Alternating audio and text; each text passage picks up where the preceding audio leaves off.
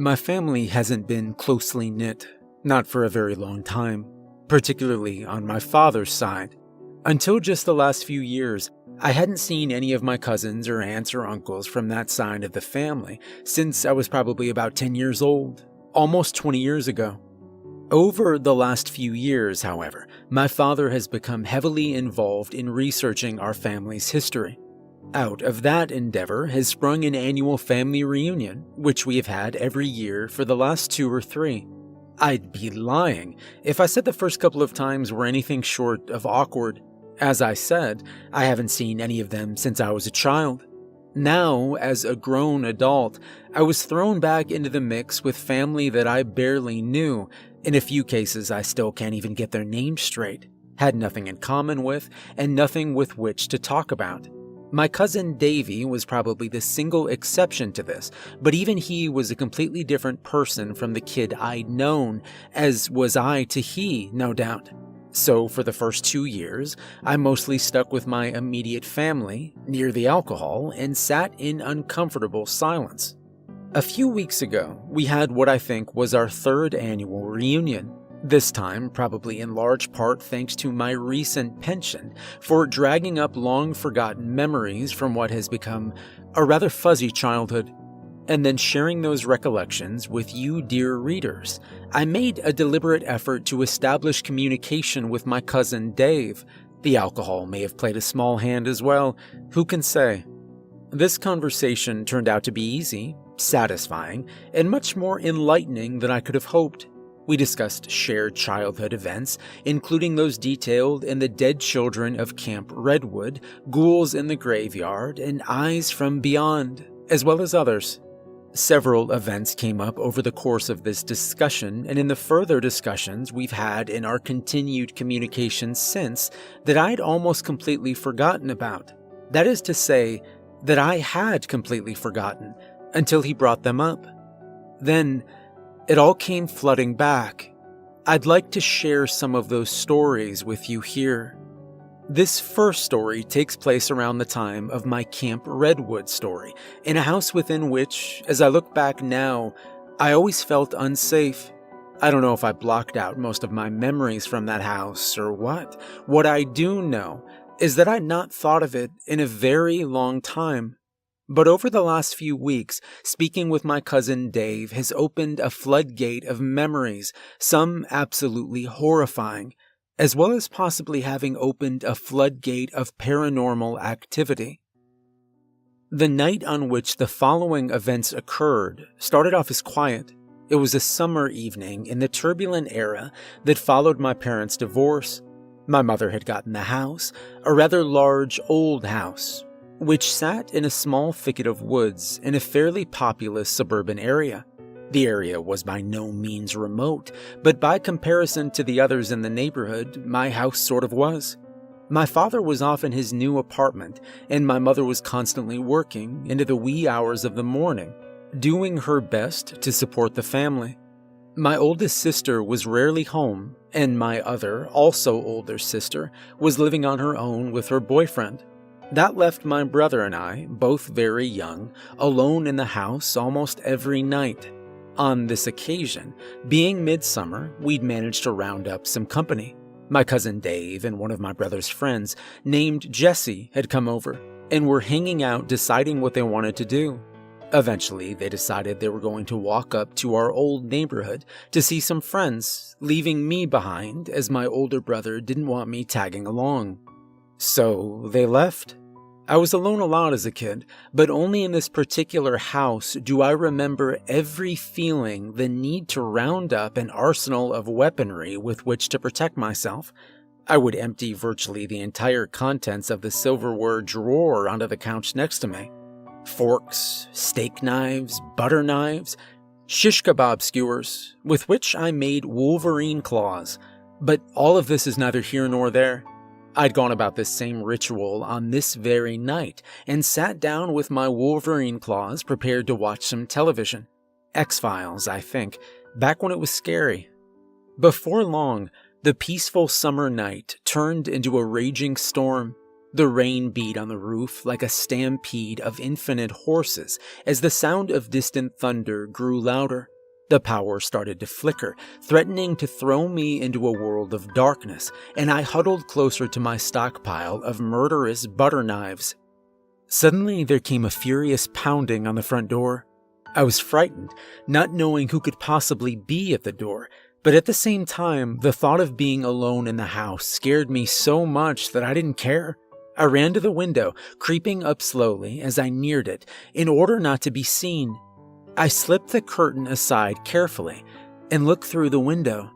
It was pouring outside, however, and a sheet of rain roared across the glass, collecting here and there in thick rivulets so that I couldn't see anything outside. The darkness of the night and the surrounding trees did their part to impede my vision as well.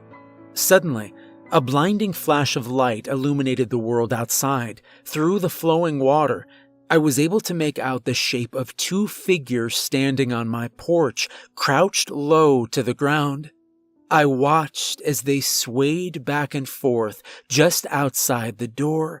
They looked like trolls or garden gnomes. The knocking came again, this time a bit angrier. "Let us in," a voice growled from outside of the door. I clenched my Wolverine claw-wielding fist. "Matt, let me in or I'll kill you."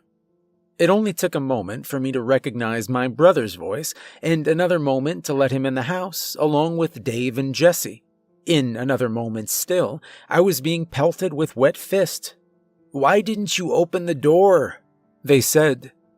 I thought you were garden gnomes." Time ticked by, with all of us sat inside the house, me happy to have some company, and them unhappy to be back home. The power wavered once more, and even the older boys held their breath. The storm was vicious and showed no signs of letting up. "Oh man, you guys," Dave said suddenly, jumping to his feet. I have a great idea." We all turned our attention towards him. "Let's play with the Ouija board." Of course, as was almost always the case with Dave, this idea was both terribly bad yet well received. We all ran around in excitement, gathering up candles, blankets, pillows, and of course, the Ouija board. Allow me to set the stage a little before we get too far in. We'll be back on track shortly, but to add to the picture, as well as not to slow down the pacing later, I think it's important that we get it out of the way. When you first walked into the front door, there was a wide and open landing area just before the stairs that led up to the second floor. To the left, through a wide archway, was the dining room. Through the dining room, on the right, was the door to the long, narrow kitchen, which had a door on the left leading outside, and on the right a door down into the basement. Back at the main entrance, if you made a right, through another wide archway, you would enter the living room. As you entered, on your right was a large window, the one I'd looked out earlier in the story, in front of which sat the TV I'd been watching. On the left, across from the TV, was a long sofa, one of its 3 cushions supporting a pile of kitchen cutlery and eating utensils. Behind the sofa was a small area of the living room that was sort of sectioned off. It was about 8 feet from the back of the couch to the back wall of the living room, where another large window looked out on the backyard. Also in this section, on the wall to the left, was a closet, which was where the Ouija board had been kept. It was in this little nook behind the couch, in front of the closet and below the backyard window, that we'd set up the board. We laid down a thick, comfy quilt and lined it with some pillows. Then we lit the candles around us in a crude circle before turning off the lights. With the thunder rumbling in the heavens, shaking the house upon its foundations, and the rain continuing its assault upon the roof, we began our session with the Ouija board. Due to limited finger space on the planchette, I was left out of the actual communication attempt and reduced to simply a spectator, but that was fine with me. I sat on my pillow, blanket wrapped about my shoulders, and watched as the others began their efforts to communicate with the dead. "If there are any spirits here with us tonight, we'd like to try and speak with you," said my cousin Dave, with his fingertips gently caressing the white plastic planchette. Nothing happened. At first. For several minutes, similar statements were made and various questions were asked, all of which evoked no response from the spirit board. More minutes passed, and the excitement had begun to fade as still nothing appeared to be happening. I sensed the others' enthusiasm beginning to falter and feared that the mood of the evening was about to be ruined. Suddenly, my brother's friend Jesse shouted at the top of his voice, "Speak!" At that moment, the planchette leapt into the air about 3 inches off of the board. I recall now that I could plainly see the space between the board and the plastic piece. It was clearly airborne. Dave was on my left, and my brother on my right, with both of their fingers completely visible to me. Jesse sat across from me, however, with his back to the closet door.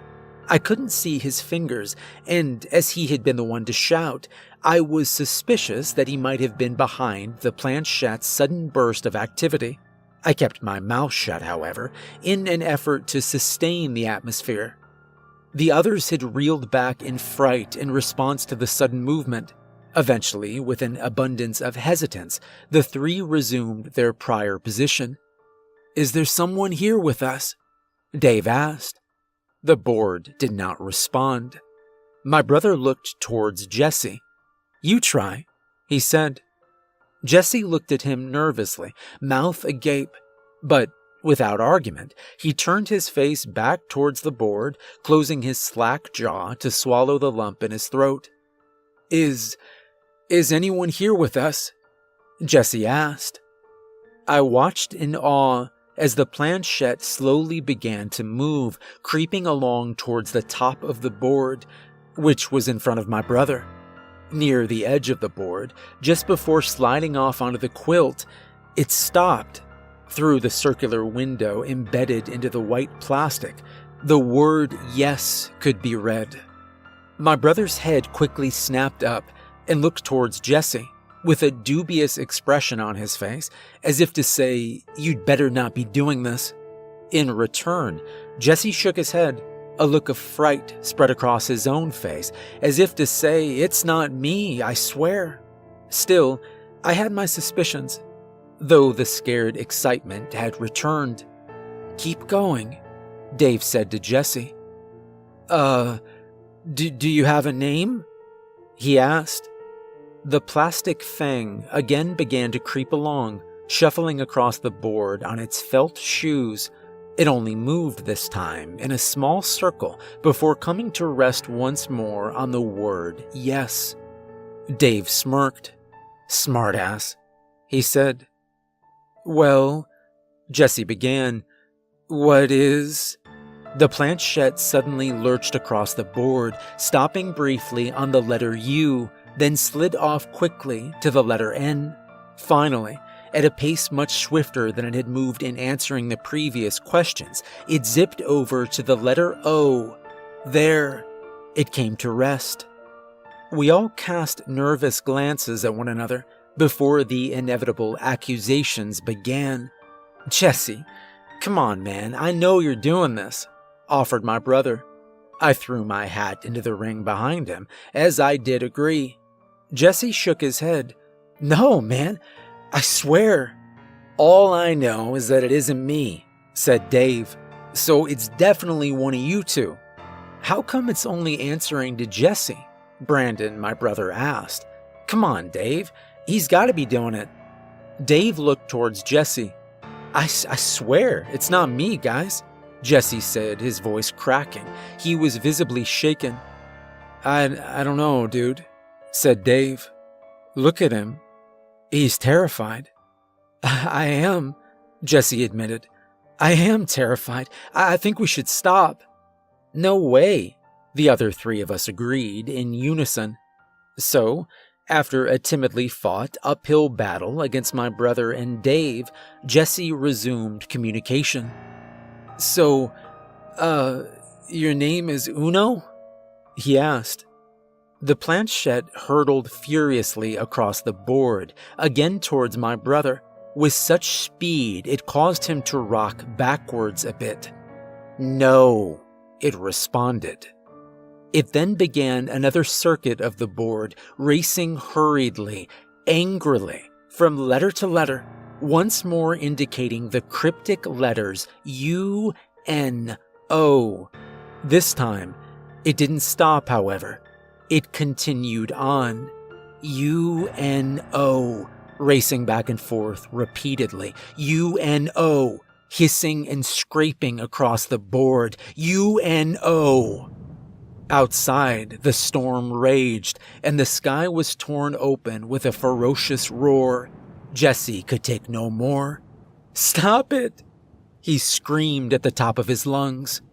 And to my astonishment, the planchette stopped, coming to rest upon the O, so that through the circular window, it appeared as an eyeball, staring us down maliciously. I felt suddenly very uneasy, now afraid that Jesse was in fact not behind this activity. He was either a very good actor, or something more was going on here. The others seemed to share my apprehension. I watched Dave and my brother communicate wordlessly, both coming to the agreement that maybe this had gone far enough. At least that's what I thought they'd agreed upon. They never got the chance to express it. As everyone sat around stunned, the planchette began to move once more at its original achingly slow pace. I watched as it slid out from under Jesse's fingers. Clearly he was not the culprit. Seeing this, my brother then let go, followed by Dave. The planchette, however, kept moving. We looked on in disbelief, watching the plastic fang move along of its own accord, aided not by human hands. The eye revealed to us the following letters: D-I-G. Again, it began a circuit of the board. D-I-G, D-I-G, D-I-G. Jesse slammed his hand down upon the plastic plank, halting its movement, then instantly yanked his hand away with a cry of pain. Wincing, and with tears beginning to stream down his face, he drew his hand to his mouth and sucked on the fingers. "My hand!" he shouted. It burned me." On the board, in between the four of us, the planchette began to bounce violently, back and forth from leg to leg at a rapid pace, making a sound like a spinning quarter beginning to falter. Outside, there came a tremendous boom, coupled with the searing light from an intense blast of lightning. On my right, just above eye level, the curtained window to the backyard was alit, a bluish square of bright fuzzy light, casting shadows about the darkened room. In that moment of brief illumination, from the corner of my eye, I could see the figure of someone standing in the backyard, just outside the window. Dave, who sat with his back against the rear of the couch, facing the window, saw the image entirely. "Holy shit!" He sprang to his feet and vaulted over the couch behind him, while Jesse, who had also seen the figure, fell backwards into the corner of the couch and closet with a whimper, sucking on his burned fingers.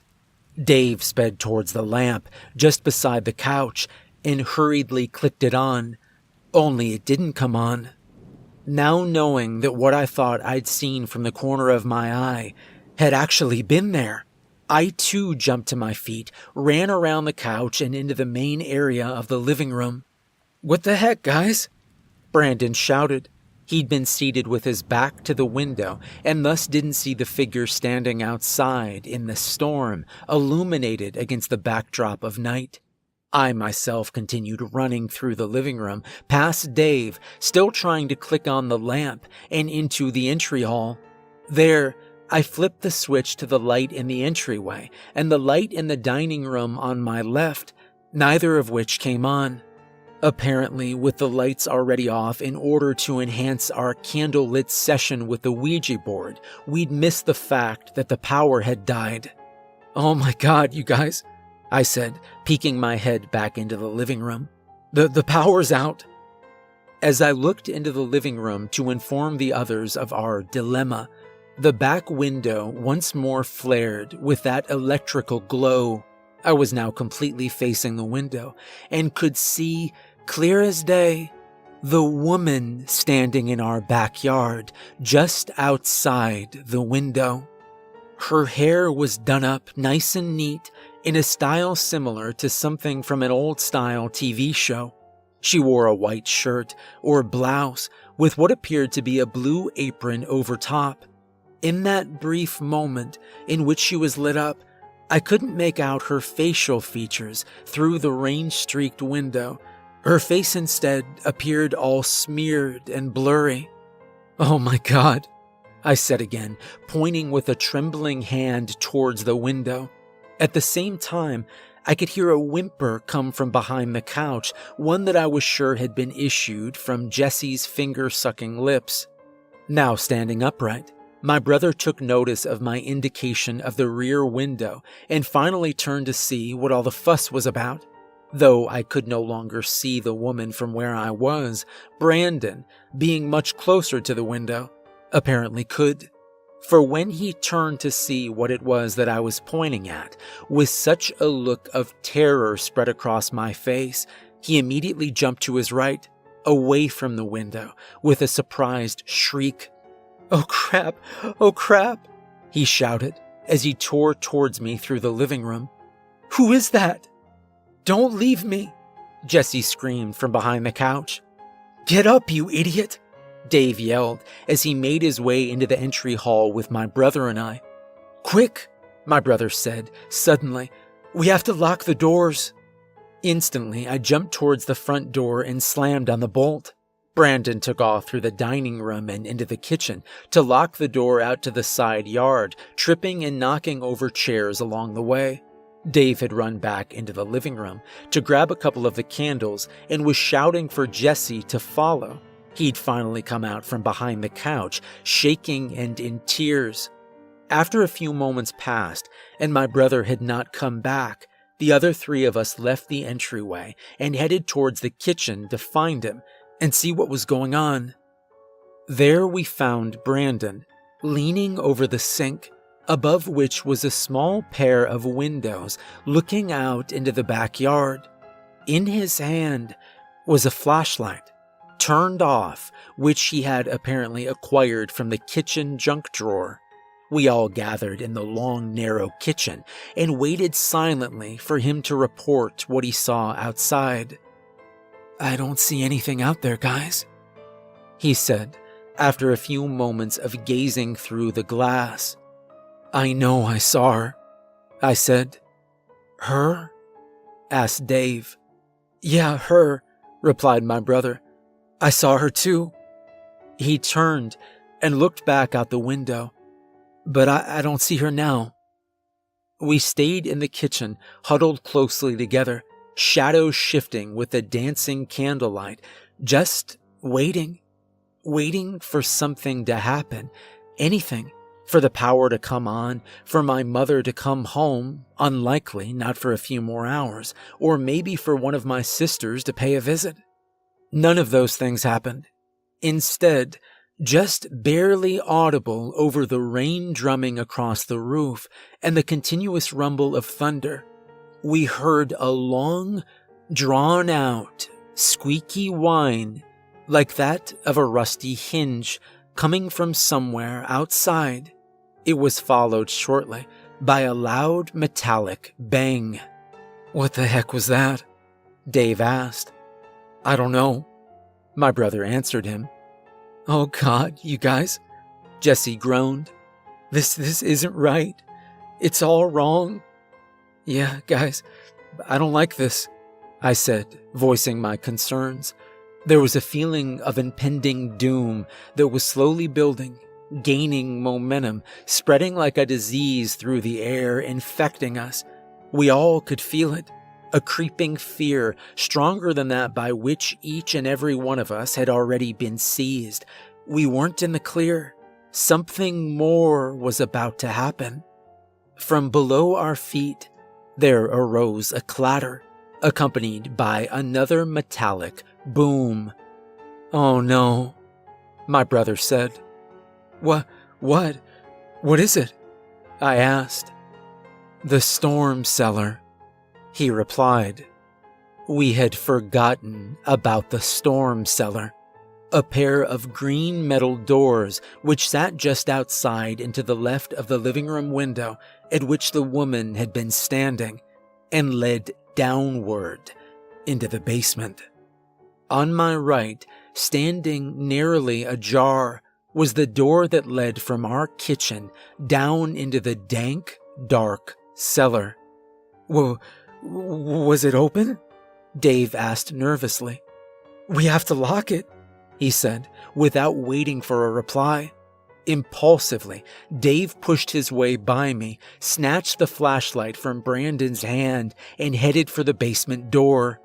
"No," my brother and I both yelled, knowing that in all likelihood it was already too late to secure the basement. Dave flicked on the torch, swung open the door, and aimed the beam of light into the passage, then froze, staring open-mouthed into the darkness at something down the basement stairs. My brother jumped forward, knocking Jesse to the ground, clutched Dave by the shoulders, and yanked him away from the top of the steps. The sudden action caused Dave to drop the flashlight, which came to rest at the top of the stairs. As my brother pulled Dave away, I sprang towards the door to shut it. At my feet, the dropped flashlight, still emitting its beam, pointed straight ahead into the pitch black of the cellar. I couldn't help but look. Directly ahead, the light refracted off of the steeply descending ceiling, illuminating faintly the damp wooden stairs below. At the bottom of the basement stairs, in a black puddle of trembling water, stood the woman. Water rolled off of her wet skin and soaked clothes, falling into the black puddle to cause ripples that sped away towards the puddle's edge in circles of reflected light. It was hypnotic. I watched in horror as the woman slowly leaned forward, farther and farther, until her face was little more than a foot away from the stairs.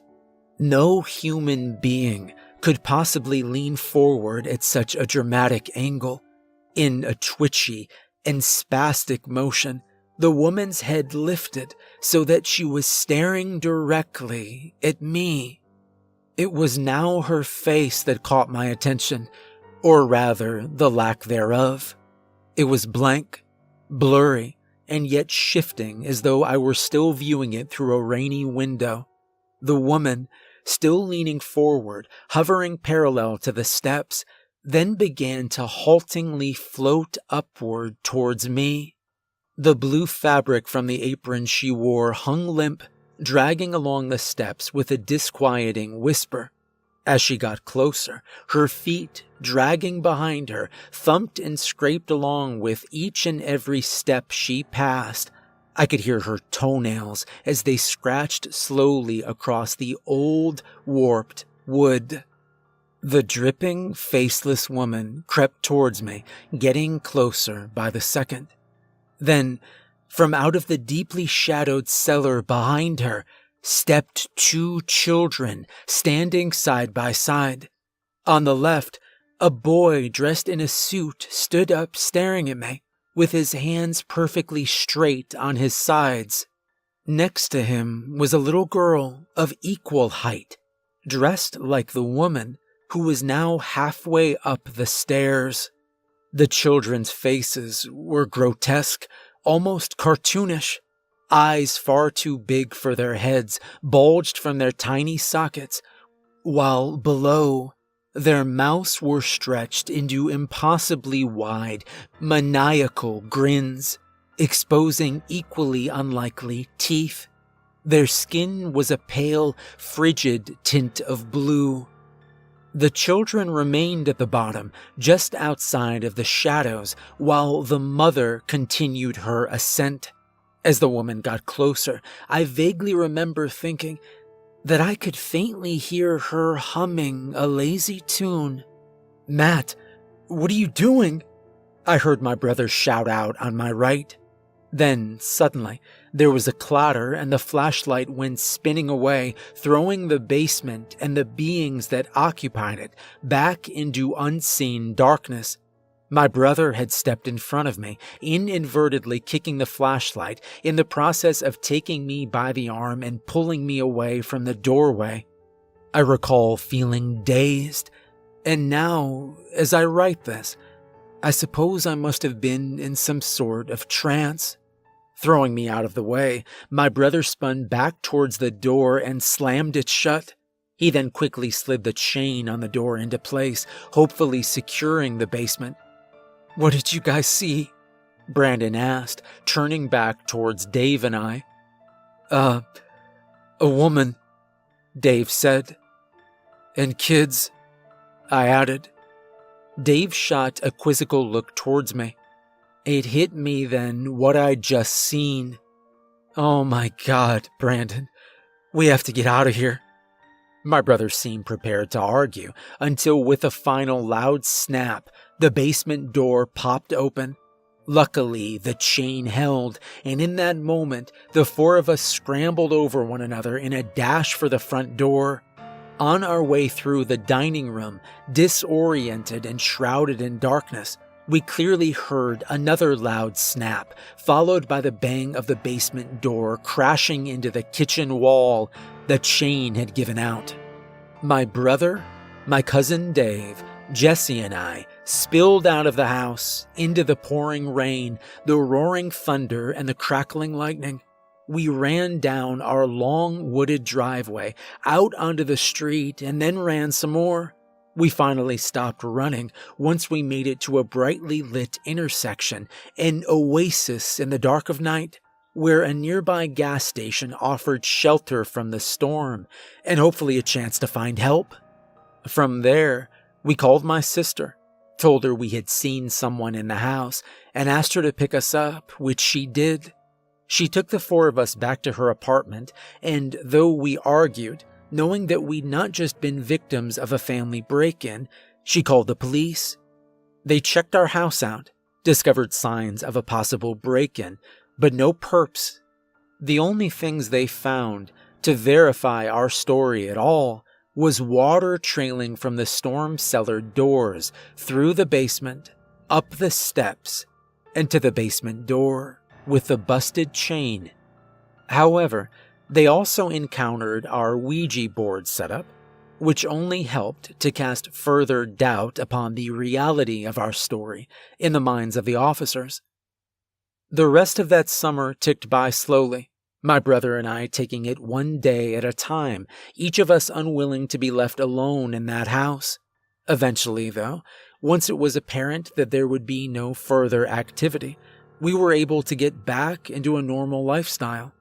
Nothing else of this magnitude ever happened in that house, and for years we had no answers.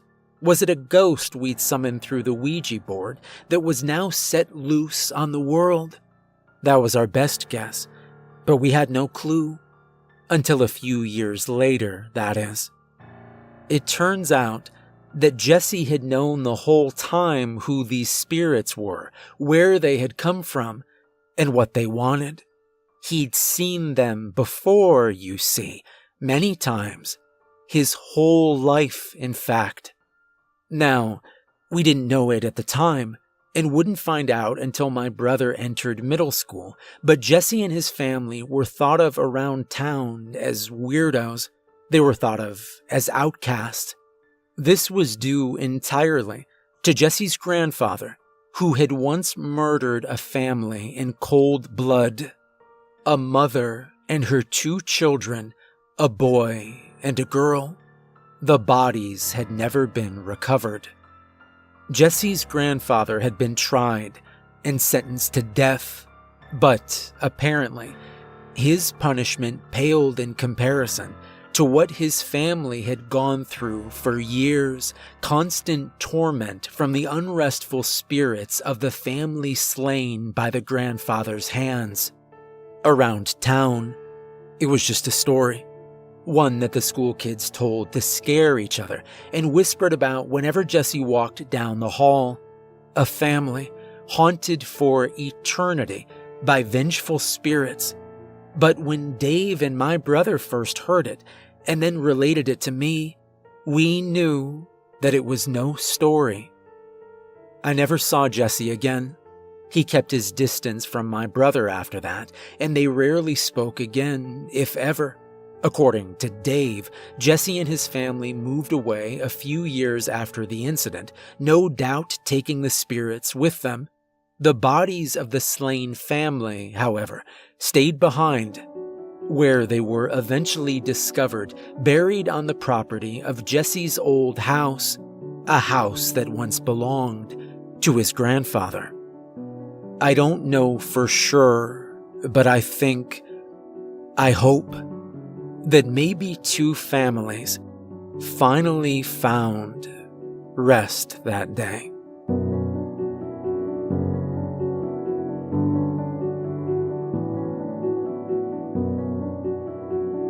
Hey everyone, remember to like and subscribe if you enjoyed the video, and a special thank you to the author. This was a very creepy, well-written story. Make sure to check out more of their work in the description. If you'd like to support me further, there's a link to my Patreon in the description. And remember, never play with a Ouija board.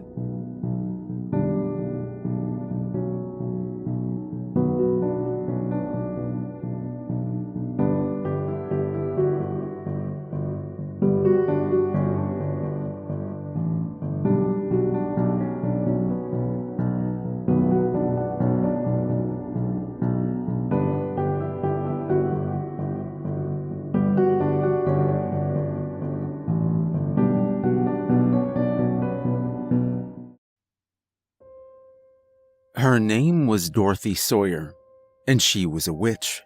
I know you don't have time to spare, no one ever has the time, but I want you to hear this story, and you need to hear it to the end.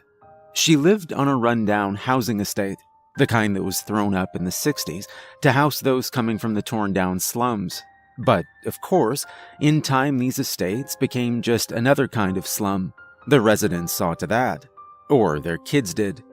The slums had not been slums to begin with. By the time I was stood on Dorothy Sawyer's doorstep, the place had been in a state of decrepitude for decades.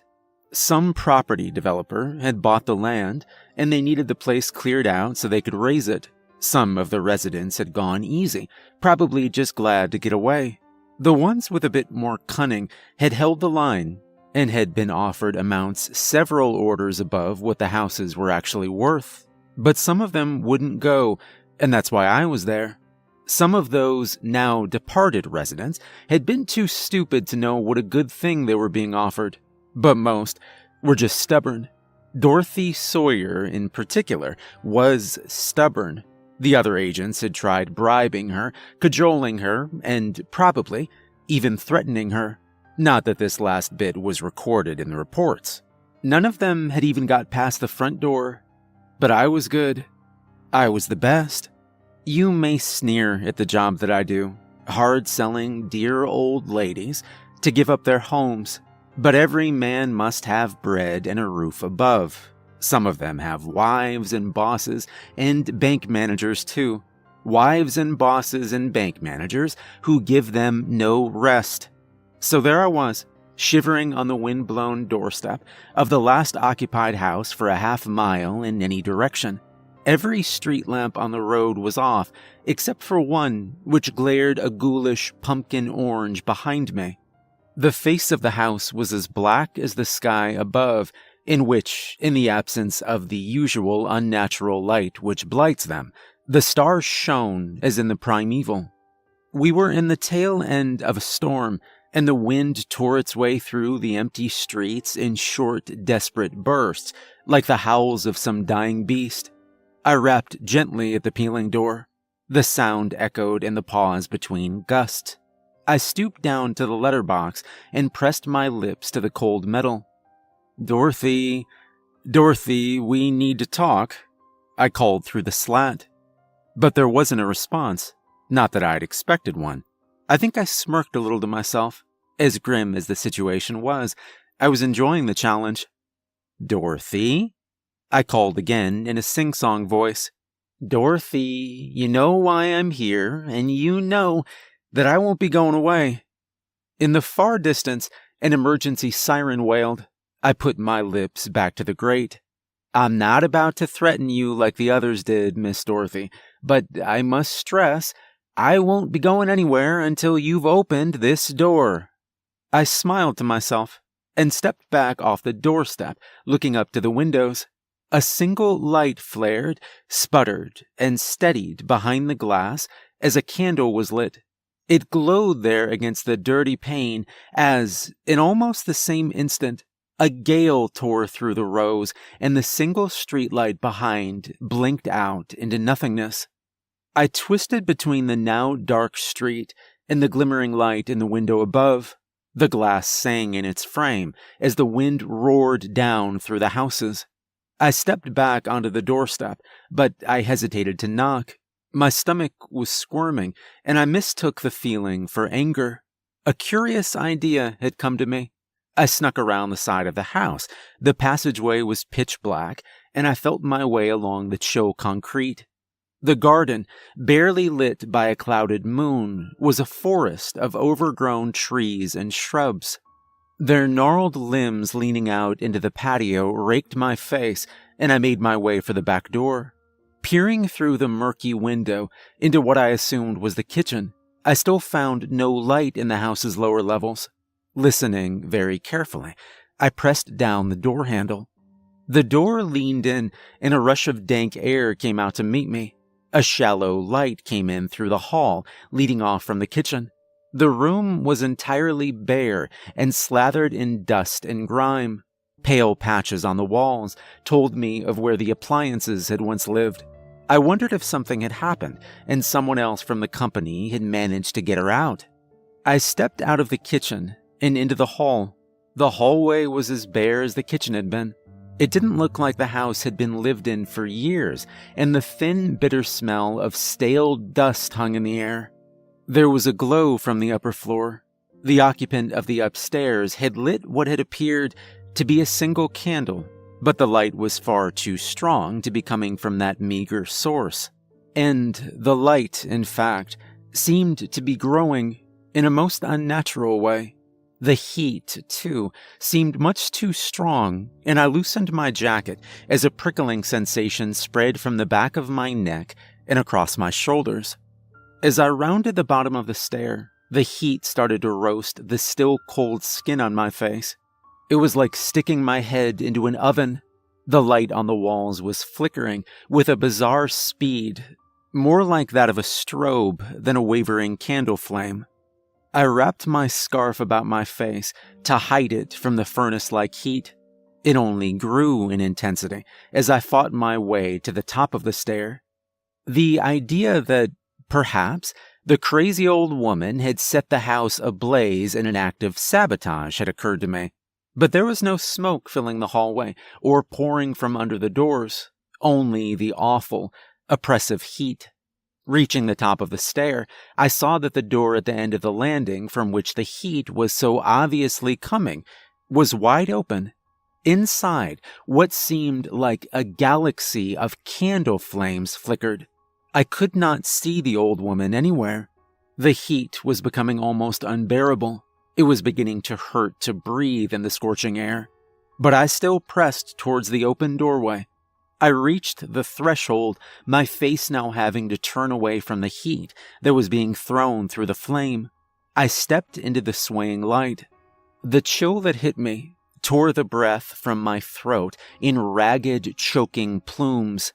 My skin writhed and puckered as I crossed the threshold from searing heat into abysmal cold. It was like stepping out onto the Arctic tundra. The air was perfectly still, but of such clear and brilliant iciness, it threaded straight into your bones. A shiver went right through my core, but only partly was this due to the temperature. I looked around the room. Enough candles burned that the room should have been sweltering in the heat. In fact, the air shimmered slightly, as if it were, quite at odds with the great clouds that came with my increasingly rapid breathing. I began to look around. The floor was an obscene litter of twigs and leaves and moss.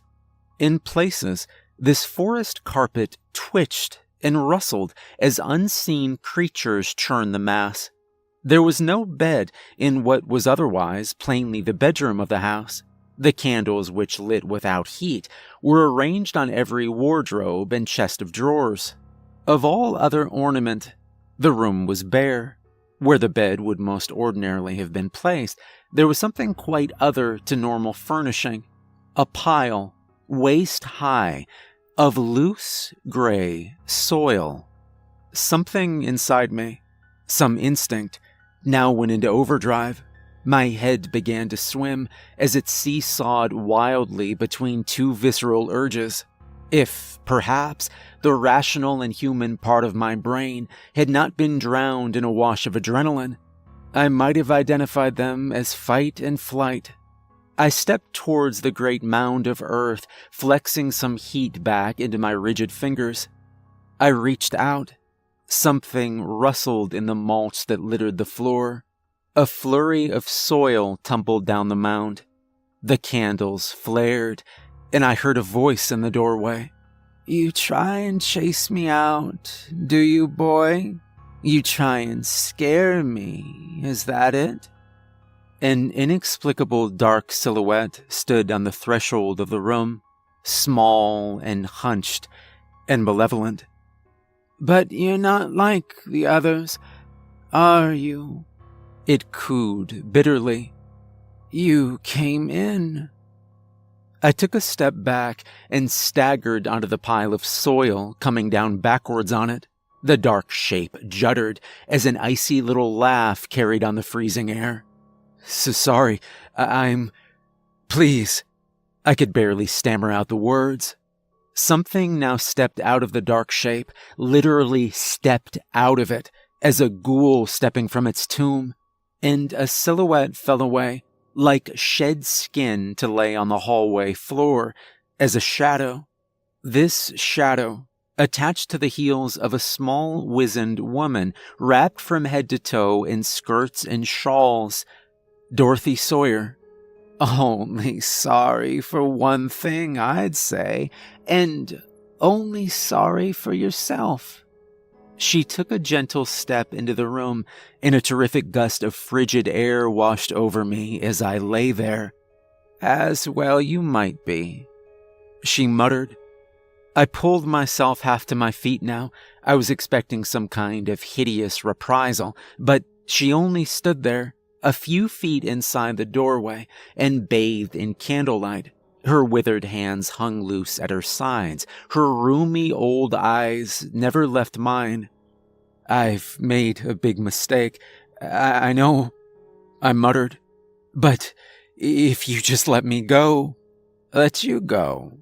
Why would you want to leave? What was it you called up to me from the street? You know I won't be going away." "Dorothy, please." She bristled with anger now, and the sound was like a snake in the high grass. "I think you need to take the taste of that particular name off of your lips," she hissed. I raised myself a little more. My intention was to bowl the old woman from her feet and make a dash for the stair. Her head tilted a little to one side. "If I were to go," I stumbled out. "You know I wouldn't tell anyone, right? I wouldn't tell a soul. You'll never see me again. You know that, right?" She smiled. "Not you. No." She took another step closer. "Perhaps another meek one, like the last young man. Or perhaps another bold and sneering child, like you, Seeing that to talk was in vain, I tensed my legs, ready to barrel through the twisted old crone. She raised a crooked finger, and every icy candle that burned in the room flared like a spitting dragon. The cold snapped around me, and as the candles burned down to a timid and eerie blue flame, They seemed to draw the light from the air, and I was left in a darkness pinpricked with cobalt stars. From the dark, she spoke. "I think, perhaps, it's time I put one of you meddlers to good use." The blue light now seeped out from the candles and began to dispel the blackness. She stood there in its ghostly glow. "Perhaps you should stay a while." I felt vice-like fingers clamp down on my arms, my legs, and across my chest before pulling me down to the earthen mound. Cold, filthy, black-nailed hands that were rotted by the grave but with twice the strength of any living man. I screamed, and the fingers dug deeper in towards the bone. Dorothy stepped towards me, and I caught the smell of earth and blood and bonfires as she leaned in towards me. I thrashed my head this way and that, the only movement that I could achieve under the limbs that had shot from the earth to hold me in place. And as she took me under the chin with a grip that belonged to no wizened old woman, I saw that her eyes were no longer those of this earth either. They melted and swam and bulged until, not a foot in front of me, I was staring into the bulbous yellow eyes and horizontal pupils of some vile sheep or goat. "I don't want to see another one of you on my doorstep, boy," she croaked. "I don't want to hear another rap at my door." I opened my mouth to speak and found I could only mutter inarticulately. She stared with those awful, inhuman eyes and waited. At last, I found my tongue. I'm not in charge. It's I don't care who sent you. You made your way in here. You're obviously a resourceful young man. You're going to make these visits stop." "I can't. There's nothing I can do. Please, Dorothy." I knew I'd slipped up. The eyes bulged in their sockets, and her head shook at the end of her neck like some awful voodoo fetish. The candles flared in the gloom, and the ghoulish hands reaching up from the soil hauled and tore at my limbs. "You will do something to stop them coming, or you will regret it, boy. Don't think there is a place that I will not find you," she shrieked. Okay, I'll stop them. You'll never see them again. You'll never see them again." She cackled at this last phrase, those bulging goat eyes quivering. "And if you were to tell anyone about what you saw here tonight—" "I won't. I swear to you, I will never," I shouted. She smirked at me with her thin lips and rows of blunted yellow teeth. "If you were to tell anyone, boy, if you were even to hint, I would take them. 13 days upon this earth from the point of telling would be the sum of their lives. To the tick of the second hand, I would slide out of the shadows, wherever they were, and have them. I will start." She raised a crooked finger, its nail like black and ancient iron. "With their eyes. Do you understand me, boy? Anyone you tell." I nodded in grim accord. She took a step back, and the rotten claws that held me loosened their grip. "I'll do it all. I promise. I'll make sure. She waved away my attempts to speak. The goat-like eyes were melting back to the red, roomy eyes of any other elderly spinster. The blue candles became golden once more, and the bitter cold that pervaded the room thawed. The hands scurried back to lurk in their earthen mound, and Dorothy straightened up, inasmuch as she could, and took a further step away, her shuffling movements ruffling the leaf litter. I looked up at the open doorway. No visitors. No tales told.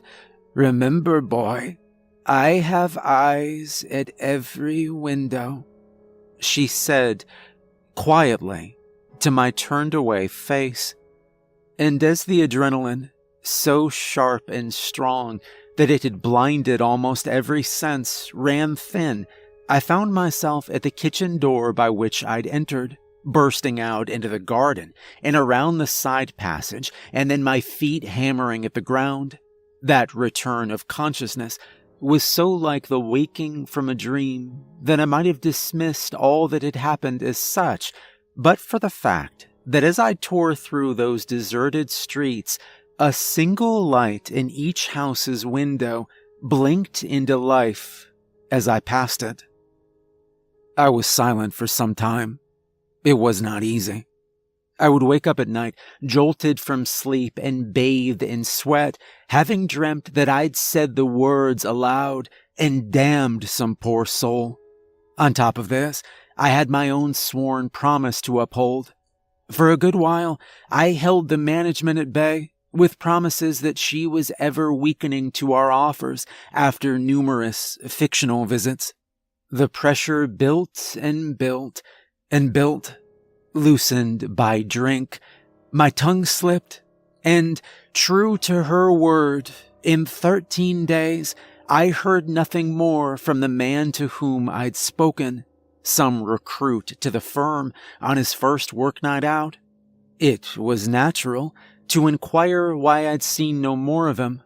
Passed away at home, I was told, very sad, a healthy young man.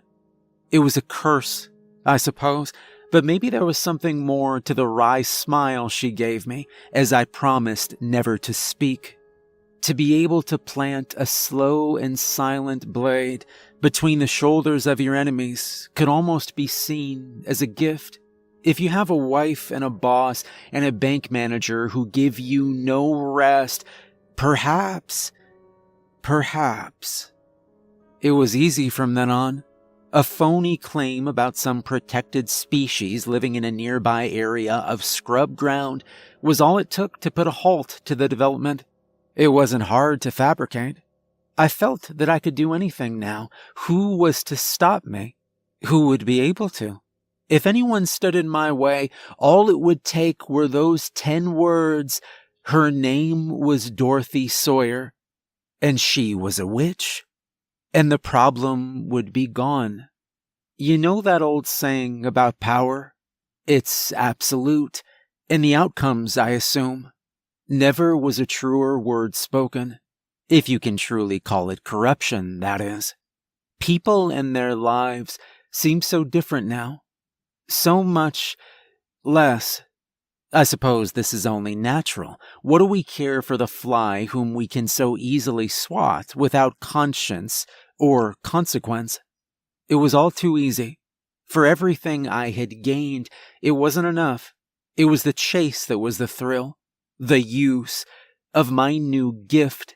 I wanted that rush once more, but too many around me had died. Even at a distance, the threads were beginning to be followed back to me. I needed an anonymous medium, and I needed fresh blood. So here we are. No one has the time anymore, but you've stuck with me till the end. It really wasn't necessary. All it takes is 10 little words, and they don't need to be spoken. Mark your clock. You know something that you were not supposed to know, and now you have 13 days. To the minute, to the tick of the second hand. When she slips out of the shadows and you feel those icy, shriveled fingers upon your face, and they begin reaching for your eyes, you mustn't be afraid. Just hold still and hold your breath. You won't need to see her. You know what's coming. You know what she is. And you already know her name.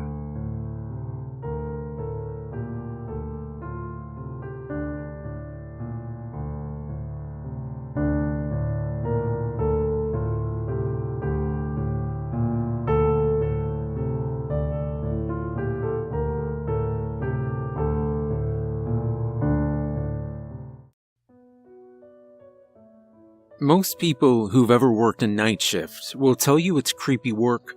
You walk up and down the corridors of wherever you are, your instincts working overtime, setting your mind on edge.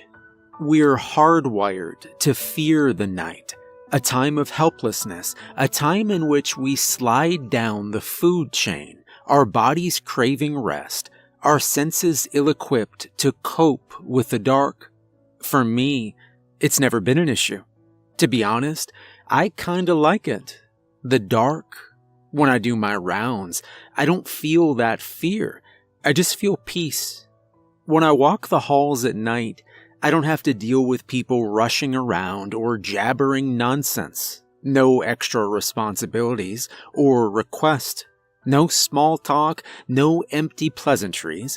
Just the echoing of my own feet on the linoleum bouncing off the walls, the soft sounds of the patients breathing as I pass their rooms. Sure, every now and then, one of them wakes up in a panic. Pretty rare, but it happens now and then. All I gotta do then is call the on-duty nurse and whoever it is takes care of it. I glide on, finish my rounds, back to the front desk, back to my books. Some of the chattier nurses complain as I pass their station about being stuck on the night shift. They ask me, how can I possibly stand it? Don't I get bored? Don't I get sick of being tired throughout the next day? I tell them it doesn't bother me. I like the quiet. What I don't tell them is that it's the daytime that feels pointless to me. I don't have friends to require daylight to spend time with. I don't have a girlfriend who needs attention. Mom died when I was little. Dad has a new family. Just leaves me. And I don't mind. You don't miss what you've never had. I guess I'm what you might call a loner. I think the nurses pick up on it. They don't often try to speak to me. The nice ones flash me a smile when they see me. The assholes ignore me. All the same to me, to be honest. I always figured they probably wouldn't think much of me if they got to know me anyway. All in all, it's not a bad place to work. Easy money. Not much security required watching over a bunch of old folks on their way out. There's nothing here really worth stealing. No drugs, no expensive equipment. The patients aren't even in a state to get out of bed, let alone cause any trouble worth talking about. At least that's what I thought. The first time in 15 years of work I'd ever felt afraid in the hospice was when they wheeled in Isaiah Muldoon. Now, before I saw Muldoon, I'd seen some disturbing stuff. Dementia patients talking to the walls, old men with cancer-riddled brains moaning like ghouls, elderly ladies so emaciated you could shine a flashlight through their stomachs and see the spine on the other side. None of that had the effect on me that motionless old man on his gurney had. He was so still. Only way I could tell he was breathing was the machine whirring beside him. But the eyes, wide open, staring out into oblivion in horror, as if they'd seen the end of it all. Pretty rare I saw the patients coming in, and I guess the nurse thought I was the sensitive type. She caught me staring at him, so she leaned over and told me he had locked-in syndrome. I asked her what that was, all the while compelled to stare at the man pinned to the bed. She said he'd been in for a routine operation, and they got the dosage on his meds wrong, poisoned him. His brainstem and the lower part of his brain were severely damaged, the upper part untouched. Essentially, Muldoon was in a waking coma. As she told me this, his eyes began darting around the room like ping-pong balls locked onto mine as they took him past. I tried to avert my gaze, but I couldn't break his glare. It was like he was staring straight into me, to places no one had ever seen. They got him into the bay and drew the curtain. I snapped out of it. Took me a moment to get my thoughts back together. Just imagine that for a moment. One day, you're healthy and happy. living your life as if nothing can ever go wrong. Then someone flips a switch, and you find yourself trapped inside your own body, mind still sharp as it is right now, only you're unable to move, unable to speak, so damaged even your lungs need help to work, but still completely aware of everything going on around you. No hope of ever being free, waiting to die. Despite my fear, I couldn't help feeling for the guy. It's one thing to have your mind eaten away by the confusion of dementia. It's another to watch your body decay around you whilst you feel like you're still together. I asked about Muldoon, his family, friends. The nurses told me his wife had died earlier in the year, no kids. He'd moved to the area recently and didn't even have an emergency contact. Only reason he had enough for the room was his insurance, which was paid for by some organization. Looking back, I guess my first mistake was feeling some kind of kinship with him. He didn't have anyone, just like I didn't have anyone. Plus, with him being in his state, I knew I wouldn't have to make small talk with him or listen to any yammering, so I figured what could it hurt if I went into his room and talked to him when I was passing. It felt kind of strange talking to anyone like that, opening a conversation. I wasn't used to it. At first I spoke about the weather, sports, the news, instantly despising myself each time I felt myself drifting into petty conversation, aborting and cursing myself as I continued my rounds. But every time I passed, he was there waiting, a captive audience, if you will. I started talking to him about the books I was reading. I'm a big Murakami fan, so I told him that. Described the plot of the novel I was reading by the author. Told him what I thought of it, and what I thought was going to happen. I'd keep him up to date each night I passed, and soon got on to more personal topics. I told Muldoon about my family, how my dad was distant, and my mom was dead, how no one really liked me, but that I didn't mind. I told him about my life and my dream to one day write a novel, how I slept alone and ate alone, how I really had no one. All the while during these conversations, Muldoon would fix me with his stare. It was hypnotic. I felt like I was pouring myself into him, a trickle opening into a torrent, until he would release me, and I could go back to my rounds. Those conversations, if you can really call them that, always left me feeling so tired, dazed, like I'd just awoken from a deep sleep partway through. Each time I told myself that was the last time, yet the next night when I was passing that room, I couldn't help but go inside, drain some more of myself away. The night Muldoon spoke was the last night I felt peace. I was doing the mid-shift rounds at about 3 a.m., as usual. I remember how quiet the building was as I walked. Thinking back, I don't even recall my shoes making a sound as they hit the floor. It felt like the forest when everything goes utterly silent, how only in the absence of that sound are you aware it was there at all. I drifted to Muldoon's moonlit room, and inside, he was sitting up in his bed, bolt upright, his eyes fixed on mine, so wide they could have popped from his skull, brilliant white against the darkness around him. He was skinny by then, and as I went forward, he reached out his skeletal hands, beseeching me forward. It felt wrong, but I wasn't afraid. I felt like a child being carried to a bed in a fever, tumbling away from myself and towards the blackness. His jaw unhinged and creaked open. With each pump of the ventilator, he rasped out a language that sounded like death gasps. I lowered my head to him like cattle and he clamped onto it with unknown power.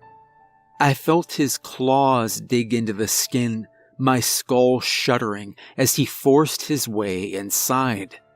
The nurse slapped me across the face, and I came around to her petrified eyes searching mine. I was standing in the doorway of Muldoon's room, rooted to the spot. With a wavering voice, the nurse asked me what was wrong. She told me I'd been screaming. Terror erupted through me. I blurted out Muldoon's name, repeated it again and again and again. Aghast, I pointed into the darkened room to where my attacker was surely scuttling. The nurse flipped on the light switch, and there he was, asleep in his bed, the ventilator gently clicking by his side. I said I didn't understand. He'd attacked me. His hands. The nurse checked the machinery surrounding the withered old man, told me it all looked normal, nothing had changed. I didn't believe it, but I couldn't bring myself to enter the room. I told her we had to check the CCTV footage. Each room was fitted with a camera. Some of the other patients were stirring. A couple had made their way into the hall, no doubt disturbed by my apparent scream. The nurse said she needed to tend to them and set about her duty. I made for the security desk. The bank of monitors glowed before me like mystic windows to the past. I squinted at them, trying to focus my blurred vision. My thoughts still felt groggy, as if I'd woken up still drunk from the night before. Not that I drink much, that's just how it felt. I managed to align my vision for long enough to key in the correct camera. My heart lurched as the sleeping old man manifested on the screen. I rewound the footage until I saw myself and the nurse in the doorway. Kept going. As the timestamp sped backwards, a static version of me remained pinned to the spot in the doorway, staring into the room like some kind of jittery creep. By the time I saw myself reverse away from the room, 12 minutes of video had passed. The attack had felt over in a flash. Thoughts fogging over again, I pressed play and watched myself stroll up to the doorway and pull up to look inside. Then I just stood there, barely moving a muscle, but not looking especially strange. Just standing there, taking note of the old man on the bed. At the 11-minute, 34-second mark, the man on the screen burst into life, nearly shocked me off my chair. He just started screaming, face contorted unlike I'd ever seen myself before. The nurse came into view, and I paused the tape. It had felt so real, but it was impossible. Had I had an aneurysm? Was there a tumor the size of a golf ball in my brain, fixing to send me into one of these beds I've been walking past for all these years? Nausea crept up my throat, and I closed my eyes tight. Should probably get one of these doctors to take a look at me tomorrow, I figured. As the acid receded back down my esophagus and the urge to vomit passed, my head began to clear. I decided to check the other camera, the one looking into the room. I flipped over to the correct channel, and the old man in the bed appeared on screen, rewound to the time I'd arrived at his room. Hit play. Instantly, it hit me. The eyes, glowing in the night, fixed wide on the doorway where I stood out of shot. A shiver crept down my spine as I watched Muldoon, unmoving in that blackness, his eyes never blinking. The timestamp showed I'd started screaming. The eyes flicked closed. I spent the rest of my shift sitting at the security desk. My thoughts felt cloudy, distant. All I wanted was to go home and sleep. The first light of dawn came. My shift ended without further incident. I made the automatic commute back to my apartment, climbed the stairs, collapsed into bed, and shut my eyes in the hopes that a good rest was all I needed to shake off the strangeness of last night. As I drifted off, it all felt like a half-remembered dream, or like something that had happened to someone else at some other time. Tendrils reached out from the depths and dragged me into sleep. My eyes flicked open. I was laying in a bed which wasn't my own in a strange room. I felt uncomfortable, but somehow numb. I glanced around, trying to get my bearings. There was the rhythmic sound of machinery beside my head. The place was utterly still, gray, thin cobwebs hanging about the place. A layer of filth covered everything, making the modern furniture look ancient. I attempted to sit up to get a better look, but my muscles wouldn't obey. I willed movement with all my might, but nothing, not even a twitch. I was pinned under some great weight, unable to muster so much as a wiggle of my toe. I realized where I was. It was his bed, Muldoon's. But why was I here? I'd already finished my shift. I'd left. I was asleep at home. Relief washed over me at my revelation. I was asleep. Just a bizarre dream. I lay in the dusty hospice bed, convincing myself I'd wake up at any moment in my home. I'd never had a lucid dream before, had no idea a dream could feel so real. But why hadn't I woken up? Usually when the dreamer notices he's in a dream, his brain shorts out and he wakes. I was still there in what felt like real time. Something was in the hall. My body filled with dread. In the absence of all other sensation, it became my world. I lay with eyes fixed to the closed door. It was out there, moving towards me. It made no sound, but I could feel it. The pressure in the room increased as it approached, like the room had slipped off the side of the Mariana Trench, drifting down into the blackest parts of the ocean. My eyes felt as though they'd burst from my head. I closed them tight to squeeze them back into my skull. It was at the door, waiting. My heart pounded in my chest, shaking my whole body. I knew if whatever it was came in and looked into my eyes, it would ruin me. The door opened. I gasped and threw myself off the bed. I kept my eyes closed tight and raised my hands to protect my head from the being. No attack came. Slowly, I opened my eyes and looked around. It was my apartment. No cobwebs, no machinery, no presence creeping up the hall. Before I could quite register the nausea, vomit exploded from my mouth onto the floor. I rose to get a towel to clean up the mess, but my legs went to mush and I collapsed. My entire body felt stiff, like I'd just run a marathon. I must have come down with a pretty nasty illness, flu probably. I wrenched myself from the floor and staggered into the living room where I'd left my phone. It struck me as strange that I was naked. I usually sleep in pajamas, but that was the least of my worries. It was 6 p.m., 1 hour before my shift was to begin. I was starting to feel better, but decided I should probably take the night off. The hospice is pretty strict about coming to work if you have something like the flu, too many high-risk patients.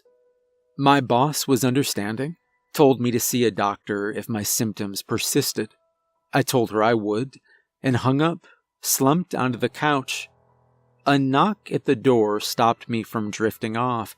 I groaned. No one ever visited me, so it couldn't be anything important. The person knocked again, polite and cheery. I made my way to the peephole and looked out. It was my neighbor, Mrs. Patton. We'd never said so much as a hello in the hallway before. I only knew her name from the mail that sometimes mistakenly ended up in my box. What could she possibly want? She looked well enough. I decided against the interaction and was turning to go back to the couch when something slid through the door. A note. If she had some kind of problem, she could get lost. Now was not the time. I opened the folded paper anyway. Dear Thomas, thank you so much for helping me today. It's heartening to know I have such a lovely young man for a neighbor. I've baked some cookies as thanks. You'll find them on your doorstep. If you ever need anything, you feel free to pop over the hallway and knock on my door. Thanks again, and God bless. Pamela. Great, I thought. Not only is the woman across the hall losing her marbles, but now I'm involved in her delusions. Should steer clear of her as best I can. That kind of crazy has a way of sucking people in. I spent the rest of the day feeling totally worn out. Though, to be honest, it didn't change how I spent the day compared to most of my other days off.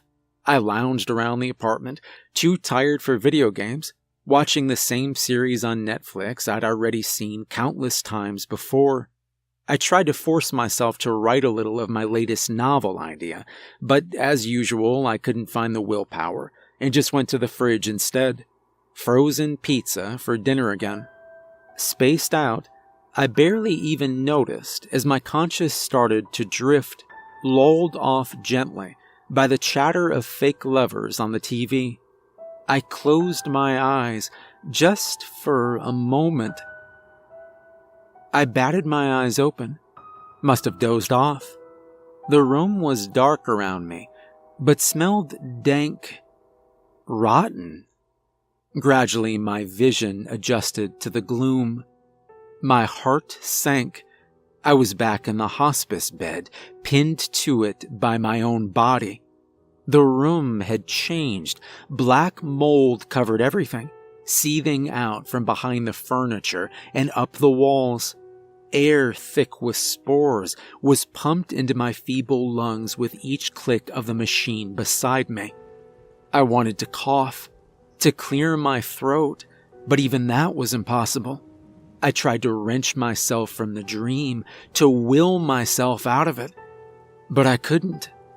The machine's clicks intensified. My heart pounded with the quickening rhythm. It was coming. The spores in the air whirled around me with each step outside in the hall. I could hear it now. Each step, a thump of some great mass slamming into the ground. The pressure in the room was unbearable, enough to buckle the door in its frame. Its curdling breath billowed through the cracks in the door. I winced my eyes tight, heard the door scream open on its bent hinges. The thing was in the room, willing me to look at it. It was moving closer. I could smell it now, an ancient thing, rotten moss and dirt. I felt it reach out for me. I rolled off the couch and onto the floor screaming. I could feel the filth from the room clinging to my skin. I made a blind dash for the door, but tripped and sprawled onto the carpet. Lay panting. I was home, back in my home. I was Thomas. Me. This was no ordinary illness. Something was severely wrong. Orange light streamed through the window. My clock was no help. 5 a.m. or p.m. I checked my phone. p.m. I'd slept for almost 10 hours and still felt as though I'd been awake for days. I needed a doctor, medical help. Maybe the nurses at the hospice could offer me some advice. I unlocked my phone to call. An unread message popped onto the screen. I opened it. The message read, "Hey, great meeting you last night. I don't usually do that kind of thing. I'm a nice girl, really. Call me whenever. No telltale link to some seedy site at the end of the message. No request for money or to follow her on some social media page. Even the number looked legit below the saved contact, Amber. I decided to ignore it, and I called the number for the hospice. The head nurse picked up. I told her who it was, but before I had the chance to ask her advice, she was already thanking me enthusiastically for stopping by with the donuts for the staff. That was really sweet, she said. I was dumbfounded. She said she was happy I was feeling so much better. She'd never seen me so perky. She asked how my plans were going for the trip. The one I'd used my favor to book the time off for short notice. I asked her when I'd booked this time off. She told me 3 days ago. But wasn't that Sunday? No, she said. Today is Saturday. I dropped the phone. That meant 3 days had passed since I'd fallen asleep on the couch. I'd been asleep for 3 whole days. It couldn't be. And how would I book the time off in my sleep? I could hear her asking for me from the floor. I picked up the phone, made an excuse, and hung up. My head was swimming, or rather sinking. My body felt totally used up. I could have fallen back to sleep right then and there. The only thing keeping my eyes open was the dread pulsing around my body with each heartbeat. I had to find answers. There had to be some kind of clue, some link to what was happening. I remembered the message on my phone. I called Amber. I asked her who she was.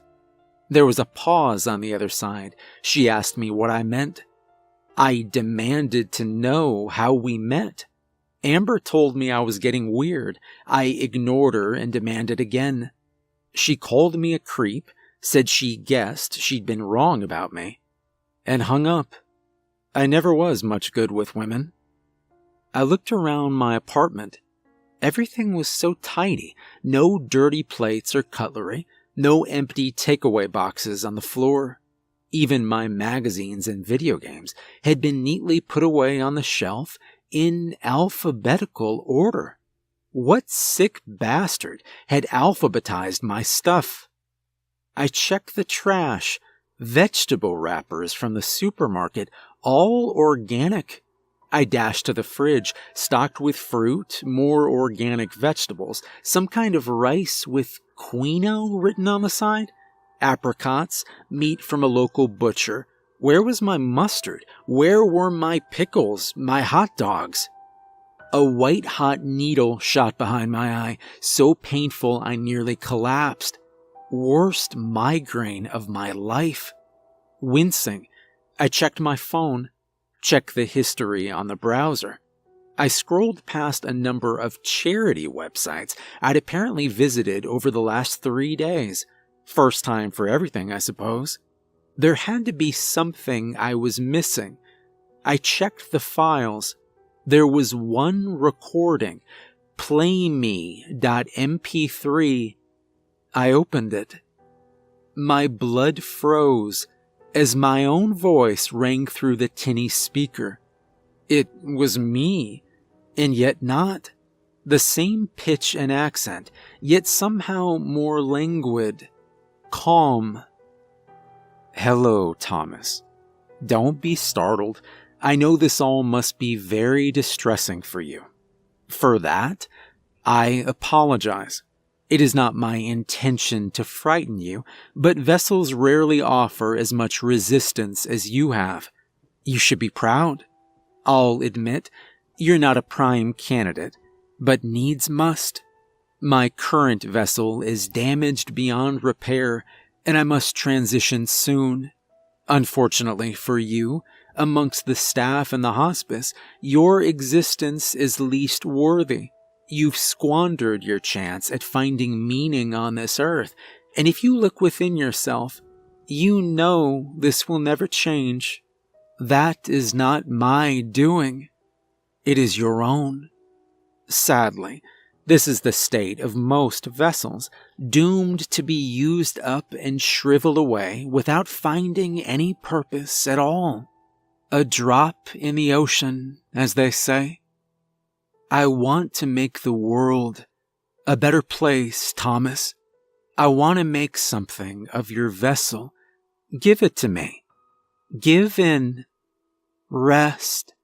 Make it easy on yourself, as you always have, and know that you'll be loved, adored by all. They will build statues of you and praise your name. Give yourself to me, Thomas. Sleep. At that, a guttural chanting began emanating from the speaker. Instinctively, I hurled the phone into the wall, shattering it into silence. I stood for a moment, exhaustion pulling my eyelids down, adrenaline holding them open. Something was coming up the stairs. That smell, decay and ancient dirt, thudding down the hall.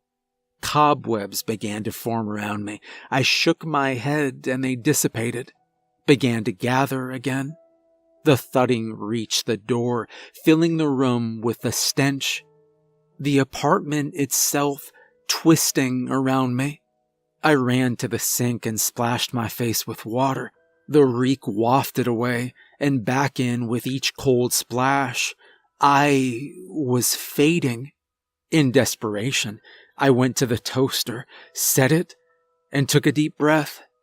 I jammed my finger into the glowing filament. The toaster exploded. I flew back and onto the ground, more awake than I'd ever been in my entire life. I lay on the floor panting, looking around. Everything was normal. The only smell now was burnt hair, fragrant compared to what it had replaced. I had to stay awake just long enough for that bastard to die.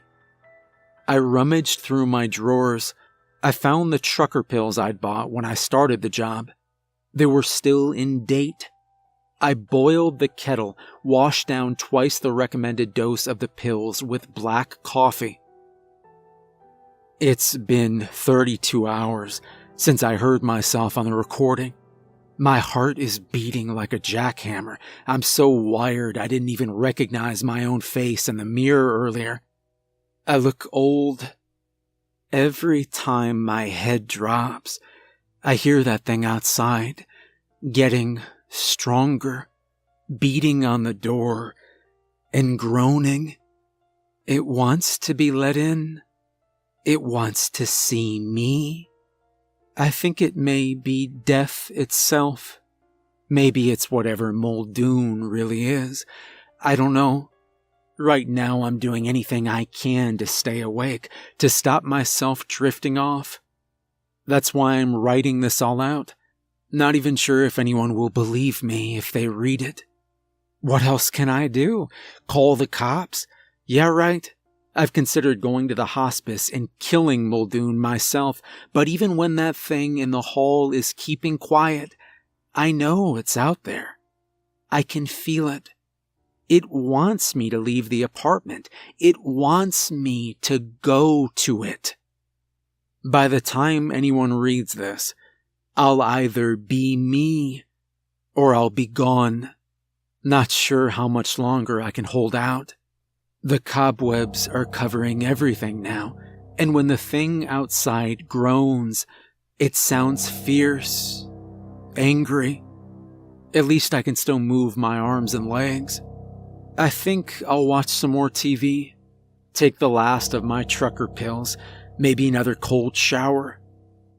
I wish I'd written that novel. Heck, it might have even been pretty good.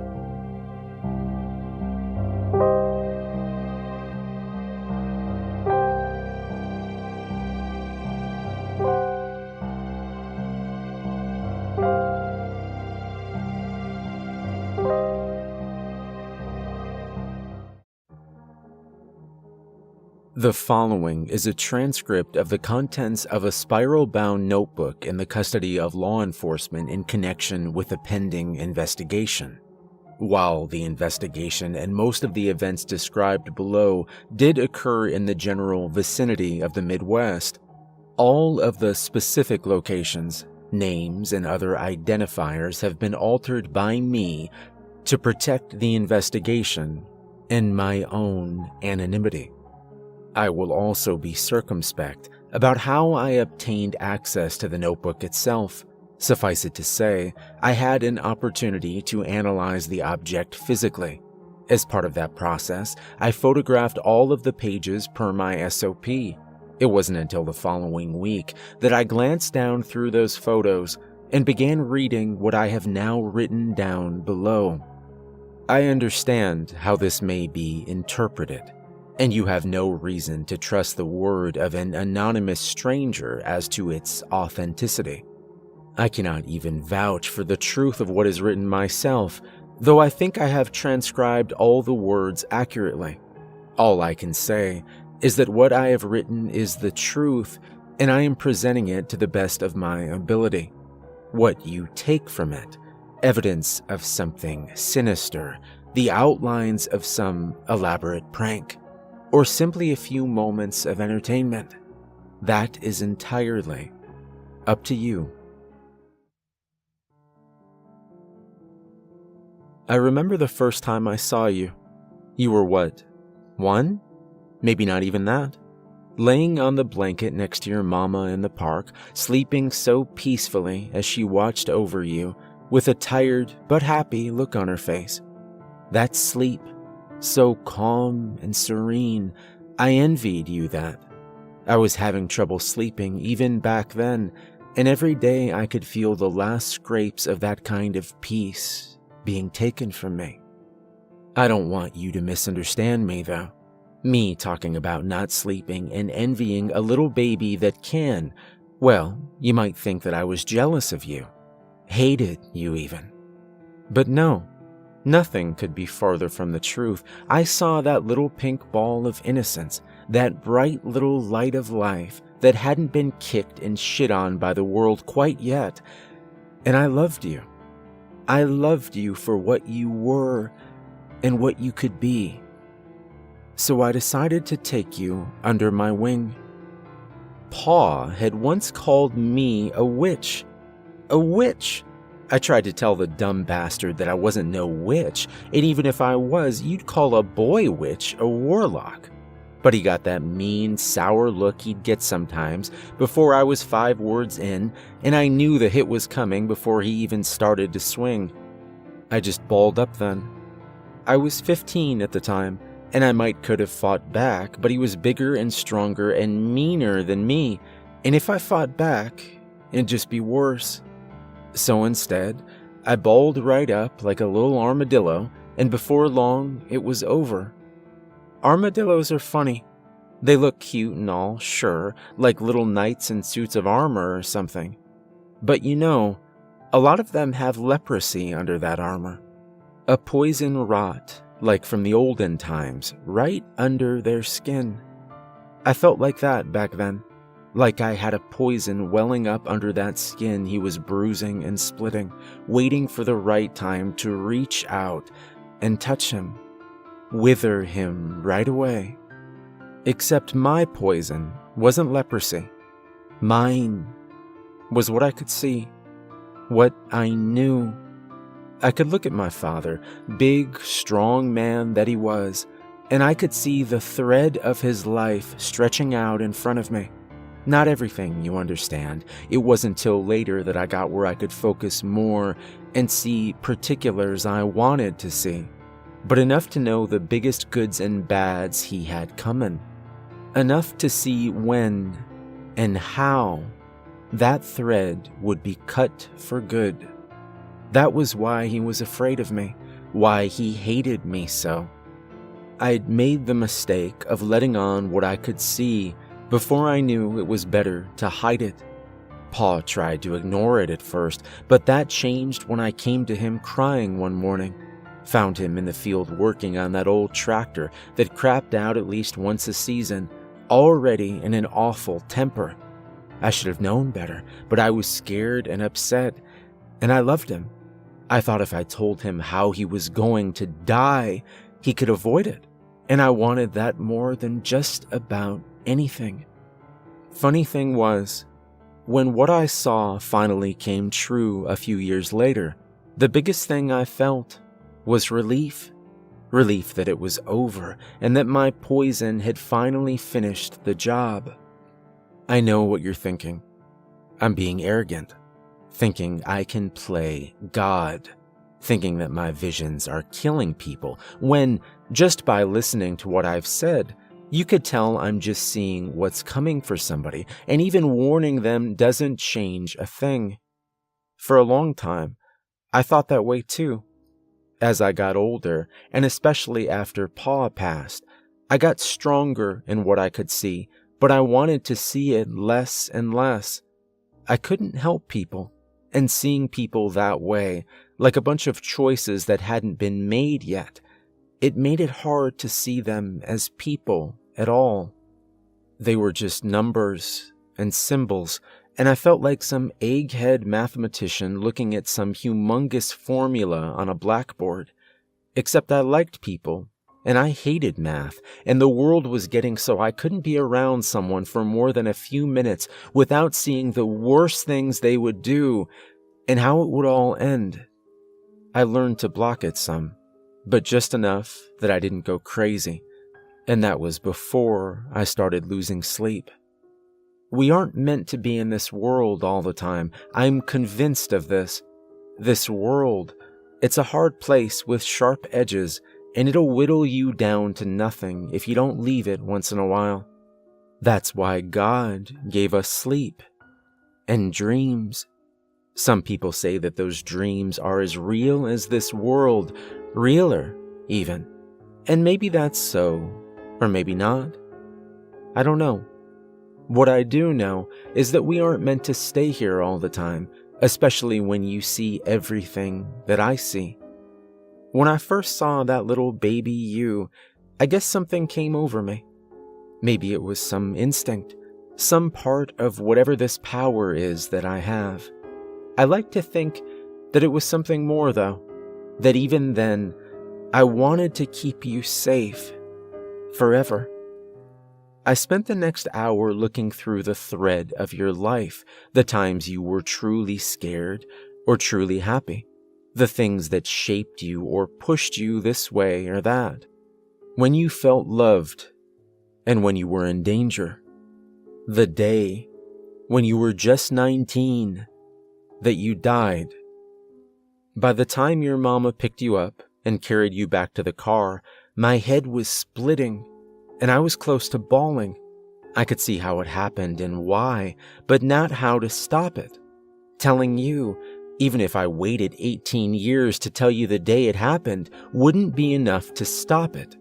Our lives, our fates, they have movement, inertia, and you were heading toward a coffin like a bullet flying fast.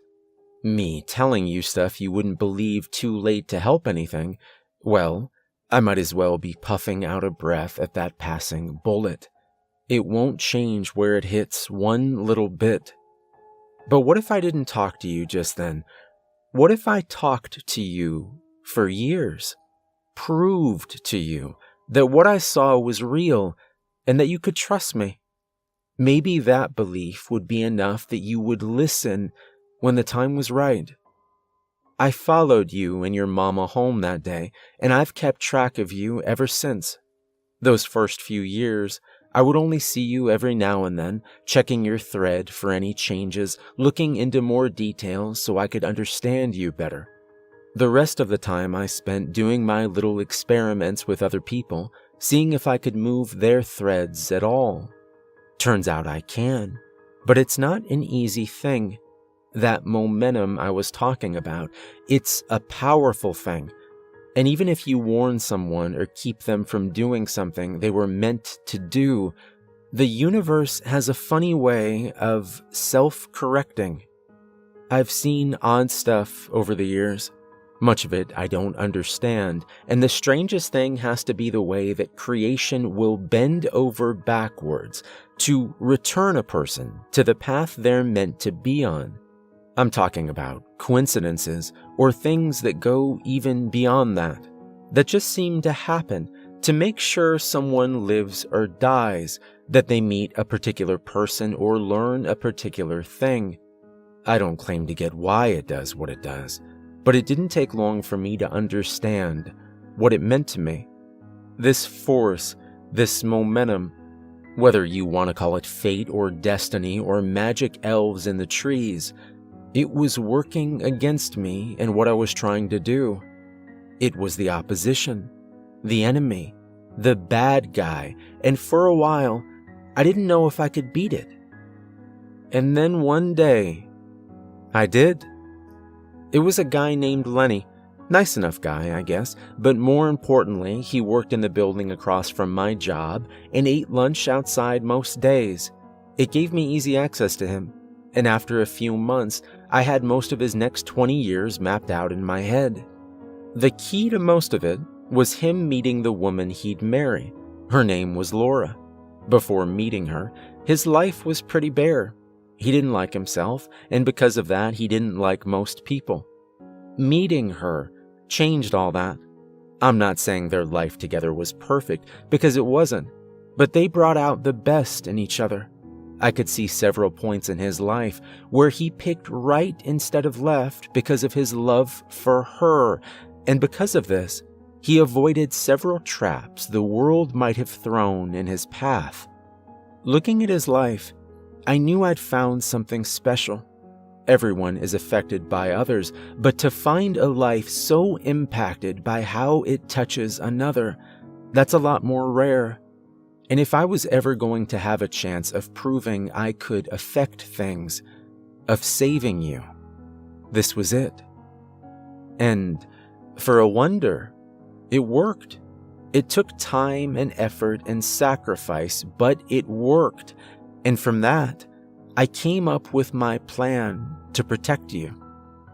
I'm writing this 2 days before your 12th birthday. When you find this notebook, which I know you will, it will have a green notebook rubber banded to it. That is the story of your life from age 12 to 13. It's long. I tried to organize it well and only use words you'll understand. If you find one you don't, go get the dictionary off your mama's bookshelf and look it up. You need to get all of this, okay? I don't cover everything, of course. It would take way too long to write or read, but it's about 30 pages of little things and big things that are going to happen and what happens because of those things. I give you the date and time when I can, but I can't see that clear except occasional. And there's only a couple of times when I tell you what you should do instead of what you're meant to do. For now, I just want you to understand that what I'm telling you will come true and that you can trust me. Every year, I'm going to give you another green notebook. It'll tell you what you need to know, when you need to pick path B instead of path A, that kind of thing. I'll keep watch on the road ahead of you and make sure that you stay safe for as long as I'm able. I'm convinced that if you listen to me, we can beat that day when you're 19. I know this is a lot to understand and believe, but I've already seen that you will. I can't see your thread moving yet, but I think in time, as you know more and trust more, that'll get easier. I know you're a smart girl, so this probably doesn't need to be said, but don't tell anyone about these notebooks or what you know. Take it from me, all it will do is make people think you're crazy or that you're wrong somehow. Just keep it for yourself and use it as you will. It's still your life, after all. I'm just here to make sure you get to live it. Signed, your guardian angel. That's the end of the primary writing in the red notebook. There is, however, loose paper in the back of the notebook that appears to be from a different source, as the lines are different in size and spacing. Based upon the content and the apparent age of the pages and the ink, it seems this was written much more recently. I used to think of people as strings. Seeing how inevitable everything was, it always felt like we were all being pulled along, just a dumb piece of string, until we finally get cut. But then I met Lenny and the others, and I realized that I could change that string if I worked hard enough. Twist it this way or that, lengthen it or cut it shorter than intended. It made me feel special, powerful even, but more importantly, it meant that I could guide you through a safe and happy life. For years it worked. I got you past you suffocating at 19, and then past the 2 times the universe tried to self-correct over the next few months. And when I saw you headed toward that fire at 30, I stopped it from even happening at all. I wrapped your life in bubble wrap, and I think you used to appreciate it. I know you did. But lately, you take it all for granted. You think that I'm manipulating you somehow, or that you don't need me anymore. You have no idea of the vicious things the world has waiting for you at every turn, of how many times I've fought those things off for you. You have no idea of how things will change if you keep ignoring my advice like this. The thing is, you're wrong. It's always been your choice. I used to not believe in free will, but I was wrong. I see that now. You can steer your life how you want, but make no mistake, free will does not mean you won't be pushed and pulled. That universe that's been wanting to hurt and kill you all these years, it's been waiting for the chance to put you back on its course. Some version of things where you're miserable or scared or dead. And left to your own devices, you'll steer right into it. I can see that now. And the worst part of it is, I'm no different than you. I never told you why I don't sleep much. It's because of the nightmare. The same nightmare I've had for nearly 40 years. It's always terrified me. Though when I was younger, I thought it was just a dream. Even when I recognized you in it, I told myself it was just my brain's way of expressing my fear that I might fail you someday. It wasn't until the last few years that I've come to accept that the dream is the rapidly approaching future, or at least one version of what may come to pass. In it, you're in a large room with no windows and soundproofing on the walls. You're laying in bed asleep, though the IV running into your arm makes me think you have little choice in that.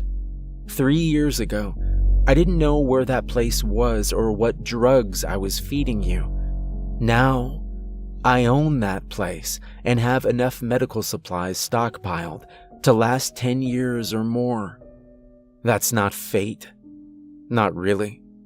I saw those choices, but I still chose to make them. I could say it's all out of my hands, but I love you too much to lie. No, the truth is better. And the truth is, well, part of the truth is that I've run out of options to keep you safe. For all my planning and advice, all my study of the story of you, you're still the author. And when you decide to refuse my help, I have to make a choice to either leave you to make your own mistakes or take control of things once and for all. I know you want me to just leave you alone, and while that hurts, I guess I understand it too. No one wants to be bossed around or feel like their life isn't their own, but you have to understand, I feel the same way.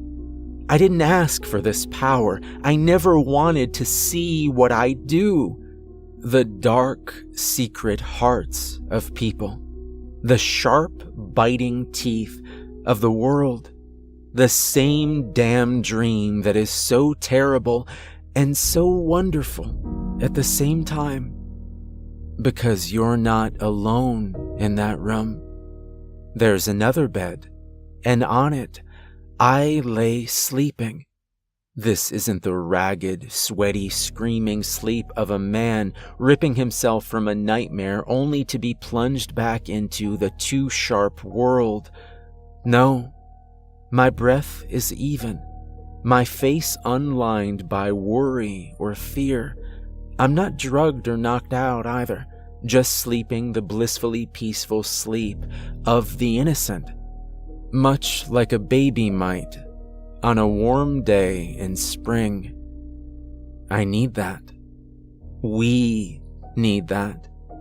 I've done what I can to protect you while letting you be free, and once you're with me, I swear I will always care for you during my waking hours. You will never suffer again. I've seen your thread, and I know this will work. I will keep you from the teeth of the world, and in turn, you will give me the dreamless escape I've lived without for so long. We will both be free and happy and together, and that will be the story of us.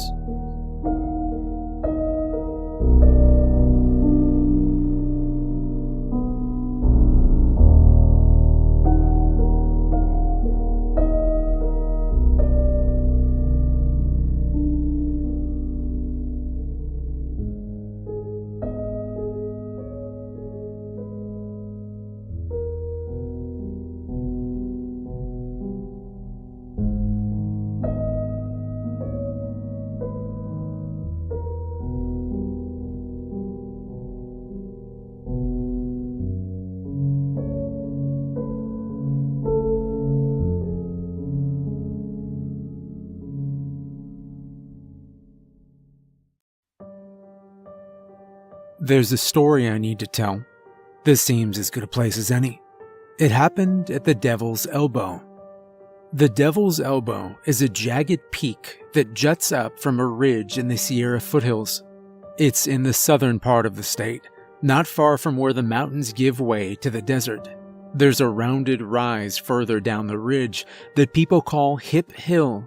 When viewed from the proper angle, it resembles a man lying on his side with his bent elbow poking up. That's how it got its name. Well, that and the reputation the area has. Not many people venture up the slopes of the Devil's Elbow, and of those that do, not all of them come back. I've lived around here most of my life. Our family was from Darby, about 20 miles down the highway.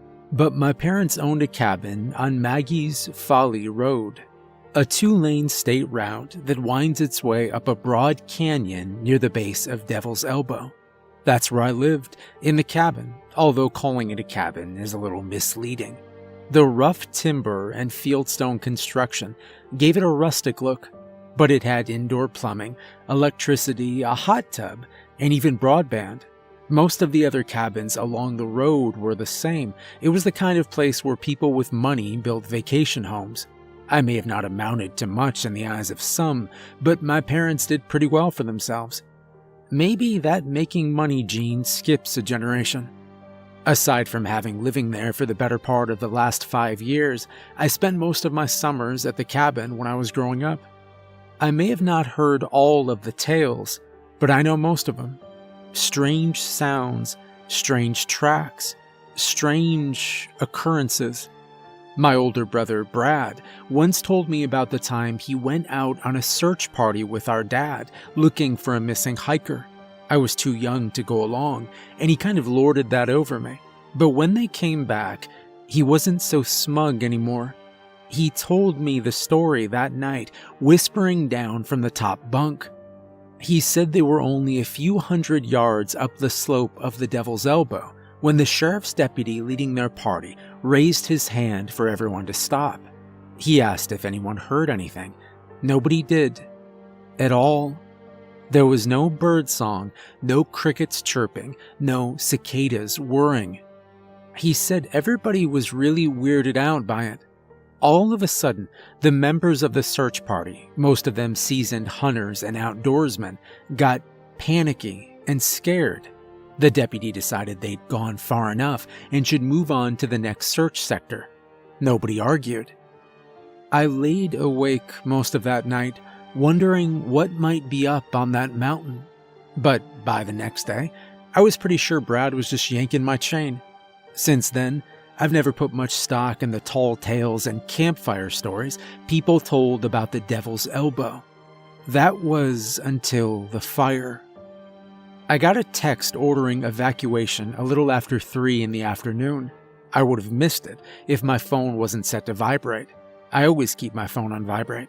There's no way I'd ever hear a ringtone or notification chime over all the noise in the shop. The winds had shifted, according to the alert.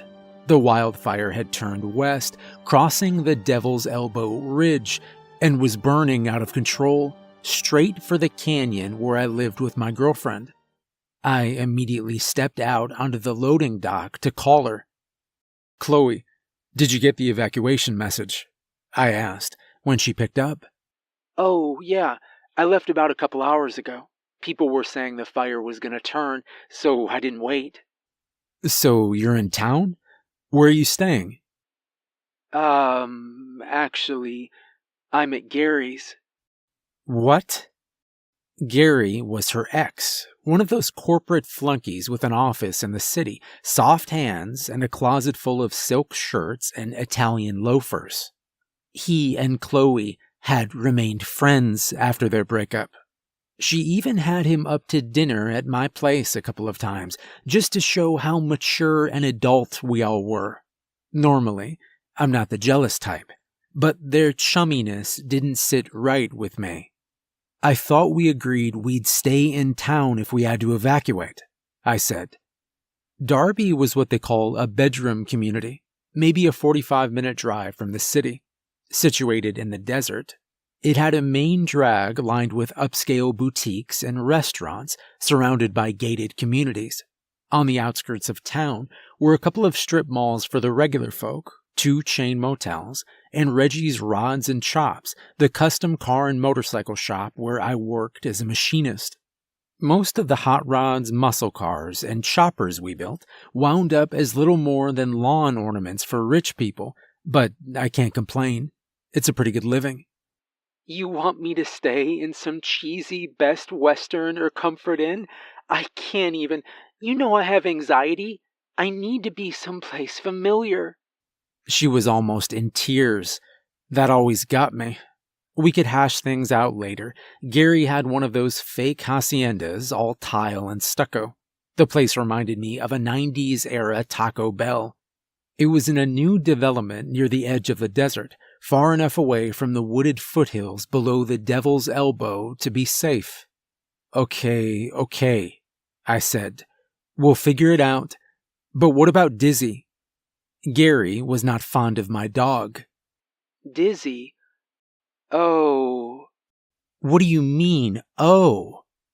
"David, I'm so sorry. I forgot her."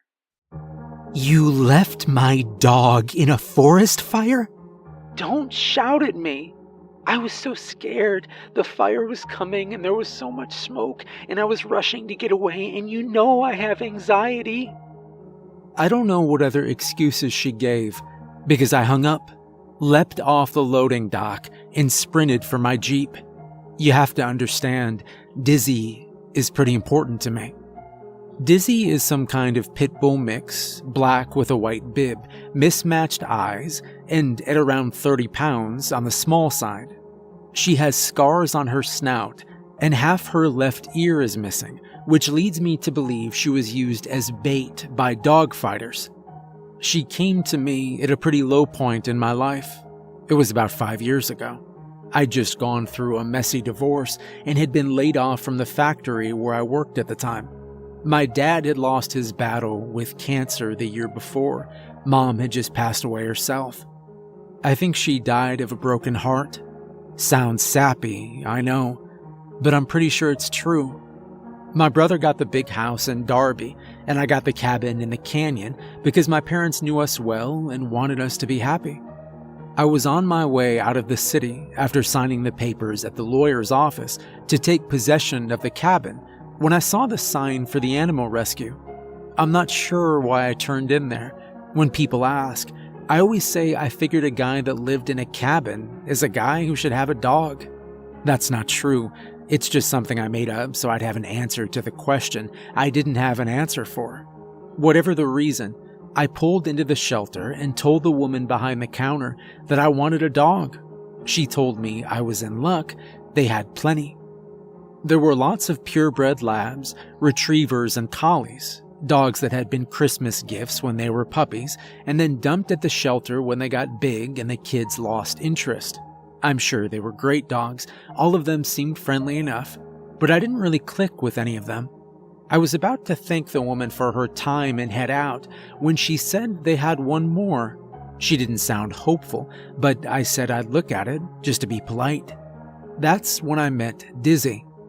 She didn't take to me right away, but just kind of hid behind the shelter lady with her head hung low. I got a couple of treats from the jar on the counter and managed to get her to take them from my hand. Once she had the treat in her mouth, though, she'd run back behind the shelter lady to gobble it down. Dizzy had been confiscated from her previous owner by animal control and had been in the shelter for more than 2 years. She was a bully breed, mostly black, probably about 3 years old. Had different colored eyes, scars, and a missing ear. The only thing that would have made her less adorable was if she had horns and cloven hooves, according to the shelter lady. Right about the time she was explaining that to me, Dizzy let me give her a quick scratch. She wagged her tail. It was only 2 or 3 times, but that's all it took. You could have stuck a fork in me, because I was done. The only question I had was, how much? Turns out, you can't just hand them some money and walk away with a dog. There's an application and a background check.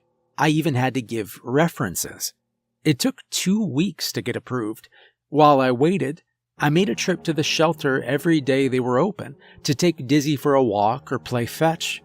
Every day when they brought her out of her kennel, she'd get so excited when she saw me that she'd spin in circles until she couldn't walk straight. The day the adoption was official, I changed her name to Dizzy. The shelter staff had called her Edna. That just wasn't going to work. It was just the 2 of us for the next couple of years. We settled into the cabin. I got hired at Reggie's. Life was good. It was the first time in a long time that I felt like I wasn't just going through the motions. Then along came Chloe. That was good too, at first. Things started to get a little iffy when she moved in with us. Chloe had opinions that she didn't mind sharing. She didn't think animals should be kept as pets. It was demeaning to their intrinsic nobility and symbolic of neo-colonialism. She would tell me stories that she'd read somewhere she couldn't remember about how dangerous pit bulls were and that they could lock their jaws, about how sometimes they just snapped for no reason and mauled innocent little children. I knew all of that was BS, but it was easier not to argue. At one point, she asked me what I would say if she told me she wouldn't marry me unless I got rid of Dizzy. The thought that popped into my head was, who said anything about marriage? Instead, I told her that Dizzy would probably only live for another 8 or 10 years. If we were still together, we could get married then. That did not go over well. Chloe packed her bags. She made it as far as the front porch before she had a panic attack and collapsed. For her part, Dizzy didn't seem to care much for Chloe either. She never got aggressive or anything. She just ignored her. In all honesty, I can't think of anything that would piss Chloe off more than just being ignored. Coming up out of the desert and approaching the foothills, I could see a couple of highway patrol cruisers on the road ahead, blocking the turnoff to Maggie's Folly. They would never let me pass, not to rescue a dog, but there was an old cutoff just to the south. Not much more than a rutted dirt track through the desert, it followed the top of a low bluff before turning east into a draw that would eventually lead to the canyon road a couple of miles below my cabin. My Jeep was beefed up from stock, one of the advantages of working in a custom vehicle shop, but even with the engine and suspension modifications I'd made, it would be slow going. The sky was already darkening with smoke. I could see the orange glow of the wildfire coming down the back side of the Devil's Elbow Ridge. It was moving fast. With no other choice, I threw the transfer case into 4x4 high and wheeled onto the cutoff. The fat off-road tires sprayed plumes of dust into the air. There was no way the cops didn't see me, but there was no way they could stop me either. I pushed my Jeep as fast as I dared, slamming over ruts and rocks, worried the whole time I might break an axle. Halfway along the bluff, I could actually look down on Gary's place, sitting at the end of a cul-de-sac lined with empty lots. He was very proud that this was the first home in that section of the development. It was a good ways off, and I was being thrown against my seatbelt hard enough to rattle my teeth. But I thought I could make out two figures reclining on lounge chairs by the pool. I couldn't believe it. She abandoned my dog to die in a wildfire, and now she's relaxing poolside, sipping mojitos with her ex-boyfriend. Once I turned into the draw, the going got tougher. I had to shift into 4 low. The cutoff was more overgrown than I'd remembered. Low-hanging spruce branches slapped against the windshield, cracking the glass and scraping down the sides of my Wrangler. More than once, the skid plate slammed against a rock or root with a jarring blow. I had to be careful.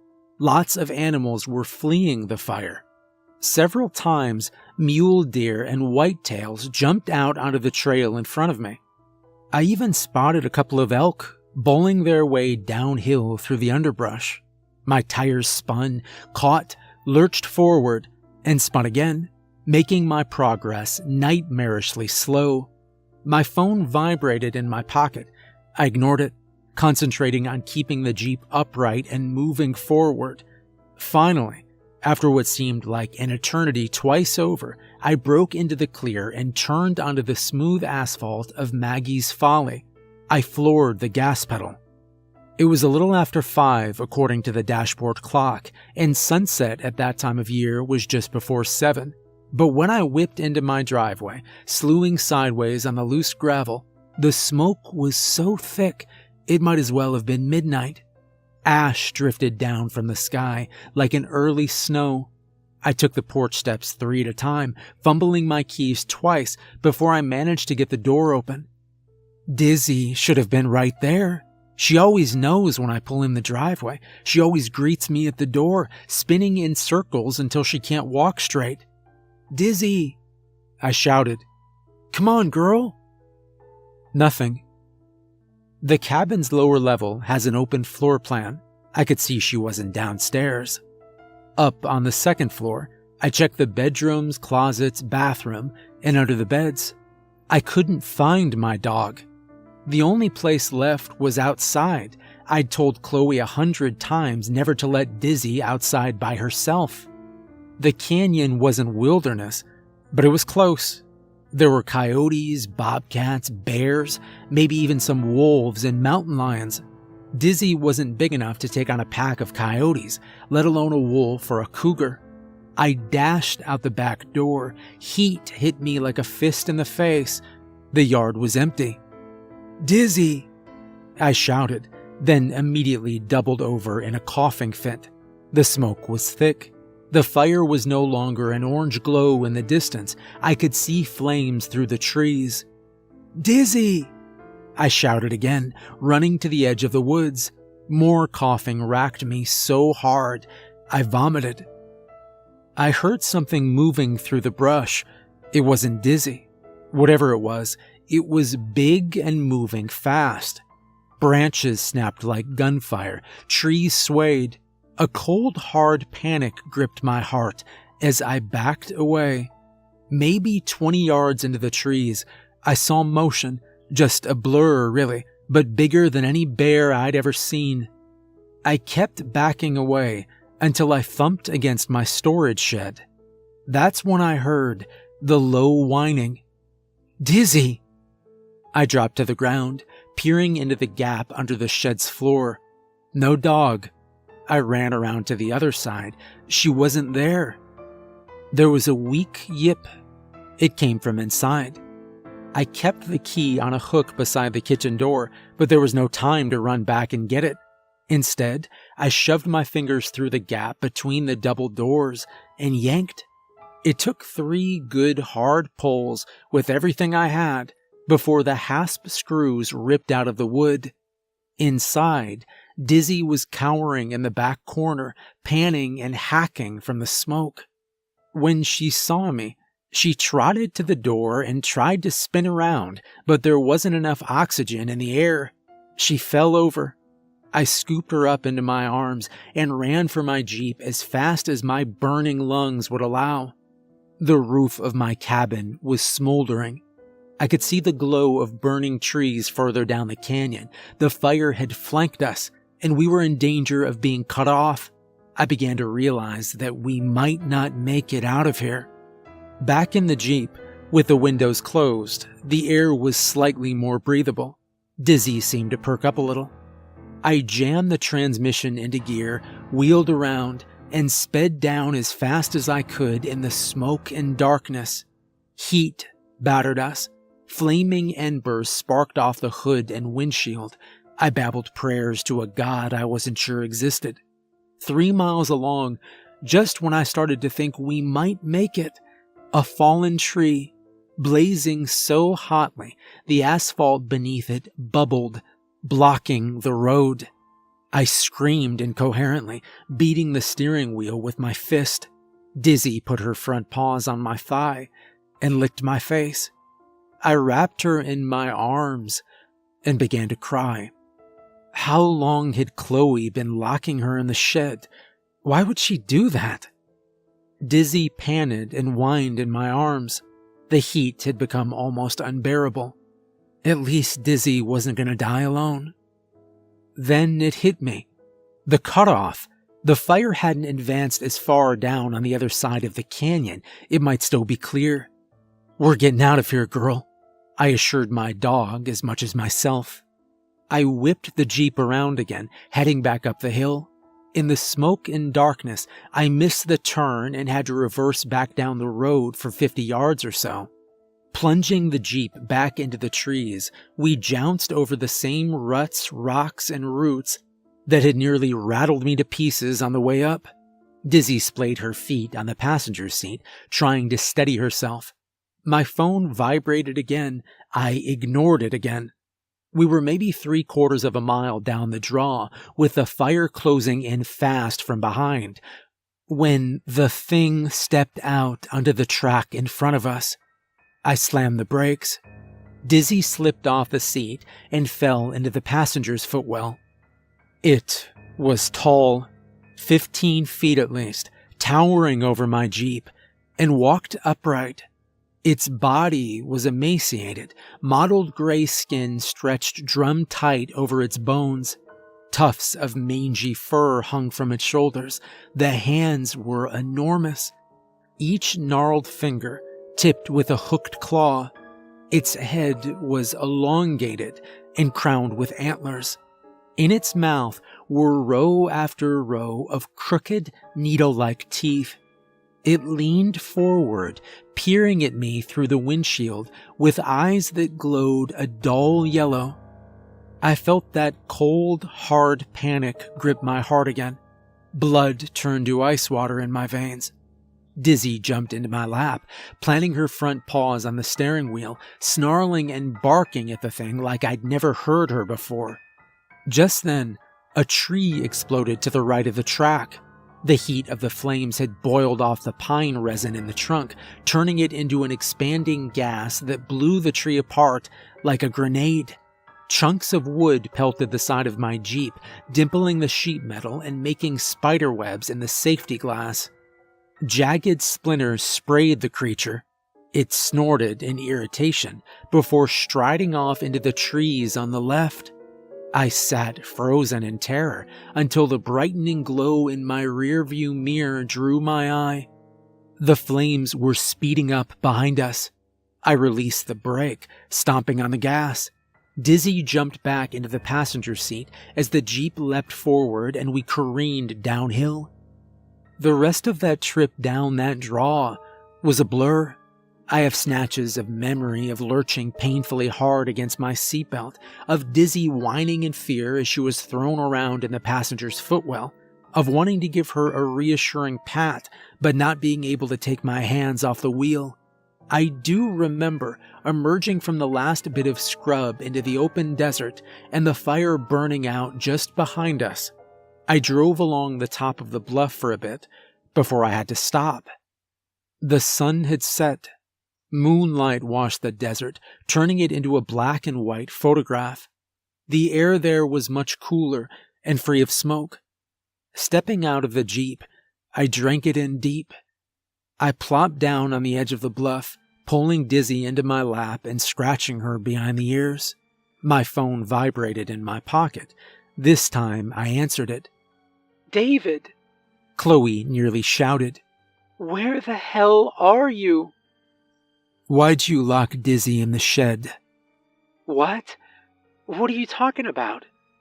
"I went to get Dizzy. She was locked in the shed. You locked her in the shed. Have you been doing this every day when I go to work?" "You went to get your stupid dog? I've been calling and calling. Why didn't you answer? I was worried sick. You know I have anxiety. What would have happened to me if you died?" I could hear splashes in the background. From where I sat, I could see the lights of Gary's house. Something else caught my eye. "David, are you listening to me?" "No," I said. "Not really." "You care more about that dumb mutt than you do about me. You wouldn't have run into a forest fire to save my life." "You weren't locked in a shed," I growled. "That dog is dangerous. She gets really mean with me when you're not around. I have to put her in the shed when you're gone. She even bit me once." "She never bit you. You would have told me if she had." "Are you calling me a liar?" "Yeah, I guess I am," I said, squinting my eyes. It was a ways off, but I was pretty sure I knew what it was. "You know what? Gary's right. You need to make a choice. Me or the dog." "I'll take Dizzy." She stayed on the line long enough to curse me out and tell me she never wanted to speak to me again before hanging up. I thought about calling her back, warning her, but what was the point? She would have just laughed at me. The 3/4 moon was bright enough for me to see the beast slouching off across the desert floor towards the lights of Gary's hacienda. I guess some of those campfire stories were true after all. According to the tales I'd heard, it would be hungry. They were always hungry. We needed to get out of there before it turned its attention to us. Dizzy and I loaded up and limped what was left of my Jeep back to Darby. The police came to talk to me a week or so later. Chloe's sister had reported her missing. I didn't even know she had a sister. I told them the truth, most of it anyway. They found her car and her possessions at Gary's place. Gary was missing too. Turns out he was embezzling money from his firm. The police figured he and Chloe ran off to Mexico together. The cabin was a total loss, so I stayed with my brother until the insurance company settled up. Dizzy and I got ourselves a little bungalow in one of the more affordable sections of Darby. I like it here. I like working at Reggie's, and Dizzy took a real shine to Brad's kids, so it's nice to be nearby. I suppose I could have rebuilt the cabin if I'd wanted. A lot of the residents did just that. but this is as close to the devil's elbow as I care to go, thank you very much. I'm just now at the point where I can sleep most nights without dreaming of those eyes, glowing dull yellow. Maybe I should have tried to warn Chloe. Maybe I should have told her that a Wendigo fleeing a wildfire on the devil's elbow was headed straight for her. Of course, she wouldn't have believed me, but maybe I should have tried anyway. Does it make me a bad person that I didn't? I don't know. All I do know is that she shouldn't have tried to get between me and my dog.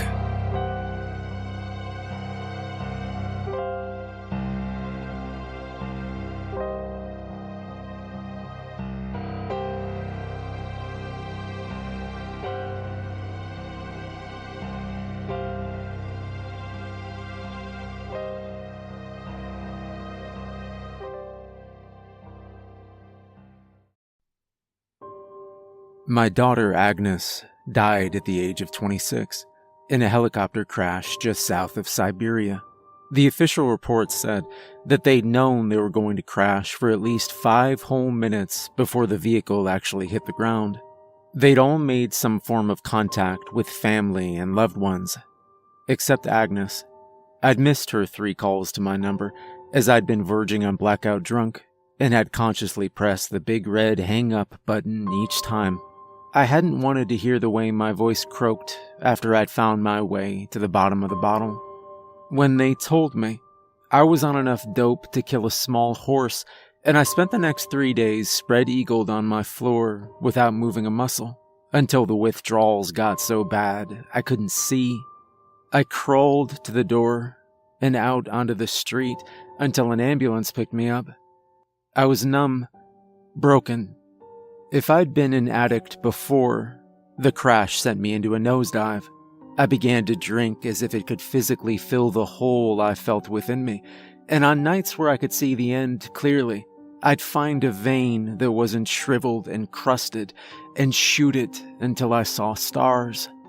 Even though the grief would make my bones burn under my skin, I felt like a fraud. I hadn't been there for most of her life. Shit, if I'm honest, I'd missed almost all of it. I'd given myself every excuse in the book. I'd embarrass her. I'd damage her in some way. I was toxic. Every ounce of self-pity I'd used up in finding ways, ultimately, not to be her father. Didn't stop her, though. She was tenacious, determined. She'd call every Christmas and every one of my birthdays.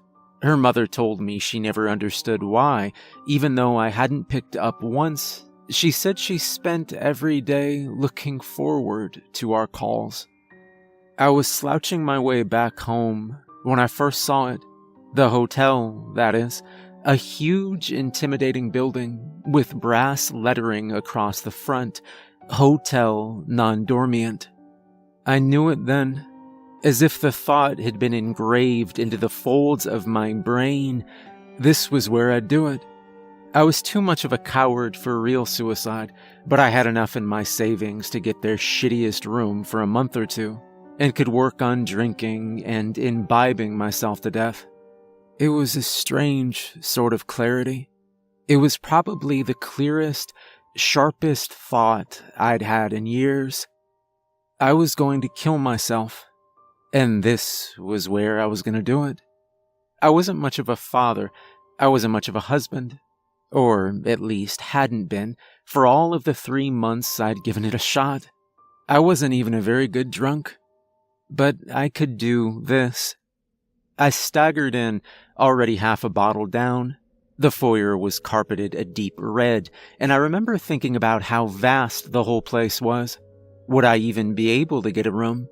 I stumbled a little and found myself at the check-in desk. No sign of anyone. A small sign read, "Back in 8 minutes." I hit the buzzer once, twice.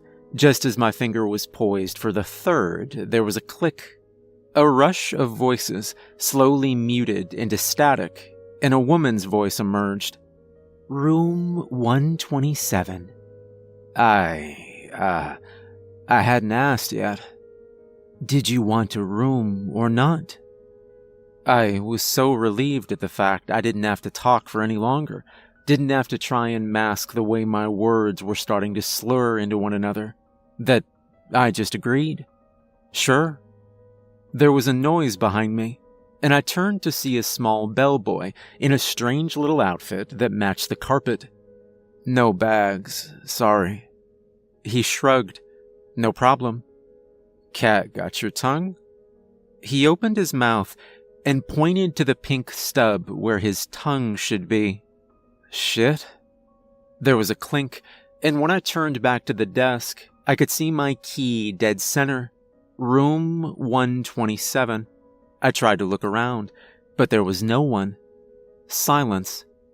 I thought I'd make a stop at the bar, try whatever they had on offer before holing up in my room.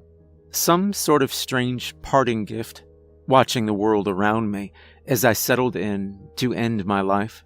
I must have looked staid, unshaven, stinking of booze and cigarettes, eyes red and puffy from crying, flecks of vomit caked in the scraggly beard I'd started to develop. I remember a few patrons giving me strange looks, a tall man relishing a scotch, clearly distracted by a woman in a white sundress, an old couple, a nervous-looking pair on a table on their own. The bartender was odd as well, wearing some sort of baby blue medical mask over his face. I slouched over the bar, trying my best to act sober, determined to at least have one drink here. He appeared in front of me, and as I was about to ask for a drink, he placed a tall glass of water in front of me. I looked at him for a while, trying to see if this was a hint or an act of kindness he extended to all his customers. I could see the bottle of Jack behind him, half full of amber liquid, lit from below like a painting. The words began in my throat, "A double of Jack, please," but died before they made it out of my lips. Something stirred. A memory. Agnes's nativity play. I'd turned up late, had to find a seat at the back, made such a racket that one of the three wise men had forgotten his lines. I'd missed almost all of her part, but she still couldn't help but wave in that funny little lamb outfit. I remember thinking how much she looked like her mother, how much she smiled like me, lopsided and toothy. I wasn't even there for 10 minutes when I tasted the Jack I'd had for breakfast at the back of my throat, mixed with hot bile, and I felt my mouth start to fill with saliva. My head spun. I vomited outside the school hall 3 times, vomited so hard that I popped a blood vessel in my eye. Too embarrassed to stay until the end, I'd walked the whole way home. She'd waited on the step outside for 2 hours in her sheep outfit, pinching her nose to hide the smell, telling her mom over and over again that I'd come back. She was sure of it. I'd woken up the next morning without my coat, behind a dumpster. I hadn't even thought of going back. The bartender still hadn't said anything. I spoke up, on second thoughts, and with that, I downed the whole glass of water and made my way up to my room. I threw my coat on the floor and collapsed into bed. The bottle I'd stashed in my pocket winked at me, made lewd suggestions, whispered to me, but I held fast. I'd taken to counting the cracks in the ceiling when the phone rang. Shit, had I screwed up already? I ran through 1,000 reasons why they might want me, and with a sense of dread, picked up the phone. Call number 1. I spoke cautiously. Hello? Who is this? A giggle. A child's giggle. Who's this? You called me. The tone was light. Whoever they were enjoying this. I'm sorry. You must have the wrong number. I've just checked in and... I felt grief tug at my chest, and a flash of self-loathing ran through my mind. My throat constricted, and I thought if I talked any longer, I might cry. On the phone. To a child. I started apologizing. I'm sorry. I have to go. What's your favorite animal? The question was so direct, it took me a second to process it. It was so honest and so innocent that it cut through everything else. What was my favorite animal? I hadn't thought about that in years. Do adults even have favorite animals? Hello? Hold on, I'm thinking.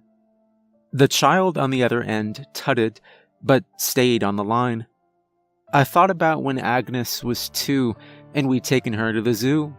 One of her first words was monkey, although she'd pronounce it mungy, mungy, she'd shout whenever they came up to the glass, whooping, all limbs and fur, with those funny faces and strange half-dances. Monkey. My favorite animal is a monkey. There was a sound on the other end, as if this child approved of my choice. Mine too.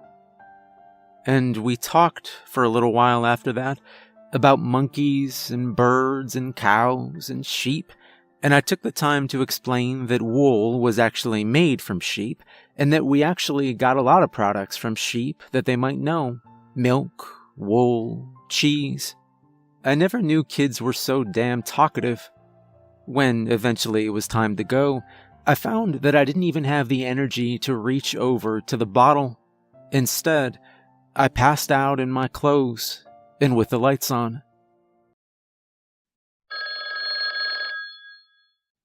Call number 2. I awoke in the morning to another call. The noise cut through the half-dreams and drilled its way into my skull. My mouth tasted like a sewer, and spots swam in the center of my vision, forming and reforming, like a private Rorschach test. Stags, skulls, bottles, lambs. Hello? My voice was strangled, rasping. I heard the same laugh I'd heard before. You again. Who? And then it dawned on me. The child from last night. They dialed the wrong number again. Are you the kid from last night? There was a pause. Last night? Yeah, you called last night. We talked about, sheep or something. The voice took on a tone of gravity, in the manner children use when they want you to know that this is serious, and they're emulating every adult conversation they've ever seen. That wasn't last night. You called me a month ago. My head pounded. I felt as if my scalp was pulled tight over a drum. I'm pretty sure it was last night, kid. I tasted the blood from the nosebleed I'd had at midday the day before. In fact, I'm certain. Are monkeys still your favorite animal? It hasn't changed from last night. Last month. I didn't know how old this child was, whether they even knew the difference between days and months. I thought I'd give them the benefit of the doubt. Yeah, sure. Monkeys are still my favorite. I've got a new favorite. Oh, yeah? Yeah. It's, I could tell they were reading something, mumbling the words to themselves a couple of times before finally saying it out loud. The nose flytrap. I couldn't help but smile. Venus flytrap. Yeah, that. It's not an animal, kid. A noise of confusion, and then... Hold on, let me get a pen. And like that, an hour disappeared that morning. I took the time to explain the difference, as far as I knew, between plants and animals, and I'll admit, the gray area can be a little dicey. I was so invested, in fact, that it wasn't until I hung up the phone that I remembered why I was there. It came back like an open wound. The walls of my room seemed to grow, and the space in front of me grew emptier and emptier, filling itself with nothing until the emptiness had nowhere else to go but me. That evening, the phone rang. This time I knew, at least partially, what to expect. Call number 3. Hey, Hi. you haven't called for a while. I checked my watch. Sure, for, I'd say 8 hours? 3 months for me. There was a strange sort of acceptance in the statement, 3 months for me, accepted as only a child could, as if this strange out-of-sync time was just another fact to be learned, another quirk of the world they were still discovering. And that sentiment was infectious. I found myself in this strange and vast hotel, accepting it too. 3 months. Sure. What's new? Not much. Mom's got a new boyfriend, I think. She keeps putting on new perfume, and I have to stay with Jenny. I could tell now that it was a girl's voice. Must be hard. Nah, really. Jenny's 6, and she has a pool.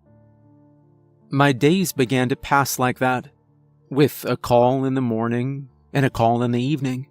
Sometimes months would pass for her, sometimes only days. But time stayed regular for me. I began to curb my drinking a little, trying not to slur my words when we spoke in the evening, and hoping to be at least a little alert in the morning. She was curious, funny, determined, smart. She didn't take no for an answer, and more than once she'd have me in stitches with the way she stood up to her teachers. I told her what little I could about my life, avoiding all the grim details, settling with, I live in a hotel. That seemed to be enough for her. I could picture the connection in her head. Man on the phone, lives in hotel. I didn't know if she was a ghost or a phantom of my imagination, some horrid trick conjured by marinating my brain for years in hard liquor. But I pushed the thoughts from my mind. There was something about the way she saw the world that helped me, I think. Some wonder and amazement, and things I'd taken for granted. I'd forgotten what it was like to go to the beach without half a week's worth of booze, forgotten what it was like to listen to an album for the first time without the aid of dope or hash. I'd forgotten what it was like to talk to a friend without either of you wanting something from the other. Call 18. Do you believe in God? A bit. Me too. I began to think that this was the universe's way of offering me a lifeline, a chance for me to make up for being an absent father by helping this girl, whoever she was, wherever she was, whenever she was. Call 22. I'm 12 today, voice. She called me Voice because her mom told her never to give her name to strangers. I called her Voice back, a little joke. 12. That's right. Shit. Time flies. Did you just swear? No? Sure you did. It's fine though. Mom swears all the time. Swears at people too. Sounds like she has a lot on her plate. I think so. There was a pause. Hey, can I ask you a question? Shoot. How do you cheer a grown-up up when they're sad? She gets these moods, goes into her room for a few days at a time, won't talk. It was a big question, and I took my time answering. I wanted to get the answer just right. I realized, to help. Be there for her when she needs you, I guess. How do I do that? Tell her you love her. Check up on her from time to time. I gave a bit more advice, and it was strange. I was nervous. I wanted to get this right so bad, and I was conscious that this would be put into practice, that this wasn't just theory. I rambled for a while, and then she cut me off. Hey, I have to go. Thanks, though.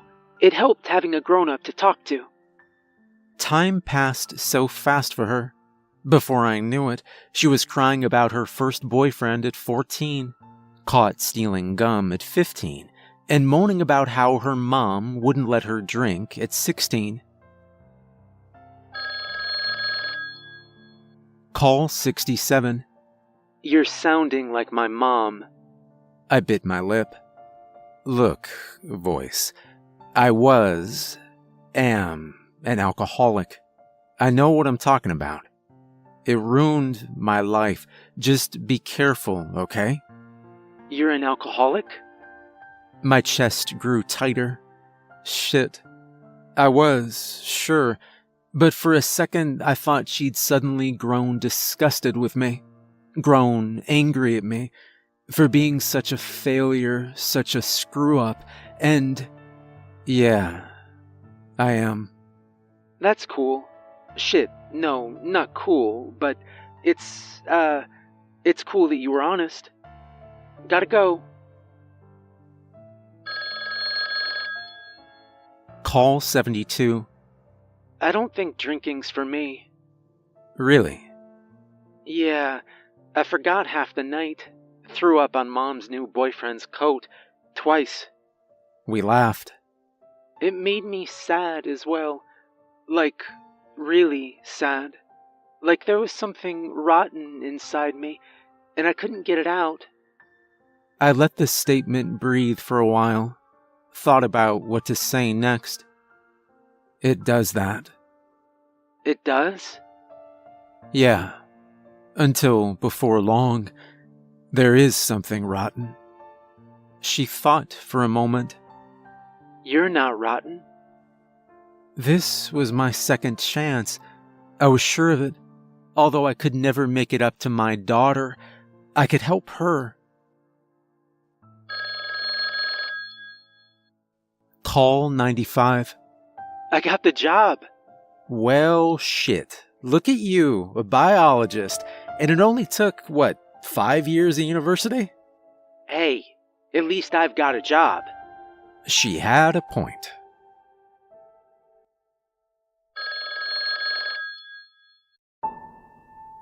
Call 127.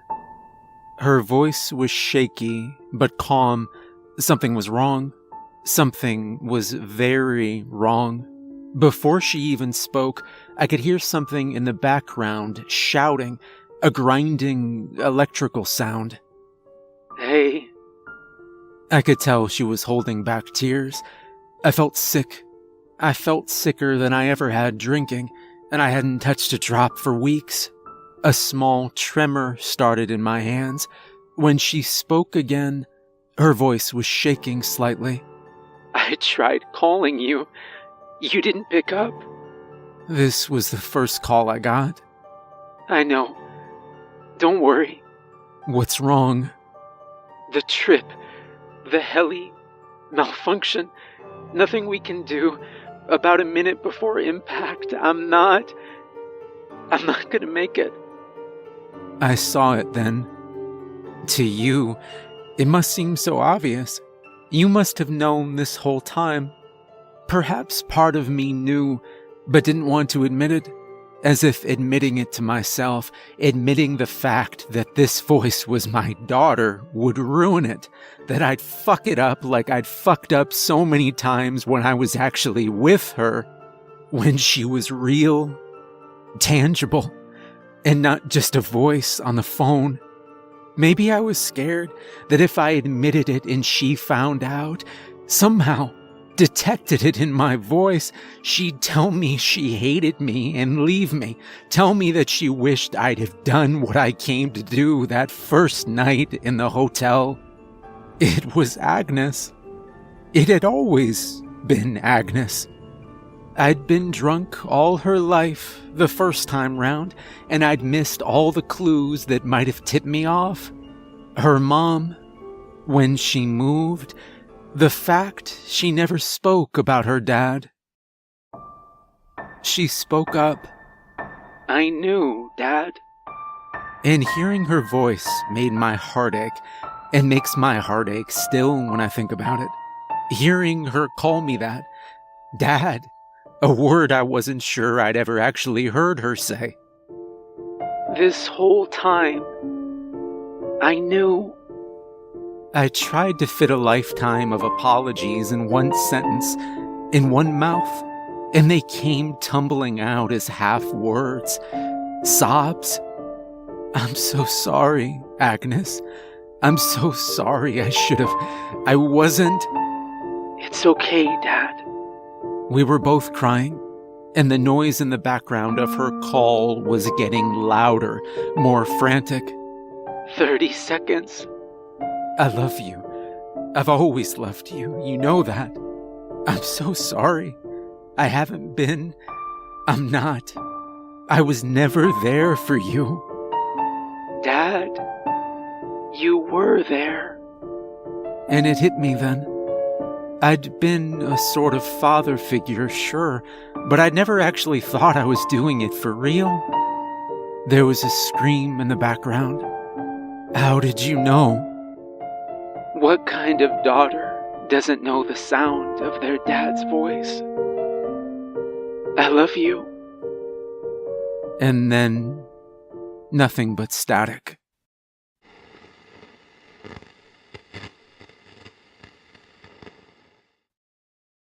I left the hotel shortly after. I wasn't surprised in the slightest when they waived the fee of the room entirely, and the knowing look of the staff made me think my suspicions had been correct. They'd known. I thanked them and made my way out the door. I passed liquor store after liquor store on my way to town, and despite wavering once or twice, I didn't enter a single one. I might never be the man she thought I was, but I can at least try. And I hope that wherever she is now, she can see me. And I hope that just before I join her, she taps the other spirits and whispers with pride, "That's my dad, and he loves me."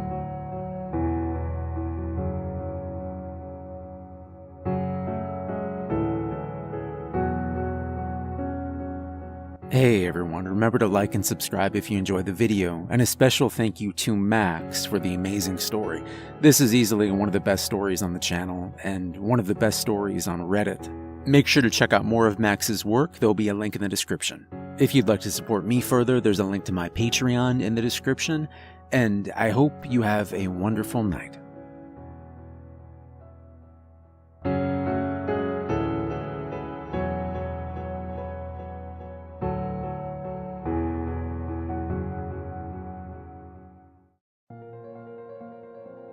Sue, I hope you're listening to this. I didn't start it, I swear. I was simply helping Marina prepare for her audition.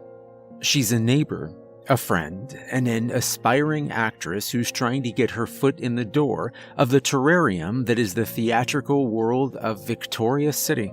It was a harmless enough task. Just read the other characters' lines, sip your beer, and try not to laugh because the play is a work of art, no matter how silly the dialogue sounds. And I think I managed quite well. We sat in her living room reading the signs aloud while rain thrashed against the poor window and the wind howled somewhere in the vents. Typical Victorian weather. "Prepare to kick the bucket, thou filthy rat of a person," I exclaimed, cringing inside. The lights started flickering. There was nothing unusual about it. Wooden utility poles in the area were older than the House of Windsor, and the storm was strong enough to send toddlers and small pets flying.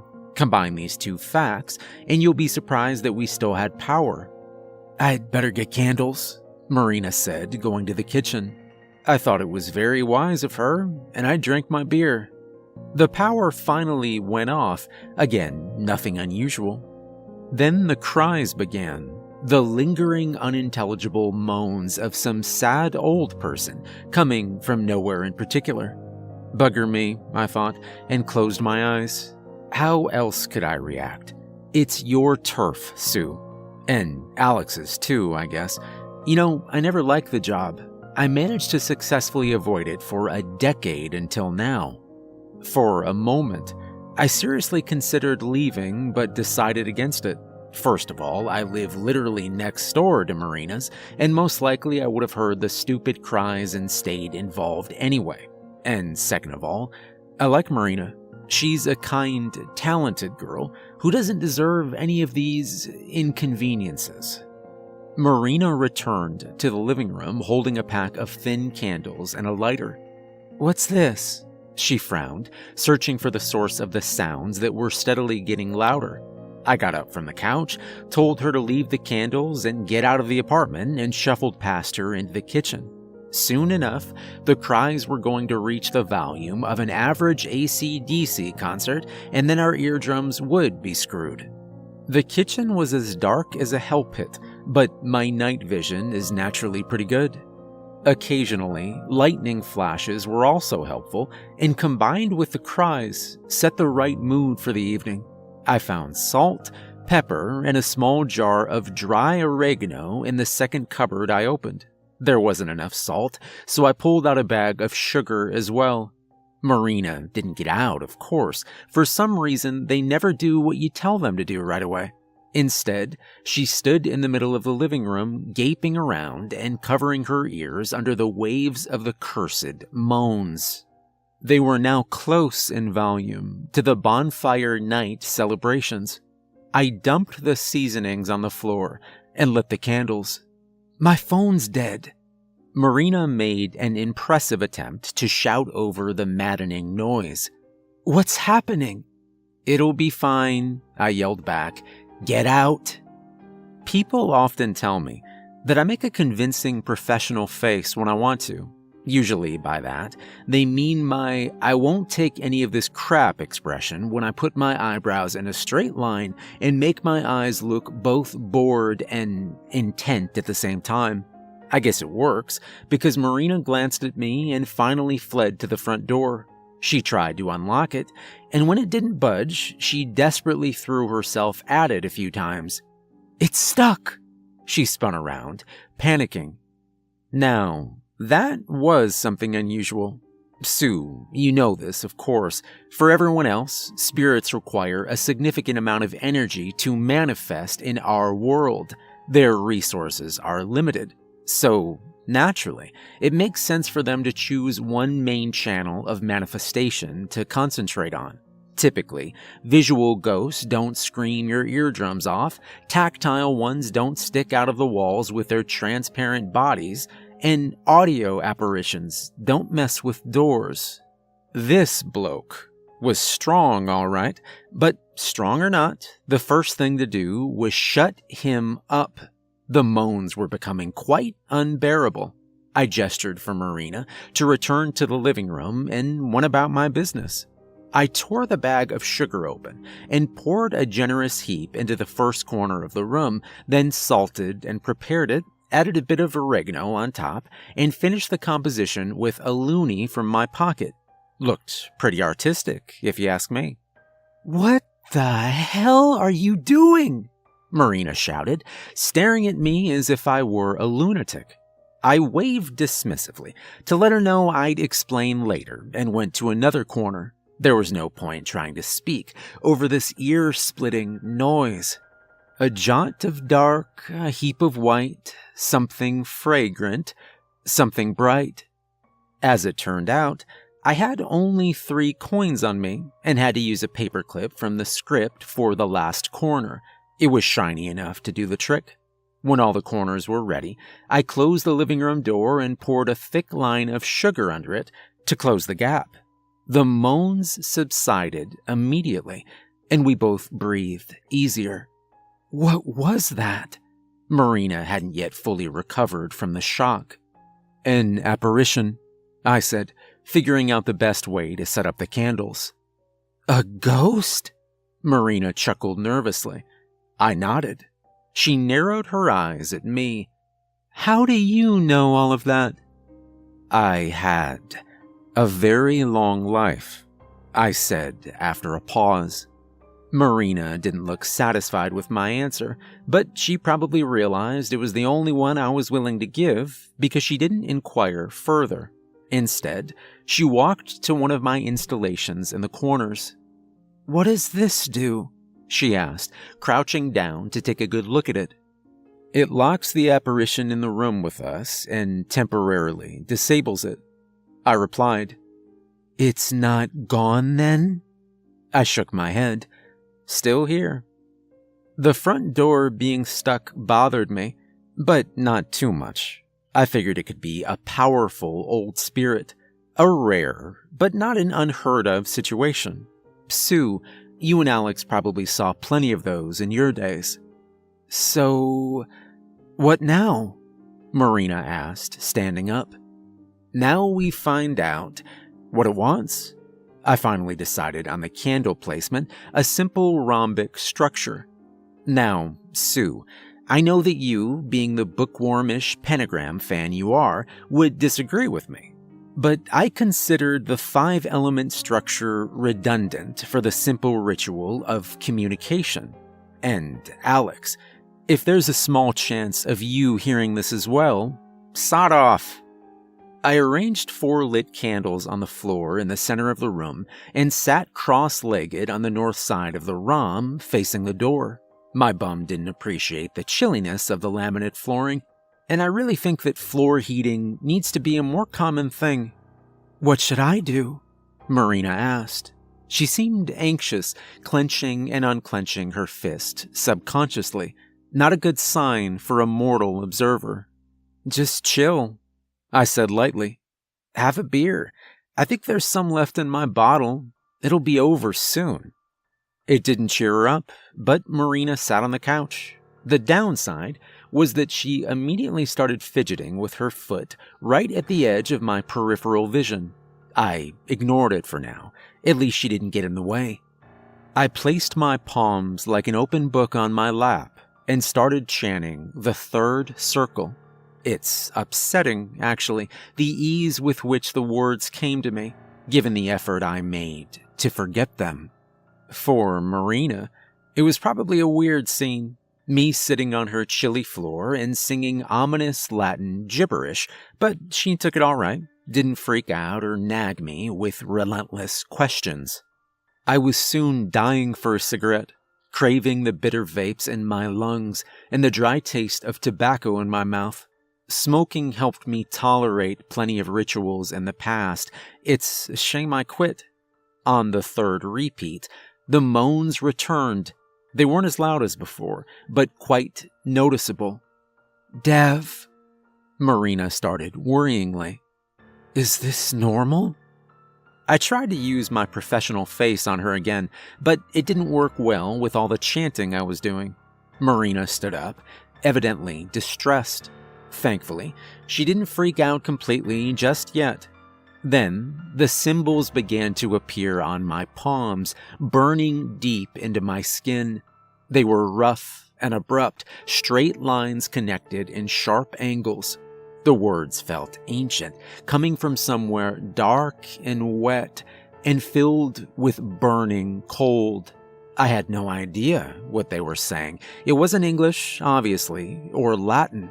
It wasn't even Sumerian. Not that I'm an expert, as the only thing I can say in Sumerian is, "Excuse me, can you please tell me where a public washroom is?" The smell of burning flesh filled the room as the symbols on my hands dug deeper.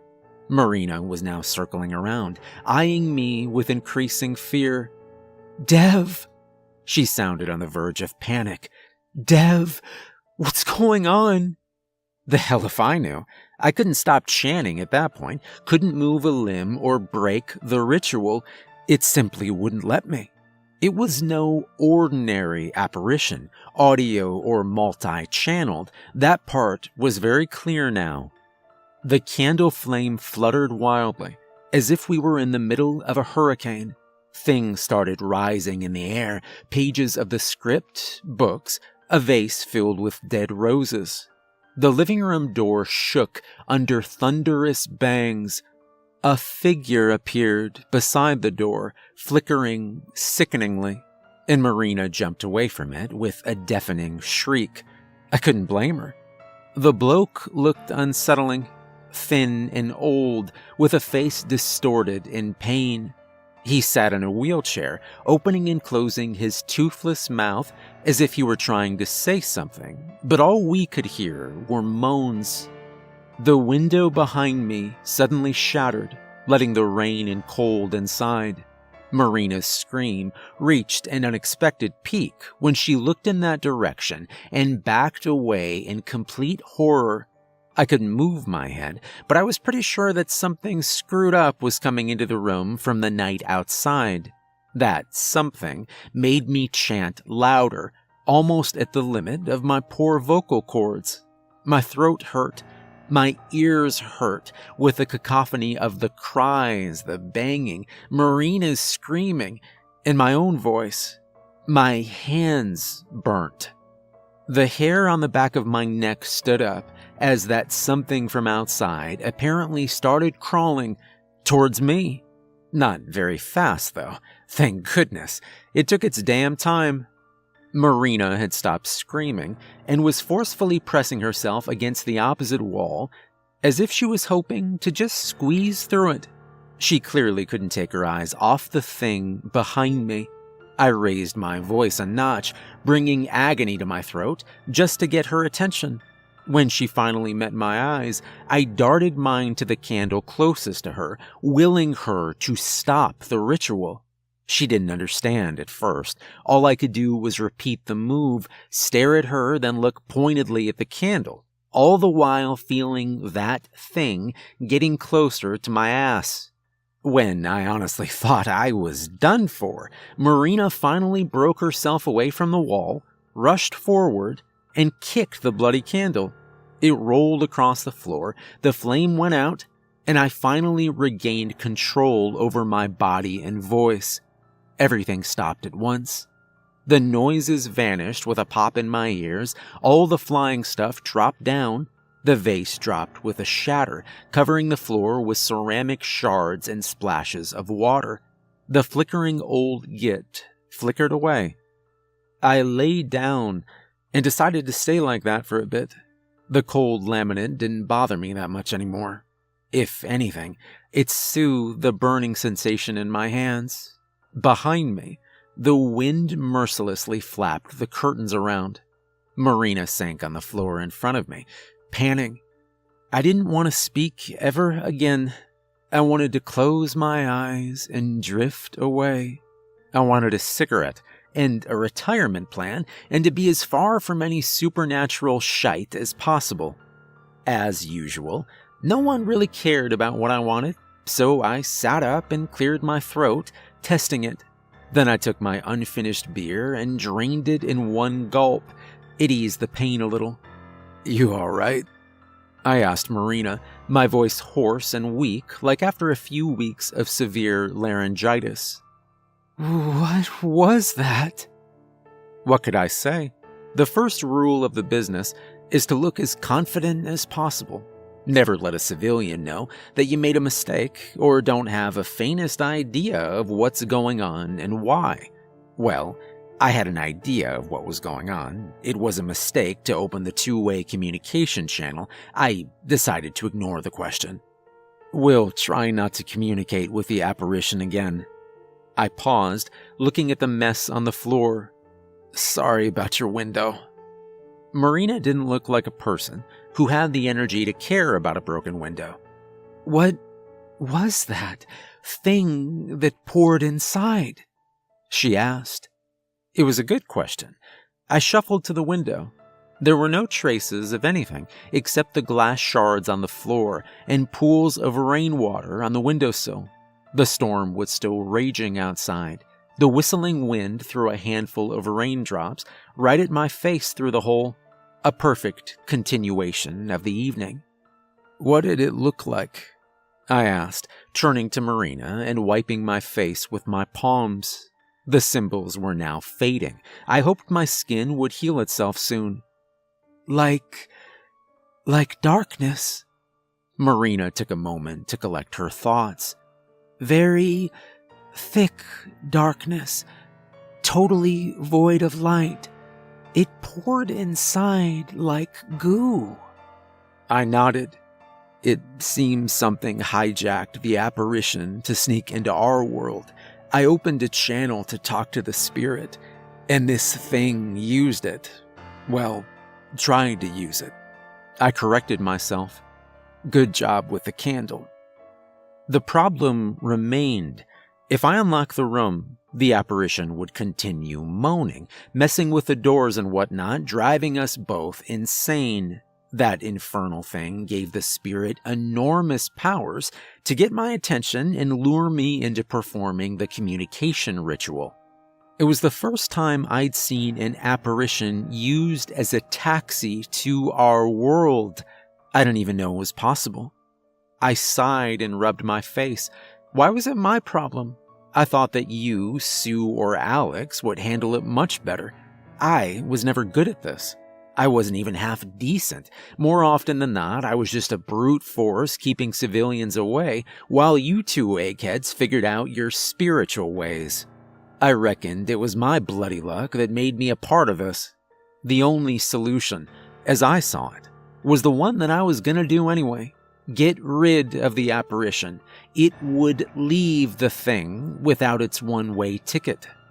Normally, I would just talk to the spirit, learn what it wanted, and act accordingly, but it wasn't an option, was it?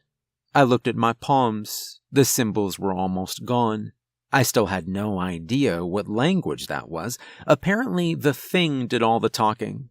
The miserable old git couldn't insert a word, only moan.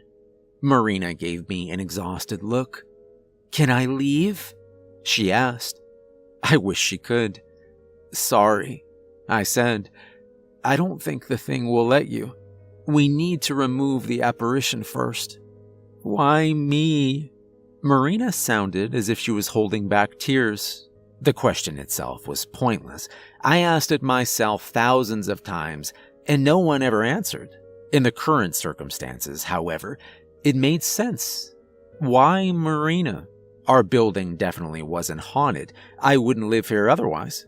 Marina never mentioned that she had any supernatural encounters before, and frankly, she acted just like it was her first time. So, a family spirit was out of the question. "Is there anything new that you brought home recently?" I asked. "Anything unusual?" She frowned. "How recently?" I thought for a moment. "A day or two." She furrowed her brow, trying to think. "A pack of beer?" I stopped myself from rolling my eyes. I said unusual. Marina shook her head. "No, nothing. I only went out once in the past 3 days to 7-Eleven. I got the sides yesterday. I needed to prepare." We stared at each other for a moment. Then I began to pick up the pages of the script that were now scattered all over the living room. "Who gave you this gig again?" I asked. "The agency." Marina got up on her feet. "I don't think it has anything to do with this, Dev. Plenty of people would have read the script by now. It's experimental, but it's still a large production. And I didn't hear that anyone was haunted." "Experimental," I said, shaking water off one of the pages that had fallen near the broken vase. "And you're auditioning for the main part?" "Well, yes, I am." Marina sounded a bit defensive. "I told you, they've lost their female lead and needed someone really quickly." "So they pitched you for the leading role?" "Well, Alex believes I'm well suited."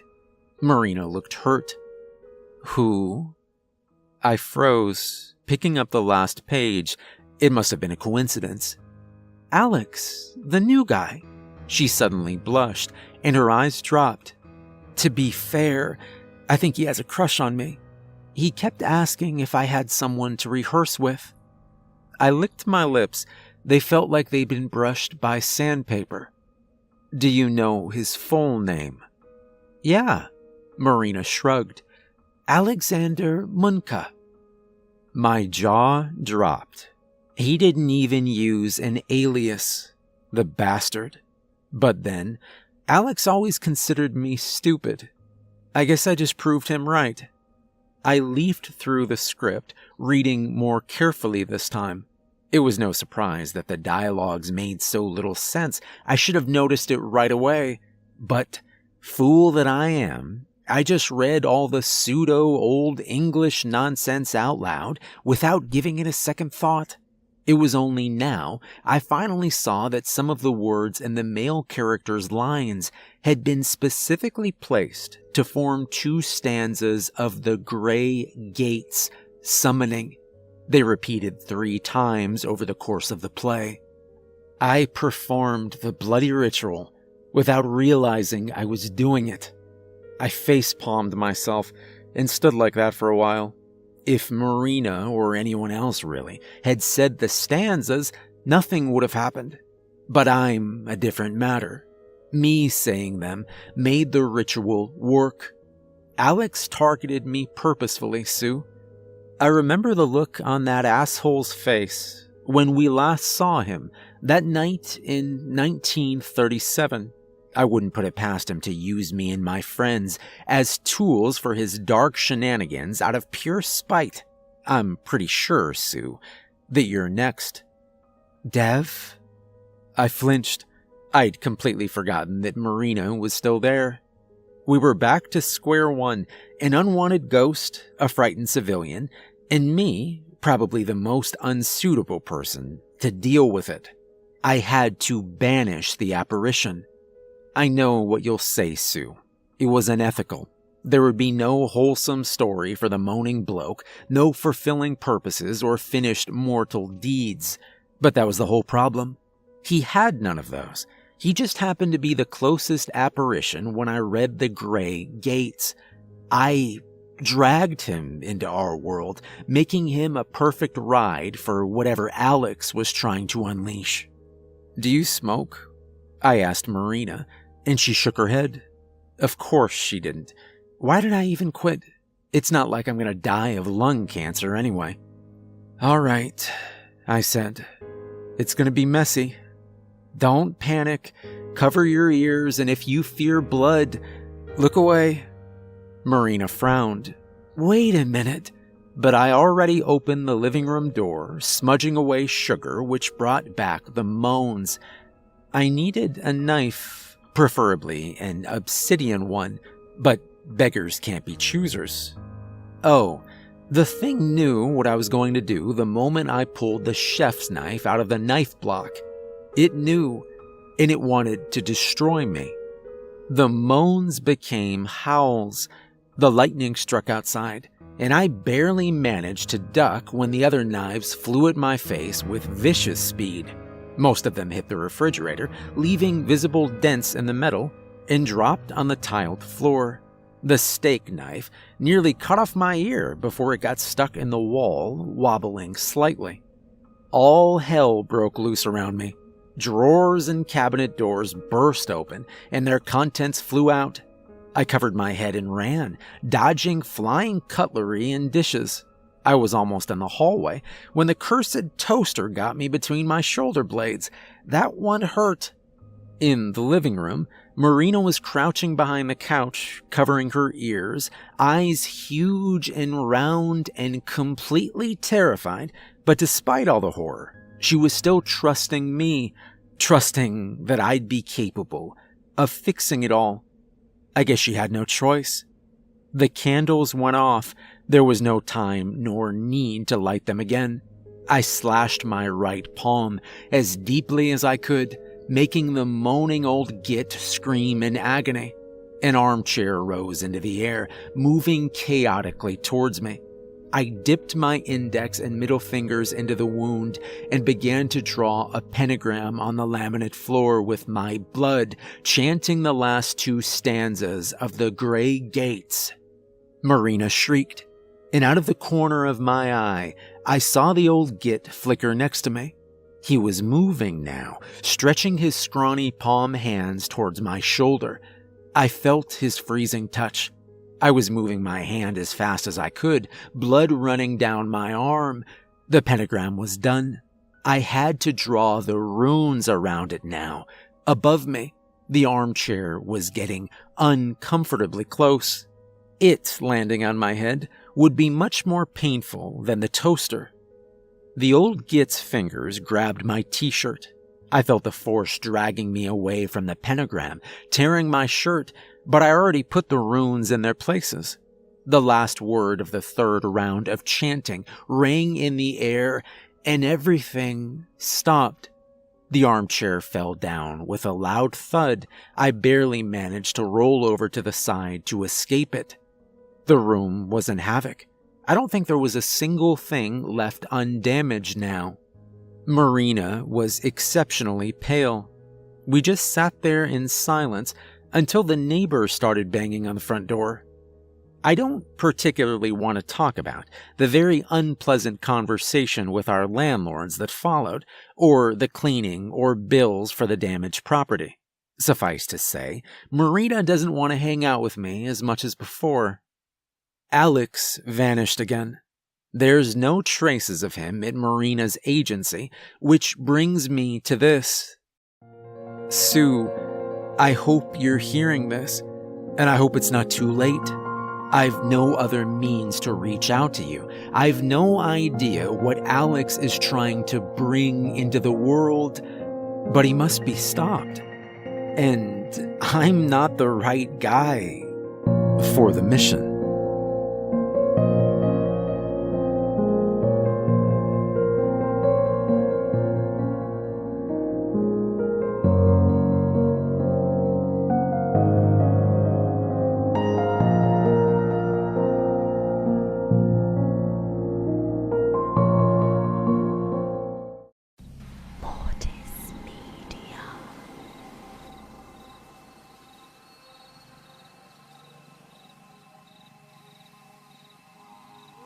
I was camping with my family and friends up in the mountains, sharing a tent with my older brother Luke and another friend called Evan.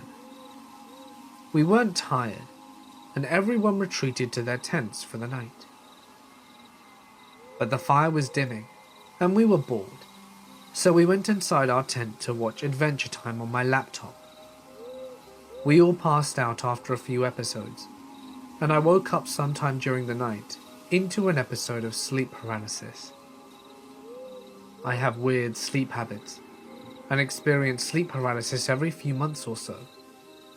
So for those of you who haven't had it, basically, you're awake but you can't move, and sometimes experience auditory and visual hallucinations. I was aware of this, so I didn't have a full-on heart attack when I started hearing shuffling noises outside my tent, which continued and got louder and closer until the fabric of the tent itself was being touched by something. My computer hadn't died yet, and I could see my surroundings in the dim light off the screen. I watched the fabric compress as something pushed against it sporadically about 4 feet off the ground, then moved around the tent towards me. I watched 3 distinct impressions follow this creature around the side of the tent. It looked like a claw. I was terrified and filled with adrenaline, but another part of me remained calm, assuring my body it was all a dream. I couldn't do anything, so my fear was pointless, but I continued to observe it, and my sleep paralysis began to fade, and I realized I could move. No longer so was I convinced I was dreaming. I reached over and shoved Luke awake. I tried to get him to look, to see if there was really something out there. But I must have sounded like I was sleep-talking because he just rolled over and went back to sleep, waving me off. Eventually the rustling stopped, and I was tired and groggy enough that I fell back asleep. In the morning I'd completely forgotten about it. That's until my brother-in-law said to us, "It's a good thing we put the dog in the car last night. There was a bear here. whilst we were sleeping. Dean pointed out the tree where we'd strung up our trash and saw the fresh, gaping claw marks about 9 feet deep up the trunk. That hit me hard. I had seen the bear and calmly watched it test the fabric of my tent 12 inches from my face. I went camping with the summer program when I was 16.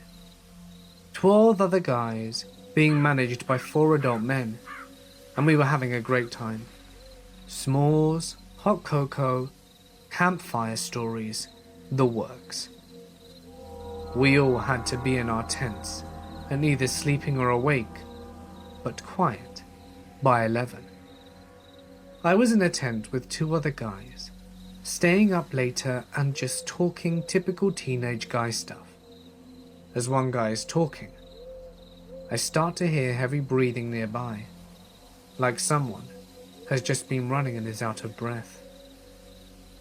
I ignore it and keep listening. I figure I'm just a weird kid hearing things, or that one of the guys in the next tent is making the noise whilst he sleeps. Then we hear, "Please, help me," from outside. It didn't sound like anyone in the group. It sounded like an old man out of breath. We all went dead quiet and listened to this guy's breath, then asked again with a whimper at the end. I don't know what possessed this guy near the front of our tent, but he turned on a flashlight and opened the inner flap, but kept the outer zipped and looked out. We just see a pair of bare, old and scabbed pale legs standing there. It looked like this guy had been walking nude through the woods for some time. He asked for help and kept standing there. We were all paralyzed with fear.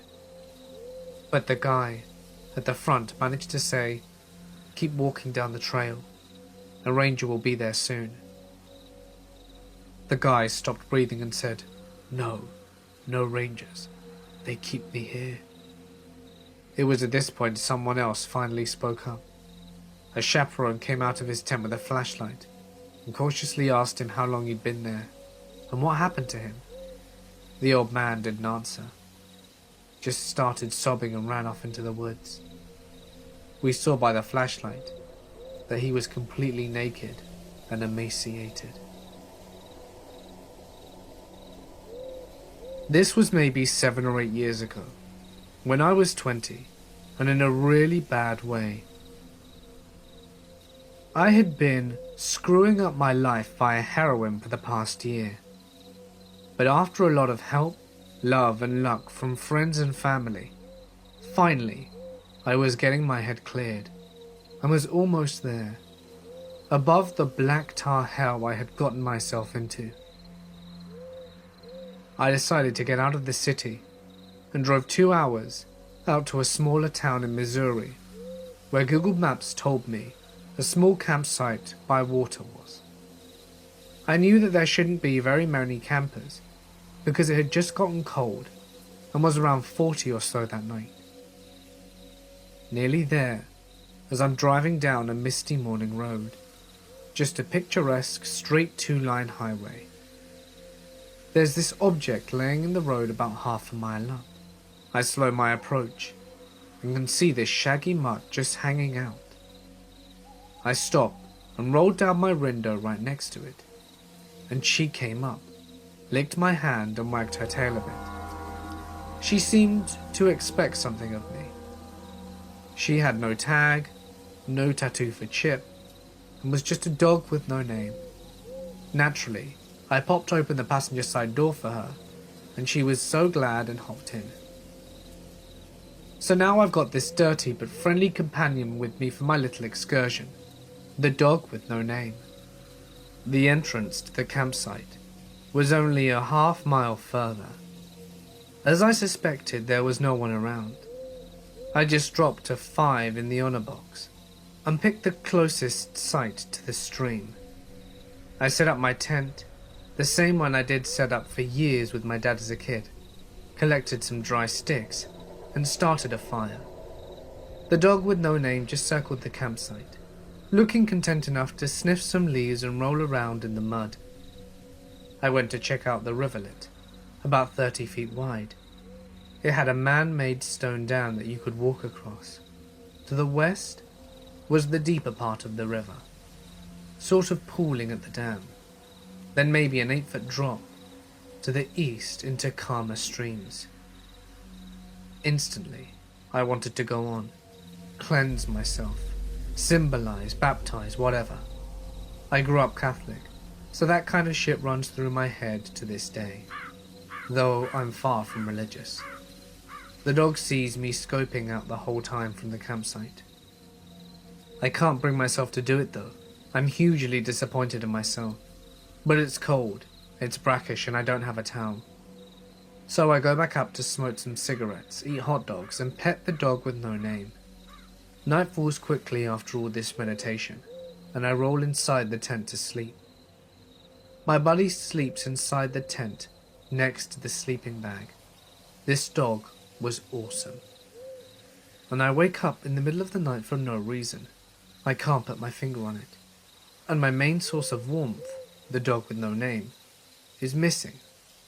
I slide out the tent, as I assume I left it unzipped, and there she is, just sitting there waiting for me in the pitch black, wagging her tail.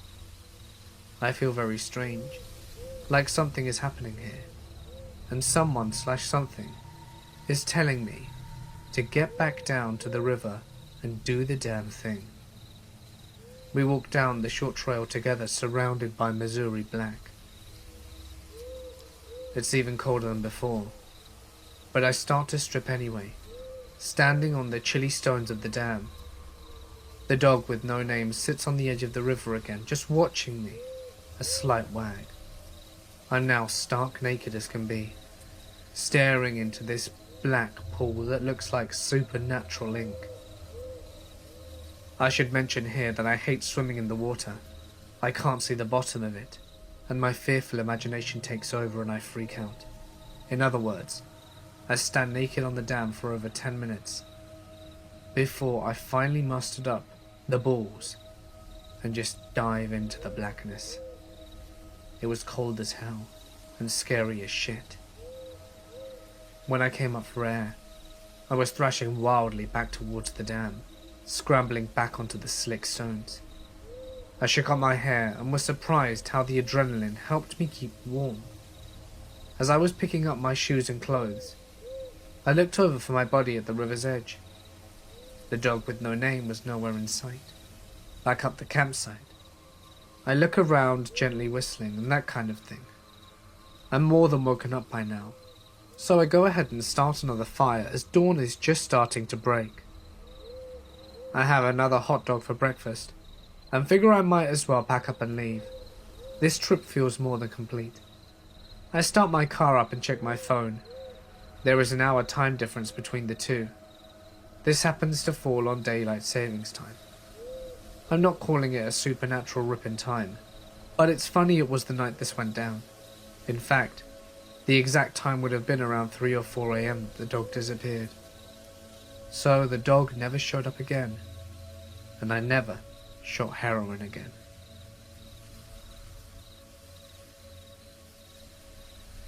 Whilst prospecting out here in the Caribou region, I came across a set of rock piles, known as Chinese piles, out in the middle of nowhere.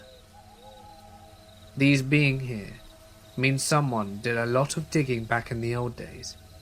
So I started working, and after an hour and a half had about 10 grams of gold, and was having a happy dance, when I noticed the small standing stones on each of the rock walls.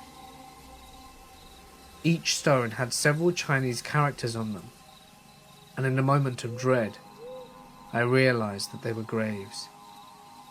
I put the gold in a glass bottle I found nearby and left it behind. I also took down drawings of the symbols to show to a local historian, who later confirmed my suspicions that yes, they were graves, and they likely hadn't been seen in over 150 years. Chinese miners believe that if a miner died on site, the ground became cursed by the fallen miner's spirit, so they wouldn't continue to mine the area, and they would tell anyone who they met in the area that it had been worked out. Sometimes they would do extra work to make it look like the site was finished off, so people wouldn't end up digging up their comrades. I've been back several times, but I won't dig there out of respect. The site's super creepy in the morning fog. You can almost see people's outlines sitting around the piles. One of the stories my boss out here told me involved some sketchy folk from Prince George back in the 70s, and went with them looking for some mining gear to steal, so they could claim jump a site a few kilometers down the road. My boss went down this forgotten path into a clearing with 2 ancient bulldozers and a small cabin. The rest went to the bulldozers to see if they ran whilst my boss went into the cabin and was greeted by a skeleton, laying in bed with a bullet hole in his head. They brought in the cops, and they figured the guy had been there since 1935, since that was the last date on the papers inside. I went to the same cabin with him a few weeks back, but the place had been burnt down by quad bikers. So, as a kid I lived about 100 miles away from the nearest town, at a house without electricity or running water, which is the works in the Colorado Rockies. This place was in the absolute middle of nowhere, and we frequently sought all kinds of wild animals, ranging from elk, deer, coyotes and cats. Our property and a bunch of other neighbors' properties bordered national forest roads, so to keep people off our road, we had to gate about 1.5 miles from our house that we drove through before we reached our house. This time of year, we are the only people up there, as all the other homes are hunting cabins, long empty by this time in late winter. Now, this was not the type of gate that you could drive around if you forgot your key. There were tons of trees all around it, with barbed wire, ditches and such, so anyone wanting for off-road around it would basically have to build a new road around this gate. Well, one night, my mother, brother and sister and I pull up to the gate, and we cannot find the key. It's gone. So one of us, i.e. me, has to walk all the way back up to the house in the pitch black to fetch the spare key and make their way back down. Now, it's recently snowed in January, and it is totally dark. You can't even see your hands in front of you dark, and with the new snow, you can't hear anything either. There are a few clouds in the sky, on and off to let some starlight through every once in a while, but it's dark, and of course there isn't a flashlight either. So off I go. First you walk through around 200 meters of trees, then it opens up to a huge meadow, which then narrows back down again to trees for another 200 meters, and then opens up again into another huge meadow, which on the other side of is our house. I set out and everything seems fine. I'm just irritated that I have to do this. I'm about 15 years old at the time and a little angsty teen that is peeved off at the slightest chore. I was not thinking about my surroundings in the slightest, but as I'm walking, I get that feeling that I'm being watched as I'm halfway through the first meadow. That deep, creepy dread that something is right behind you, and you can't see what it is, made it 1,000 times worse by the lack of light and lack of being able to hear. My first instinct was to run, but I knew that if there was something, I was just going to provoke it, so I kept going, and then stopped to try and listen, as I heard a crunch echoing my footsteps. Holy shit. This time I walked a little faster, and I knew there was something behind me. It was probably a cat as well, so I just kept walking right into the second bunch of trees before it opened up into a meadow. I could see our house. I could feel the pressure, At this point, we were predator and prey, and I could feel the breath on my shoes. So second clearing comes up and I know what the plan is, and I am about to book it. Thankfully, I'm familiar with what to do, and I scream as loud as I can. As I do so, my dogs hear me and they run to chase whatever it is from behind me. They continue running past me and I book it into the house. When I get in, I grab the 12 gauge first and the keys second, then pick up the tractor keys and jump in. There was no way I was going to walk that again. As I'm driving back towards the gate, I see the dogs running back. At least they weren't hurt. That could have been extremely dangerous. I also see the tracks. I knew it was a cat. It actually started approaching me from the first meadow and was tailing me for a long time. I tell my family the whole story, and I know that I'm not going to get any sleep tonight. From that day, I refused to be out alone at night in the countryside without a weapon. I was camping on land associated with the Anasazi, long-dead Pueblo Indians that very few people know anything about. This was when I was a Boy Scout. We hiked for a few days and we saw black bears every day. It's normally a somewhat unusual sight and freaked out the adult leaders and caused us to religiously use anti-bear tactics like bear bags. Not totally related to the story, but it slowed us down, which led us to the events here. Anyway, we camped in a wood cabin at the bottom of a plateau, and the local rangers told us a bunch of spooky camp stories about the plateau and its relation to the long-dead Anasazi people.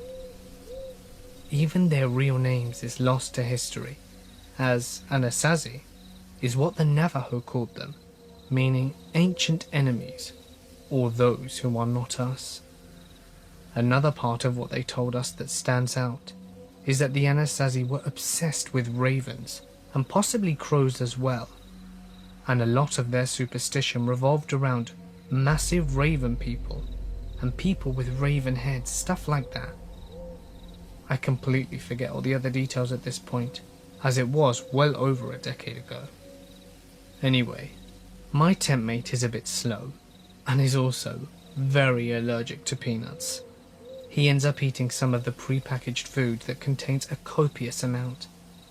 That, combined with the ongoing poor planning, fear of bears, and sloppy leadership, causes the adults to decide to camp out on the plateau rather than keep going. On this scout ranch, you're only supposed to camp outside the designated areas and never on the particular plateau, just because of the geography and the environment. But forget the rules, because we do anyway. We set up camp, eat, lay the bear bag, and head off to sleep. That night, though, was the craziest thing. I could hear so much thunder, and so could my tent mate, but absolutely no rain, like insanely loud. My tent mate and I were terrified. It could have been heat lining, but it sounded impossibly close. We're terrified. He, the braver one of the two, actually goes out to check. As he opens the flap, I see the forest behind him. He comes back a few minutes later, and the thunder pretty much stops at the same time. He looks at me and goes to bed without saying anything at all. It's not unusual in itself. He could be pretty slow and non-social, and likely had mild autism in hindsight. But the next day, we wake up and a ton of things popped red flags. Firstly, our tent is facing an open field, which is very strange, because yesterday we both saw Forrest from when he left the tent to check. Second, no one else heard lightning that night, except for us, which was absolutely crazy as it was loud enough to wake everyone on Earth. Remember how my tent mate checked out the thunder as well? Well, he had no recollection of what he saw. He woke up confused, saying that the last thing that he remembered was just stepping outside. The good part though, the guy in the tent next door brought this up before we did. He also decided to get up and check it out, and he claims that when he stepped out of the tent, there were no trees anywhere. Just extremely long, tall pole objects, almost as if there were thousands of stilts. When he looked up, he also said that there was no lightning visible, but it was super bright, full moon on steroids bright. He also claimed that he had seen flying, winged, pitch black objects, bigger than cars, and they looked like they had wings on them, and that they were round. He dove back inside and doesn't remember going to sleep or the noise going away. Remember the giant raven myths? I did, and I was scared shitless. I wouldn't have believed him if I hadn't have seen the trees and heard the thunder for myself. About 10 years ago, I was working as a private investigator. It sounds cool, but it actually isn't.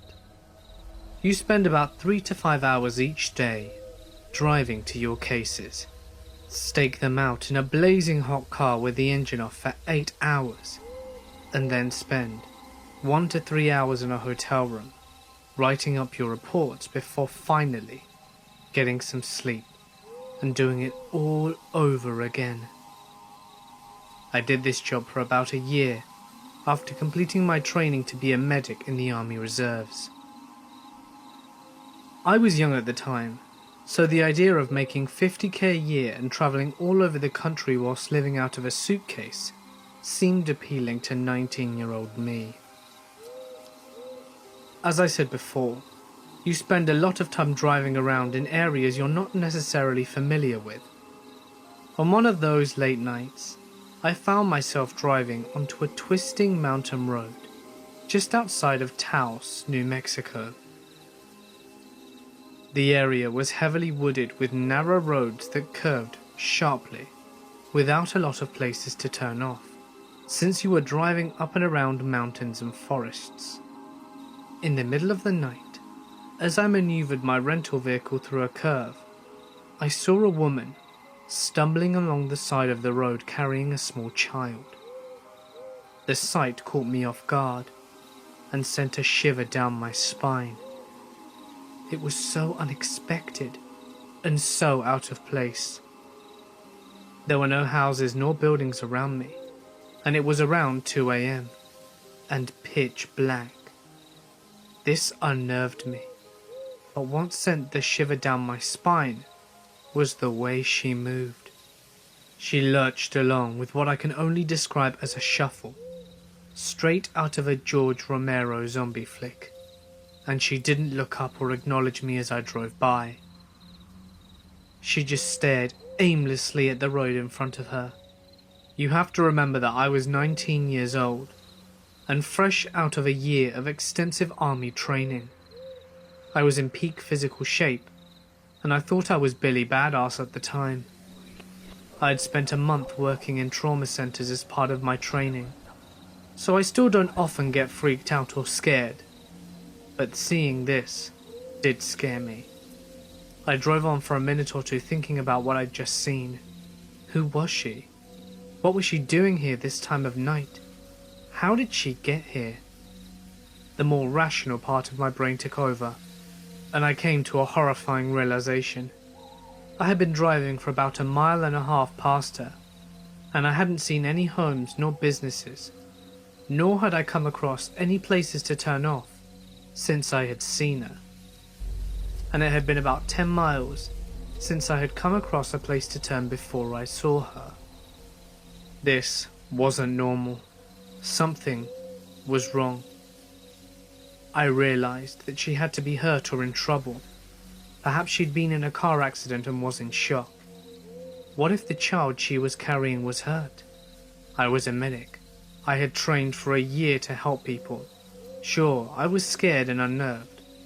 But how would I feel if they later died of exposure out on the mountain, and I was too much of a coward to go back and help? Wouldn't I also be scared the first time I saw combat, when my friends were depending on me? I had to man up and turn around. And as soon as it was safe, I did so. I drove back to where I'd seen her, half relieved and half horrified when I could not find her. I traced the road a half a dozen times. Where could she have gone? There was only a small area on the side of the road and guardrails for miles. I drove, turned around and drove, and turned around and drove, and turned around and drove again. I was obsessed with finding her. Part of it was out of concern for her child. Part of it was proving myself that I was doing the right thing, even though I was scared shitless. After a while, however, it became about me proving it to myself that I wasn't actually going insane. I spent hours looking for her. Eventually I stopped my car and started walking along the road, looking for any signs of her or any disturbance on the mountain to indicate that a vehicle had crashed off the road and down a mountain. I walked that entire 3-mile stretch of road in pitch black with a flashlight, at times yelling like a madman, listening to every twig and echo with bated breath. I didn't even care about my deadline or my next case. I was sure of what I saw. I wasn't crazy. I wasn't seeing things. And I wasn't overly tired. I saw her stumbling down that road, and there's no doubt in my mind. But there was nothing. Even when the sun came up and I drove to the stretch of road again half a dozen times, there was nothing. And there was no way for me to explain it, even after countless sleepless nights in the 10 years since devoted to it. I don't believe in ghosts. I saw this bullshit documentary and laugh away their evidence in stupid orbs like the rest of you do. But I also don't know where the hell the stumbling woman and her child came from, or where they went. So, on the off chance that you were stumbling down a windy road in Taos, New Mexico about 10 years ago with a toddler in your arms, please, tell me what happened, where you came from, where you went, and that you are both okay. I've been puzzled for a decade now. I used to regularly walk portions of the Appalachian Trail, and usually take a week or two by myself. Anyway, at one point I was coming over a pass and saw a figure on the trail ahead. It seems to be a lone young woman. It's twilight and the moon will be bright. I have solar rechargeable lamps, and I yell ahead, "Ahoy!" She doesn't break stride or pause. Being on the trail, people are friendly and cooperative. Looks like she's had a bad day, and no tent. Now sure, I like to sleep under the stars, and I usually hike with a hammock and a rainfly, but something seemed off. We were way out here. The last trail shelter was a few miles back, and we were on a very heavy bush cliff. Nowhere you want to camp for the night. I figure she might be wary of strangers at night, so I keep my own pace and don't really pay much more attention to her, until she disappears over the next pass, and I realize she's walking this trail. Now dark, with some moonlight but heavy tree cover, without a torch, lamp or any personal light source. I'm getting worried about this girl. Remember, we are walking with a sheer cliff face a few yards away from us, and conditions aren't perfect. Roots, dirt, mud, moss, rocks, anything can trip you up. So I pick up pace and hurry over to the pass. She's nowhere, and there's a clear line of sight probably 200 yards ahead, and she's nowhere to be seen. But then I see a torch in the distance. Red lamp. Actually, there's two now that I'm getting closer. I flash my torch, and they flash theirs. I call ahoy, and a man and woman respond. We finally meet up and do the whole meet and greet, exchange trail names and chat for a bit about what's ahead in our paths, since we were walking opposite directions. I say to the girl, "You worried me back there. I saw you walking without a light and then you disappeared over the pass. I'm sorry I spooked you. Didn't think you were that far off though. Must have run like crazy to cover as much ground." She looked confused. "What are you talking about?" I explained everything, and she said that she hadn't seen anyone on the trail for at least 3 miles. There was no one reported missing, no abandoned campsites, nothing. I followed up with state police and rangers. Nothing. Who the hell was on the trail ahead of me? Walking at night with no light, minimal gear, and then to just suddenly disappear when there's only one way to go along the trail? I'm still clueless. I used to work security, and several years ago I was assigned to a remote construction site where a summer camp was being built. It was quite literally in the middle of the woods, roughly 4 or 5 miles into the forest, with only a single access road that they'd been using to haul equipment and supplies and such. My job was to provide overnight security, doing a foot patrol of the entire area. The patrol covered around 2 miles, roughly once every hour, and then going back to my post, which was a tiny wooden shack not much bigger than a payphone booth to fill out my logs. Other than the occasional black bear, coyote or bobcat, it was a very boring assignment, with one exception. I was doing a routine patrol one night near the end of my shift, around 3 AM or so. I just passed the gate, where the access road enters the site, when I heard an extremely loud piercing scream that seemed to have come from a distance down the road. It sounded like a woman screaming in absolute terror, and at this point I need to clarify. I hear bobcats pretty often around my house, and encounter them occasionally whilst working in remote areas. They definitely have a distinctive and creepy scream, but there is absolutely no way that this scream was a bobcat. I immediately took off sprinting as fast as I could in that direction. I didn't hear anything else after the initial scream, but about a quarter of a mile down or so, I came upon a car parked just off the side of the road. There was no car in sight when I'd come through on my way to my shift, so it had to have been parked there fairly recently, not running and with no lights on, and no doors open nor anything. I called out to see if anyone was there, but got no reply. I looked around the general area and didn't see anything. Needless to say, I was pretty goddamn sketched out at this point. I ran back to my post and reported what I'd seen to the local police, since there wasn't really anything else I could do. Unfortunately, nothing ever came of it. I've never found out whose scream I heard or what caused it. The car was apparently owned by a guy who lived in the area, but I never heard why he was there.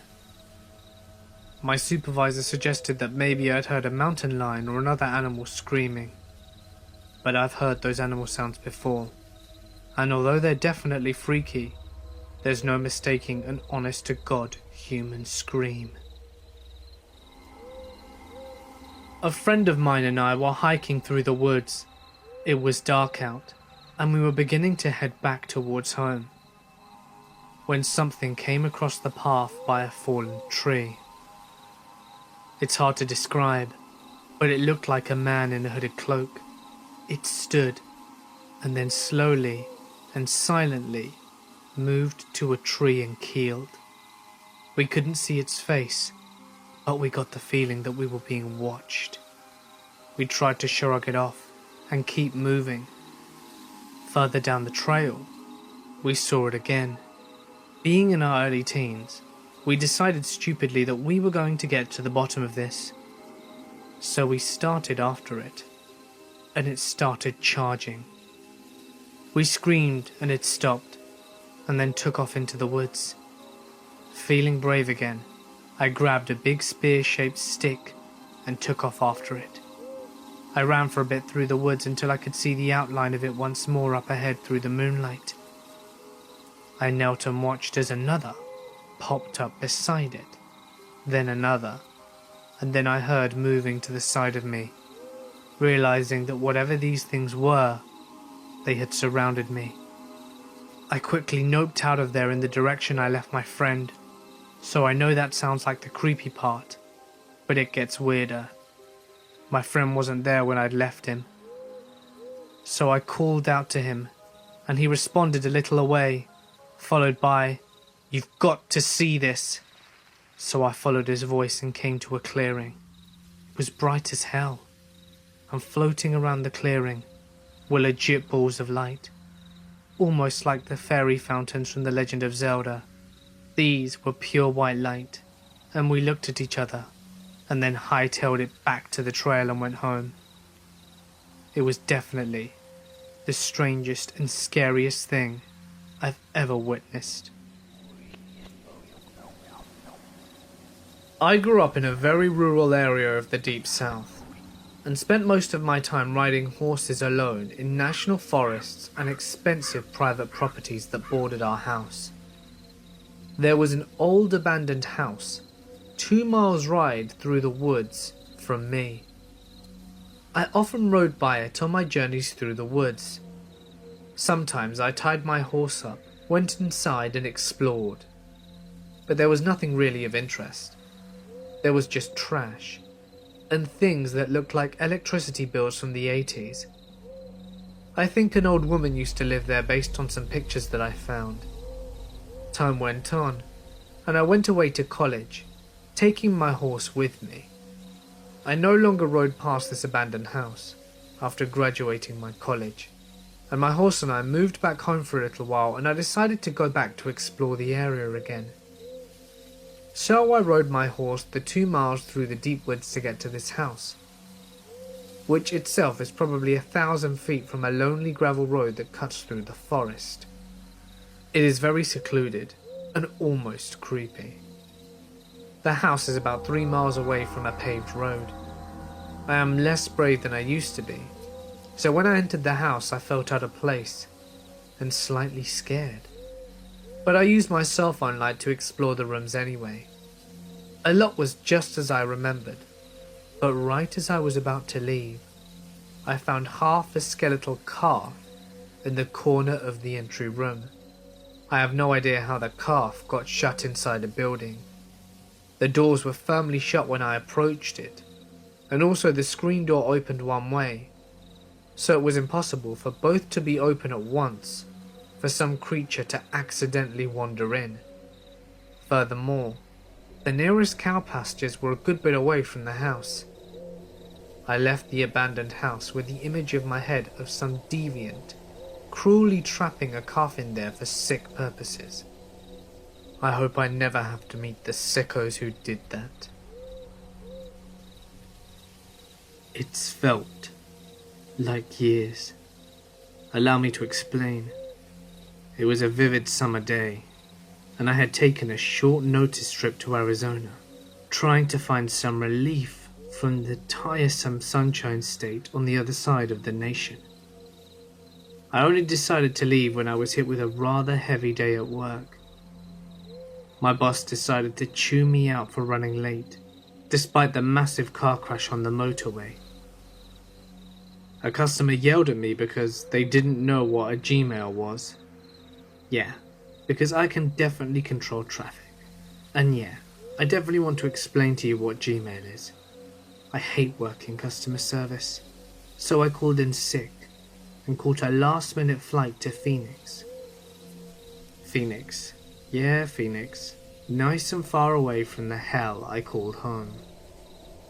I wish I'd never decided to do that. Around 2 days into my trip, I decided to head up to Zion Canyon for some sightseeing. I had spent a lot of time around the Grand Canyon and figured I should set some time apart to check out other places in the area. Besides, I'd never been to Utah before. Maybe I would take a hike. That one trail I had already read upon. Angel's Landing looked dangerous, but it would be something incredible to experience, and certainly worth it if I made the summit.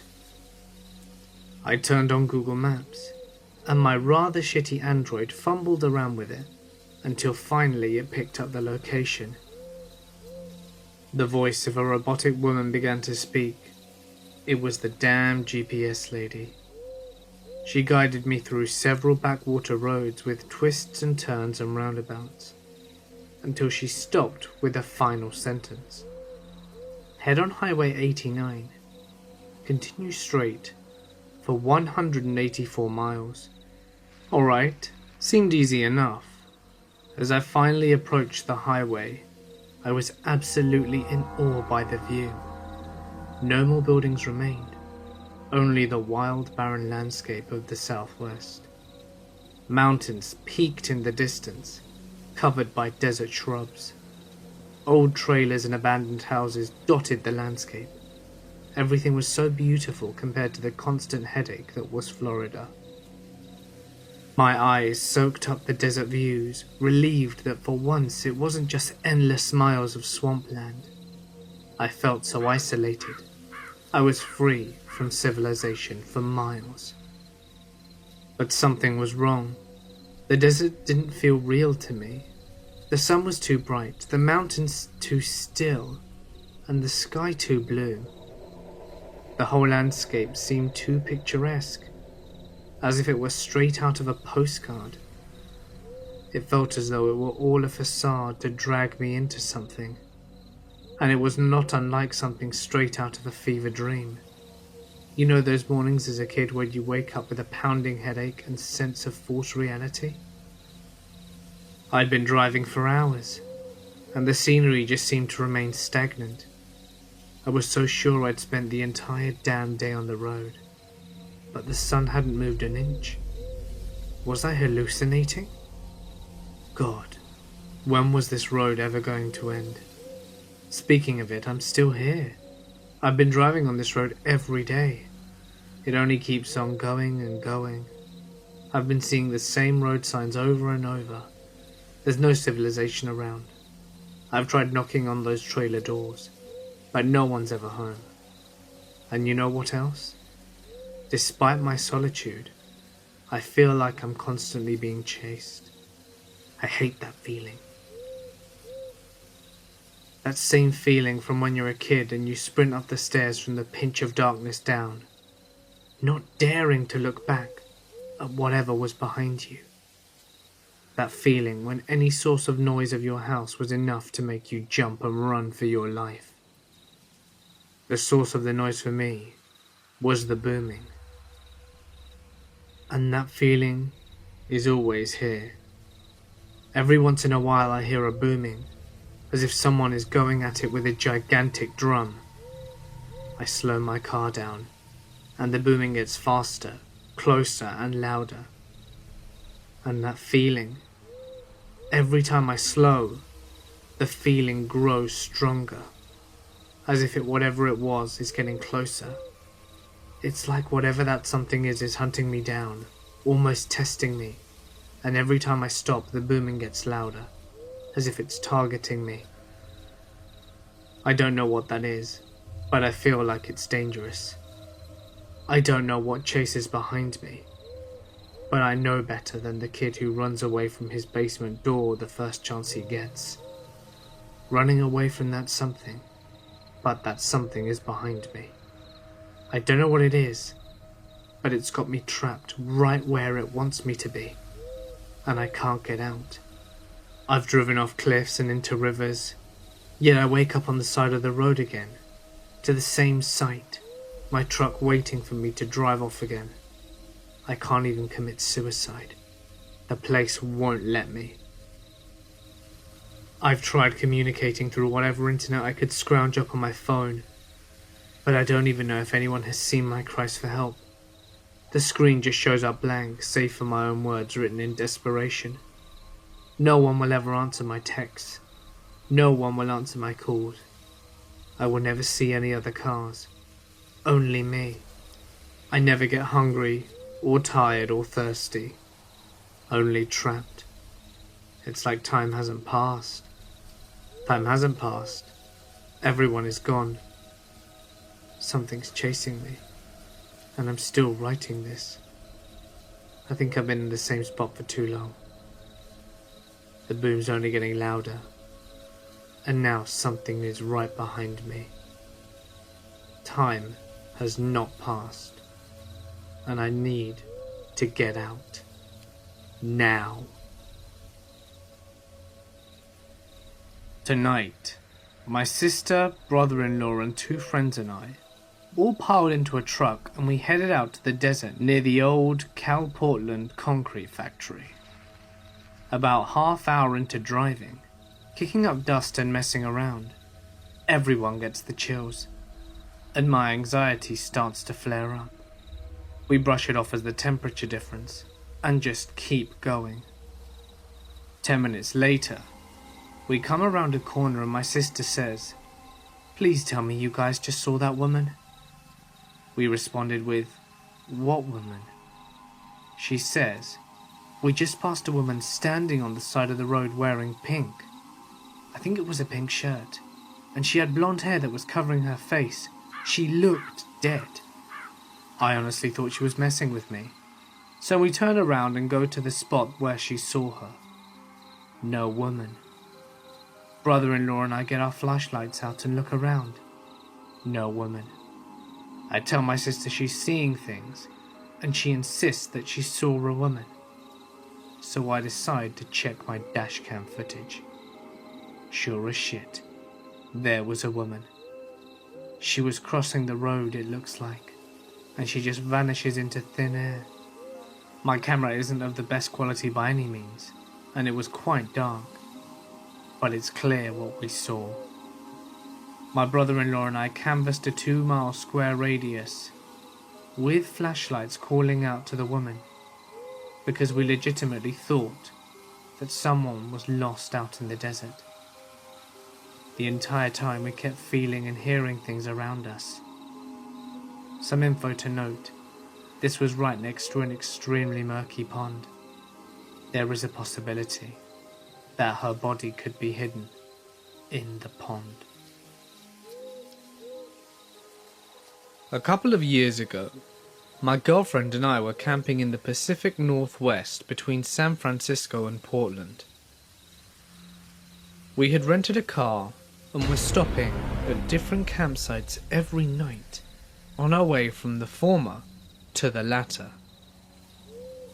The first night we arrive at a campsite, we find that it had been closed for the season, despite the fact that we looked on their website and they say that they were open. So we ended up driving around, looking for another campsite on Google Maps. But at this point, it's getting dark. We see a forest firefighter outpost and pull in to ask them if they know of any nearby. They tell us that most of them are closed for the season, but there are a couple on their old map that we haven't checked. We get back on the road and find our way to one of these campsites. The sign for this place is literally resting on the ground and is a little overgrown. But at this point it's dark as hell and we really don't have many other options. As we pull our car into what we think is a spot, we see a few other tents nearby, so we take it as a good sign. We get out and start to set up our things, when immediately things begin to get strange. 2 guys walk directly through our spot and strike up a conversation with us. Both are looking a little rough. One of them has a zip-up hoodie without a shirt underneath, and I notice that he is extremely skinny. They're also both really dirty and have messed up hair, but hey, we're camping. They're both speaking very fast and seem kind of nervous. They tell us that they're actually seasonal workers nearby and are staying at this campsite to save money whilst they're there. Whilst we're talking to these 2 guys, a decade-old white Mercedes pulls into the campsite with all 4 windows blasting rap music. The driver and passenger look like some real ICP enthusiasts. They look around quickly and leave immediately. At the time, I thought they were probably looking for a campsite too. The 2 rough dudes also leave, and we continue setting up camp. Not too long after, we get another visitor.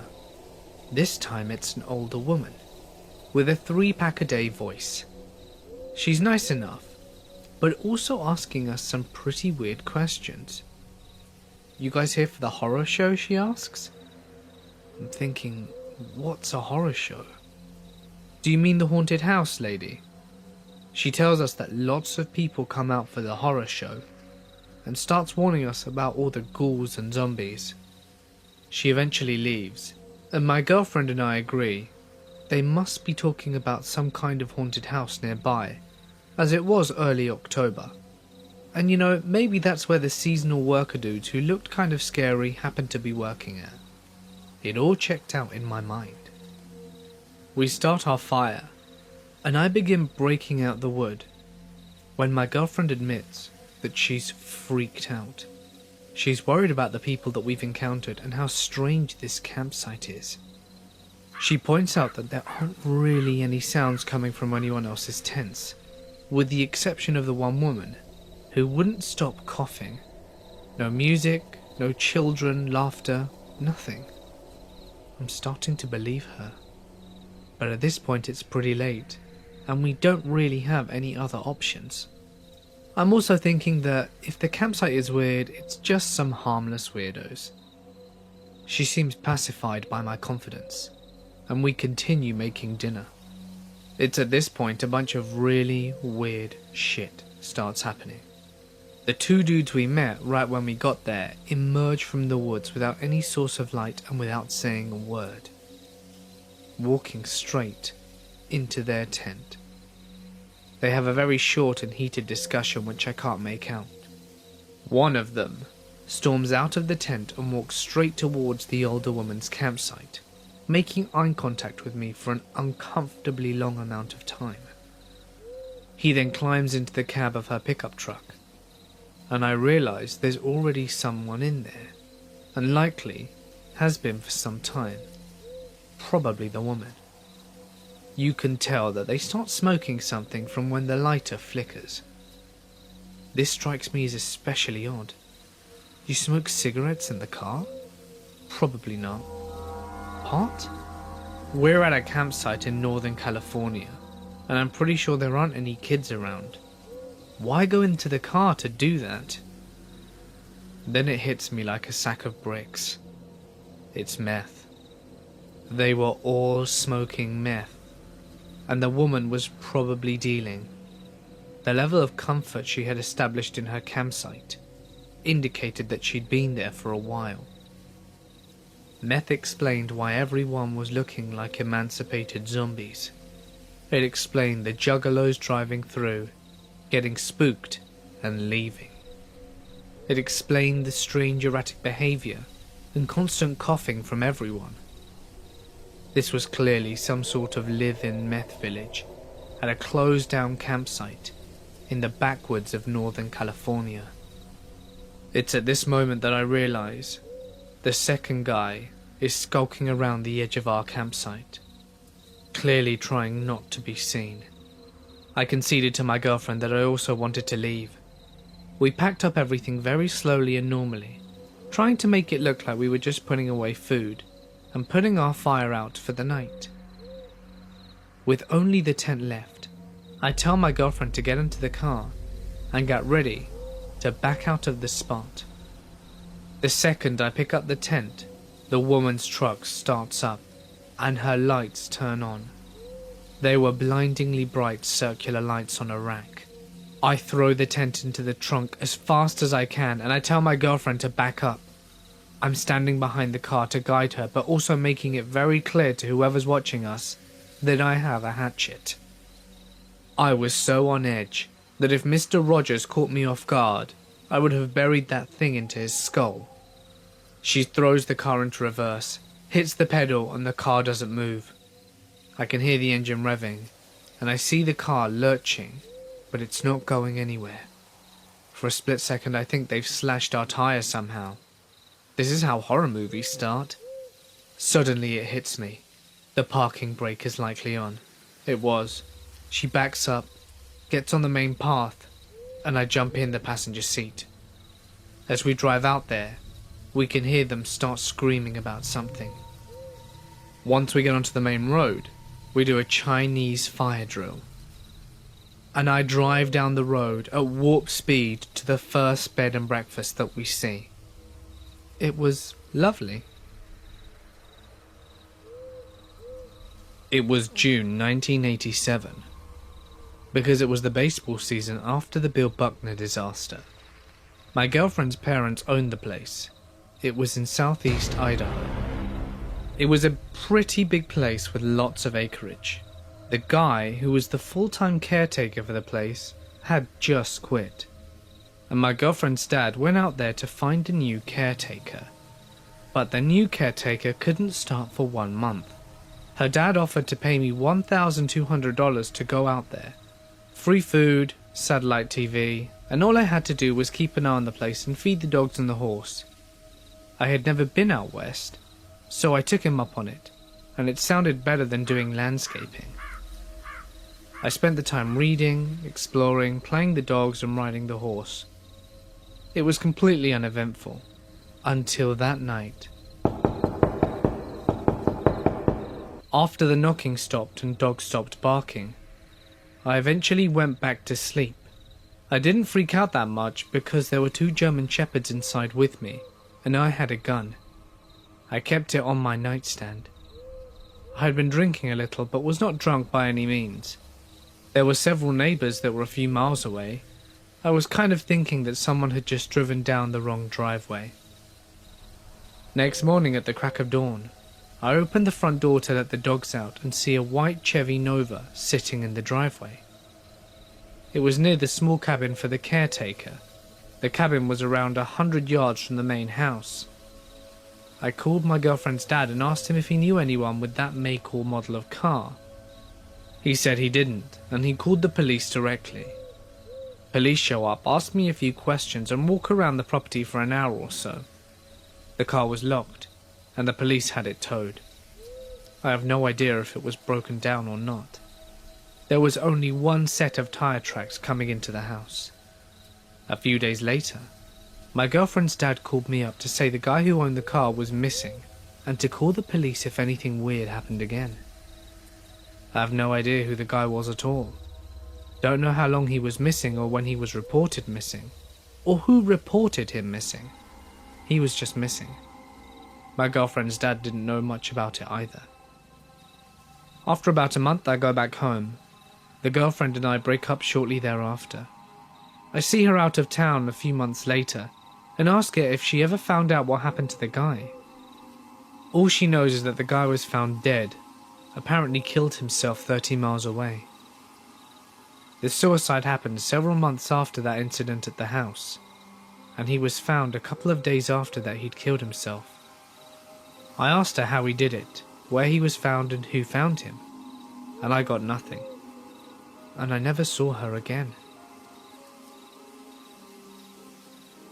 I am an extremely outdoorsy female and love to spend a lot of time in nature.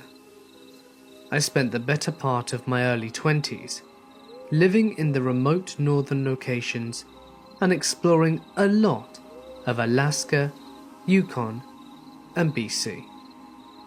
I have many odd, frightening, and bizarre stories that came from my time in the north, and this is one of them. In the summer of 2012, when I was 22, I was living and working in a pretty remote town in northern British Columbia from May to September. The place I worked at was a campground in a provincial park on the Alaskan Highway, 4 hours north of Fort Nelson and 2 hours south of the Yukon/British Columbia border.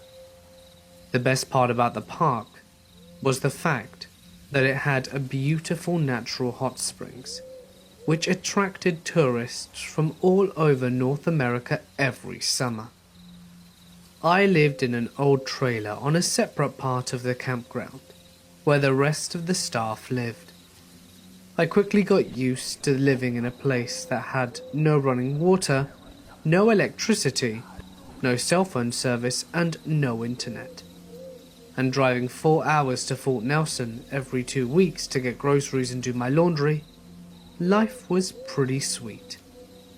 I got to hike, go for late night dips in the springs, and make some travelling friends, and spend quality time in nature, getting to know the flora and fauna of the landscape.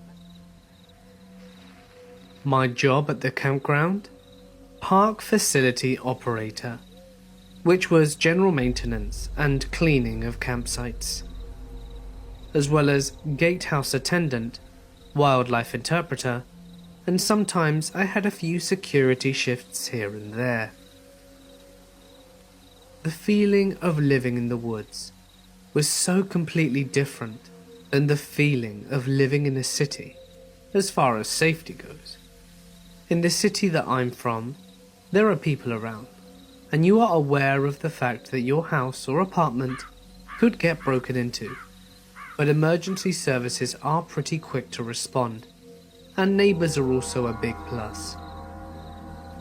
However, in the woods, I felt very vulnerable. The closest police were 4 hours away, and I lived in a trailer that was run down enough that it could easily be broken into.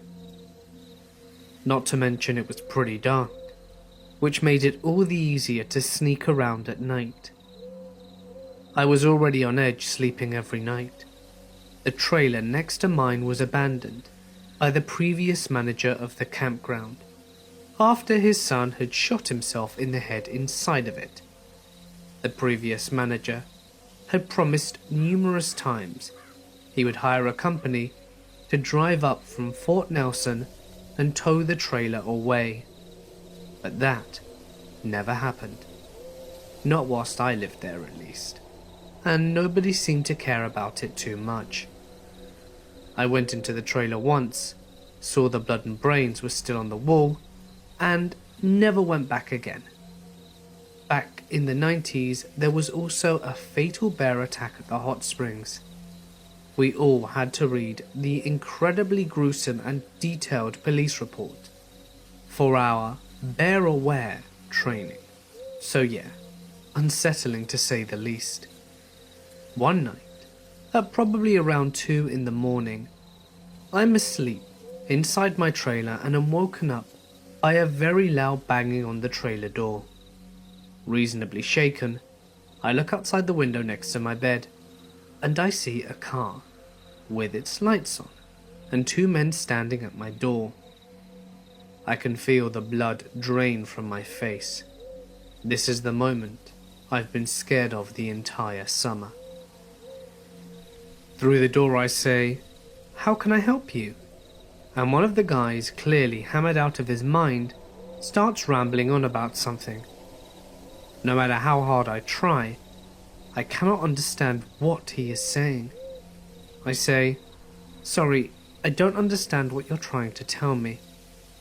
And the other guy starts frantically trying to explain something in the same drunken state as the first guy.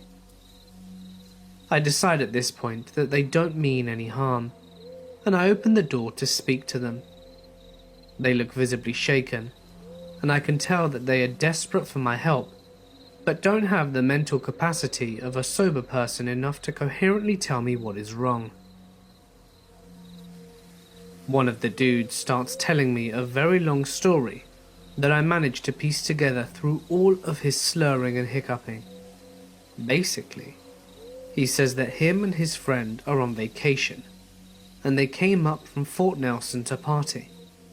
They had a really long drive, but were at the hot springs and they were having beers. And they were sorry about having beers. They weren't drunk, clearly. And then he drops the bomb that someone is running around the camp, stabbing people. I look at the guy telling me the story, and I notice that he has blood all over his clothing. I say, "Someone is going around stabbing people?" And he replies, "Yes, someone's running around stabbing everyone." Then the other guy yells, "Come on, let's go." And they hop into the aforementioned car and sped off, before I got a chance to question them further. Now I'm standing at my trailer door, in the darkness, alone, thinking that there's a maniac running outside wielding a knife.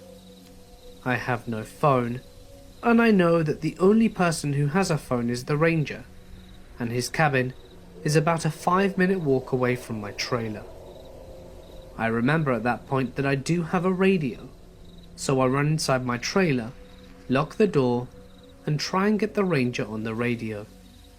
Of course, his radio is switched off, and the only thing I think I can do at this point is to go to the ranger's cabin and notify him of the situation.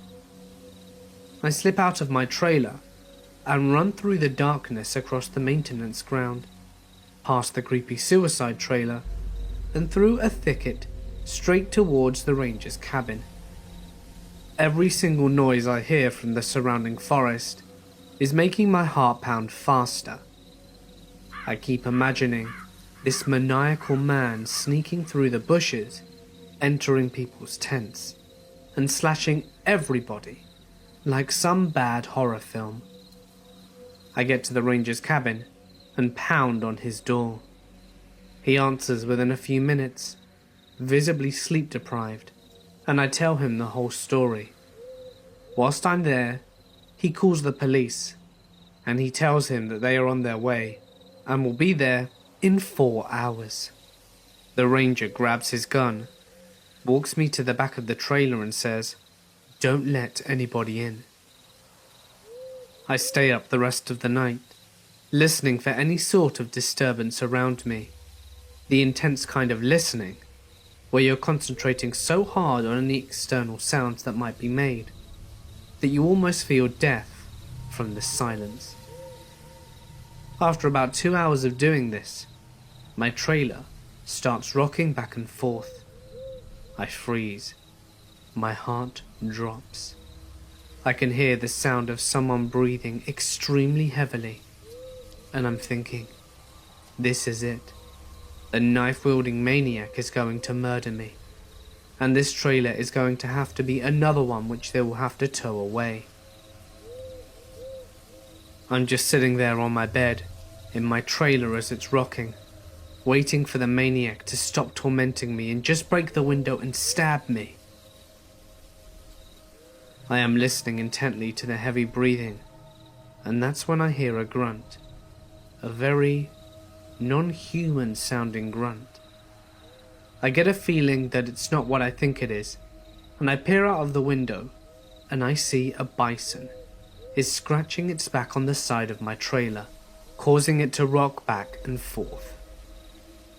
The RCMP get there around 6:30 AM and proceed with their investigation for about 10 hours. They close off the springs and the entire campground turns into an episode of CSI. We don't hear anything about what took place during the night until the investigation is over. Apparently there was a guy at the springs who made a lewd comment about one of the females in another group, which resulted in an argument. The guy disappeared and returned an hour later with a knife, stabbed 2 of the guys in the group, and booked it back to Fort Nelson. Not before stopping at my trailer with his buddy to tell me, of course, of the incident. Yeah, one of the guys at my trailer. He was the dude stabbing people. My guess is that him and his friend stopped by my trailer to try and make it look like they were innocent. Drunken logic. The 2 guys that were stabbed survived, which is good. For many days following this incident, I was cleaning up blood-soaked clothing and rags from all random places over the campground. So, knife-wielding maniac, let's not meet again. From 2012 to 2013, I did a lot of hiking in and around the coastal range of Oregon. I would frequently go out by myself for days, and coming to town to restock on food if necessary. It was commonplace for when I was in town to spend the whole day hiking back the 4 hours to where I was camping at dusk. The trail I took wasn't well travelled and looked more like a deer path than anything. I had chosen my campsite for its lack of foot traffic and its serenity avoiding conventional locations. I only had a cell phone on me during this period of hiking and camping. No bright clothing, and no GPS nor tracking device or emergency beacon. Which probably wasn't the smartest idea looking back. There were times I heard and saw things whilst out in the forest that I didn't recognize by sight and or sound, but nothing came close to the incident that I had in May 2013. I had just done my usual restock in this small town some 6 miles from where I had decided to camp for the night, and I spent the day in town as usual. I started walking back to my camp location at about dusk. Half of the walk, I chose to use dirt roads, until veering off on the deer trails that I used earlier in the day.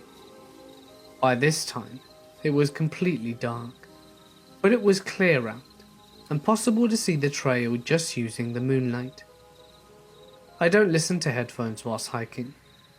I've always thought it's wise to be able to hear what's around you in the event of there being a predator, whether that be man or animal alike.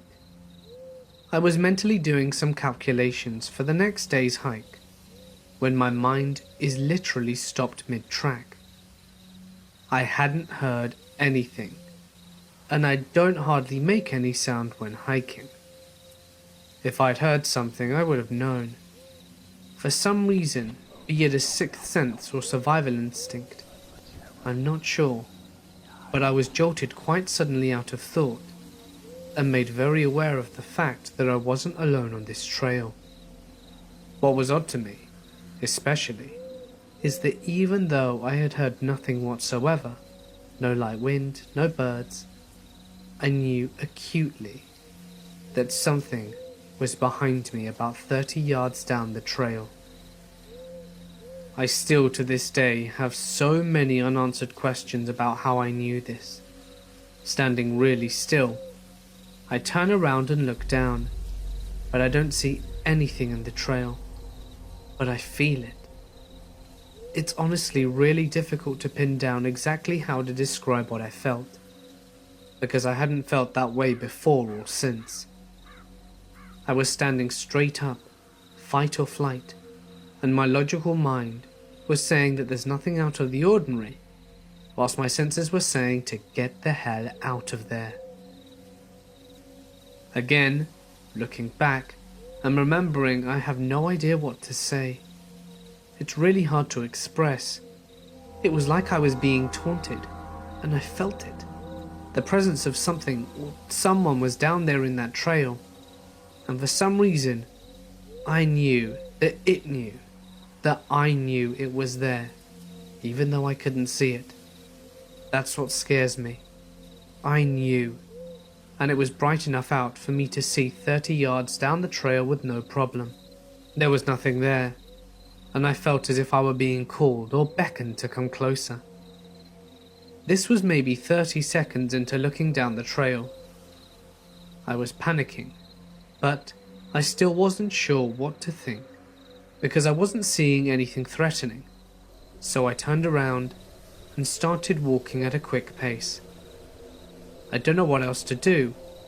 I knew that if it was in fact a guy out to kill someone, he was probably going to end up killing me on this trail, or in my tent after following me back. So why run?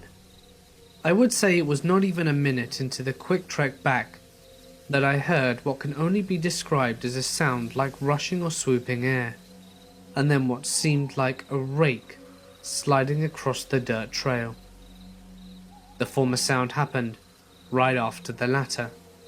These sounds happened together at about half a second apart for 4 times.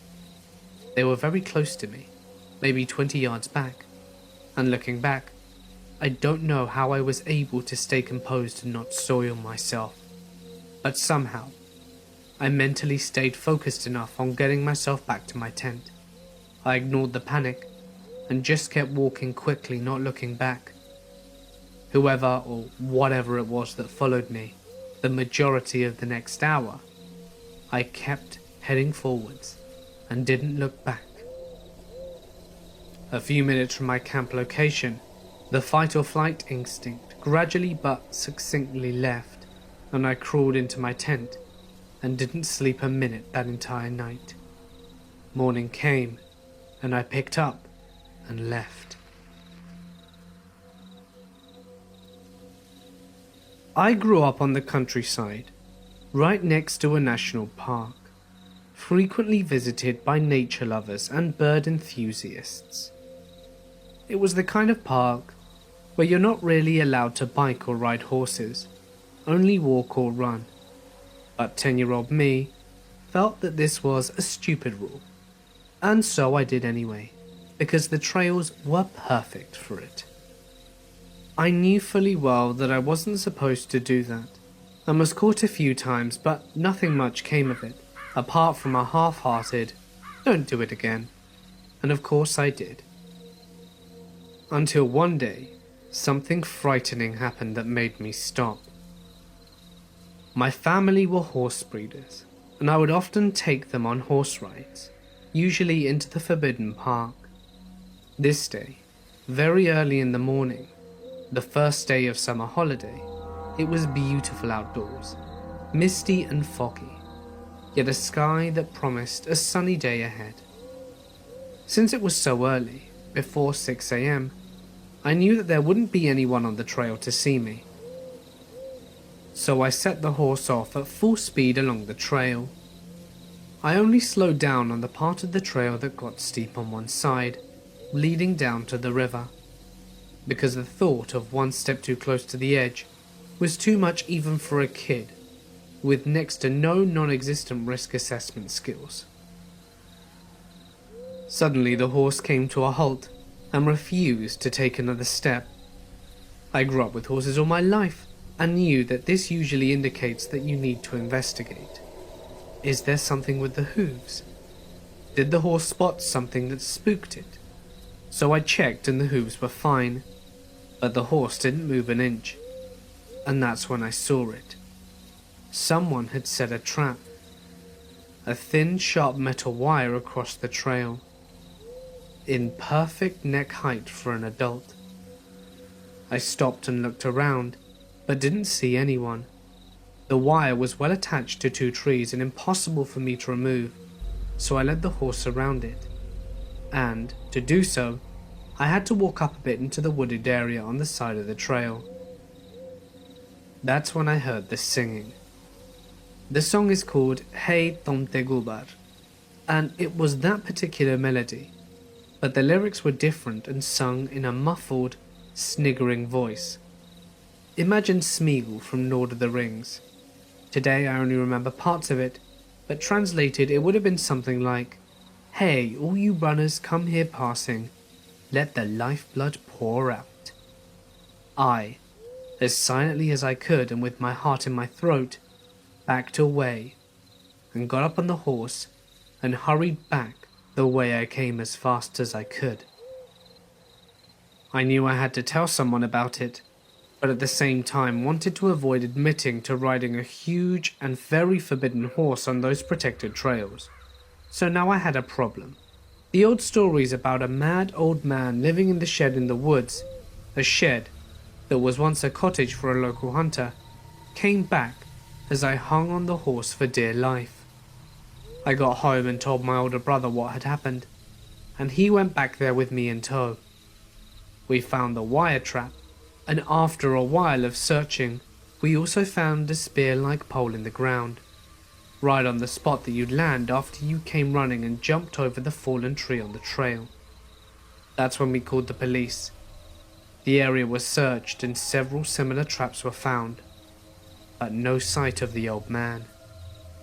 The following summer though, there was big news in the local paper about spear-like poles being found right under the water's surface, directly under the little tower you're supposed to dive from at the lake. And black garbage bags filled with big rocks were found on the narrow bridge crossing the river, so that if a car had hit it, there's a chance that it would have gone off the road and straight into the water. When I was about 10, Me and my friend were walking on a road near the river when we spotted a tipped-over canoe. Having been in the fairly shallow river many times before, I didn't think twice about stepping in to push the canoe up and out.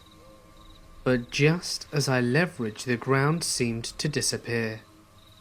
I was sucked down into a pit and tumbled around like a rag doll, only to be spit back out maybe 20 feet downstream and sucked under again. This happened over and over, as my friend was running alongside trying to get a hold of me. Luckily, I was being shot to the surface often enough to get a little air before going under. He eventually reached me with a branch, and I was able to get out. We didn't make a second attempt on the canoe, and didn't tell anyone about the experience for fear of getting in trouble. But a couple of days later, we learned that an elderly couple had just drowned upstream. Their canoe tipped over, and the undertow took care of the rest. I was nearly killed trying to get the same canoe that had just killed 2 people. I was about 13 years old, walking through a small section of pines back to my grandmother's house. It was a really dark and cloudy day, and was walking under the trees as it was very dim. As I walked, I saw a kid sitting underneath a tree ahead. This was a relatively rural outskirts of a small town, and there were only a few kids that lived around. I walked up to him to see who it was, as I didn't think I recognized him, so I stepped closer. It was a young boy, head down, gaunt and skinny.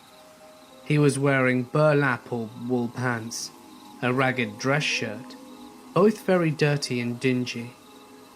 He had what looked like 2 little tin can wagons or cars, and was pushing them around in the dirt. As I got closer, almost right in front of him, a feeling of absolute dread and sickness washed over me, and all of a sudden, I felt like I was going to throw up.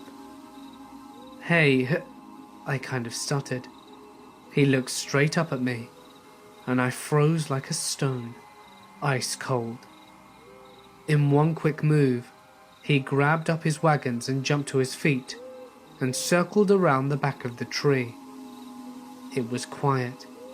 I felt fine all of a sudden. I walked up to the tree, and he was gone. When I hiked alone frequently, I used to see flashes of colour out of the corner of my eyes.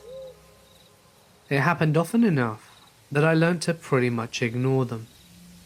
I dismissed most of them as birds, small animals, or my imagination.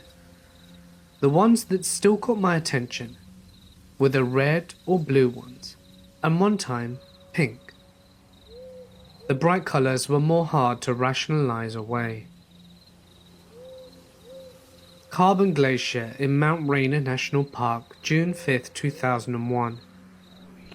I remember crossing the suspension bridge on my way to the Carbon Glacier, and it looked to be in very poor condition and was missing a couple of boards, forcing you to take a large step. The second missing board was right in the centre of the bridge, where you're furthest from the ground.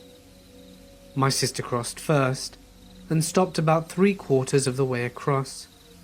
She turned around slowly, looked back at me, and yelled for me to step on 2 slats at a time, as one just broke under her foot.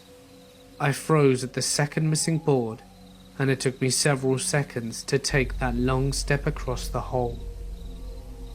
We decided to use the lower crossing to avoid the suspension bridge after. These days, it was the only way to go since the trail on the other side of the river washed out. We were having a good day talking and laughing and telling stories. My sister was in the middle of a story when a flash of white went past my peripheral vision on the left. I ignored it, but what I couldn't ignore was the fact that my sister had stopped talking. I turned to ask her what was wrong, and she was pale. She said someone was walking up the trail and just disappeared as they approached me. She was visibly shaken and upset. I chose not to tell her about the flash of white, as I had seen it at the same time. We were both teary and shaking and hiked out pretty quickly and very quietly. It took me several years before I spoke about it again. When I told my sister about the white flash, she couldn't remember any of it, as she completely blocked out that day. 2 years later, in an effort to see the standing file account at Washington State, I was given permission from the Highline School District to hike on their property to the old Stampede Pass lookout, now at Camp Woskowitz in North Bend. The woman at the office told me that I should hike around the property after visiting the lookout. It was a beautiful sunny winter day. I hiked to the lookout and then started down a different trail. The trail was fairly open, with a lot of salal. I heard a little girl laughing off in the distance, and assumed that someone else was enjoying the trails like me. Not a moment later, there was a flash of pink. I'd never seen pink before, and it gave me quite a fright. I looked into the woods and saw nothing. My stomach turned and my eyes teared up. I decided I'd had enough of Camp Woskowitz, and quickly headed back to my car. I was babysitting in a very remote house in the middle of nowhere, up in the mountains on the coast. I remember it was around 9 p.m, and the kids' parents would be getting home in about an hour. I had put the kids to bed, so was downstairs by myself watching TV. However, every so often the TV would flicker to static, and to be honest, it was starting to scare the shit out of me. It wasn't until the point where I looked up from the TV and out the nearby window when I lost my shit.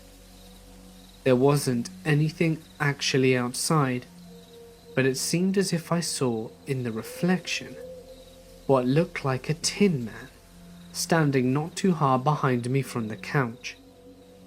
Needless to say, there wasn't actually anything there when I snapped my head back to see where it was in the reflection.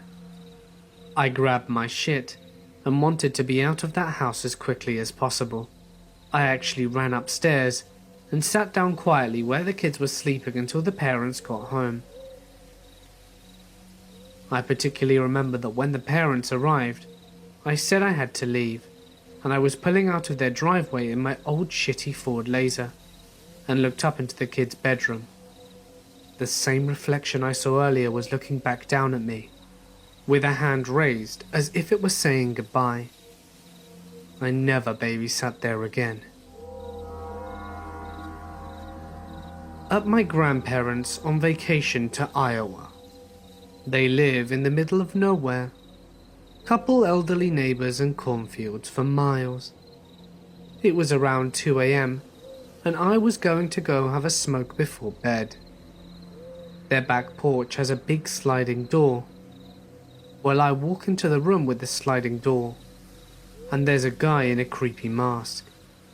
He's quietly wiggling the door trying to open it.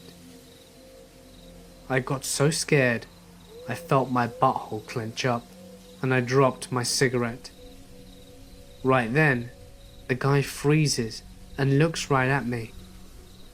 He pauses, then starts frantically shaking the door trying to open it, like this dude was trying to rip the door off the house. I run over to my grandparents' gun cabinet and grab something. By the time I whipped around to point it at him, he was gone. I ran and woke up my grandparents.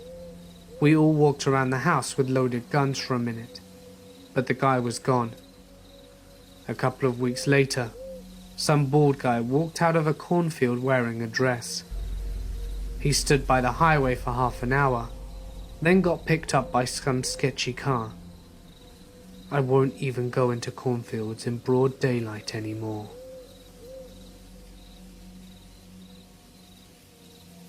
This happened when I was 10. There were 5 or 6 of us spending the night at Charlie's house.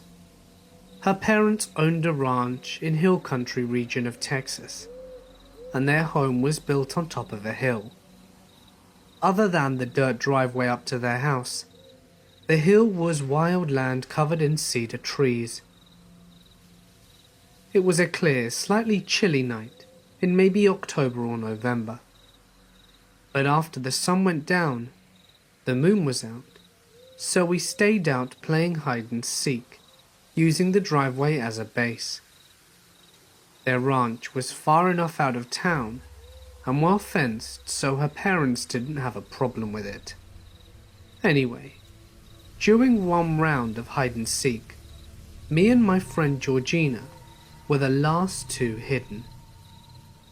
We were very good at hiding and avoiding the seekers, and they managed to find everyone else.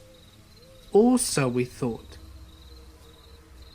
We almost made it back to the road when 3 of the girls unknowingly cut us off, and we ducked behind a ridge of dirt to remain concealed.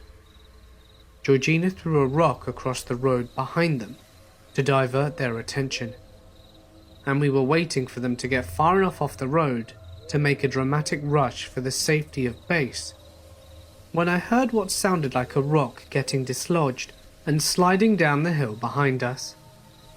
I thought Georgina might have done it, so I didn't say anything, but she kind of looked at me and asked if I was okay.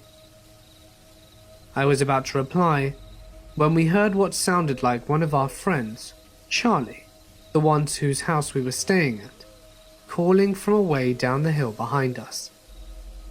"Help me." We bolted upright and yelled for the others. They came running back to the road, and we told them what we had heard. No one had seen Charlie since we'd started that round of hide and seek. We took them to the spot where we were hidden, and from there we called Charlie's name. For a moment, all was quiet. Then, faintly, even further down the hill, we heard her say, "Help, I'm stuck."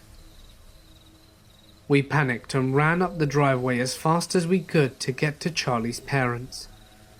When we burst through the kitchen door ready to yell for her mum and dad, she was there at the bar eating a popsicle. "I wondered how long it was going to take for you all to find me," she gloated. We all flipped out, in the only way 10-year-old girls can. Her parents heard us freaking out downstairs and came down to see what's going on. We told them what happened, and her father grabbed his shotgun, got into the truck, and went to drive around the ranch, making sure that there wasn't anyone on the property who wasn't supposed to be there. He didn't find anything.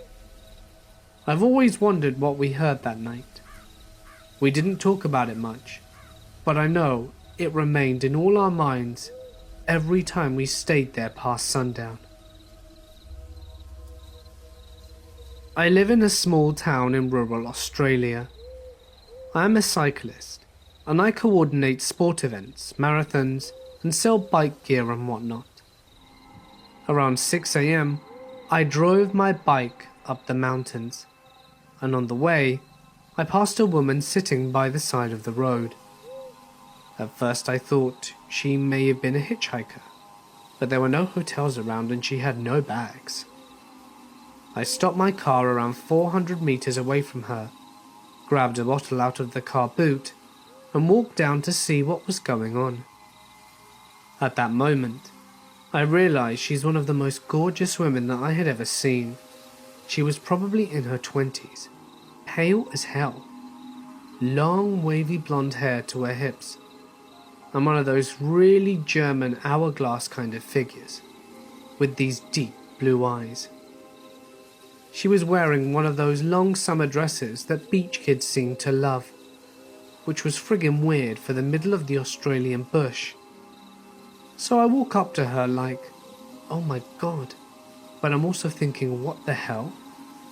I hand her the bottle of water and ask her if she's lost or needs a lift back to town. She just stares at me, doesn't take the water, and doesn't blink. I think, oh shit, is she some kind of crazy? So I ask her if she ran away from somewhere, and she just says no, and hadn't blinked yet. So I ask her if she's waiting for someone to come pick her up, and she says no again. I ask her where her house is, and she says, here.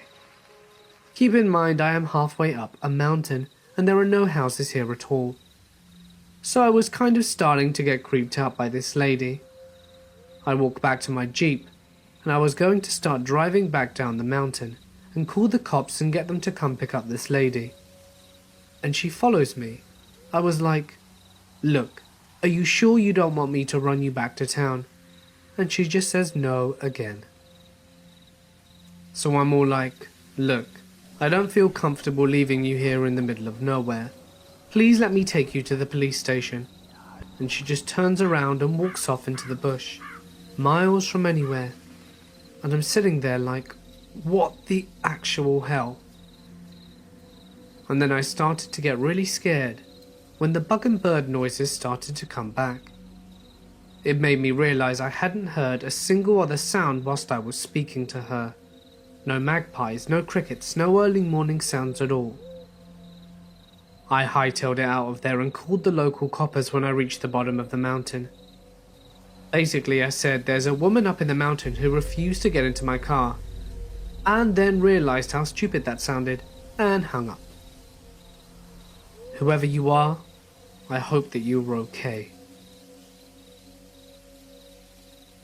I have had the fortune of traveling all across this great and wonderful nation. But I've seen something whilst camping that makes me reconsider mountain folk in Georgia. Now, I love my home state. I love exploring the vast amounts of wilderness we have here. I just happen to carry a gun at all times whilst exploring now. I didn't then. I went to the Blue Ridge Mountains with a friend to hike. A week without cell phones, we called it. Except we had his satellite phone just in case of an emergency. We hike as far as we please, and fish, and we find water. Of course, we also have a GPS and a compass to ensure that we don't get lost. So we're on our next to last day of hiking back. We come across a small clearing in a valley that has a nice sized pond. We stop to set up camp and fish. As night falls and our fire is fading, with our bellies full of fish, wild onion, potatoes and wine, we lay down to sleep. And then I hear it. My friend is fast asleep, and the sound doesn't wake him. There's something outside, close by, but not distant enough. A moment of stupidity and adrenaline hits me as I grab our machete and exit the tent brandishing my lackluster weapon. The sound of that of a drum is being played with skill and expertise that only a child with the basic idea of rhythm can possess. Upon exiting the tent, I see a fire and a woman across the pond. She's not creating the drum sound. Instead, she has a black kettle hoisted above her fire, and she's stirring it. She turns her face to me, and I see that she must be as old as the mountains themselves. Her clothes are nothing but rags, yet she has an aura about her, one that is dark and filled with terrible wisdom and knowledge. Her ancient eyes meet mine, and I become paralyzed by fear. The drumming grows louder, and then stops suddenly, and she's gone. So's the fire, and any evidence that she even existed. I started our fire again, and did not sleep. Upon hiking out of the woods and back into our car, we decided to stay at a hotel in a small town nearby, since I was exhausted from staying awake. Of course, I had told my tale to my friend when he woke, and we packed quickly and moved as fast as our legs would carry us. We got to the hotel, which, thankfully, had a restaurant and bar. I told my tale to some locals, and the consensus was that I had met the mountain witch, whose land I was trespassing on, and we were only alive because I had stayed awake. They may have been jesting, but they seemed very serious. I now carry a firearm whenever I hike, mostly because it makes me feel safer, and whether you believe my tale or not makes no difference to me, dear listener. But there are dark and ancient things in this world. Stay safe. In the early 1980s, I was about 8 years old, and my father decided to take me to deer camp for the first time. We were in far northern Wisconsin, where deer camp is sort of like a religion experience, especially our deer camp. Anyway, when we got there, my dad leaned in about 3 inches from my face and gave me a thinly veiled threat that he called a piece of advice. That what was done at camp stays at camp, and especially not to tell my mother what I was about to witness. It was mostly just a bunch of middle-aged drunks in long johns telling dirty jokes and playing cards. But to my eyes, it was the best place on earth. The first morning, my dad wakes me up early to go hunting with his best friend, who had cancer and wasn't expecting to make it back for next year. We were way back in the woods in a standoff when an unseasonal thunderstorm rolls in and chased us back to the truck. On our way back to camp, my father slams on the brakes because he sees something in the middle of the road. It was raining so hard that we couldn't tell what it was from inside. So my dad went to take a look. A couple of minutes later, he climbs back into the truck and simply says, "She's dead." We raced for miles to the nearest phone to call the police. It turns out that she was heavily pregnant, had put her car in the ditch about 5 miles away, and had died from exposure when she became lost looking for help. My main memory of this, though, is bursting out crying on the way home, because I just knew I couldn't keep this big of a secret from my mother. My dad simply told me that there were exceptions to every rule, and this was definitely one of them. I was running on the trails at the Nathan Hale homestead, an 18th century farmhouse and property of a Revolutionary War hero. This was in Connecticut, which is only about a 10-minute drive away from my grandmother's lake house. I could not find a map of the trails anywhere online, and there didn't seem to be any signage at this place, just a bunch of random mountain bike trails in the woods.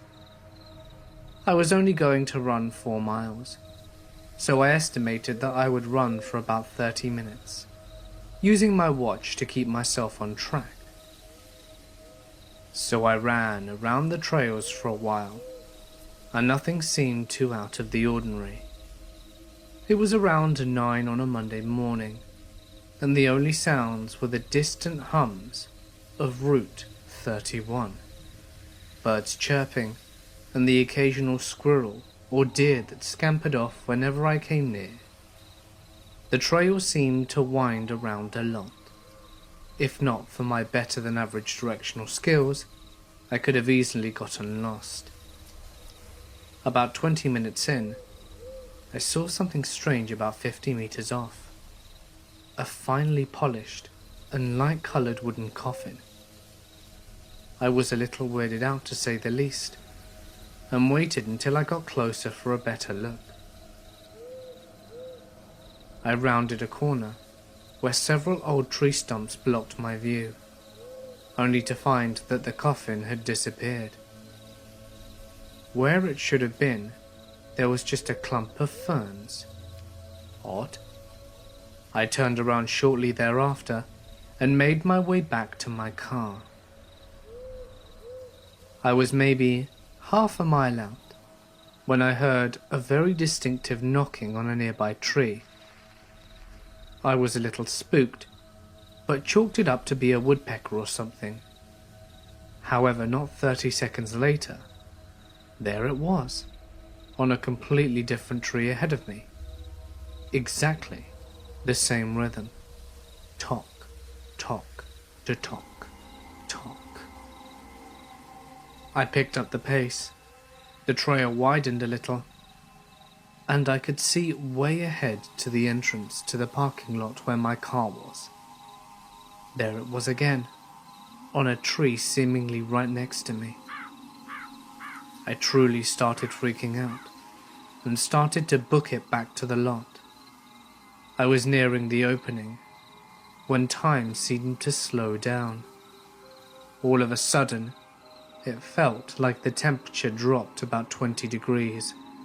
The birds stopped singing, and my simple Timex watch started to malfunction, making all sorts of beeping noises, and the numbers glitching on the screen. The beat sounded impossibly loud this time, like it were hacked into every surrounding tree with an axe. An overwhelming sense of dread washed over me, as I anticipated hearing the rhythm again.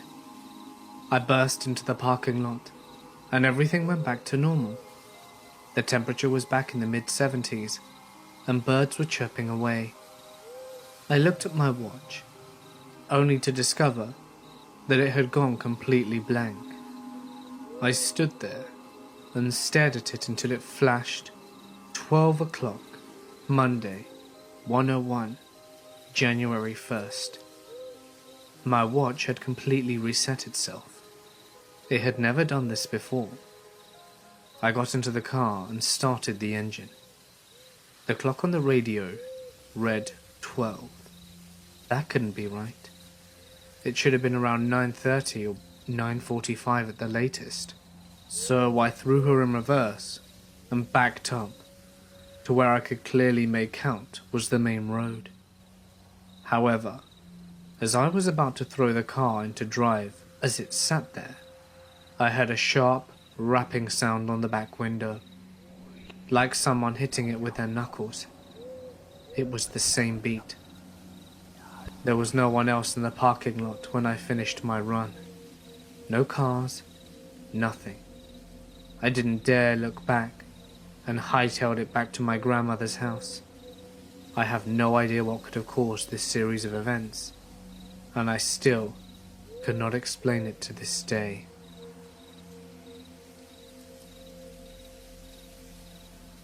I was geocaching once, and as I was wandering through the woods, I came across a small patch of trees that had Mr. Potato Head faces nailed to them. I was a 15-kilometer drive from civilization, and nowhere near a trail. As the cache was deep in the woods, I contacted the cache owner, and he swore that they weren't there when he put the cache together, and it was his private land, so nobody should have put them there. The other instance of weird was up when I was hitchhiking, and decided to set up camp off in the woods not far from the highway. I had a fire, ate, and set up my little tent, and fell asleep without problem. I woke up in the middle of the night due to some heavy breathing outside my tent. I listened for a bit, scared shitless, and then some movement, and the sound was gone. I woke up the next morning, and there was a photo of my family stuck with a nail to a tree right beside my tent, and fresh footprints in the dirt. Being the idiot that I am, I followed the path of the footprints, a kilometer or so back into the woods, where it ended at a road. Across the street was an abandoned house. and while checking out the house for anything useful, I found several other photos of people from the photo, individuals' headshots, and notes apologizing for not protecting them or being there for them. I got a feeling like I wasn't alone, and decided to make an exit. And as I came out of the house, there was a pickup truck in the road watching me leave. He offered me a ride back to the highway, and some food and drink, and told me all about the family that lived there, and how they had all died. Apparently, the father had an accident whilst driving, and struck an oncoming vehicle, with the mother and 2 kids inside it. He lived, but everybody else died.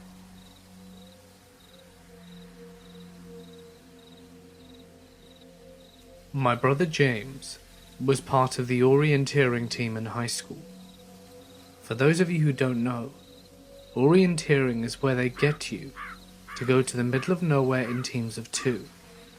They give you a map, a compass, and you must find your way back to each check-in station in order. And it's a race. So my brother and his partner set out and make it through the first few checkpoints, and they're feeling pretty solid. But they don't make it to the next one when they're supposed to. They double check the map, do some math, and figure out that they miscalculated some angle or another, and are now almost off the edge of the map. They recalculate and set off in a new direction. Keep in mind, the line was never intended to be part of the orienteering run.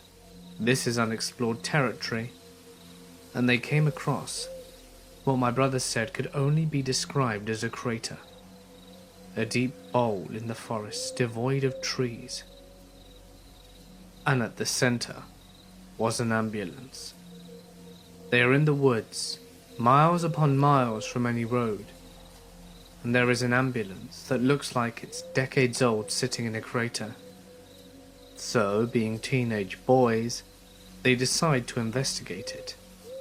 My brother said that the forest was well on its way to reclaiming the vehicle, that it was rusted and covered in plant life. It looked out of date, like it was coming from the 40s or some bygone era.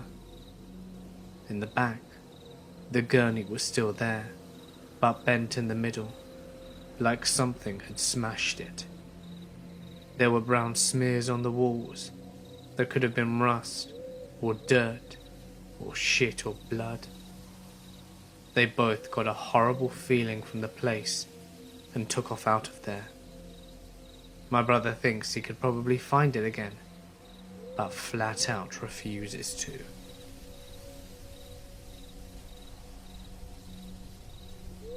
I am a hunter and mountaineer. It was a chilly December morning, and I hiked in pre-dawn. I'm talking about an hour and a half to go 3 miles off the beaten trail. I got to my nest, and about half an hour before sunrise, and started to settle in. The wind kicked up a fog, and the fog rolled in that was thicker than a bowl of oatmeal. Within a few minutes, my visibility was about 5 inches. I'm sitting tight, huddled up against the freezing wind, when I start to hear twigs snapping close to me. For no apparent reason, what is normally a rapturous sound, indicative of an imminently successful hunt, sent a frosty chill down my spine. I chambered around in my 30-30 as quietly as I could, and lay flat on my back, tucked against a fallen tree. The rustling was moving closer through the fog, but I couldn't see anything. The sun was starting to peek over the mountains to the east, and visibility was starting to increase. The rustling of twigs and leaves was sporadic, sometimes directly in front of me, sometimes behind or besides me. I remember laying the rifle across my chest, thinking to myself how silly it is to react like such a coward. I rationed with myself that bears and mountain lions are a rarity where I was, so I had likely stumbled into a herd of whitetails that had bedded down and decided to sit up. The rustling stopped immediately, as it was fully dawn by now. I was looking through the fog for the outline of my prey, which I had assured myself was literally around me. It wasn't. Seemingly nothing was. By now the fog had faded away, and it was apparent to me that I was alone in those woods. I hunted all that day, without seeing as much as a squirrel. Around 3 in the afternoon, after fighting the wind in an abnormally cold day, and not wanting to hike out by flashlight, I decided it was time to start back to the truck. Walking out of those woods was the most uneasy I had ever felt. Lawfully, once you make your way back to the trail, you're supposed to clear the chamber of your rifle, but not that day. What is normally a stroll through the woods, I undertook with the seriousness of an animal being stalked. I would walk, then stop and listen, and I never heard or saw anything during my retreat, but I could feel eyes on me. I was about 100 feet away from my truck when I rounded the last corner and saw, hanging at eye level from a tree by a noose, a stuffed bear in a blazed orange jacket. I am a giant, broad-shouldered outdoorsman, but that one shook me up something fierce. It was early 1984. My two friends and I went to the Wildwood campgrounds on Long Island with my family. It was a safer time back then, so we thought we'd explore the forest. We went up to the cliffs, looking down at the beach, and back into the woods, soon becoming bored, so we headed deeper in. The woods were dark, tangled and overgrown with weeds and brambles. It was obvious the area was not used or even explored often, as it was so dense, so we started heading back. We noticed something upon our return, a house in the middle of the forest, most windows broken with a sagging roof, old and out of place, with no road leading to it, and no power lines either. It had a mailbox at the front, as well as a brick chimney.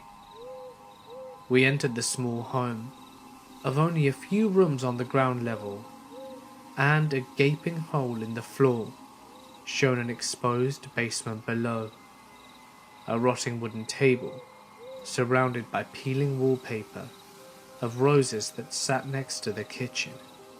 There was a collection of old things, and what I identified as a very small, white gas stove speckled with corrosion. The stairs up and down looked unsafe and rickety. Small animal feces was everywhere, and I don't remember any electrical sockets, lights, or anything of that nature. It must have been from the early 20s or 30s, and the forest had begun to grow around it. The whole place was creepy, and smelt like egg or a struck match. But what made it really creepy was the hole in the floor. We could only see part of it, as the floor bowed, and we feared getting too close. We could see on the basement floor that there were hundreds of playing cards, but only red ones, hearts and diamonds.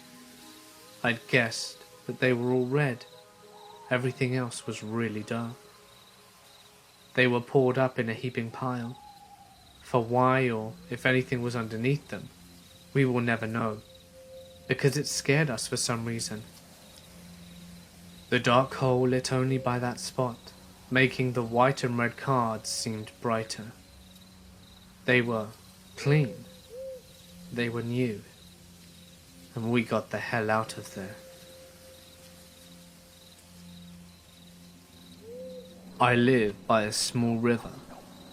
and my friend and I always spoke about putting a boat on it one night and just letting the current take us downstream whilst we fished all night. Well, a few years ago, we finally did it. We loaded up the boat with our fishing poles and a case of beer and headed out around 10 p.m. We put the boat in up the river and my friend's girlfriend drove the truck home. The trip was only about 4 miles in a straight line, but throw in the curves of the river and it was doubling back on itself. The actual trip was more like 15 miles. We'd been told it'd take about 6 hours, so we got to the river around midnight and expected to be home before 7 a.m. The river was really low that night, but we didn't expect it to be an issue, so we shoved off. The first few hours passed pretty normally, and we caught a few fish, but we passed a cutoff, and the river current just slowed to a halt. Around 2 a.m., we hear this faint groaning noise off in the distance. We didn't think much of it at first, because we are both campers, and we're used to the forest noises. As we keep moving slowly down the river, the groaning noises keep happening, and it's getting louder. I can't even really accurately describe the noise itself. It was a very throaty, groan/moaning sound, with a short duration. I say it was like a zombie noise, but it was very distinct, and at times it sounded like a man groaning in pain. For the next half hour, the noise got louder, until it felt like it was literally just out of sight on land, and it was loud. So I mentioned the river was really low. Well, at this point in our trip, the river walls were nearly vertical and 10 feet high. The sound is at its loudest right now, but as we go down the river, it doesn't get any quieter. We aren't moving past the groaning. It's following us in the darkness of the forest. We're both getting weirded out about it, and we're both assholes, and we're amplifying the situation by coming up with all kinds of scary things that it could be. It's a zombie, or a dying man trying to yell for help, a banshee, a ghost, or could it be a serial killer messing with us? Maybe it's a siren trying to lure us off course. As it nears 3 a.m, we're way behind schedule. To say I'm on edge is an understatement. I was trying to play it cool because my friend was playing it cool, and I didn't want him thinking that I'm a pussy. We're shining our flashlights into the forest, and we're watching as things scurry off in the darkness as the light hits it. The groaning is still going on. The loud groaning happens about once a minute, and something there is a quieter, slightly different sound that happens in between. The sound is finally behind us, but it wasn't getting much quieter.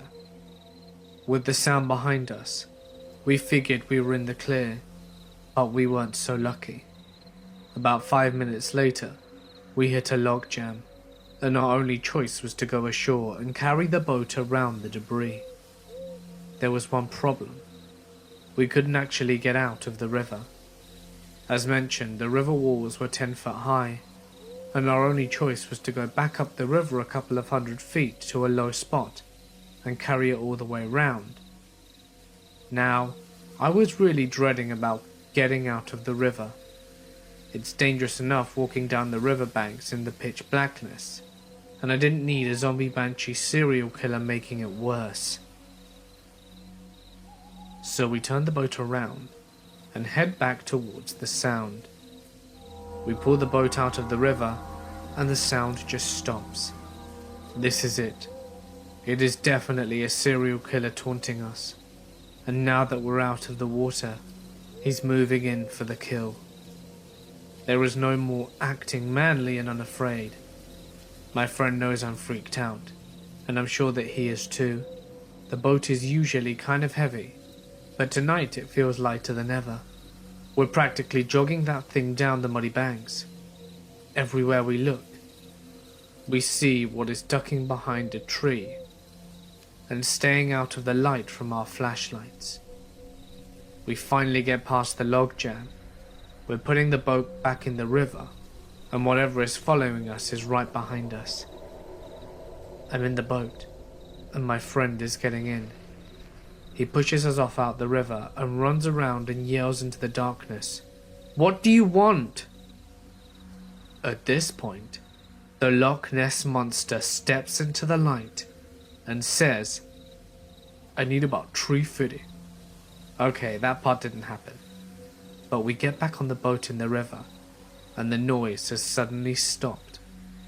But we're both ready to go home. We run the motor until we get to a bridge. My friend calls his girlfriend and gets her to come pick us up 2 hours earlier than expected.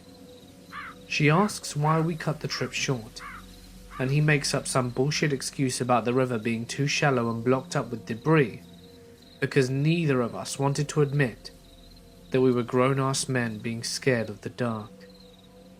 I never told anyone else I know about this, and I don't think he has, but we still mimic the sound every now and then, and any strange noise is instantly referred to as a zombie banshee. I live by a small river, and my friend and I always spoke about putting a boat on it one night, and just letting the current take us downstream whilst we fished all night. Well, a few years ago, we finally did it. We loaded up the boat with our fishing poles and a case of beer, and headed out around 10 p.m. We put the boat in up the river, and my friend's girlfriend drove the truck home. The trip was only about 4 miles in a straight line, but throw in the curves of the river, and it was doubling back on itself. The actual trip was more like 15 miles. We'd been told it'd take about 6 hours, so we got to the river around midnight and expected to be home before 7 a.m. The river was really low that night, but we didn't expect it to be an issue, so we shoved off. The first few hours passed pretty normally, and we caught a few fish, but we passed a cutoff, and the river current just slowed to a halt. Around 2 a.m, we hear this faint groaning noise off in the distance.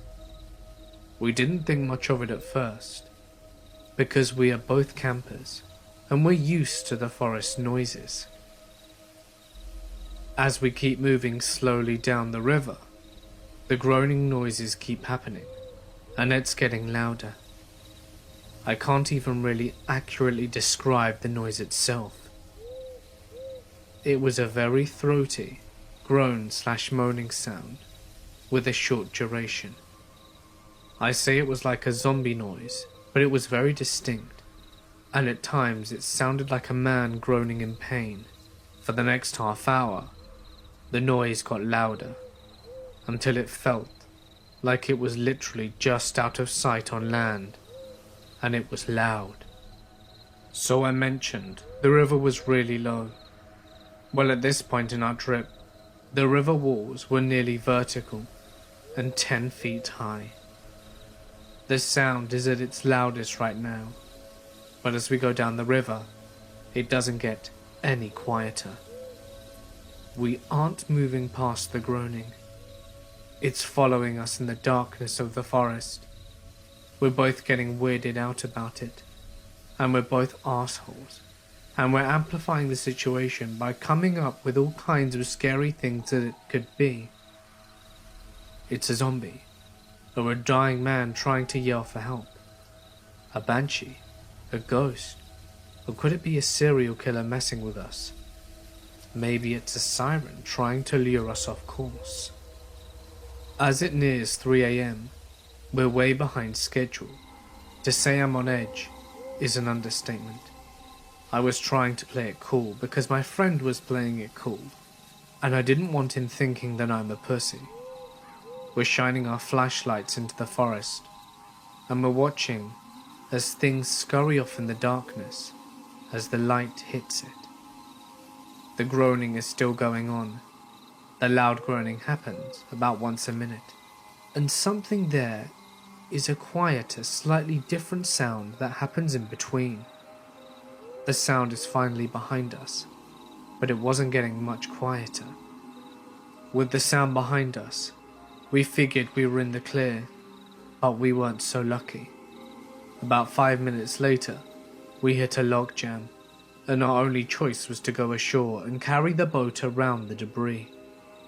There was one problem. We couldn't actually get out of the river.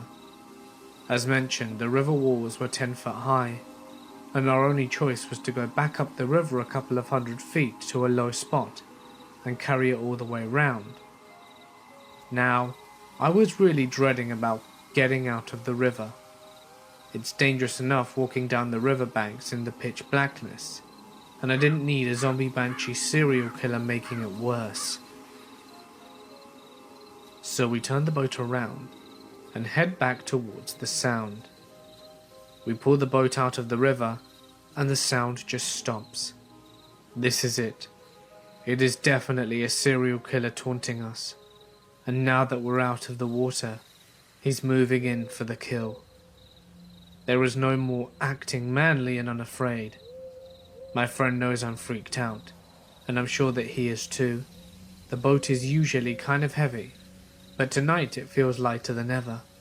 We're practically jogging that thing down the muddy banks. Everywhere we look, we see what is ducking behind a tree and staying out of the light from our flashlights. We finally get past the log jam. We're putting the boat back in the river, and whatever is following us is right behind us. I'm in the boat, and my friend is getting in. He pushes us off out the river and runs around and yells into the darkness, "What do you want?" At this point, the Loch Ness Monster steps into the light and says, "I need about 350. Okay, that part didn't happen. But we get back on the boat in the river, and the noise has suddenly stopped. But we're both ready to go home. We run the motor until we get to a bridge. My friend calls his girlfriend and gets her to come pick us up 2 hours earlier than expected. She asks why we cut the trip short, and he makes up some bullshit excuse about the river being too shallow and blocked up with debris, because neither of us wanted to admit that we were grown-ass men being scared of the dark. I never told anyone else I know about this, and I don't think he has, but we still mimic the sound every now and then, and any strange noise is instantly referred to as a zombie banshee. One night, I was solo camping in a remote lake above a small town. You're not allowed to camp near the lake, so I hiked up a little ways onto the hillside and set up underneath a camouflage tarp. It must have been around midnight. I was all snuggled in my hammock when I hear laughing and yelling in the distance. I peek up from behind my tarp to see what looks like a handful of college-aged dudes drinking and fishing and having a good time. Okay, whatever. I tried to sleep anyway. I drift in and out for about an hour, but I'm kept from sleeping by an extremely loud bird in the tree next to me that just keeps hooting and screeching. Eventually, I pick up a large branch and thunk, swinging it at the tree to shut it up. Suddenly, the dude bros go silent. I can tell that they've frozen and are looking intently in my direction, trying to find the source of the noise. I crawl back into my sleeping bag and try to sleep, but the bird starts again. I decide I need to find some pine cones or something to throw at it to scare it away. So I get out of my sleeping bag, move outside the tarp, and start looking on the ground. I decide to try the branch again and slam it as hard as I can into the tree trunk, and the sound rings out loudly. They all look over to see a pale, naked figure hunched over in the tree line, staring at them. I immediately scramble on all fours under my tongue. To them, it must have looked like some horrible pale creature disappeared into the underbrush after having been caught observing them. They go silent, have a muffled, terrified conversation, and pack up and leave. I slept soundly for the rest of the night, but those guys must have been pretty freaked out. This happened when I was in high school in the 90s. I grew up in a rural western town. That meant not a lot to do, but lots of places out in the heavily wooded canyons and hills right outside of town. One particularly popular spot for hanging out, hiking, rock climbing and doing various other activities, was called Falling Rock. It's right along the rim of Dark Canyon and features pine woods going from highway straight out to a sharp, abrupt drop-off down a sandstone/limestone cliff. It's several hundred feet down to the creek at the bottom, and there are various hiking trails and ways to get around the cliffs and down the creek. I went there frequently with friends in high school, not to smoke weed or drink or whatever, but because the place was also held as sacred by the Lakota, and by proximity, by teenage wannabe Wiccans like me. We'd see their red prayer bundles up in the cedars all along the cliffs, and to me and my coven of fellow dumbasses, that made this an obvious place to try and visit and contact spirits. I hiked it enough to become very familiar with the area, especially with a deep overhang that was almost like a shallow cave. It wasn't visible from the top of the cliff, or from the main hiking trails. I only learnt about it after someone showed me how to get to it by scooting down a steep incline between two particular pine trees on my butt. Also, during this very confused part of my life, I had a best friend who was an extremely bad influence, and who kept getting me involved with older guys. At 15, I lost my virginity to a 22-year-old guy in the Air Force that she had introduced me to, and then left me alone with. I won't say he made me do anything, but I also won't say I was entirely on board when everything happened. She later gave me away for a night to a Turkish guy who spoke no English. Then, she started seeing a guy in his early 20s. She was 18, and more or less told his 40-year-old something uncle that I was all his if he wanted. I was a 16-year-old dumbass. I didn't know about this scheme. I just knew that my best friend had just invited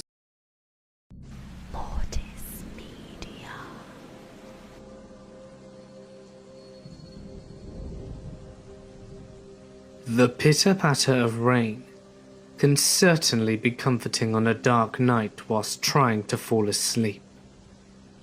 But it can also be used as a smokescreen for those out to get you. It's time to get comfortable and let the darkness take control.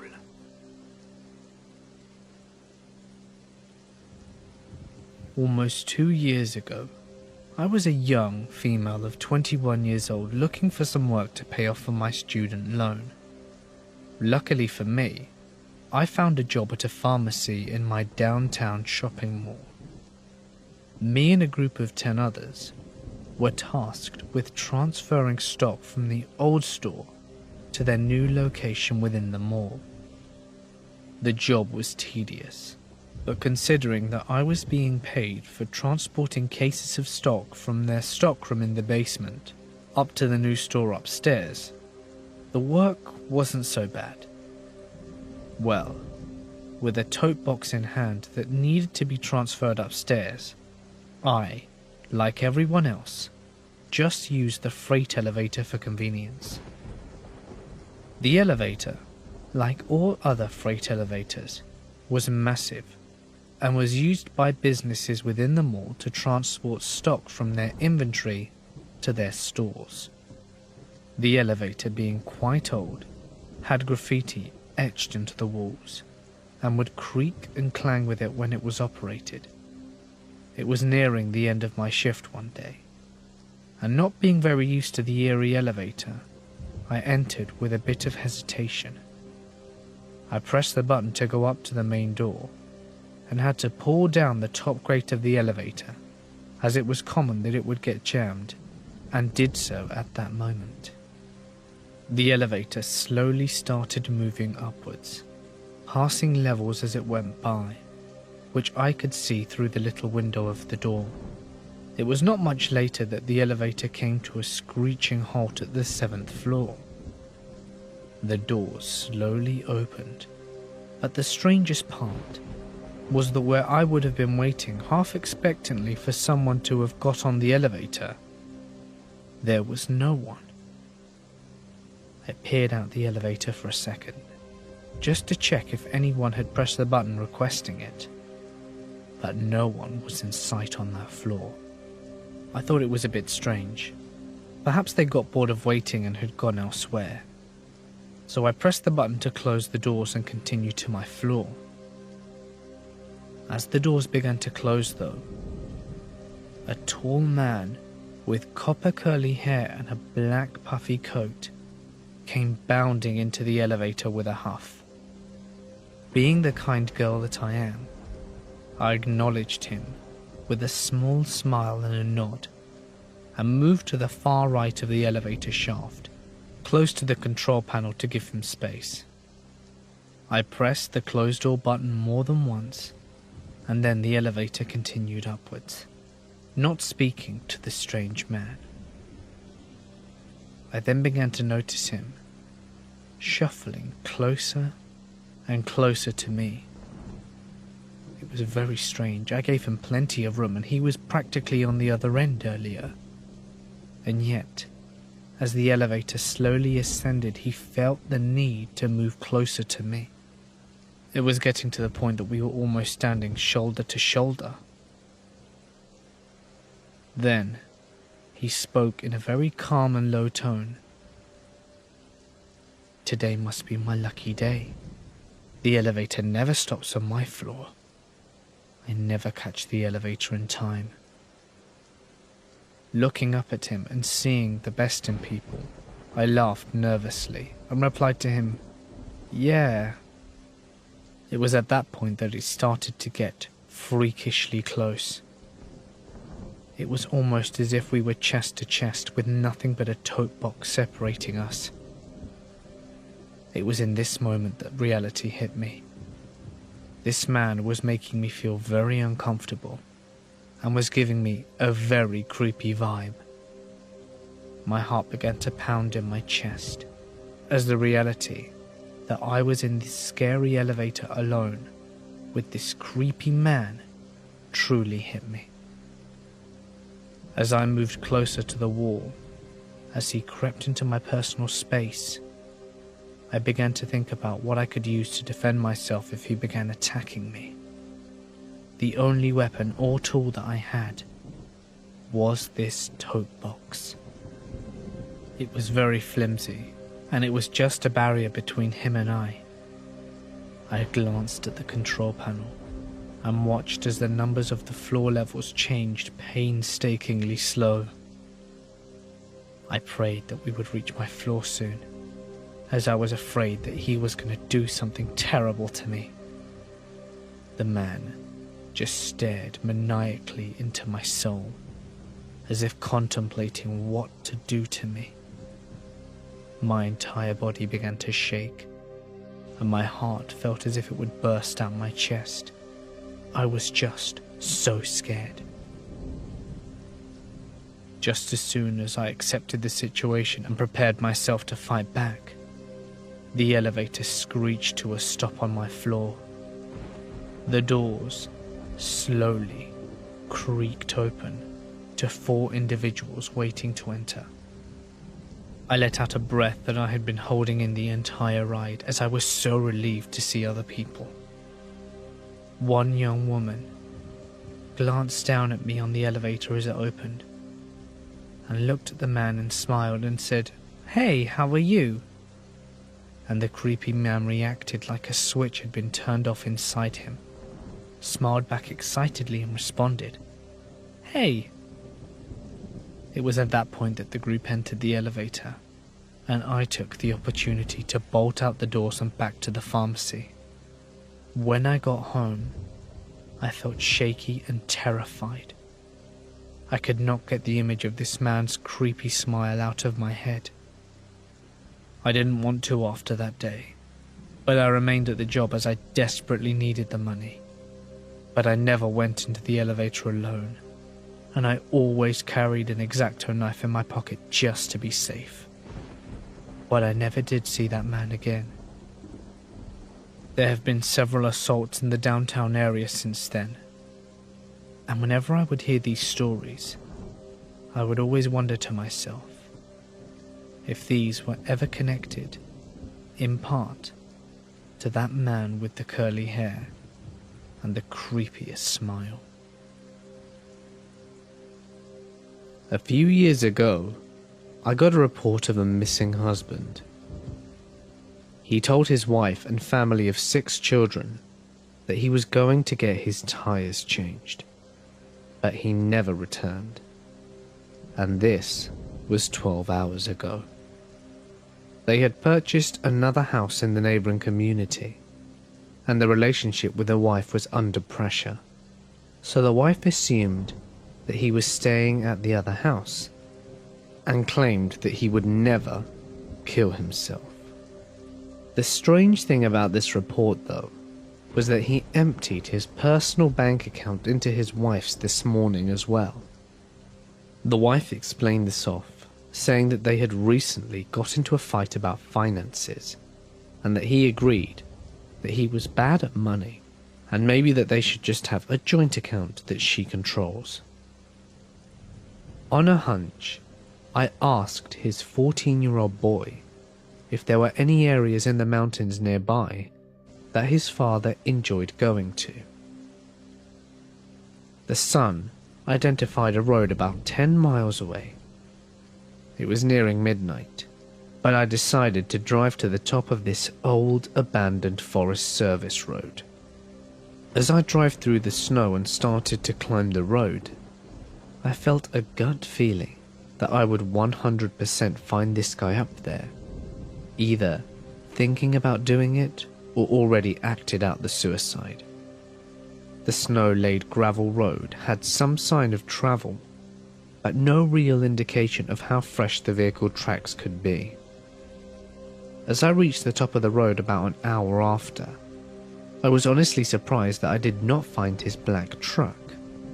I spent the drive back down thinking about gut feelings and how unreliable they were, but that I somehow felt different about this one.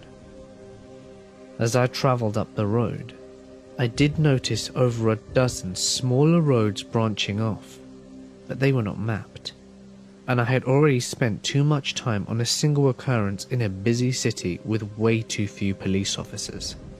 Nonetheless though, I decided to check a single of these secondary roads, and about 3/4 of the way down, I picked a road at random to check, and sure enough, my headlights lit up the back end of a black truck about 100 yards past the first corner. Even if I hadn't memorized the license plate beforehand, I wouldn't have had to run it. It was clearly his.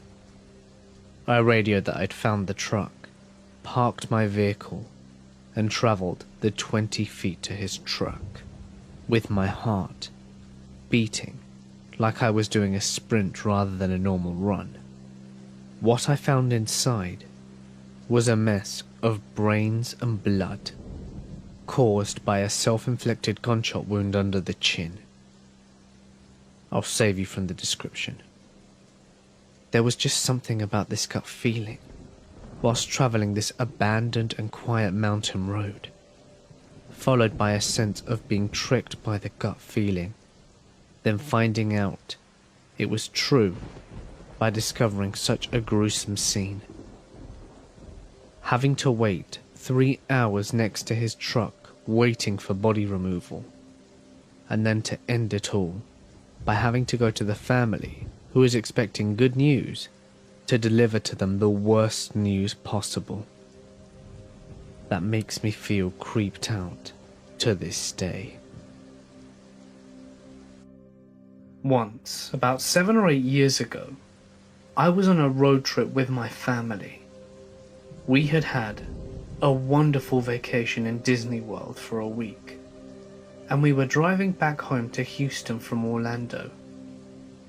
I'd fallen asleep in the back seat, and I have no idea how long I'd been asleep for. Whilst I was asleep, I remember having the most vivid dream of burning alive. It was so hot, and I felt the fire burning me alive. I could hear it crackling. I could hear a faint screaming. I could even smell and taste the smoke in my dreams. I awoke startled when my mum had to slam on the brakes pretty hard. I woke up sweaty and very anxious. There was something off, and I could just feel it in the pit of my stomach. I asked my mother why she slammed on the brakes, and she just said something about traffic starting randomly on the freeway. We were in a slow, bumper-to-bumper traffic jam for about 10 minutes, which was enough to let me catch my breath and reflect upon the dream I had just had, to tell my family what I'd seen. We came up to the place that defined why there was a random traffic incident. A car had slammed onto the pillar of the overpass and was entirely engulfed in flames. No ambulance, no fire truck, and no police had arrived yet. Just Samaritans pulled over trying to help whoever was inside. Immediately I knew they weren't alive, and I had just been experiencing what they were. I burst into tears. Never will I forget it. I see a lot of people interested in the deep web these days. Mainly teens. People talking about red doors and maybe other alternative names to things that they think they're real, but have never seen themselves. People question this every day and ask, are these red door events real? Do they really happen? They are very real indeed. Unfortunately, people with sick minds who get off on torture and other abnormal things go searching for these red doors / red rooms, and when they find them, they dish out great amounts of money just to control the show. I'm going to tell you about the experience I had when I was going onto the deeper end of the web. Some of you may have heard it already, but you can't actually access it without Tor. Now Tor is infested with law enforcement. Red doors won't show up on the Onion any more than they used to. The only way that you can get to see a red door show is through the shadow web. And to get to the shadow web, you need an anonymous server which is called a Skix. It's like the new Tor, but without the law enforcement. The world is a much more cruel place nowadays in the cyber world. As a recently retired FBI agent who specialized in cybercrimes all around the world, I'm here to share a story of what I saw on one of my last cases before I retired. The case was never closed and got passed to the agent who replaced me. This was 4 months ago. I was working on a case that had been opened up through an anonymous complaint we had received online. The complaint was lengthy and in great detail described and mentioned many acts of torture beyond of what I had seen in my time in the agency. The tipster had sent screenshots of what they saw one night whilst digging deep onto the deep web. They explained how they had been a regular on the deep web but that everything was dying out due to the LE that they wanted, so they needed to dig deeper, and they found the shadow web. The process of becoming a member of the shadow web was lengthy. The person claimed that it took them up to 2 weeks before they were granted access after paying. Finally though, the email they were expecting came in, and they were granted access after installing Skix. This was the new software that would allow them access to the shadow web servers. Little did they know what they were getting themselves into though. I can't give you too many details though, as the person who sent the information was murdered in their home a few weeks later. But this is where I will mention my experience as part of a personal investigation. I was given a link to the shadow web by the recently deceased, with permission from my boss. I was able to sit down and proceed and took the security precautions and paid the fee. It took the shadow web admin 2 days to send the email allowing me access. In the email, they prompted me to join as many as 4 live sessions that were going on throughout the week. One of them was called Sharkbait, another one was called Shit Cereal, and the other 2 are too gross to mention. The shadow web entrance that I was given was a portal to about 10 other websites through the shadow web. The websites didn't have names. They were named by numbers in a 1 to 10 list, and there were about 100 other websites on the bottom, but mainly they were all under construction. On the main page it showed the times, the dates, and the 4 shows that they were going to be broadcasting live on the shadow web through a stream. They were archives that began on March the 4th, 2015 and ended on August 23rd. These archives were of previous live streams that had already happened. I decided to take a look. The one that I chose was called Salted Snail. I didn't really know what to expect before clicking it. Judging by the name, I thought there had to be a snail involved. There wasn't. I clicked the link. It took me to a brown page with an advert and a video behind the ad. The advert started with a clown laughing. Then he says, "Not so fast. You'll have to go through me before you want to see what's to come." He reminded me of Captain Spaulding. He had several heads in the background, and his face was painted and smeared. His clothes were splattered with bloodstains. In the ad, he encouraged viewers to join one of the next sessions, to pay the fee, and to see the fun unfold, and that they were in full control of what happened to the sadistic victims. He then looked closely at the camera and said, "It's going to be one hell of a show," and the advert ended. The video was now available to play, and it was titled Salted Snail. It began with no credits. You see the clown again walking out from behind a white curtain that appeared to have either fecal matter or old blood smeared all over it, with a light behind. His face appears and is painted. He is naked and walks out of the curtain chuckling to himself and smiling. He then says the show is scheduled to stream for 15 minutes, so he has to stick to schedule because he is very, very hungry and has not eaten in the past 2 days. He then flashes his ribs at the camera. He wasn't that skinny, and then he asks everyone watching if they're ready for the show. He then chuckles and says, "I'll be right back." He goes behind the curtain and rolls out a black barrel and places it in front of the camera. He then walks around the barrel, knocking all around it with his fists as if he's knocking on a door, and then kicks it hard with his heel. You hear something in the barrel, and then he grabs what seems like a flat-headed screwdriver and pries open the barrel. You see a head full of hair as the lid opens. A girl sitting there alive. He then yells at her in Chinese to stand up.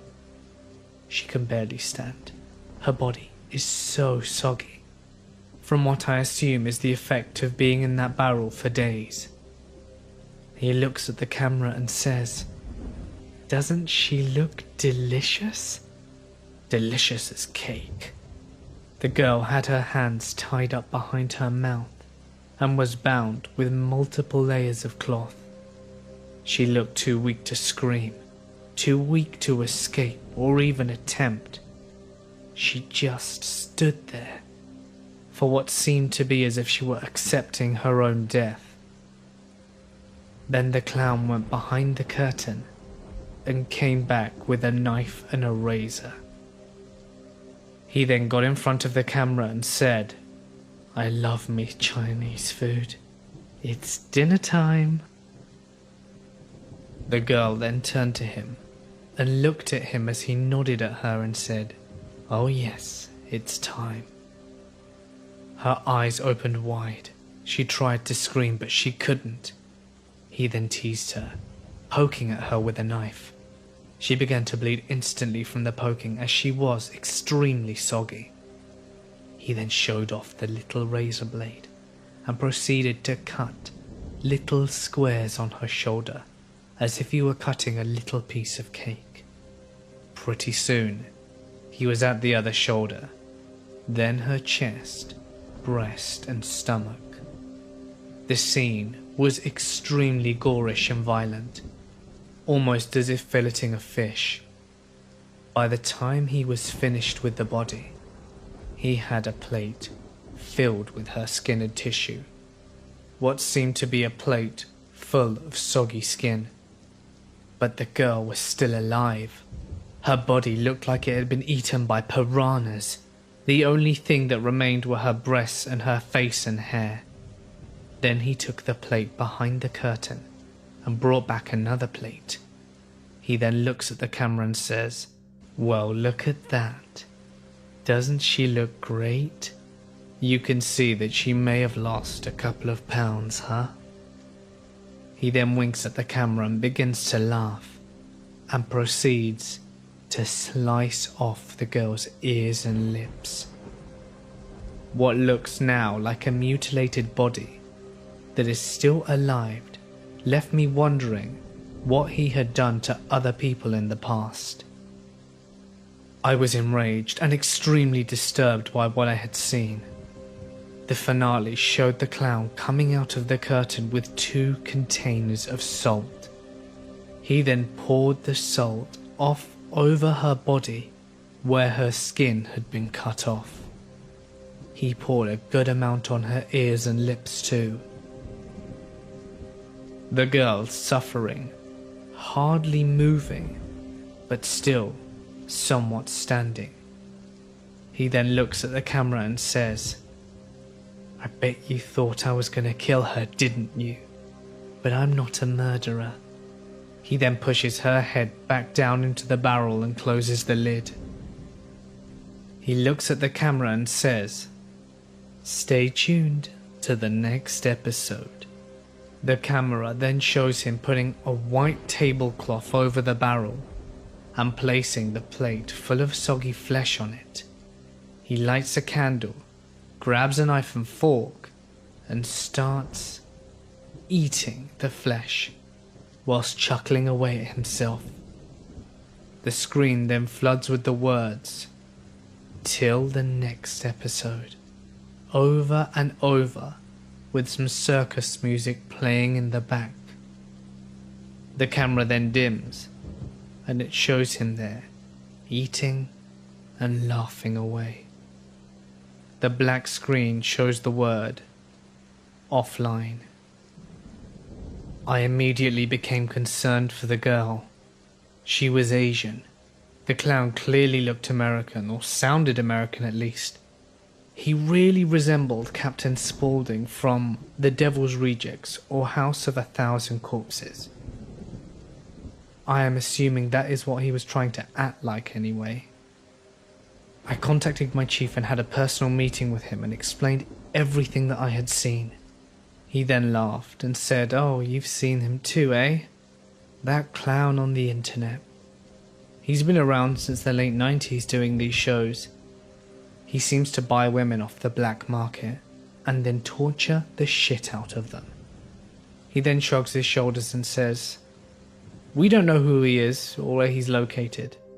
The Chinese help keep him anonymous, probably because he buys their stock." To me, this was something new. As an agent who dealt with homicides and piracy, I had never encountered nor seen anything like this. I am now retired, and I thought I would share this story with you.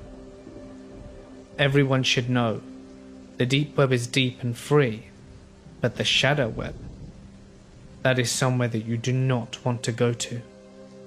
Beware. I was in Tesco, a generic wholesale shop that we have here in England, and just innocently browsing the DVD section on my own. I was looking at the new releases, but not paying too much attention. My friend's parents were always away on holiday, and she was having a sleepover. Girls' night at hers, and had asked me to get a scary horror film for us to watch. Whilst looking, I heard, "So you like movies, eh?" I turned around and saw this guy who looked to be around 70 years old. He had greasy hair, but what struck me the most is that he was wearing socks and sandals. Yeah, that kind of made me smirk. I looked at him and just said, "Yep," and proceeded to carry on down the aisle. He followed me and started talking about films that he'd seen, what I should get, etc. I just replied, "Yeah, okay, whatever," and was reaching the end of the aisle. I'm a girl, 23, but must have looked younger, as I didn't have that much makeup on, and I have dark brown long hair. This old guy was still following me, and asking me where I'm going, do I have a boyfriend, do I like oral, and if I am alone. That was it for me. I turned around, looked him dead in the eyes, and said, "Piss off, you hillbilly pervert," and walked off into the shop. I had gotten some ice cream and some popcorn and was now in my car driving to my friend's, singing along, badly, to the radio. I'm not so sure how long it had been there, but I noticed a silver pickup taking the same turns as I was. I was only doing around 50 in a 70 area, and they could have easily overtaken me if they'd wanted to, but it stayed right behind me. My friend's turning past me, but I could take the next turning and double back on myself through the back roads. I didn't indicate, something I regret now and realised that this was very stupid of myself.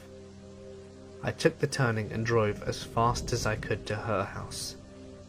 And as I did, I saw the car take the same turning as me. She lives in a cul-de-sac area, and I parked my car down the road, not in front of hers, and ran into her garden. She always keeps the gate open, and I didn't know how long it would be before she'd have to open the main door, so I chose the garden. I locked the gate behind me and knocked on the back door. After being let in and being called a weirdo and peeping Tom, I got handed some wine. Not a minute later, there was a knock on the door. My friend opened it. It was the creepy guy from Tesco, with his silver car in the middle of the road. He was standing there saying something along the lines of, his daughter's car had broken down, and she had rung up from a house along this street, and he's here to pick her up. Is she here? He described me and what I was wearing. My friend said no, and shut the door in his face and locked it. I hadn't told them about the creepy guy, I'd only just got there. But she said there was something off about him, and wasn't my dad. No way I would have ever have known him. we saw through the curtain that he went to every other house in the cul-de-sac. He would get turned away, and then move on to the next one. We later found a piece of paper in a plastic sandwich bag left on my car windshield. It said, "Where did you go? I wasn't finished with you."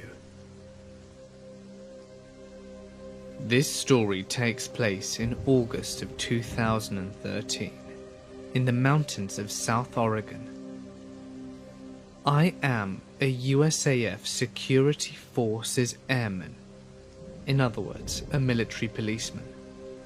My girlfriend was at work, and as a swelteringly hot day began to turn into thunderstorms, my buddy Nick and I decided to go exploring some back roads and get out of the heat in town. South Oregon is crisscrossed with logging roads, some actively used and many totally forgotten and grown over.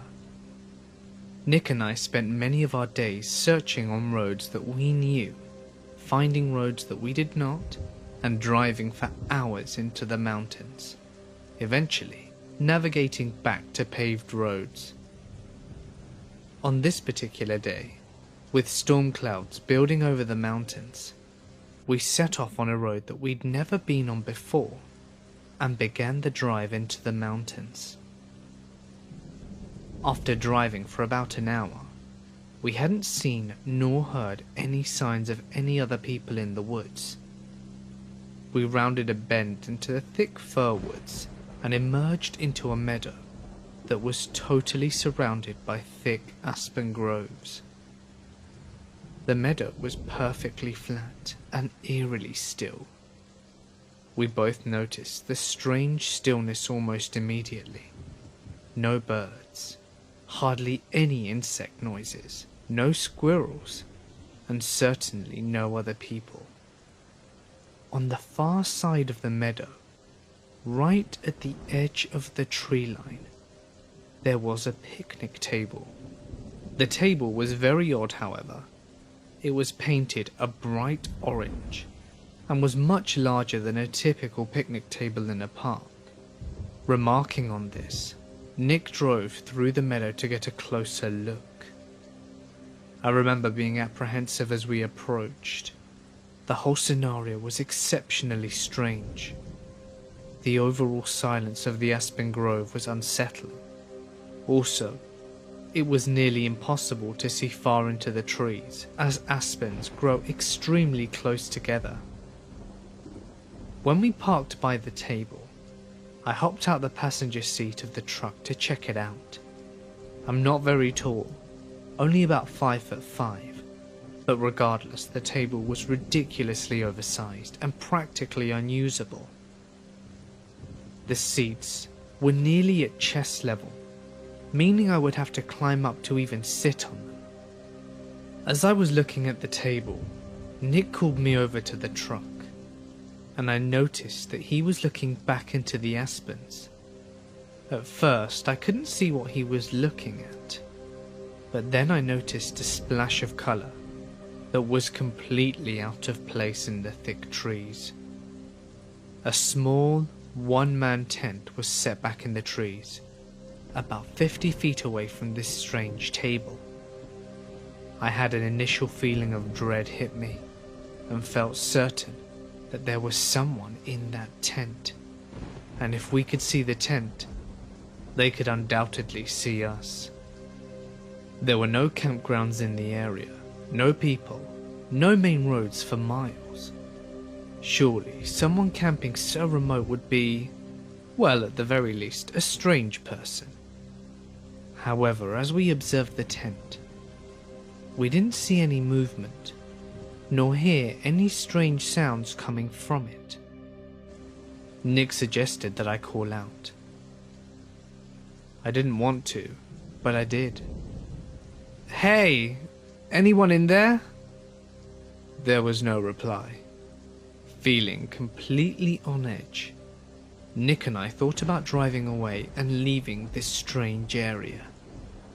But we began to fear the worst. What if there was a body in that tent? What if somebody had gotten kidnapped? Foolish, I know, but we thought it just the same. After some debate, we decided to have Nick turn the truck around to drive away from the campsite, should there be any need to leave in a hurry. He would be waiting at the wheel, my heart pounding. I started walking through the trees towards the tent. I was totally keyed up, with my senses on full alert. When I reached the campsite, several things struck me as odd. Backpacks were scattered all over. No fire had been built, and no wood collected. The tent, oh the tent, it was literally full of backpacks and women's clothing. Full of dread, I turned to leave to tell Nick what I had seen. As soon as I left, I heard Nick begin to yell, "Let's go, let's get out of here!" Not knowing what he was yelling about, I ran back to the truck. When I broke out of the trees, I saw a beat-up old Ford Taurus on the road, blocking us from leaving the meadow. I immediately leapt into the passenger seat, and Nick floored the gas pedal. The car was occupied by 2 men, and the third person was laying against the window of the back seat. As we drove across the meadow, the driver attempted to block us from the road, but Nick drove around them and accelerated the way that we'd come from. I looked back and saw the car attempting to turn around on the narrow road. Nick drove like a madman, and though I was honestly terrified that they would catch up, we hit the highway without seeing the car again. I still don't know if the person in the back was male or female. I called the state police, and they promised to send a trooper out to check the scene. I received a call the next day from the trooper, stating that the campsite and the backpacks and all the women's clothing was gone, though he could tell that people had been in the area. The strange table was still by the thick aspen grove, and I have not returned to the area, and do not have any intention of doing so again. This happened ages ago, when I used to babysit. I was maybe 13 at the time, living in the countryside, and was babysitting most of the children on my street, which was around 20 houses. This particular neighbour would love to go out on Wednesday, because there would always be this Latin dance class that was going on in a nearby bar. So I was used to babysitting for her, and knew that she'd always come back very late. That specific night, the oldest of the 3 was a little difficult and didn't want to go to sleep. I struggled putting him into bed, and afterwards was quite tired. I studied my maths a little, and around midnight decided to take a nap until the kid's mum came back. A few minutes after falling asleep, I hear someone frantically knocking on the door trying to open it. It was the neighbour with her 2 young children. It was winter, and we easily had 3 feet of snow and temperatures outside that must have been around minus 21 degrees C or minus 5 Fahrenheit. The kids only had their pyjamas on and an unzipped jacket. She was wearing jeans, a wool shirt and winter boots. I could see genuine fear in her eyes as I struggled unlocking the door. I panicked and had her walk all the way round the house to the patio door. When she got in, she quickly told me to bring all the children downstairs and turn off all the lights, and to not answer the door to anyone. The kids kept asking, "Who is Daddy going to kill? Who is Daddy going to kill?" And she kept muting and saying nothing was going to happen, and then she left. I woke all the kids up and brought them into the playroom in the basement and asked them to play silently. The oldest, who hadn't been asleep for very long, was asking what was going on, and I kept telling him it was a special occasion where he could come and play late with his neighbour's friends. I calmed down the 2 other children telling them that no one was going to die. But in my mind, my time had come. I could see myself being shot whilst trying to protect these children. I was trying to figure out how to stay alive, or at the very least how to keep them alive. I wasn't trying to be a hero, but I was trying to convince myself that if it came down to that, I would have to try and protect them. I called 911, but started shaking and crying so much I didn't know what to do. It was an answering machine asking if I wanted the cops or an ambulance or firefighters. I called my mum, quickly told her what was going on, and she called the cops and joined me. As she got in the driveway, the neighbour's husband was walking up the street with a huge axe. My mum got into the house, locked the door and cracked open a window, and asked what was going on whilst he approached the house. He asked her to come out and confront him, thinking it was his wife. My mother then explained to him that she was the babysitter's mother and came after getting a worried 13-year-old's call. He then asked us to give him his wife, but we didn't know where she was. He argued a little with my mum, but she was so calm it calmed him down. I still admire her for that night.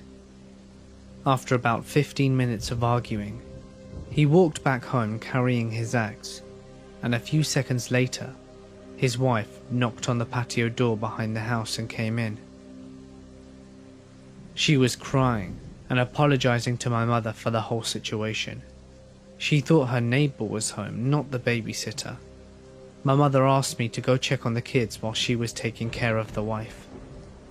A few minutes later, 2 police cars arrived and they came in and spent time with the wife asking tons of questions. Then me, and then my mother. In the meantime, the woman I was babysitting for arrived, and they interviewed her as well. They asked me and my mother if we were ready to go to court if the woman pressed charges against her husband. But surprisingly, she never did. Turns out that she had just announced to her firefighter husband that she was sleeping with her boss in order to get a raise because they were struggling financially. He got his firefighting axe and said that he was going to kill the bastard, but she wanted to stop him. That's why she brought the kids and left. I was always scared of him after that, and whenever I saw his children, I would check if they had any signs of violence. But they moved around 6 months later, and we moved 2 years after. I sold a car, but I didn't. When I was younger, I owned an old Falcon coupe, which I always meant to do up. But life got ahead of me as it does, and I sold it. I also kept in contact with the guy who bought it. We spoke for a while as he gradually worked on it, and got it looking pretty nice. Years later, when my parents were cleaning up their property out of town, my mother asked me what I wanted to do with my old coupe. That made no sense, and still doesn't, after telling her that if there's one on the property, it wasn't mine.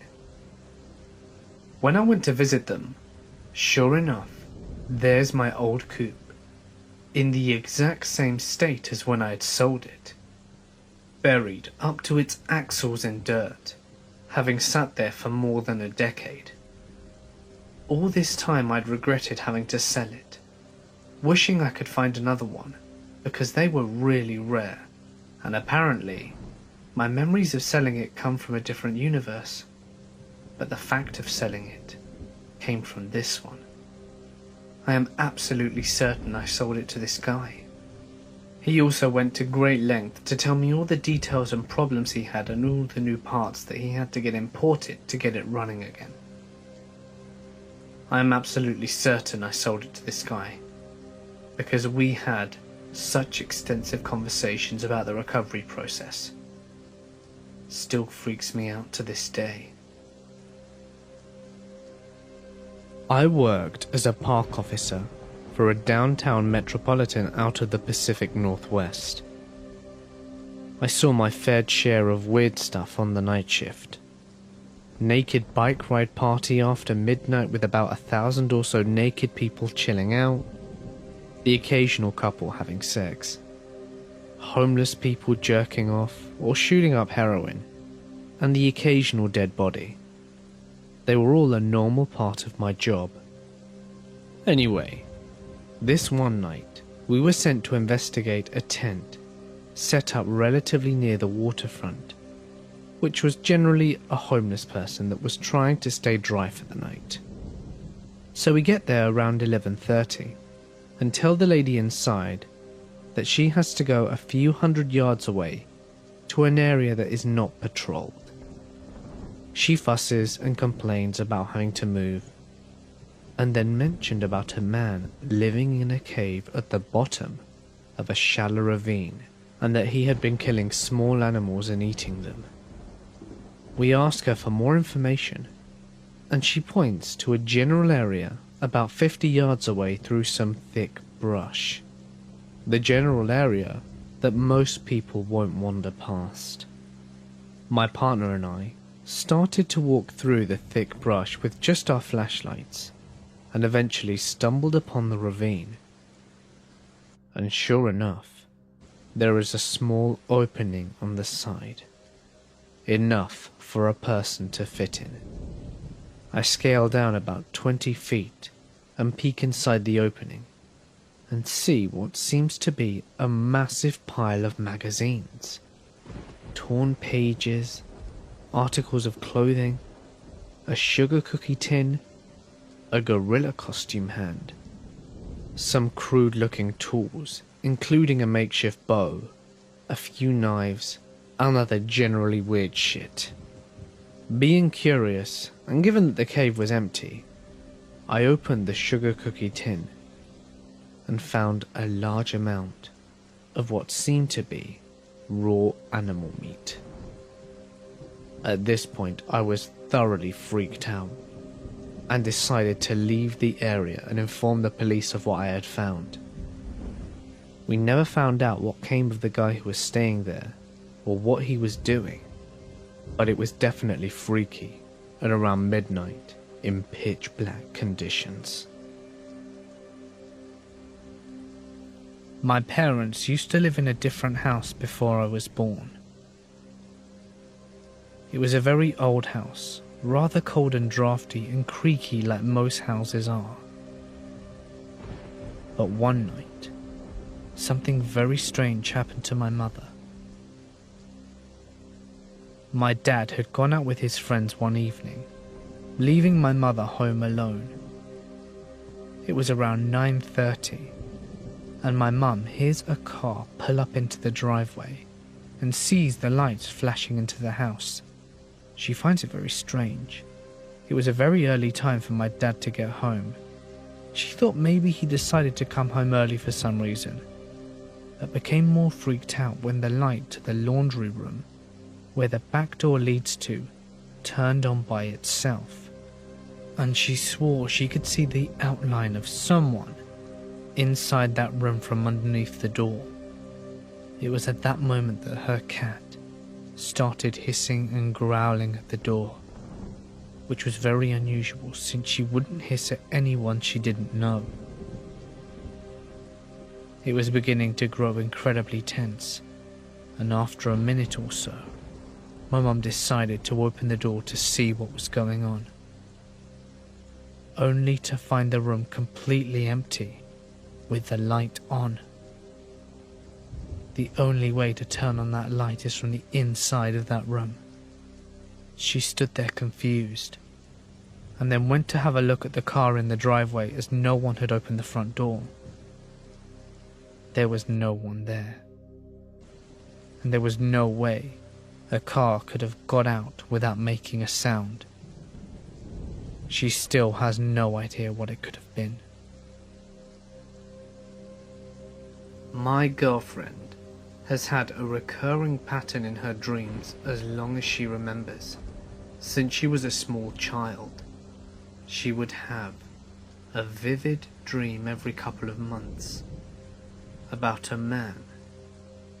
The man would always be wearing the same clothes. His face or age never changes, and he never speaks. It doesn't matter the kind of dream she's having, nor the environment. He can be found anywhere. And the moment that he enters into one of her dreams, the dream becomes a nightmare very quickly, and she will wake up in a cold sweat. He never did anything to her in the dream, just follow her and stare at her intently. Despite this, she became extremely terrified, of course. It felt very malicious to her. It always felt like she was being watched by him, and that he intended to harm and or kill her. We wondered about it together for a while. I'm more of a believer than she is, but she even suggested that he might have tortured and killed her in a past life, and she just kept the memory. She also mentioned she was afraid that he might be the reason she dies in this life. The dreams were creeping us both out, but as long as he stayed in the dreams, we didn't think much more of it. Now, this is the creepy part. My girlfriend was going home from work, as she usually does. She took a direct bus from her workplace, and a few stops later, the man from her dream gets on the bus.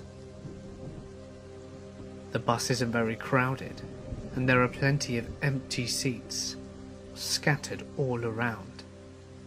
Despite this though, the man of course takes the seat directly next to her, blocking her way out. She is in absolute disbelief. He looks exactly the same, is wearing the same clothes that he always has, and from the moment he got on the bus, she felt him staring at her.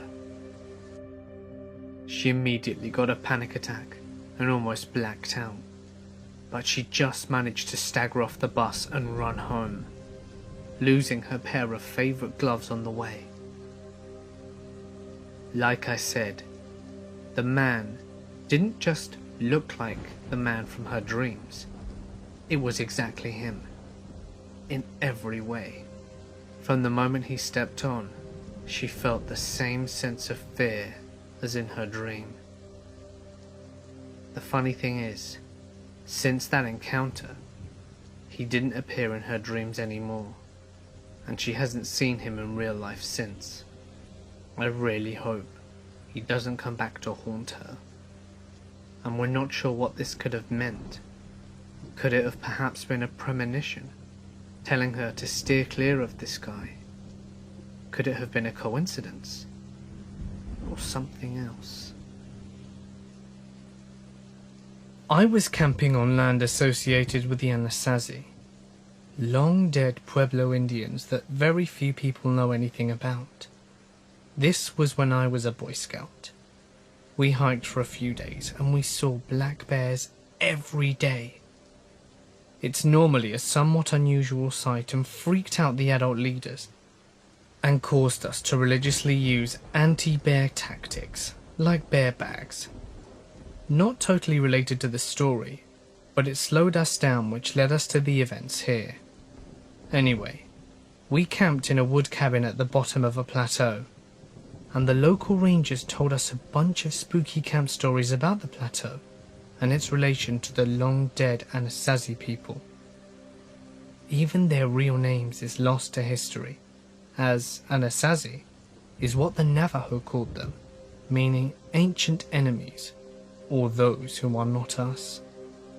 Another part of what they told us that stands out is that the Anasazi were obsessed with ravens, and possibly crows as well, and a lot of their superstition revolved around massive raven people and people with raven heads, stuff like that. I completely forget all the other details at this point, as it was well over a decade ago. Anyway, my tent mate is a bit slow, and is also very allergic to peanuts. He ends up eating some of the pre-packaged food that contains a copious amount. That, combined with the ongoing poor planning, fear of bears, and sloppy leadership, causes the adults to decide to camp out on the plateau rather than keep going. On this scout ranch, you're only supposed to camp outside the designated areas and never on the particular plateau, just because of the geography and the environment. But forget the rules, because we do anyway. We set up camp, eat, lay the bear bag, and head off to sleep. That night, though, was the craziest thing. I could hear so much thunder, and so could my tent mate, but absolutely no rain, like insanely loud. My tent mate and I were terrified. It could have been heat lining, but it sounded impossibly close. We're terrified. He, the braver one of the two, actually goes out to check. As he opens the flap, I see the forest behind him. He comes back a few minutes later, and the thunder pretty much stops at the same time. He looks at me and goes to bed without saying anything at all. It's not unusual in itself. He could be pretty slow and non-social, and likely had mild autism in hindsight. But the next day, we wake up and a ton of things popped red flags. Firstly, our tent is facing an open field, which is very strange, because yesterday we both saw Forrest from when he left the tent to check. Second, no one else heard lightning that night, except for us, which was absolutely crazy as it was loud enough to wake everyone on Earth. Remember how my tent mate checked out the thunder as well? Well, he had no recollection of what he saw. He woke up confused, saying that the last thing that he remembered was just stepping outside. The good part though, the guy in the tent next door brought this up before we did. He also decided to get up and check it out, and he claims that when he stepped out of the tent, there were no trees anywhere. Just extremely long, tall pole objects, almost as if there were thousands of stilts. When he looked up, he also said that there was no lightning visible, but it was super bright, full moon on steroids bright. He also claimed that he had seen flying, winged, pitch black objects, bigger than cars, and they looked like they had wings on them, and that they were round. He dove back inside and doesn't remember going to sleep or the noise going away. Remember the giant raven myths? I did. It was summer of 2007, and I was 16 at the time. I had a pretty bad habit of crawling out of my bedroom window and going for long walks in the middle of the night. I was pretty fearless in nature, but that summer, even I was getting nervous. There was a story going around of a guy in my neighborhood, which is not the best part of town, that was attacking young women. The tale went that he would find them on a bus or a bus stop, follow them until they were alone, and then sexually assault them. I thought this was just a rumor that persisted all summer, and seemed to grow more elaborate and wild rather than fading with time. On the second day of school, rumors became facts when the police liaison for our high school held an assembly for all the female students. She told us that there was a man who was targeting young women, particularly petite girls, and that whilst no one had been raped, a few had been assaulted but managed to get away. She told us to be safe and to never walk alone, especially not at night. I didn't listen. Like an irresponsible teenager, I continued with my late night adventures, I felt like I was invincible. At the time, my then best friend was dating a guy who really creeped me out. At the time, I was casually dating a less than stellar guy myself, so I felt like I couldn't really judge. But this guy was something else. Every time I had ever encountered or spoken with him, my internal radar went off.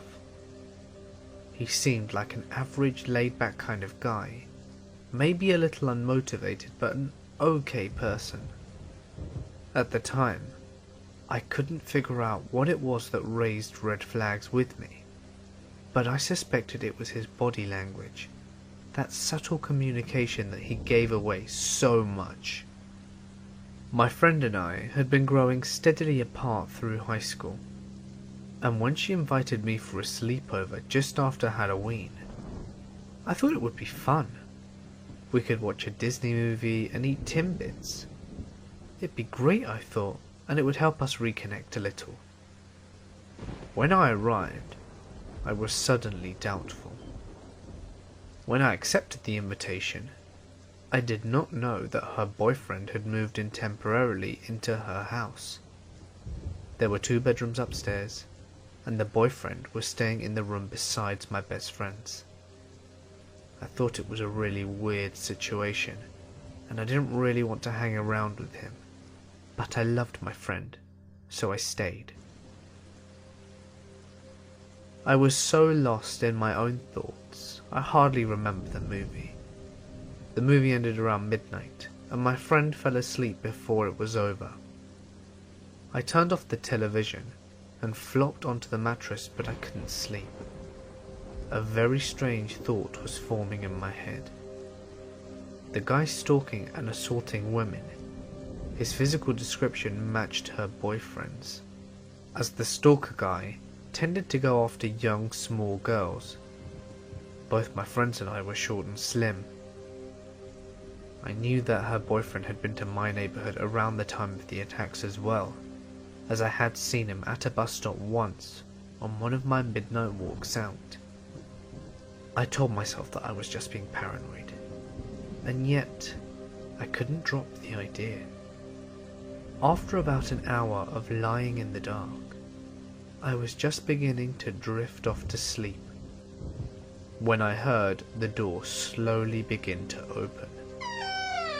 The room was set up with 2 mattresses on the floor. My friend had the one closest to the window, and mine was so near the door that if I reached out my legs I could close it. The door only opened a crack before I reacted. On instinct, I stretched out my leg and pushed it against the door, quickly shutting it. My heart was beating so fast, and my brain whirred through the scenario. Was it a burglar? No. I hadn't heard anyone coming up the stairs. It had to be the boyfriend. I waited quietly for a moment to see if the boyfriend would say anything or knock. Maybe he wanted the television back. He didn't say anything, but he did try to open the door again. And again. I scooched further down the mattress and put both my feet against the door. It was as if he couldn't quite decide what he wanted to do. He would try the door once or twice, walk quietly back to his room, wait a minute, and then come back and try the door again. The door had no lock, so if I didn't keep my legs against the door, he could easily open it. I wasn't sure what to do, so I kept on doing what I was doing, and finally, after about 30 minutes of silently trying the door, he went back to his room. I didn't hear anything else, so I figured that he fell asleep. For obvious reasons, I didn't sleep that night.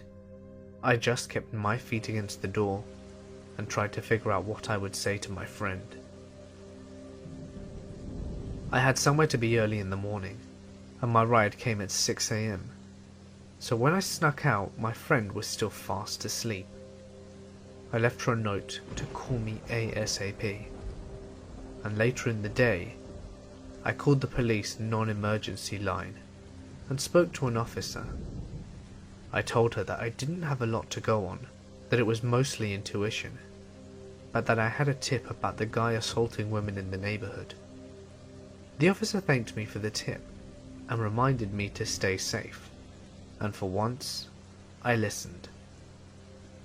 I didn't go on any nighttime walks for the next little while. Soon after, and before I got a chance to talk to my friend again, I think she may have been avoiding me because I knew she was around and she never did call me. My friend's boyfriend was arrested. He had been the one after all, the guy sexually assaulting women. I guess the police were already suspicious of him. So when his DNA matched the last assaulted guy on the scene, he was caught. It was a terrible thing to go through, but my friend was really brave, and she even worked with the police to get justice for the victims. The boyfriend pleaded guilty to 6 counts of sexual assault and 3 counts of sexual assault causing bodily harm in May 2009. He was sentenced to 5 years in prison and is to be listed on the Registry of Sex Offenders for 20 years. If you're interested in reading more, you can read the articles in the description. Moral of the story, kids, is always listen to your intuition. I have been babysitting since I was 13. I've had more than a few creepy experiences on the job, but this one was the worst that I've ever had. Last year in April, when I was 17, I had every babysitter's nightmare happen to me. I met the family through my grandmother, Laura. Laura lives in a nicer neighborhood. The people are genuinely nice and everyone knows each other. It was a very small subdivision, with a very big highway on one side of it, and the woods on the other. One evening, my grandma introduced me to the family that lived across the street, who was in need of a babysitter. They were a young couple with their first daughter, Lily. Lily was 3 years old at the time. After talking to them for a while, the family asked me if I could try babysitting Lily. I agreed, and after watching her a few times, the family asked me to stay on as their regular babysitter. Lily, like most 3-year-olds, was a handful, but she was a sweet kid, so I agreed to help the parents out. We set up a schedule where I would come over twice a month regularly for their date nights. This was perfectly fine by me, and as a teen, this was a dream job. Because my grandma lived across the street, we developed a pattern. Every time I babysat, I would park my car at her house and chat to her before I went over to Lily. I would also stop in before I left. My grandma would leave the side door unlocked for me because she would fall asleep sometimes before I got done. A couple of years passed without incident. Lily turned 4, then 5, and became even more of a handful. The night of the incident, the parents left in the early afternoon, and because the sun was still out, Lily wanted to go to the park down the road. I said no initially, because I had no key to lock the door with, but she wore me down with her persistence. I turned a light on in the living room and led her out of the back door. We stayed at the park until it got dark, and I was exhausted by the time we got back to the house. When we got back, nothing looked out of place. I made Lily stay in the kitchen as I made a sweep around the house to check that everything was okay.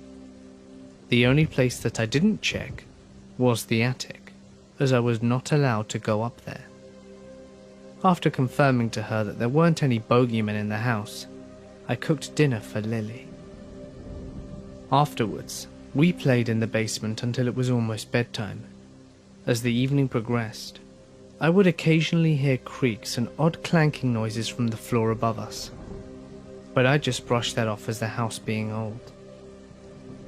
The family's cat, a very antisocial creature that hated noise, stood near the top of the steps the whole time that we were in the basement. The cat hissed occasionally at nothing. I consider that to be weirder than anything else. Finally, declaring it was bedtime, I let Lily climb onto my back and gave her a piggyback ride upstairs. The way her house was laid out, there was a long hallway in the middle. To the left was Lily's room. To the right, directly opposite Lily's room, was the parents' room. The parents' room had a door on the other side, connecting it to the front hall, meaning the front door. Lily was always proud of being a big girl and sleeping in her own room every night. Tonight, though, she really missed her parents and wanted to sleep in their room. I didn't see this as a problem. It had happened before, and the parents didn't mind. I tucked Lily in and went back to the kitchen to read until her parents got home. The whole time I was in the kitchen, I kept hearing a strange crunching noise. It would last about a minute before stopping, and then a few minutes later would start up again, and the cycle would go on and on. I began walking around the house in search of the noise when I heard Lily starting to cry. Lily normally falls asleep within 5 minutes without much incident, so her crying was very unusual. I walked back to her parents' room and stood in the doorway facing her back to her room. The only light was a small lamp next to the bed that Lily had turned on. "What's wrong, Lily?" I asked, stepping closer. I keep hearing noises. I'm scared." "I know, sweetie, but it's okay. I'm looking for them right now. Hey, do you want to come with me? It'll be like an adventure," I said excitedly, trying to cheer her up.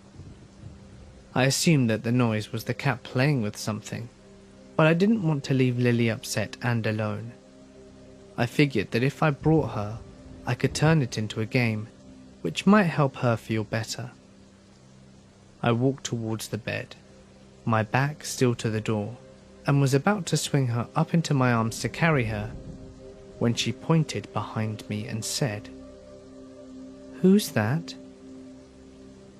I whipped around to see someone big climbing out from underneath Lily's bed. There was something in his hand that glinted in the dim light. He was staring at us. I reached out and slammed the door shut as he lunged through the hallway with a yell. The door had a flimsy lock on it that I clicked into place seconds before the knob started rattling. Lily, understandably, was screaming her head off in panic. Suddenly, the door started shaking as the man began throwing himself at it. I couldn't afford to freeze. The man was at the door leading into the house. Praying that he was acting alone and there wouldn't be a partner hiding elsewhere, I snatched Lily into my arms and ran for the other door in the room that led to the front door. The door behind us kept shuddering. I threw open the bedroom door, knowing that I wouldn't have long to undo the 2 locks on the front door. The shuddering behind us stopped as the man heard us moving. He started screaming at us, running through the inside of the house, going the long ways to the front door. I managed to undo the locks and sprinted across the street to my grandma's without looking back. We made it into the house through the unlocked side door, which I quickly locked behind me. Lily was still screaming, which scared my grandma awake. I handed Lily to her and ran through the house checking the locks. Once I was sure that everything was safe, I ran back to my grandma and told her that we needed to call the cops. My grandma gave me her phone. I went into the living room away from all the noise to make the call. On the phone, the operator I spoke to sent police immediately upon hearing what had happened. She then asked me if I could safely see the house. Carefully pulling aside the curtains, I chanced to peek through the window at the house across the street. The front door was shut, which was not how I'd left it, and all of the lights were off, when I always keep at least one light on. I mentioned this to her, and she told me to stay put. The police arrived in a few minutes and did a search of the area, but by that time the man was gone. They spoke to Lily and I, but we couldn't offer much because we didn't get a chance to see him. When the parents got home and saw the chaos, they were terrified and ran over to us. When I told them what happened, they seemed just as confused as we were. Whilst the police didn't find the man, they did find one thing that he left behind under Lily's bed: a box of mint Tic Tacs. The crunching noise that we heard was him chewing on them whilst he waited for Lily to go to bed. I don't know who you are or what your plan was to do, but let's never meet again. About 5 years ago, my friend and I were leaving Newton Falls, Ohio, after the 4th of July fireworks. We headed towards Akron, which was about 45 minutes away. A short bit outside of town, we passed state troopers in an area and a motorcycle on its side, with a body covered. There was suddenly a rolling mist that was coming off the surrounding fields.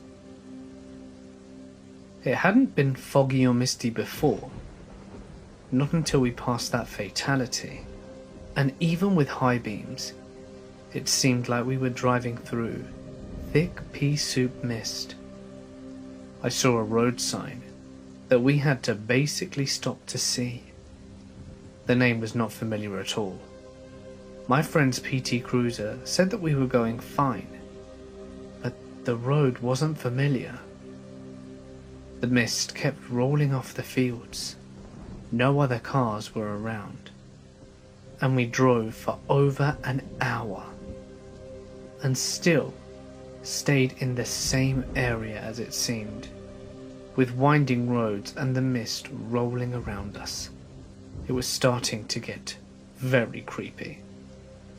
It didn't help that I had no internet coverage on my cell phone, so I text posted to Facebook and asked if anyone was up to please call me and bring up Google Maps so they could try and help us, so that we could find out where we were, as we were very, very lost.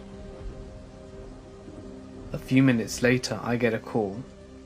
We were driving very slowly, and I gave them the name of the road sign. They couldn't find it on the map.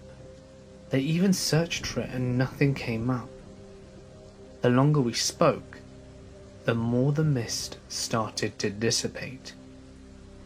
Suddenly, when the mist cleared, we were in Rootstown. However, this made no sense at all, as to get there, we would have had to have gone under I-76, which is what we had been trying to do. We had been driving slow enough to catch sign reflections, and there were no signs for the 76. My friend on the phone said that there was no way we could have gotten there without going under the 76 or seeing exit or entrance ramps. Well, we did, and there were also now vehicles around us. We took a road through Rootstown 18 to Akron, and what did we pass in Rootstown? State troopers, a motorcycle on its side, and a body covered. When I tried to find information on the Newton Falls accident, I couldn't find anything in the following days, nor the accident that we saw in Rootstown. I have no idea what we might have entered, but I believe having someone call me managed to get us out of it. I am a biologist, and one of the perks of the job is being able to see some remote and spectacular places that people don't often see. Part of my work involves collecting insects from remote watering holes out in the middle of Australia, a few 100 kilometers north of Uluru. One of the ladies I work with, Alice, lives out there full time and spends a lot of her time in the bush, as well as with the local Aboriginal people. She has a trove of stories and weird experiences, but I just thought I'd tell you about the one that I had. So, as I said, I visit a lot of waterholes out there. Being a very arid region, these waterholes hold great spiritual and cultural significance to the indigenous people.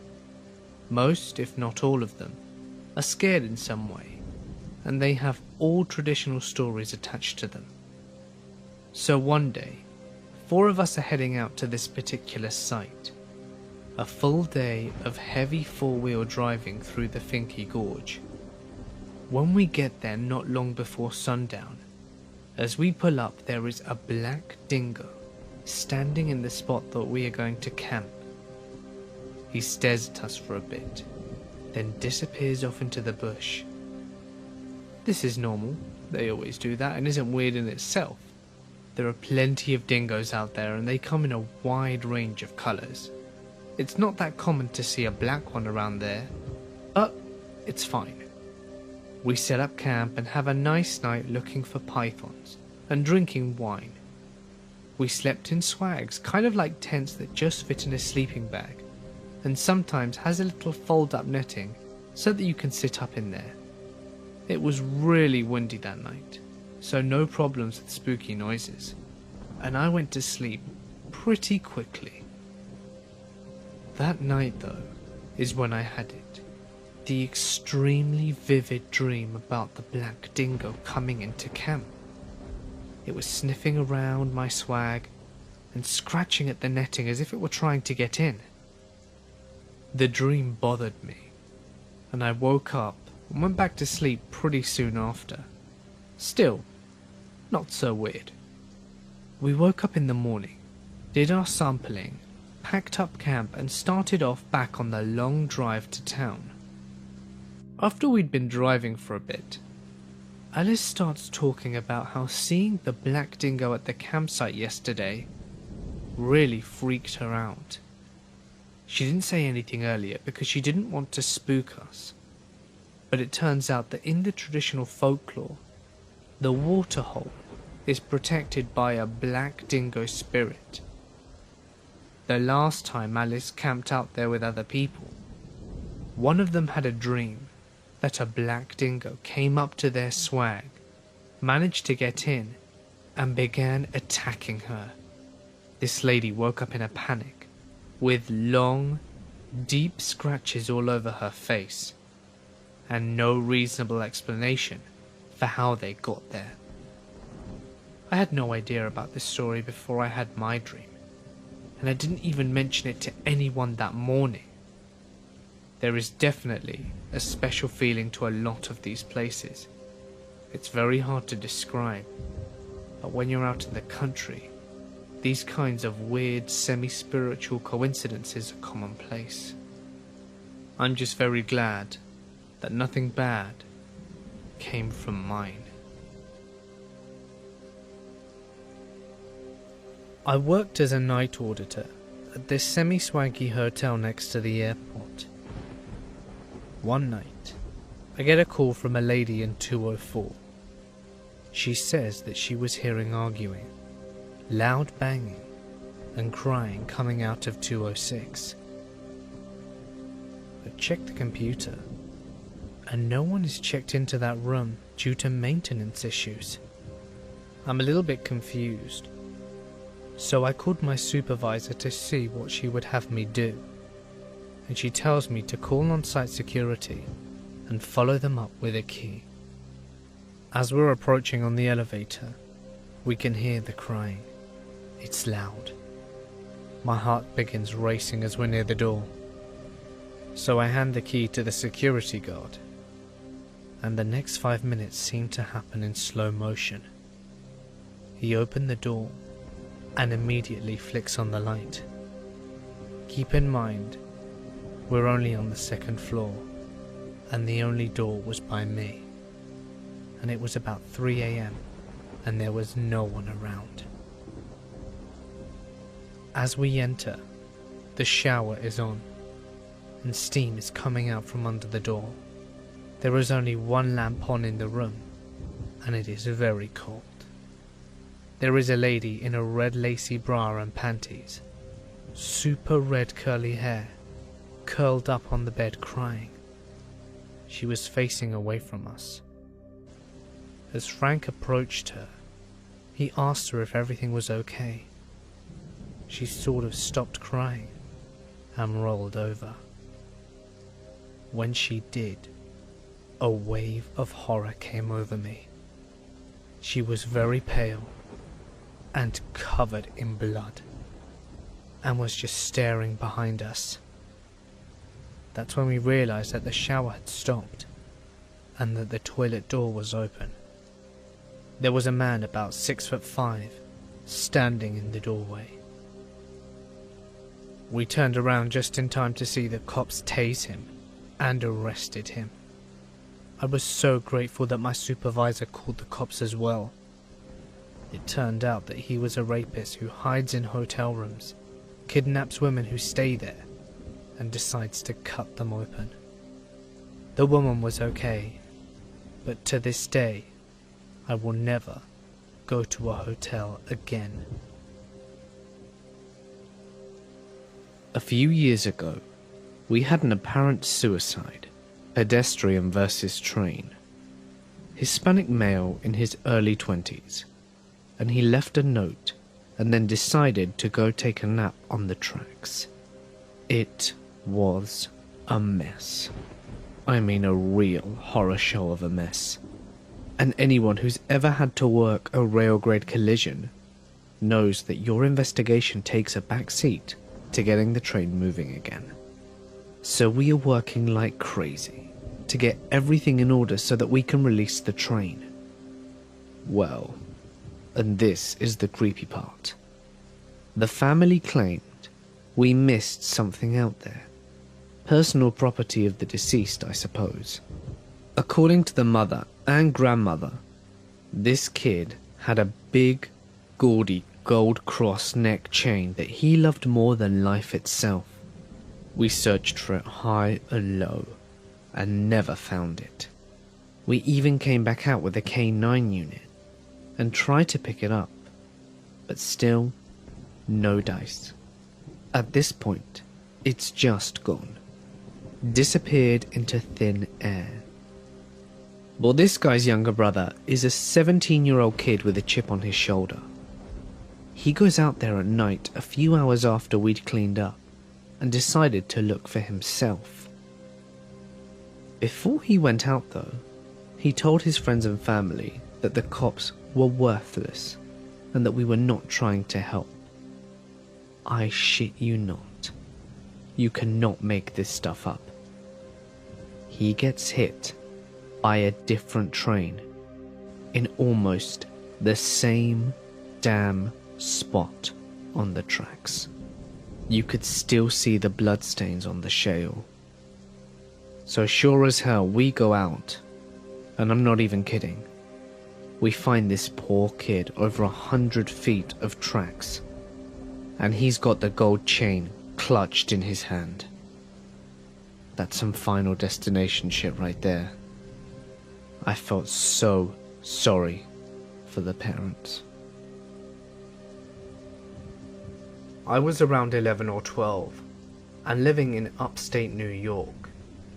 I had made friends with a girl in my class, Stacy, who was very poor and lived in what was considered the ghetto of my town. If you've ever lived in upstate, you'll know how laughable this is. We'd often hang out at my house. There was plenty of healthy snacks and I had cable. But one day, I was invited to a sleepover at her place. I packed a bag and headed over after school. Stacy's mum, who didn't have it going on, had friends over, and they were drinking shitty wine and generally acting like douchebags before they went on and headed out to the bar to get more trashed. She went out to have a cigarette, except for one guy. I can't remember his name, but he was about 30, tall, lean, and very creepy. He sat down with us and made small talk. I noticed Stacy looked very uncomfortable, which made me uncomfortable also. "You're very pretty," he said, inching closer to me. I thanked him and tried to move away. He caught my arm. "I bet all the boys in your class love you. You're sexy as hell." I was pudgy and never wore makeup like the other girls in my class, so I wasn't particularly popular. And being a dumb kid, I told him so. He smiled at me. "I'll be your boyfriend. Do you want some wine? How about a cigarette? I bet you look so hot when you smoke." At that point, Stacy got up and left. I tried to follow her, but the guy still had a firm grip on my arm. With his other hand, he caressed the inside of my thigh and moved upwards. I froze, not knowing what to do. I had never experienced sex before, and being a very sheltered girl, and all I knew was that this was wrong and terrifying. He slipped his hand inside my trousers, and I managed to tear my arm away and ran upstairs. And I locked myself in the bathroom until I heard them leave. I then got my phone out and called my dad. I didn't want to tell him what happened, but I cried for almost 2 days until he finally coaxed it out of me.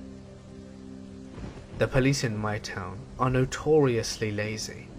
They took my statement, and this man was not unknown to them, and no arrest was made. At lunch the next day, 2 girls I'd never spoken to, Ashley and Jemima, sat at my table. They told me that he did the same thing to Jemima when she had a sleepover with Stacy. Ashley had agreed to be his girlfriend, and he'd forcibly taken her virginity, which her parents reported to the police, hence him being not unknown. To my knowledge, he got away with everything. The police never did a damn thing. In the year 1972, my younger sister and I were forced to move from our home in Norway to go live in the UK. My mother had just married an Englishman who had 4 children of his own, and they were expecting another one.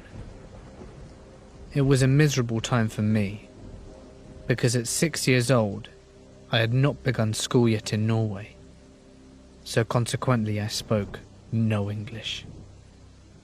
I had also been forced to leave my father and beloved grandparents behind, and my own mother was more interested in her new husband than any of her children. My childhood was the unhappiest time of my life, and this was only exasperated by the experiences in the manor house in which we moved to. The old manor house was situated in a seaside town. From the outside, it was the picture postcard of the British countryside. A large lawn surrounding the driveway leading to the house. A glass greenhouse, stables around the back, and horses in the paddock. But behind this facade, we experienced such horrors, some that I still struggle to talk about to this day. Us children all experienced paranormal activity, particularly at night, and it left us exhausted. Our parents were not particularly concerned and often shut us out. All we had were each other, and it was terrifying. You dreaded sleep and the activity that would come with it. I would sleep with my dog and cat on the bed, but even they could not bring me enough comfort. One night, when I was around 9 years old, I was awoken by my dog standing near the bedroom window growling. The cat was standing with her back arched and fur standing on end, hissing loudly. All of a sudden, though, my dog whimpered, and then suddenly there was silence. The room went cold, and the darkness seemed to engulf us. I got out of my bed shaking in fear and crept towards my bedroom window, where my dog was now crouching, ears pinned down to her head. The floorboards creaked under my weight. As I reached the blacked-out curtains, I peeked out to see if there was an animal in the front yard that could have startled the cat or dog. But I saw nothing. I craned my neck and looked beyond the greenhouse. Again, there was nothing. I sighed. I took a step back and went to draw the curtain. But then, suddenly, everything happened at once. The dog started barking ferociously and frothing at the mouth, and my bedroom door swung open and slammed hard against the wall. My posters then flew off the walls. I turned back to the window and I saw the face of a man smiling menacingly at me. Terrified, I spun around expecting to see someone who stood behind me. But when I did, there was no one there. I turned back to the window, and it was gone.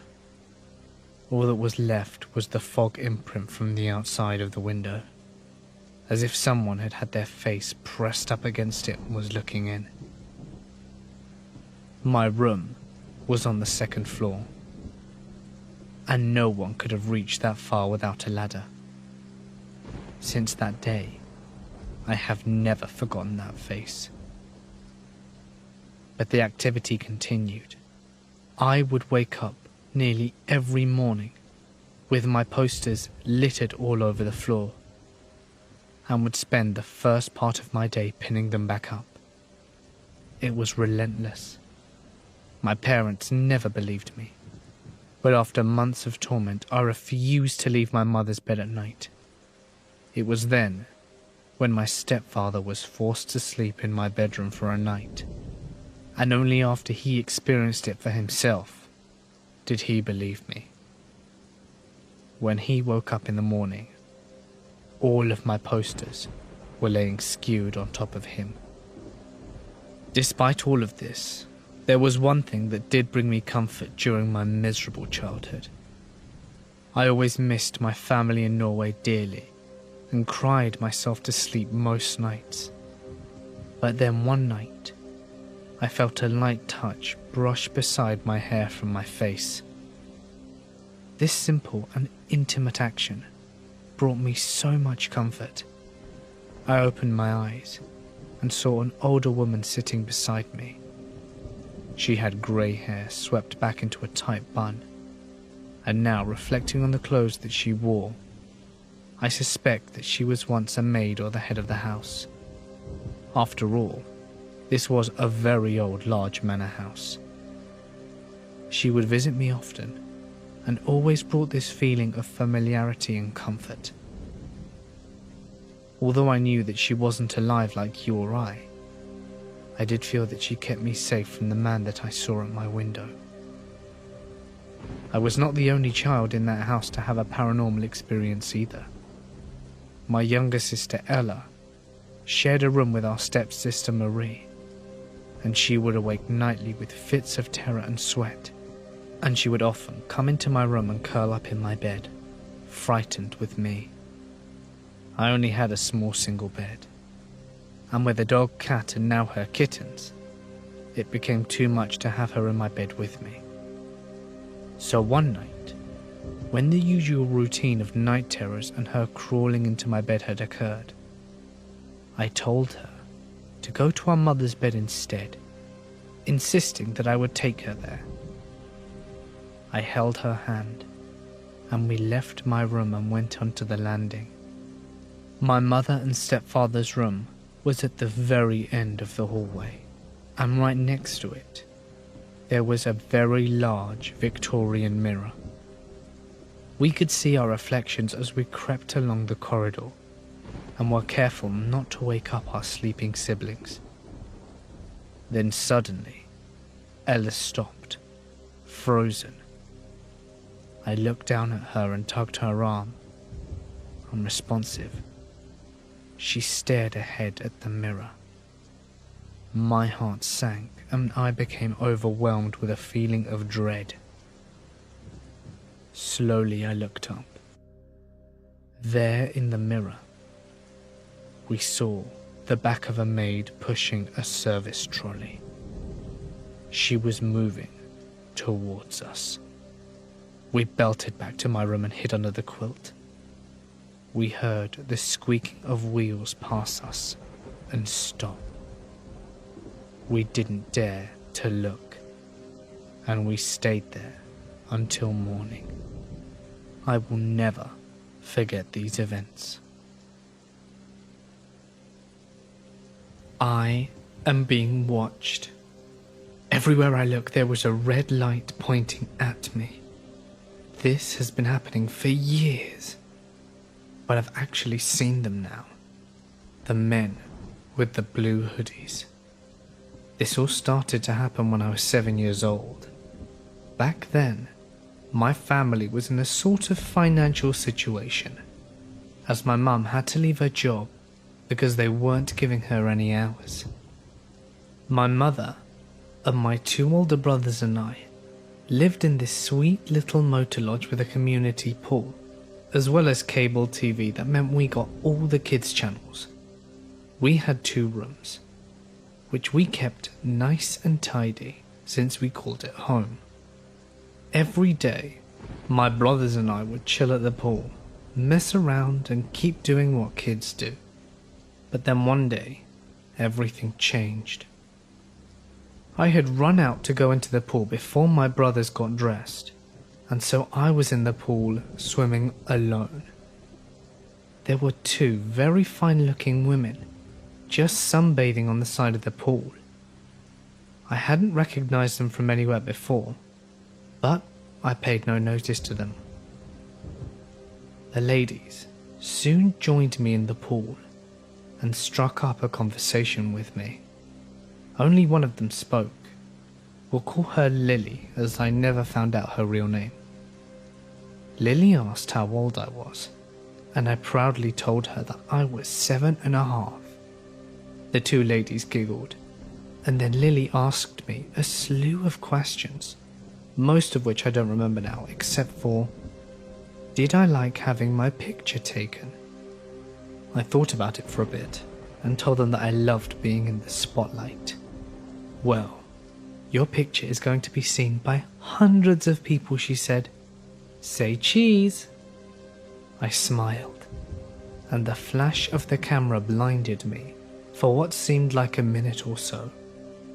And when I opened my eyes, the ladies were gone.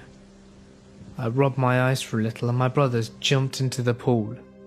They asked if I was okay, and to not run into the pool like that without them.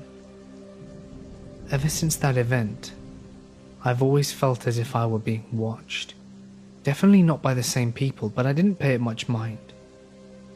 It was just ordinary things. When I was walking down the streets, I'd look over and I'd feel like these people were watching me. For a long time, I just thought it was paranoia and I was deluding myself. People always stare at other people. I mean, it's just something people do. However, this all changed lately. As I got older, my brothers taught me about the secret internet, i.e. the deep web.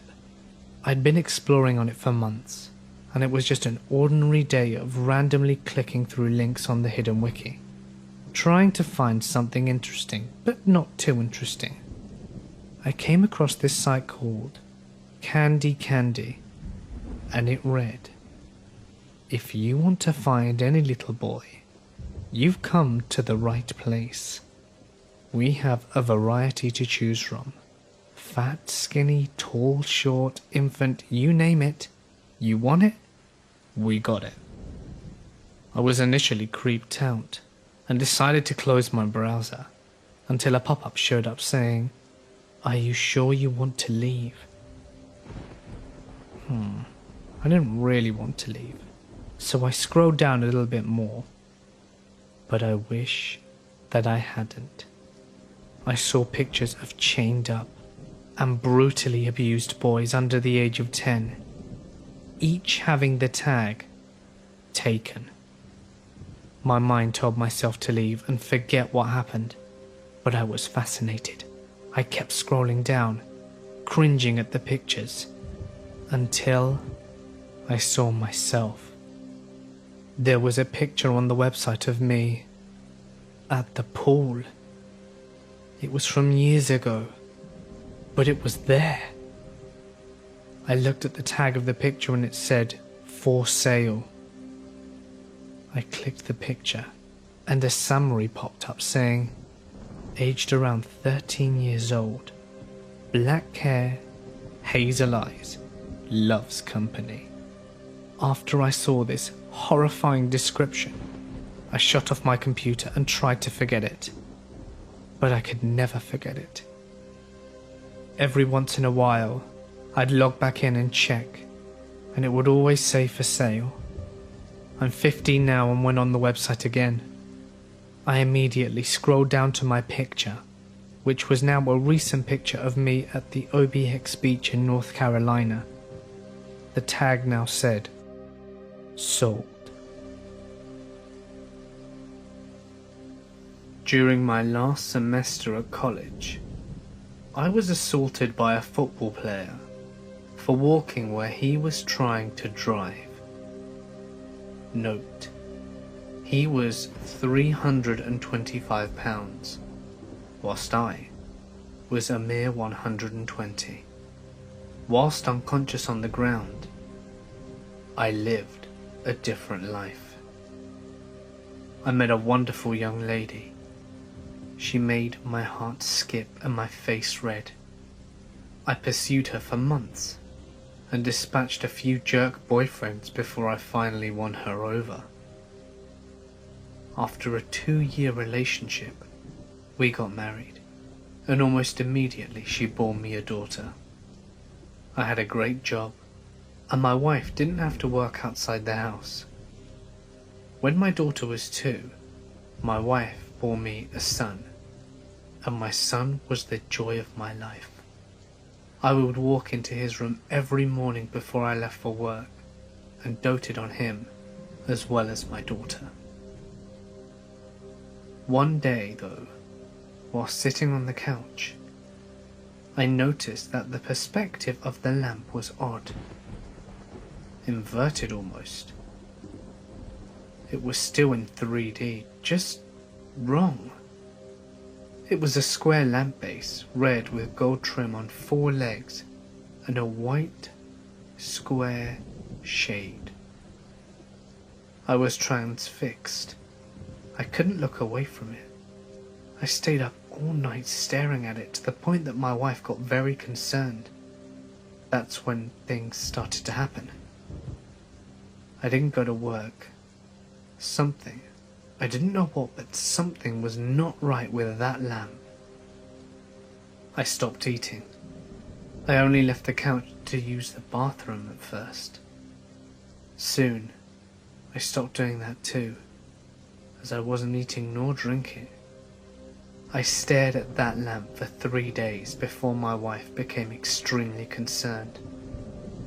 She had someone come over to try and talk to me.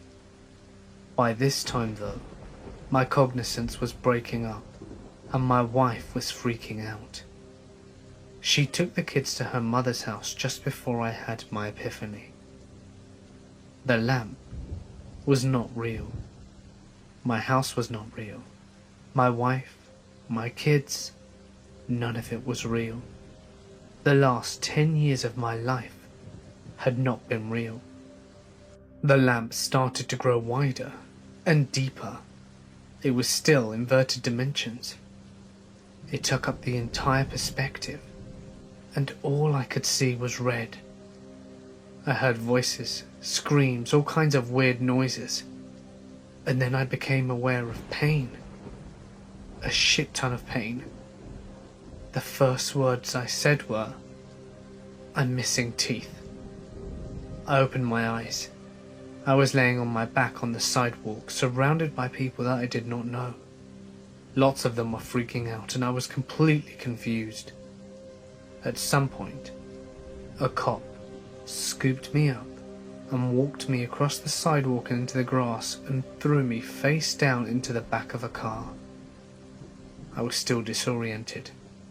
I was taken to the hospital by the cop, as it seemed he didn't want to wait for the ambulance driver. I went through about 3 years of horrid depression. I was grieving at the loss of my wife, my children, and dealing with the knowledge that they never existed. I was scared that I was going insane, and I would cry myself to sleep, hoping I would see her in my dreams, that I would blink, and I would wake up again in the reality that I once knew. I never have, but sometimes I see my son, usually just a glimpse out of my peripheral vision. He is perpetually 5 years old, and I can never hear what he says. I have no idea what happened. Could I have dreamt it all? Could you dream 10 years of a whole life? A person, moments shared, places gone, new experiences, new tastes, new smells. Can it all come from your mind? Really? I don't think so. But like I said, I have no explanation for what happened that day. And it still leaves me speechless. So, as a kid I lived about 100 miles away from the nearest town, at a house without electricity or running water, which is the works in the Colorado Rockies. This place was in the absolute middle of nowhere, and we frequently saw all kinds of wild animals, ranging from elk, deer, coyotes and cats. Our property and a bunch of other neighbors' properties bordered national forest roads, so to keep people off our road, we had to gate about 1.5 miles from our house that we drove through before we reached our house. This time of year, we are the only people up there, as all the other homes are hunting cabins, long empty by this time in late winter. Now, this was not the type of gate that you could drive around if you forgot your key. There were tons of trees all around it, with barbed wire, ditches and such, so anyone wanting for off-road around it would basically have to build a new road around this gate. Well, one night, my mother, brother and sister and I pull up to the gate, and we cannot find the key. It's gone. So one of us, i.e. me, has to walk all the way back up to the house in the pitch black to fetch the spare key and make their way back down. Now, it's recently snowed in January, and it is totally dark. You can't even see your hands in front of you dark. And with the new snow, you can't hear anything either. There are a few clouds in the sky, on and off to let some starlight through every once in a while. But it's dark, and of course there isn't a flashlight either. So off I go. First you walk through around 200 meters of trees, then it opens up to a huge meadow, which then narrows back down again to trees for another 200 meters, and then opens up again into another huge meadow, which on the other side of is our house. I set out and everything seems fine. I'm just irritated that I have to do this. I'm about 15 years old at the time and a little angsty teen that is peeved off at the slightest chore. I was not thinking about my surroundings in the slightest, but as I'm walking, I get that feeling that I'm being watched as I'm halfway through the first meadow. That deep, creepy dread that something is right behind you, and you can't see what it is, made it 1,000 times worse by the lack of light and lack of being able to hear. My first instinct was to run, but I knew that if there was something, I was just going to provoke it, so I kept going, and then stopped to try and listen, as I heard a crunch echoing my footsteps. Holy shit. This time I walked a little faster, and I knew there was something behind me. It was probably a cat as well, so I just kept walking right into the second bunch of trees before it opened up into a meadow. I could see our house. I could feel the pressure. At this point we were predator and prey, and I could feel the breath on my shoes.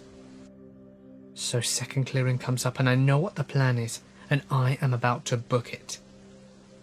Thankfully, I'm familiar with what to do, and I scream as loud as I can.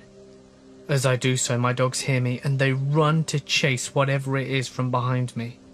They continue running past me and I book it into the house.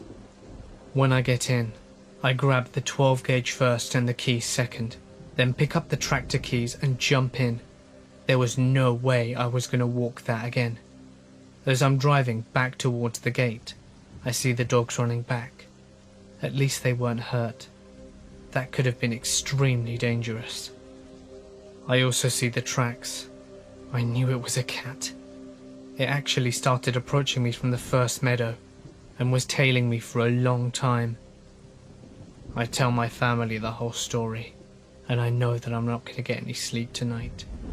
From that day, I refused to be out alone at night in the countryside without a weapon.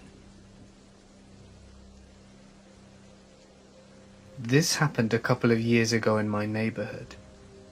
An elderly neighbor thought that one of the strays that she regularly fed was in the backyard of a vacant house next to her backyard. I told her that I would go look, as she was very anxious about it and worried a lot of the time. I was on my cell phone and she was on her home phone. The house next door to the vacant house had a radio on the garage. People were working on the car, birds were chirping, and you could hear kids down the street. She's at her back door, and we can see each other as I walk along the side of the vacant house. I call the cat's name and saw nothing move, and was relaying this to her as I walked further into the backyard. But then all of a sudden, something happened. I could no longer hear the radio next door, nor the people, nor the children, nor the birds. The phone became very staticky, and when I looked over to her back door, it was like a mist. I could hardly see her. I yelled into the phone, "Can you hear me?" And in reply, a man's voice said, "Help me." I flew out of that backyard. I stopped a few houses up to catch my breath. I could hear the radio people and birds and kids again. The phone was no longer staticky. She said over the line, "What the hell was that?" I relayed what I had seen and heard, and asked her what she saw and if she had heard me. She told me that for a moment her vision was obscured, almost as if I were in a cloud, and she heard static on the phone. Then she heard the voice of a little girl. I asked if she was sure it was a little girl, and she said it was. Nothing has ever terrified me more than that. We have a 90-year-old neighbor, and has lived in this neighborhood ever since it had been built. I went over and asked her if anything had happened in the backyard or in that house in general. She knew and had never heard of anything. I told her what happened, and she thought maybe it had something to do with the Indians that lived on this area several hundred years ago. There is no amount of money that would ever entice me to go into that yard again, and I shudder to even look at it. When the house was torn down, the neighborhood shook more than for any other house. This happened when I was interning with the Sheriff's Police Department, so most of my time was spent on patrol. We got called out to do a wellness check, which the deputy thought was going to be a piece of cake, like she was out of town or something. We get there, and we are met by the neighbors, who told us that the mail is piling up in the mailbox, and that there are several untouched packages on the porch. So we go up to the house, and the front of the door is unsecured. So we crack open the door a couple of inches, and the deputy calls inside. But the door won't move anymore. The house was one of those split houses, where the stairs met at the front door, and the upstairs and downstairs are offset.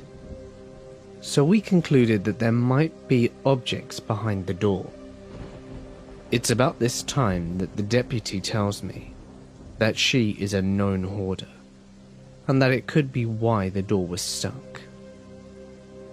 He also mentions that if we see flies on the inside of the window, she is most likely inside and deceased. As we walk around the side of the house, we notice a lot of flies on the windows. The back door was locked, and we looked in and noticed bags upon bags of garbage, diapers and miscellaneous stuff all over the place. We head back to the front and attempt to make entry. He pushes the door open this time with a lot more force than before, and then from underneath I see a grease liquid oozing out from underneath the door. The deputy stops, closes the door, and calmly tells me that the lady was indeed dead and wedged behind the door. From the dates of the packages, we concluded that she must have been gone for about 2 months. Once we did make entry into the house, I was allowed inside. After 2 months, she didn't even look like a human corpse. Her skin and body had sagged and melted to the floor. And her face was all black, and had been for the most part eaten to the bone by maggots. I will never forget the smell when the coroners moved her and she popped. It was like a physical presence. Whatever those people get paid to deal with that shit is not enough. The thing that really got to me though was wondering if she had fallen down the stairs and died there, or if she fell and was unable to move and waited for help that would never come. From May 2010 to May 2011, I worked as a security guard at a hydroelectric dam in Virginia. It was a fairly isolated location. If you needed an ambulance, you could expect at least a 20-minute wait. About a month after I was hired, one of the guys at the dam told me that most security guards out there will quit after a few days because they got so creeped out by being alone in the dam all night, and he was glad that I was sticking to it. In truth, it could be very creepy. Sometimes at night whilst I was patrolling the basement levels of the dam itself, I would think about the fact that I was 50 feet below the waterline on the low side, and the only human being in about a 1.5 mile radius. Sometimes I'd hear weird noises in the woods, or catch a flash of a shadow whilst I was in the dam. It does take a lot to scare me though, and I knew that I was either hearing critters in the woods or my mind was playing tricks on me. One night, however, something happened that scared the living hell out of me. It was a little past 11 p.m. and I was sitting in the guardhouse reading a book. Suddenly, I hear a tap at the door. What's creepy about the guardhouse at night though, is that you have a little lamp inside turned on. People could look through the window and see you quite clearly, but due to the glare off the glass, it made it difficult for you to see outside. When I heard the tap at the door, I thought it was a bug hitting the glass. It was so faint, and I knew that there weren't any contractors at the dam. I had the place to myself. The tap came once again, more insistent this time. I grabbed my flashlight and opened the door. There was no one there. I let the door slip from my hand and shut behind me. To my left, previously concealed by the door as I had opened it, was a huge man, at least 400 pounds, wearing a grey sweatshirt and grey sweatpants, and the sweatshirt was smeared with fresh blood. My heart started hammering, and my blood ran cold. I was so scared I could barely speak. As it turns out though, he was a local fisherman who had been fishing off the bridges over the trail race, and he was wondering why the power company hadn't started back pumping into the lake yet, because they usually started a little before 11, and that's when he always drew in the big striped bass. He was smeared with blood because he'd already caught and gutted a couple and wiped his hands on his shirt. He felt really bad when he realised that he'd approached me basically in the same way that a murderer in a horror movie would have. I am thankful to this day that I am an unarmed security guard, because if I'd have had a gun, I would have either shot him or accidentally shot myself whilst trying to shoot him. Some family friends of mine were looking into buying a new house and moving in together since they had been dating for a few years now. They found a house that was in their price range and in a good location, so they contacted the local estate agent and arranged to meet him in front of the house one morning to look around it. When they arrived though, there was no sign of the estate agent's car, but they decided to knock on the door anyway in case he was waiting inside. After knocking, a small old woman opened the door and looked at them expectantly. "Oh, we're sorry. We didn't know that anyone else was looking at the house today. Is it alright if we come in?" they asked. The lady didn't respond. She just stood to one side to allow them to come in. The whole time that they were looking around, the old lady would always stay in the same room as them and appeared to be looking at them more than at the house. After they had finished looking at the property, they walked out of the door, and as they were approaching their car, they saw the estate agent pull up beside them. The estate agent asked if they were ready to see the house and apologized for the delay. And then they replied that they'd already seen the house and that they'd been looking at it with the old lady as well.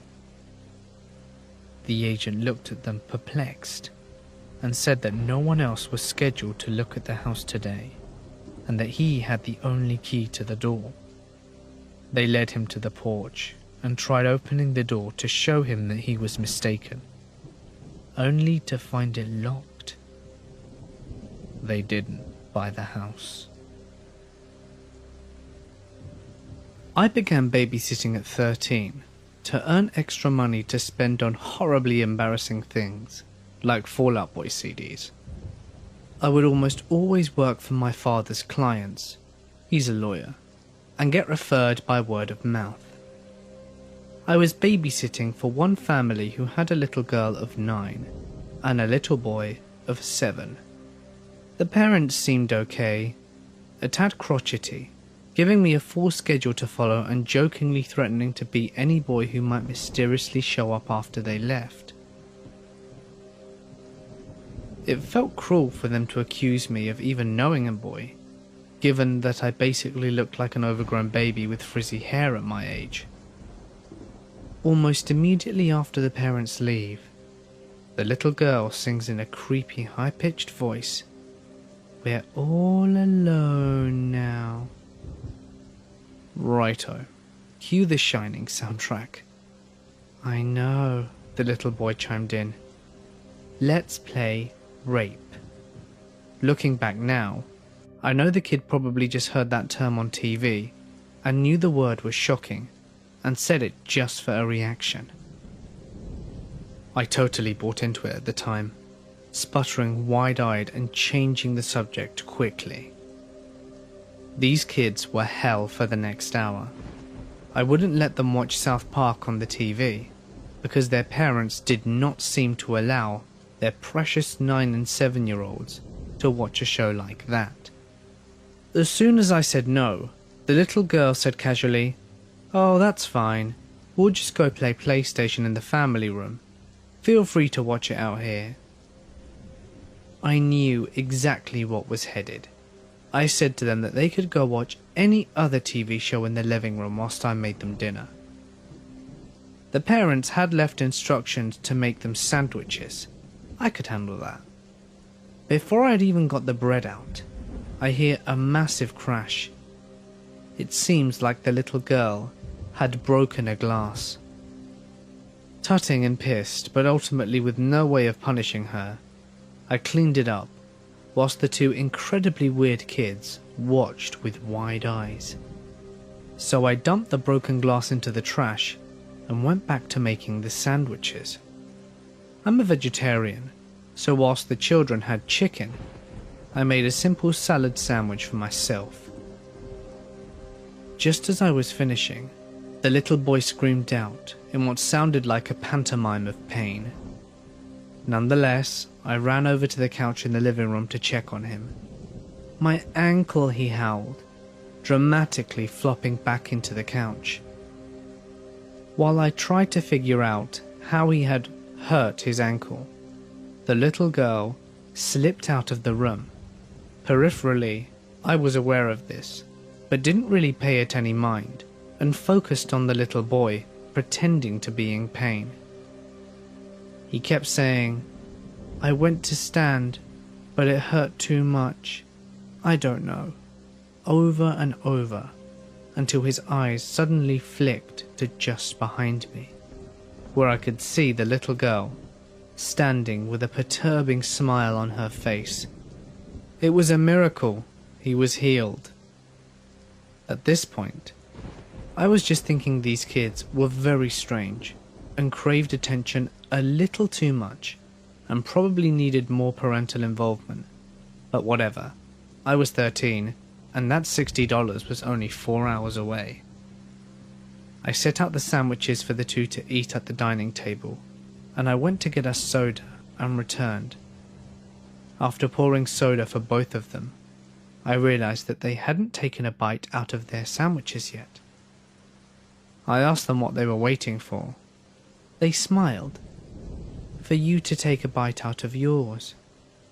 I am so glad I had a gut feeling to open my sandwich, because when I did, I saw glass. Broken glass. The broken glass that I had put in the trash. I stared in horror at these two little children, staring at me, giving me maniacal grins. I lost it, shouting, "Are you two serious? At the very least you could have really injured my mouth. What's wrong with you?" Instead of crying or apologizing, or pretending to be ashamed or confused, these two little kids began laughing. And not a childish laugh either. It was a low and threatening laugh. I'll never forget that noise. My immediate reaction was that these kids are too young to be laughing like that. I called my older sister, who was 17 at the time, told her over the phone what happened and cried about it a little. She came and took over for me. We left the house with chills after the parents arrived. I never babysat for those two again. What I can't get past is the level of predetermination that went into sprinkling that broken glass into my sandwich, and the total remorseless way that they responded to me being upset. They were unlike any two kids I've ever met before or since. My first apartment after college was the upper half of an old house. My new roommate had just recently graduated, so he was in no rush to move in. I'd been living with my parents for the past year or so, and needed out as soon as possible. So I brought a sleeping bag over with the last load of stuff on day one. No utilities, just camping out by myself in the living room. At some point during the night, I had a vivid dream that a killer with a knife was coming down the main hallway towards the door to the living room. Just as he was about to open the door though, I woke up terrified. I shook it off though, it was a dream, and I went back to sleep. I was talking to my roommate one morning a few months later, and he told me something that I found very strange. He had a weird dream the previous night. He had fallen asleep in the living room for the first time, and had a dream that a killer with a knife was coming down the main hallway towards the door to the living room. Just as the killer was about to open the door, my friend woke up. He spent the rest of the night in his own room, thoroughly creeped out. At that point, I told him about my dream for the first time, and we both thought it was pretty weird. A couple of months later, a friend needed a place to crash. He asked to stay on the couch for a night. Next morning, as we're all having breakfast together, he mentions that he had an odd dream. I asked him, was it a killer with a knife coming down the main hallway towards the door to the living room? My friend then added, and just as he was about to open the door, you woke up. The look of pure terror on our friend's face was astounding. I think we really need to look up the history of this house. Number 2. I was 10 years old and just started 5th grade. I had made a new friend in school, Janie. My parents allowed me to go for a sleepover at her house, even though they'd only met her mother once, and my mum and dad were pretty laid back, because I was their last child, and my sisters were 9 and 13 years older than me. So my mum dropped me off, said hello to Janie's mum, and left. Me and Janie started playing karaoke when her mum decided that she was going to leave. She said goodbye to us, gave us kisses on the cheek, and I remember that she smelled a bit like black licorice. Me and Janie were left to do whatever we wanted for the next 5 hours. Janie's older sister came home around 1 AM and told us that we should be going to bed because we were falling asleep on the couch, and so we went into Janie's room and laid in her bed. Later that night, I can't be sure what time it was because it was pitch black, but Janie's mum came home I woke up to a pounding sound on Janie's bedroom door. I started yelling in fear when I felt a hand cover my mouth. It was Janie telling me to be quiet and pretend to be asleep. But at that moment, it was too late. Her mother had kicked in the door. She stormed over to the bed and grabbed Janie's face. She began screaming at Janie because we accidentally left the TV on. I was trying to hide under the covers, but she saw me, and she began slamming her fists on the bed around me and screamed, "You think you're better than me?" over and over. I was sobbing, and all I could think about was going home. I was so scared, and I begged her mum to let me call my parents because I felt sick. Her mum, though, grabbed my chin, looked me in the eyes and said, "I know what you're doing, little girl, and you aren't going anywhere until I say you can." She stormed out of the room, slamming the half-broken bedroom door behind her. Janie said nothing, and neither did I. Needless to say, I did not sleep that night, and in the morning when I went to call my mother, Janie's mother was on the phone.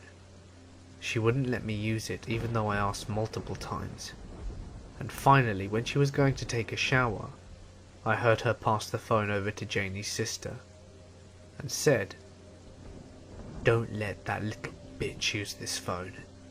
If you do, I ain't buying you cigarettes anymore." I was the sheltered kid, and at the time I overheard that, I knew that I had to get out of there. I approached Janie's sister, and she basically threw the phone at me. She was ready to give it to me before I even asked for it, and with a look of fear in her eyes, she said, "My mum is calling her guy, so you need to call home now." And so I did. She saved my life, and I still believe it to this day. Was her guy someone who was going to come and get rid of me? I shudder at the thought. The rest of the story isn't very exciting. My mother picked me up and I acted like nothing was wrong. 2 days later though, it was Parents' Day. Janie was in my class, which meant her mother was there as well.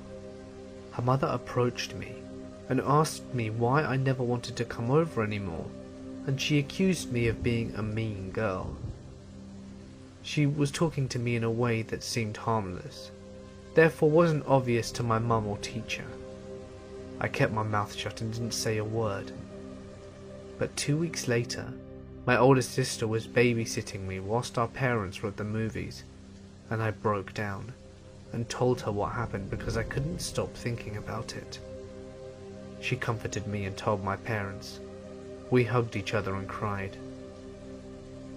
A couple of weeks later, Janie stopped coming to school. My classmates wondered what happened, and so did I. I didn't want to ask my parents what happened. 15 years later, I heard from Janie on Facebook. There was no life-changing conversation, but we did exchange pleasantries. I suppose that's life sometimes.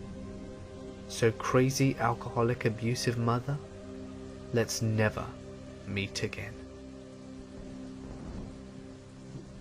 Hey guys, it's Mort here, and thank you so much for listening. I love listening to the sound of rain, even though it doesn't really help much when recording. I find it so relaxing. And remember that if you enjoyed today's video, please consider dropping a like and leaving a comment, as it's a really great way to help support the channel and I appreciate it tremendously. And if you'd like to do something incredible to help support the channel further, feel free to visit my Patreon. You can find a link in the description as well as the links to my social media. And if you'd like your story read on my channel, you can submit it as a text post to my Reddit page or send it to me via email. Both links can be found in the description. But anyway, for now guys, I'm going to sign off. Stay awesome, and I'll see you in the next one.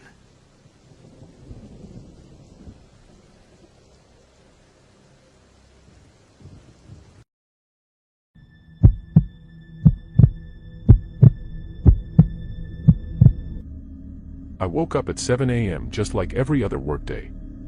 The alarm went off and my hand automatically reached for the phone. I swiped up to unlock it, still feeling groggy, not quite ready to leave the warmth of my bed. Instead of getting up to check myself in the mirror, I opened my camera app, lazily trying to spot any new pimples. It was easier than walking over to the bathroom. As soon as the camera app opened, I noticed something unusual. In the bottom left corner of the screen, there was a video thumbnail that I didn't remember ever taking. My heart rate sped up a little, but I didn't think too much of it at first. Maybe I had accidentally recorded something. I knew I hadn't used the camera in 3 days, and I distinctly remembered the last photo I'd taken. But I tapped the video, curious to see what it was. The moment it began to play, I felt like my world shifted. My hands tightened around the phone. It showed someone entering my room. This person walked quietly, as if they had all the time in the world. Right up to my bed. The angle changed and I saw myself lying there asleep, completely unaware. The person, no the intruder, leaned over the camera capturing my face. My chest rose and fell steadily as I slept, snoring lightly. The video ended with them standing back up and leaving the room as silently as they came. My stomach lurched. How could this have happened? Why didn't I wake up? I've never been a deep sleeper and my apartment isn't large. Any noise, especially something that's close to me, should have pulled me out of my sleep. But there I was, completely oblivious to what had happened. The first thing I did after watching the video was check the apartment. I moved quickly, my body tense, looking around every corner and behind every door. There was no sign of forced entry, no mess, nothing out of place. I started feeling foolish. I had forgotten to lock the door when I got home last night. That was it. I must have left it open, making it easy for someone to walk right in. The thought made me feel even worse. Who would do something like this? Someone had walked into my home, into my most private space, stood next to me while I slept, and recorded it. They didn't take anything, nothing was missing. They just left behind that video. A joke maybe. I pulled out my phone again and quickly texted my friends, asking if any of them were responsible for this. It seemed far-fetched, but I needed an answer.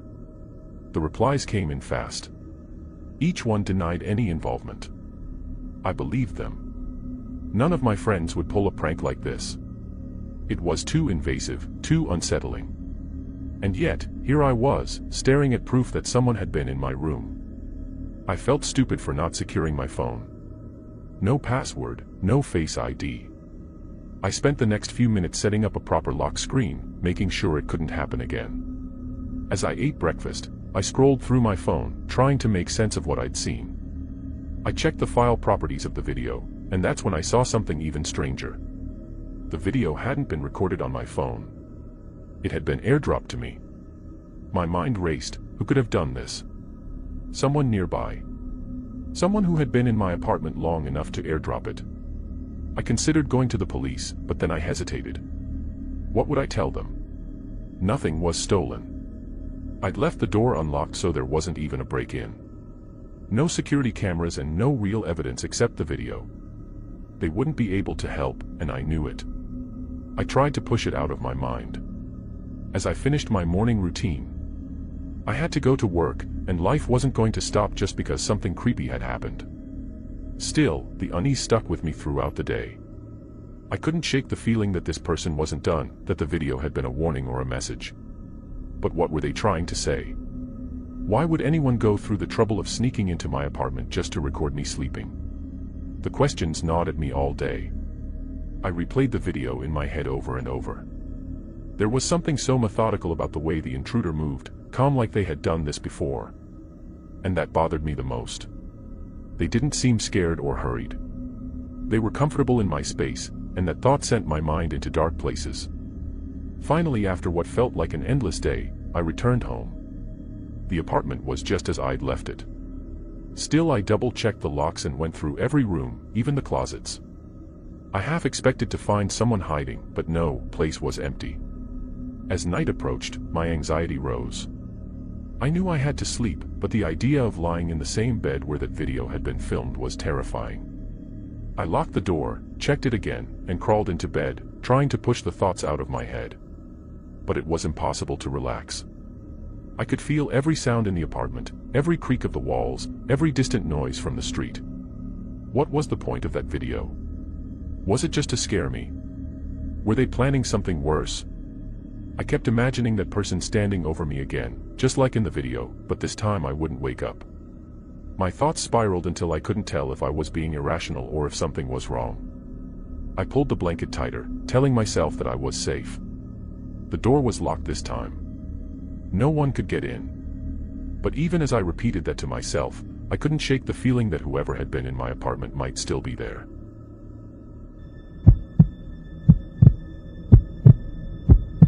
Back in the late 1990s during the summertime, I would work as a camp counselor for a sleepaway camp in the Poconos. I did this for 3 summers. I would have fun with the kids and would befriend every camp counselor. Every Wednesday night, we would play manhunt. Basically what manhunt is when one person is designated as the hunter while the others try to evade capture. The hunter tries to find and tag the other players who hide and move stealthily to avoid being caught. I would love to play this game every Wednesday night.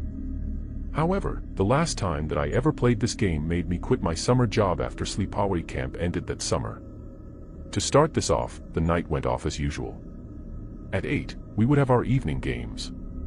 Tonight was of course playing manhunt. One counselor, who I will call Sean for privacy reasons, volunteered to be the hunter that night. Sean covered his eyes and counted to 30. We all ran. I ran to the woods along with a lot of others, but many of us went in different directions.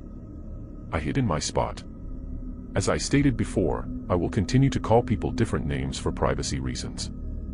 I saw 2 other boys, named Owen and Griffin, run in the same direction I went, but they ran much further into the woods until I could no longer see them.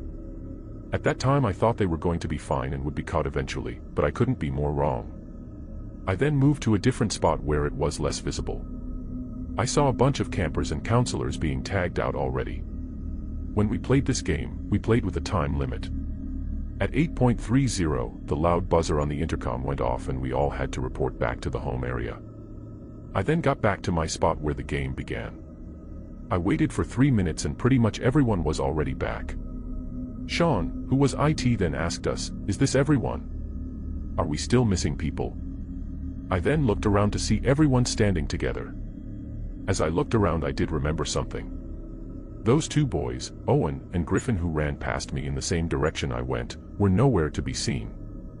I told him this and he ordered all the campers to go back to their bunk cabins as the staff would all search for them. Half an hour passed by and we still couldn't find them. I was getting really worried now. The camp owner who was called to help us told me and all the other counselors to go back to our bunks as the administration would look for them. I then walked back to my cabin.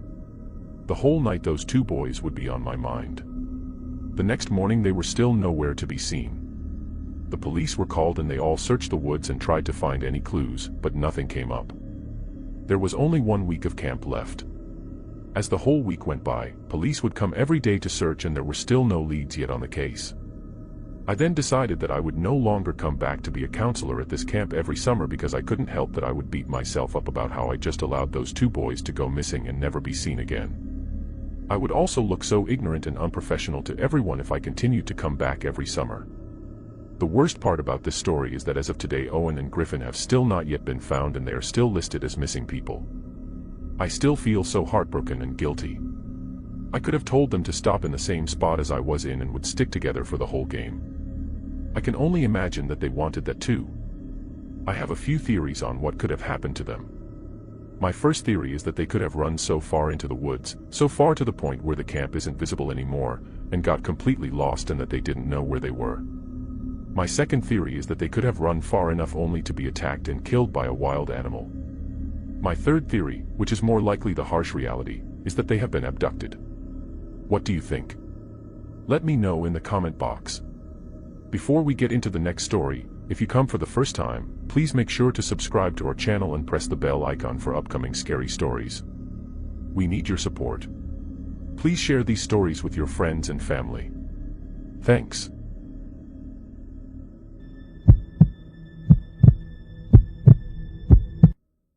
This event happened in 2004 during my senior year of high school.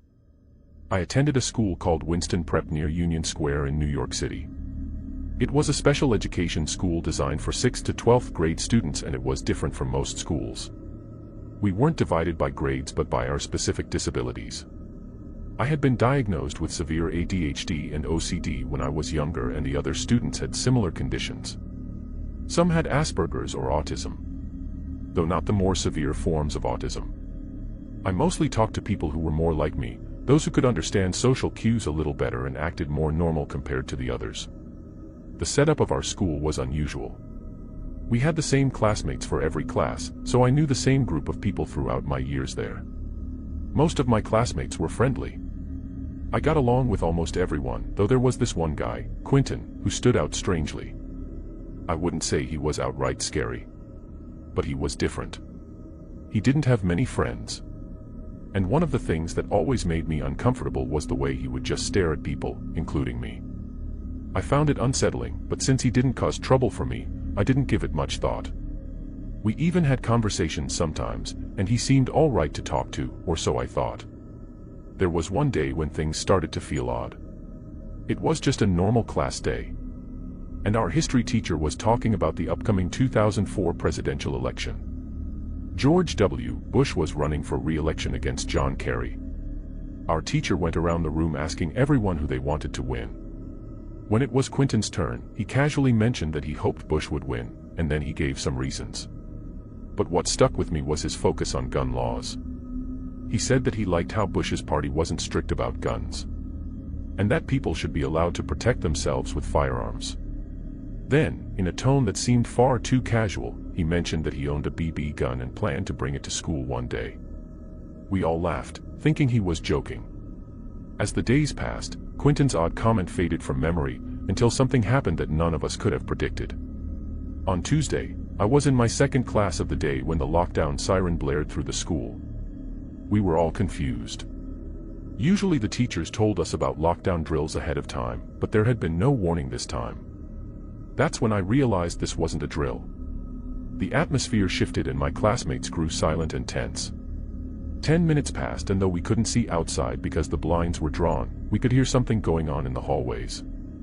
It wasn't clear at first, but I could make out the sound of lockers slamming shut and what sounded like people being pushed around. The stairway door banged open, and for a moment, everything went completely still. Then, just like that, the principal's voice crackled over the loudspeaker. She announced that the lockdown was over and that school would be ending early for safety reasons. Her voice was calm, but I could sense the urgency behind her words. Everyone was on edge. We quickly gathered our things and left the school, still not sure what had happened. As soon as I was outside, I flipped open my phone. It was a clunky flip phone, not like the smartphones we have today, but it did the job. I kept it off during school so I wouldn't get in trouble. I remember the message I received from my friend that day, as clearly as if I'd read it yesterday. "Dude, this is crazy. Quentin just got arrested for bringing a BB gun to school." I stood there stunned. The pieces started to come together in my mind. Quentin had said he'd bring a gun to school. We all thought it was a joke, but he wasn't kidding. I didn't know what he had planned to do with it, but it was clear that whatever it wasn't good. The idea that someone I had spoken to, even had casual conversations with, had brought a weapon to school, well, it was unsettling in a way I hadn't expected. I managed to finish the rest of my senior year without any further incidents, and things went back to normal. But the memory of that day has stayed with me. A strange reminder of how quickly something can turn dangerous. Now as I look back, I realize that sometimes people's intentions aren't as innocent as they seem. Quentin had been hiding something darker beneath the surface all along. Today I'm a middle school English teacher helping students learn and navigate their challenges much like I once did. I don't know what became of Quentin. I never saw him again after that day. But I can't help but wonder sometimes what path he ended up on. From what I knew of him, it doesn't seem like it would have been a good one. Still, I moved on, and I hope in some way he did too. That event, though now far behind me, changed how I look at people, especially those who seem off in subtle ways.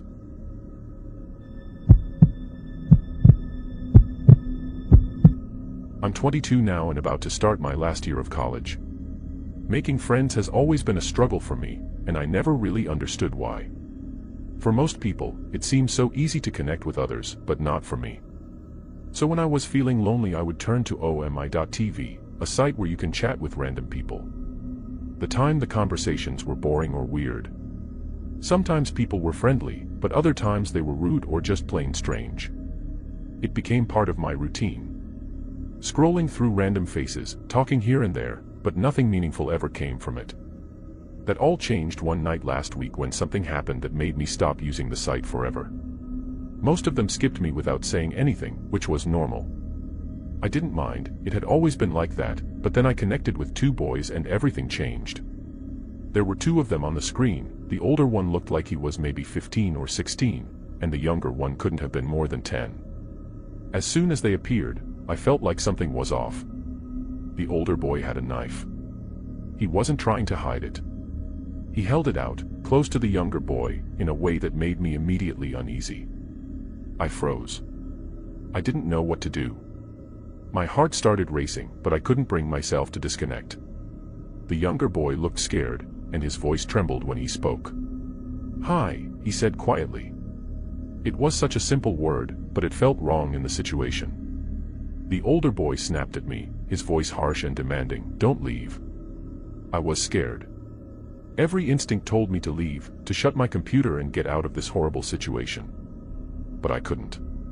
What if something happened to the younger boy if I left? My mind filled with horrible possibilities and I felt trapped. I decided to stay, hoping that maybe I could calm things down somehow, even though I had no idea what to do. I tried to sound calm and said hi back, but my voice shook. The younger boy didn't tell me his name. Instead, he told me his birthday, as if that was something normal to say. It felt strange, like he was trying to break the tension by sharing something personal. I just nodded, trying to act normal, but nothing about this situation was normal. Then things took a turn for the worse. The older boy, still holding the knife, barked an order at the younger one. And in the worst way possible. The younger boy started doing something inappropriate and the horror of the situation hit me like a wave. I couldn't believe what was happening. It felt like I was trapped in a nightmare. I immediately tried to end the call. My hand flew to the mouse, but it wouldn't move. The cursor was frozen on the screen, and no matter how hard I tried to click the exit button, nothing happened. I pressed the power button on my computer, but it didn't work either. The panic set in as I realized I was stuck watching this horrifying scene unfold, and I couldn't stop it. My computer was a desktop, and there wasn't a lid I could just slam shut. The power cord was tucked behind my desk, out of reach unless I moved a bunch of furniture. I was completely helpless, forced to sit there as my heart raced and my mind spiraled into panic. I didn't know what to do. After what felt like forever, the video finally ended. The screen went black. And my computer shut down on its own. I sat there in the dark, my heart still racing, trying to process what had just happened. Relief washed over me for a brief moment, but it quickly faded. I didn't know how to make sense of it. What had I just witnessed? What was I supposed to do now? The thought of reporting the incident crossed my mind, but I doubted it would do any good, and I had no way of knowing what they might do next. The younger one had seemed so scared. And I couldn't help but hope that he would realize how dangerous his older brother was. I hoped he would find a way to break free from whatever horrible situation he was trapped in. Since that night I haven't gone back to OMI TV. Some things are just too disturbing to risk experiencing again.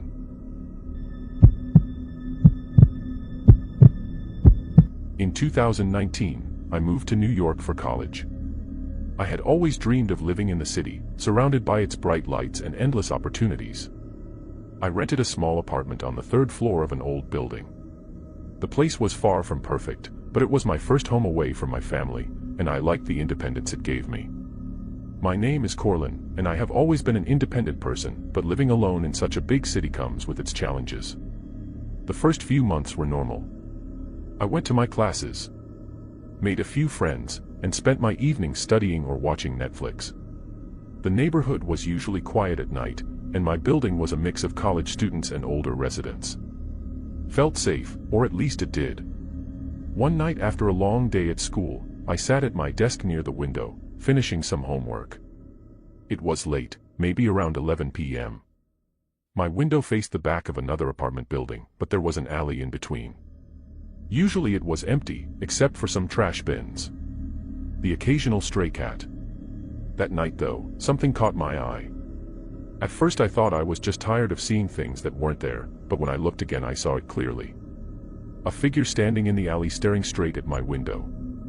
I couldn't make out his face because the light from the nearby street lamp only outlined his shadow. His figure was tall and he wore dark clothes blending into the night. I froze. For a moment I didn't know what to do. My heart started beating faster. And I felt this heaviness in my chest. I stared back, hoping maybe he would go away. But he didn't. He just stood there, unmoving like a statue. I told myself it was nothing, just some random guy passing by. Maybe he wasn't even looking at me.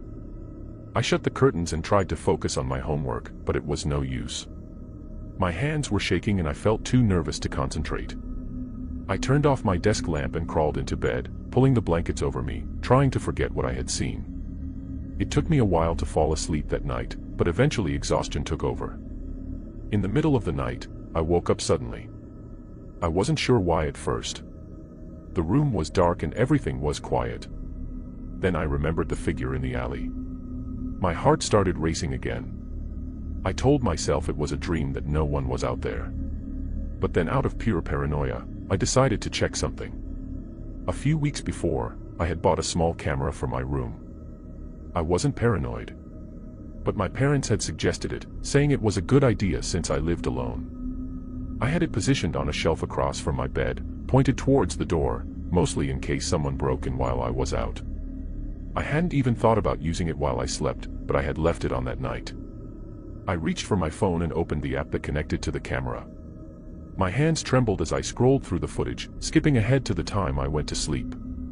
Everything seemed normal. Just me, lying in bed. The soft glow of the streetlights barely lighting the room through the curtains. But then at around 3 a.m. something happened. The door to my apartment opened. I stopped breathing for a moment. I hadn't heard anything. I had locked the door before bed. I was sure of it. The camera showed the door slowly creaking open and then a figure stepped into the room. It was the same man I had seen in the alley. He was tall, wearing a dark jacket with a hood pulled up over his head. He didn't rush inside. He walked slowly, almost deliberately, and stood near the foot of my bed. My stomach twisted as I watched the footage. There I was, asleep, completely unaware that someone was standing just feet away from me. He didn't do anything at first. He just watched me, standing perfectly still, staring at me through the darkness. I fast-forwarded the footage, my heart pounding in my chest. For at least 10 minutes, the man didn't move. He just stood there, staring. He moved closer, leaning in as if to get a better look at me. My sleeping form shifted a little, probably just moving in my sleep. He stepped back like he was afraid I would wake up. Then as quietly as he had come, he turned and left. The door closed behind him and that was it. He hadn't stolen anything. He hadn't touched anything. He had just stood there watching. I sat in bed, staring at my phone screen, trying to process what I had just seen. My mouth was dry. And my heart was pounding in my chest. I didn't know what to do. Should I call the police? But what would I even tell them? That a man had broken into my apartment, stood there, and then left without doing anything. I couldn't sleep for the rest of the night. I kept thinking about what could have happened. Why had he come into my apartment? Why didn't he take anything? What was he planning? The questions kept running through my mind, but there were no answers. The next morning, I reported the incident to the building manager and called the police. They came to my apartment, took my statement, and looked at the camera footage. They told me they would investigate, but weeks passed and nothing ever came of it. The man was never caught. I bought a new lock for my door and made sure to double-check it every night. I even started sleeping with the lights on. But no matter what I did, I couldn't shake the feeling that I was being watched. Every time I look out the window, I half expect to see that figure standing there, watching me again. He never came back, but the memory of that night stays with me. The feeling of being watched, of knowing that someone had been in my apartment while I was vulnerable and asleep, haunts me every time I close my eyes. Living alone in the city wasn't the adventure I had hoped for. It was a nightmare I couldn't escape.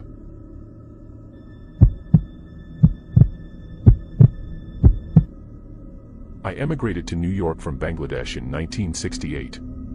I emigrated with my wife, my 2 sons and me, and my wife's brothers and sisters along with their kids. I started learning English when I was 3 and am now completely fluent in it. I completed my studies at the University of Dhaka and I am now retired from working.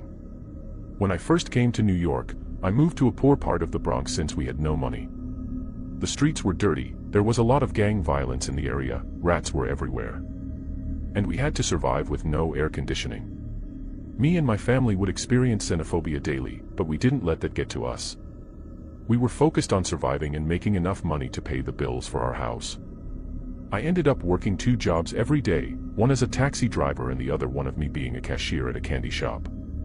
My wife would work as a sewer and my kids would go on to learn in school. As the years went by, it would mostly work out for us. We weren't getting paid a lot, but it was enough to pay the bills, child support, education, and groceries. As we saved all of our money, we were able to move to a more peaceful environment and a nicer and more stable house in Queens. Me and my wife still worked our jobs and my kids were doing good in school. Every day was upbeat for us, except this one day in 1980. It was around 2 or 3 p.m. At that time, I was working at the candy shop. Customers throughout the day would just buy candy and leave, but this one person had other plans.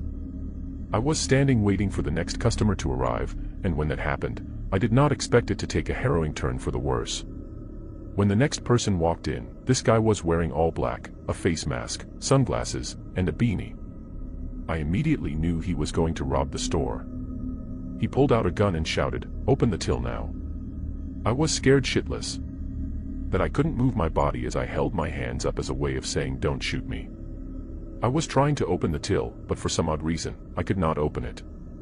The next thing that the robber said would stay with me until I die. He said "fuck off you Pocky," then he shot me. I then fell to the ground.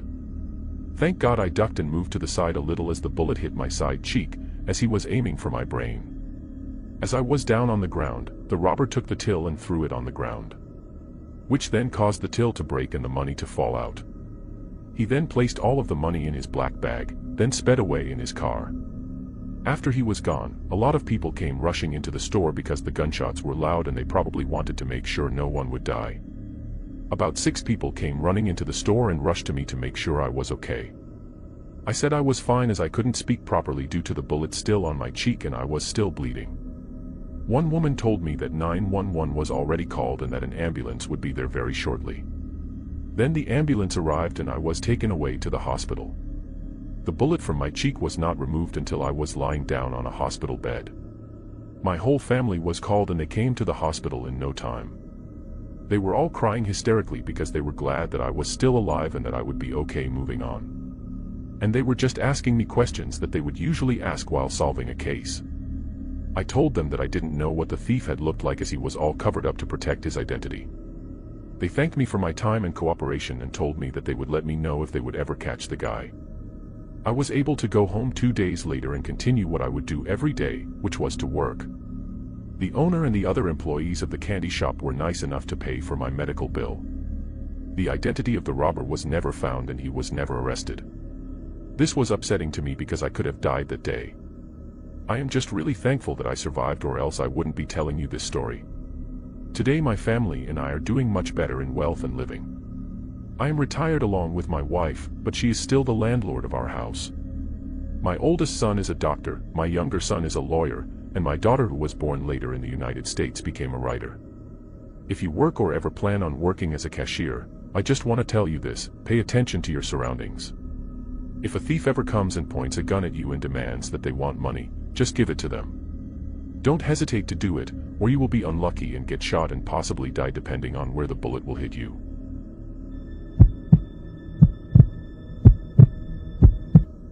I was driving late at night on a quiet country road. The moon hung low in the sky, casting a pale light on the empty stretch of highway ahead. I hadn't seen another car for what felt like hours.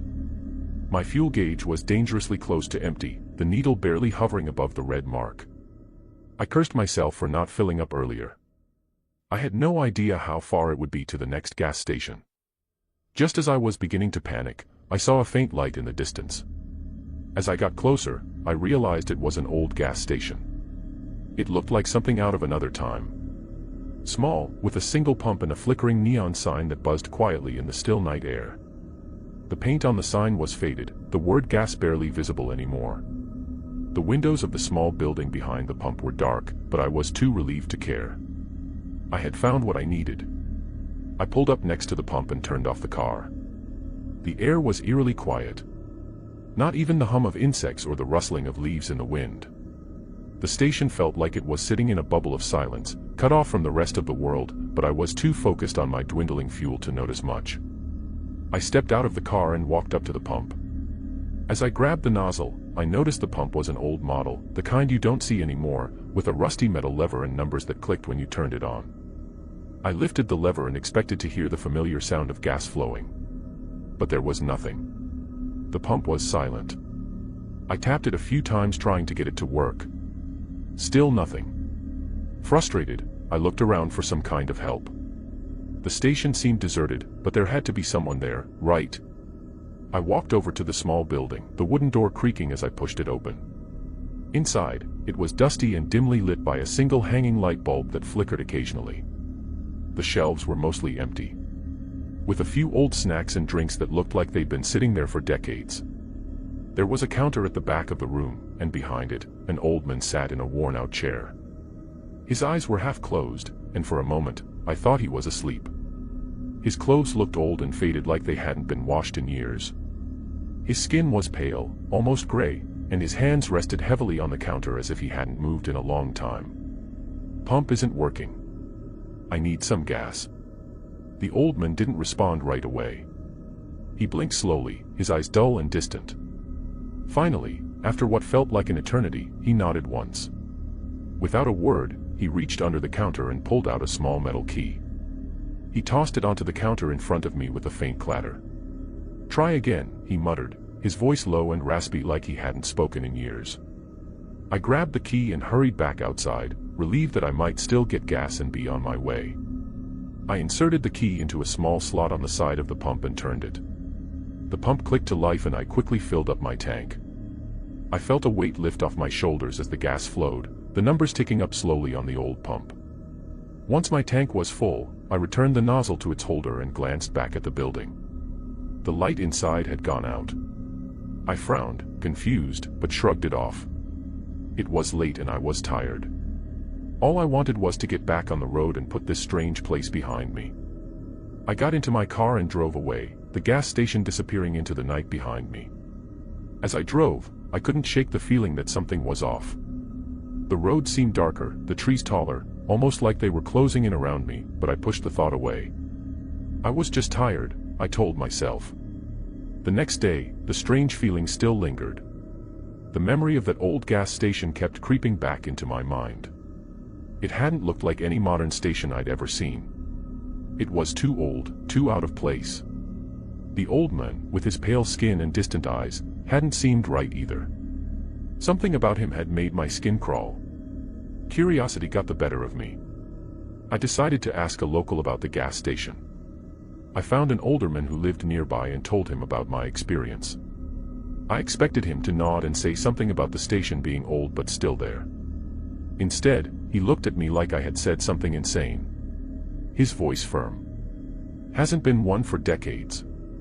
That place burned down about 30 years ago.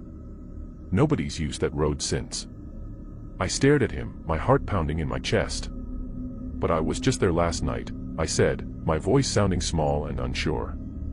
"I got gas, I saw it. I talked to the old man." The old man shook his head slowly. "There's no one there," he said again, this time softer, almost like he felt sorry for me. "You must have seen something else. That gas station, it's been gone a long time." I didn't know what to say. The memory of the old station was so clear in my mind. The flickering neon sign, the dusty shelves, the old man behind the counter. But according to him, none of it had been real. That road has stayed with me ever since. I don't drive that way anymore and I never will.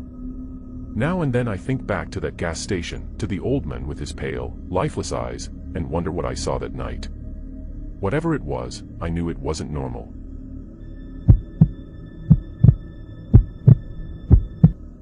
I used to work as an advertising executive in Baltimore when I lived in New York City back in the 1990s.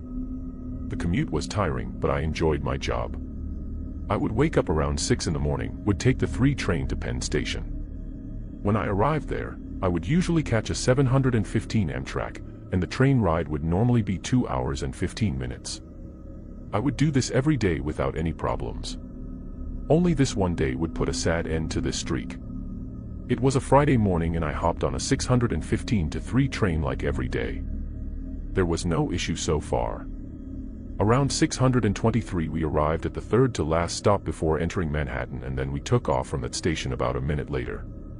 Around 626 or 627 the train came to a complete stop. I was surprised because trains wouldn't usually stop this early in the morning, as fewer people took the train at this time. I waited for about 5 minutes before the conductor came on the speaker and said, "We're extremely sorry for the delay. There is an issue going on and we're trying to resolve this ASAP. Thank you for your patience." I was annoyed because I didn't want to be late for work, as my boss would lose his shit if anyone was late. Time kept going by and now I was on the train for like 40 minutes. Now I was getting concerned. What the hell could be going on out there? 20 minutes later, the conductor came on the speaker again and said, "We're all so sorry that we're being held here for this long. We're expected to be here for a while now. Thank you so much for your patience." An hour had already passed by and everyone in the subway car started to get very anxious and grumpy. 10 minutes later, I would have the most disturbing moment of my life. Right outside of my subway car, I heard a bunch of gunshots and yelling. Someone must have had intentions of killing somebody. I was so frightened at this moment that I could only sit and wait until the train would move again. Everyone else in the car felt the same way. For the next 35 minutes I would hear constant sirens above me. Every police department in the city had to have been called. I would also hear loud talking outside of the car. I could tell a huge crime scene was going on. Time still flew by and I was still stuck in the tunnel. Around 8:30ish the train finally moved again. Everyone cheered happily so loudly. There was still no signal as we were still underground. We then arrived at the next stop. We were all forced to exit the train as the whole line would be shut down for the remainder of the day. I then called my boss and told him that I wouldn't be coming to work today and explained to him what exactly had happened. He then said that it was all good and hoped that I was safe and sound. After getting off the phone I then walked up to and asked him what happened. He told me that we could not tell anybody what the situation was and that we would have to find out in tomorrow's newspaper. I said thank you and then walked out of the station and hailed a taxi back home. The next morning I went outside of my apartment front door to grab my newspaper. I picked it up and what I read on the front page, I felt as if my heart went into my stomach. On Thursday night a homeless man stole a gun from a gun shop and ran off. Nobody was able to catch him as he ran so fast. Later he would enter a train station not too far from my station and would jump on the tracks and run away, as witnesses said. He then hid from police between multiple stops from night up until morning. It was at the station that I stopped, around the time I was on the train, that a security guard working behind the surveillance camera spotted a homeless man on the tracks and informed the train conductor about this, which resulted in the train stopping for an estimated 2 hours and 30 minutes. During this gruesome period, the police were called and they kept searching for the man everywhere until the police and we heard gunshots from underneath the train and the cops fired back at the man. He was immediately killed after being shot. It then took a while before other police and EMTs arrived at the scene and carried the dead body of the homeless man in a body bag. About 5 years later, I quit that job because I got a higher paying job offer that was in the city and I didn't have to commute down to Baltimore. After this scary incident, I'm extremely afraid of guns, and whenever I see one at a store or on TV, the memory keeps playing back in my head of when I heard shots fired right outside and underneath the subway car I was in.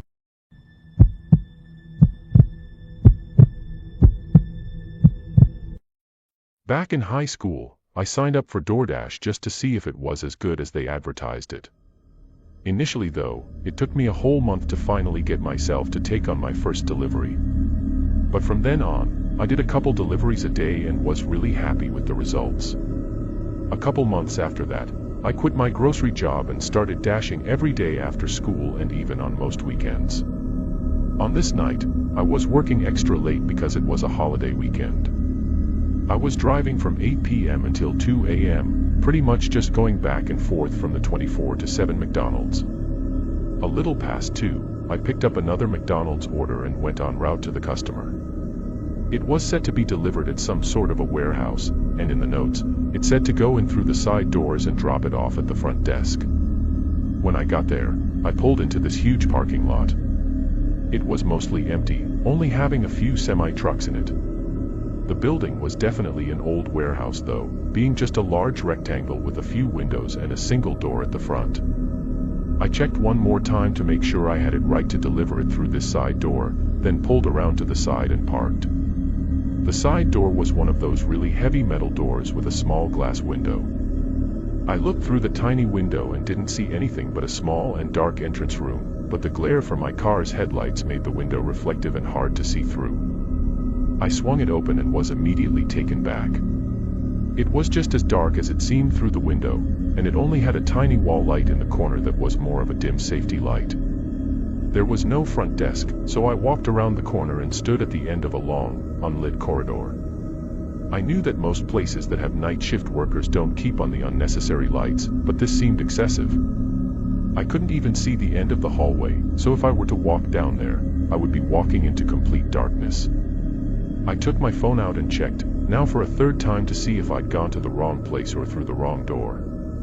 Everything seemed right, but there wasn't any way I was going to walk through that hallway. And the more I thought about it, the more I realized how quiet the whole building was. No machinery moving or people talking. Not a sound at all. I decided to call the customer. I clicked on their name and had it dial the number, and just a moment later, I heard a phone ring echo from the other end of the hallway. After another few seconds, it rang again, but it was closer and louder this time. I stared into this empty corridor and could barely make out the faint glow of someone's phone. "Hey, I got an order here from DoorDash. I'm gonna leave it right here for you," I said, setting the bag down in front of me. The figure of a large man started to come out of the dark corridor, but they didn't say anything. I waited another second, but as they got closer, it just really seemed unnerving the way they were walking so fast and not speaking. I had this feeling like someone was going to jump out behind me or something, and overall was a little freaked out. I turned around and walked quickly out of the door and back to my car. A few moments later, I saw some movement from behind the small glass window on the door just before I pulled away. That whole thing gave me chills and had me call it a night and go straight home. In the end, I chose to believe it was just a weird situation all around, but nothing really happened, so I blew it off. A couple days would go by, and on Monday evening, while I was driving again, I got a strange call. It was from the police department. What happened next was more complicated than it had to be, but basically they questioned me about why I was at that specific warehouse at 2:30 a.m. on Saturday morning. Apparently they had security footage of my car pulling up. After explaining I was just a DoorDash driver and I proved it with the delivery receipt, they told me what was going on. They said that the workers came back from their holiday weekend where the warehouse was not in operation and found a DoorDash delivery sitting in the middle of the hallway. Whoever was there had broken in and ordered with a fake account, which is all scary in its own right, but the creepiest part is that they didn't even take the bag of food. It's pretty obvious that they were looking for something else. I don't know what they wanted from me, but I can only assume that if I had stayed and waited for the men, something terrible would have happened. When this happened,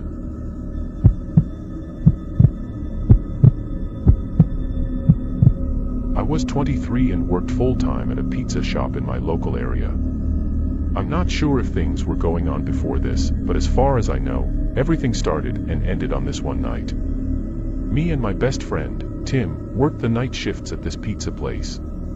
It was a real small shop, having just 3 or 4 tables inside, because we specialized in delivery and takeout. Both me and Tim got our jobs there while we were in college, but just never left. Being in a quiet, rural town too, the job wasn't too much work. Never had busy days really, just a steady flow of orders sometimes. On this night, there was a light storm outside, and in return business was slow. There were a few orders here and there, but overall we didn't have much to do. By 10 p.m., Tim suggested we started cleaning up the place and maybe even clocking out 15 minutes early. I went with it, grabbing some rags to wipe the tables with when the phone at the front desk rang. I picked up after a few rings. "How can we help you today?" "Hello." I waited another 5 seconds before putting the phone down and shaking my head. Just some prank call, I thought. I went back to scrubbing the tables, but at the front of the store I saw a glare coming from the window. There was a car parked a few spots back. I couldn't see too well through the window in the rain, but there was definitely a light on in the car, like a cell phone or something. The pizza shop was on an individual lot and there were no other cars, so that was the only reason I noticed them. A moment later, the phone rang again. Tim was closer, so he picked up this time. I could hear someone's muffled voice coming from the phone, and after a short talk, Tim hung up. At the same time, the light in the car turned off and they drove away. I told Tim what I saw and how it was a little weird, but he shrugged and said it was just some old man who was ordering a pizza for delivery. I looked back at the now empty parking lot. It wouldn't make much sense for someone to order a pizza for delivery from right outside the shop, so I figured Tim was right and it was nothing. He started making the pizza while I continued cleaning. 10 minutes later, Tim boxed it up and handed it off to me to deliver. I ran through the rain to my car, then pulled up the address on my phone. 11 minutes away. Not too bad. I pulled out and started making my way there. The roads were dead. Nobody out at all. Google Maps took me down to a neighborhood full of large homes, then had me turn down a long driveway that led to a cul-de-sac where there were 3 more driveways, each leading to a different house. I went down the one Maps told me to and pulled up next to the home. It was one of those large, expensive houses, but pretty old-looking and not very modern at all. I parked the car and double-checked the address with the house number, then picked up the pizza and ran up to the front door. "Hello, pizza delivery." I took a step back and looked at the front of the house. All of the lights were off. I dialed Tim's cell and had him call the guy who ordered. My phone buzzed a moment later and Tim told me that his call went straight to voicemail. I shook my head in frustration and ran back through the rain to my car and got in. I tossed the pizza on the passenger seat and started backing out.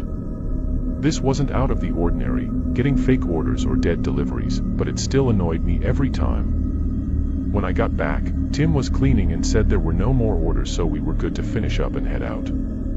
I tossed the pizza in the trash and started helping him. Both of us were in the back, cleaning the ovens and wiping the prep counters when a sudden bang came from the front of the building. We looked at each other, then ran to the front. At first we didn't see anything, but then Tim spotted a small crack on the door.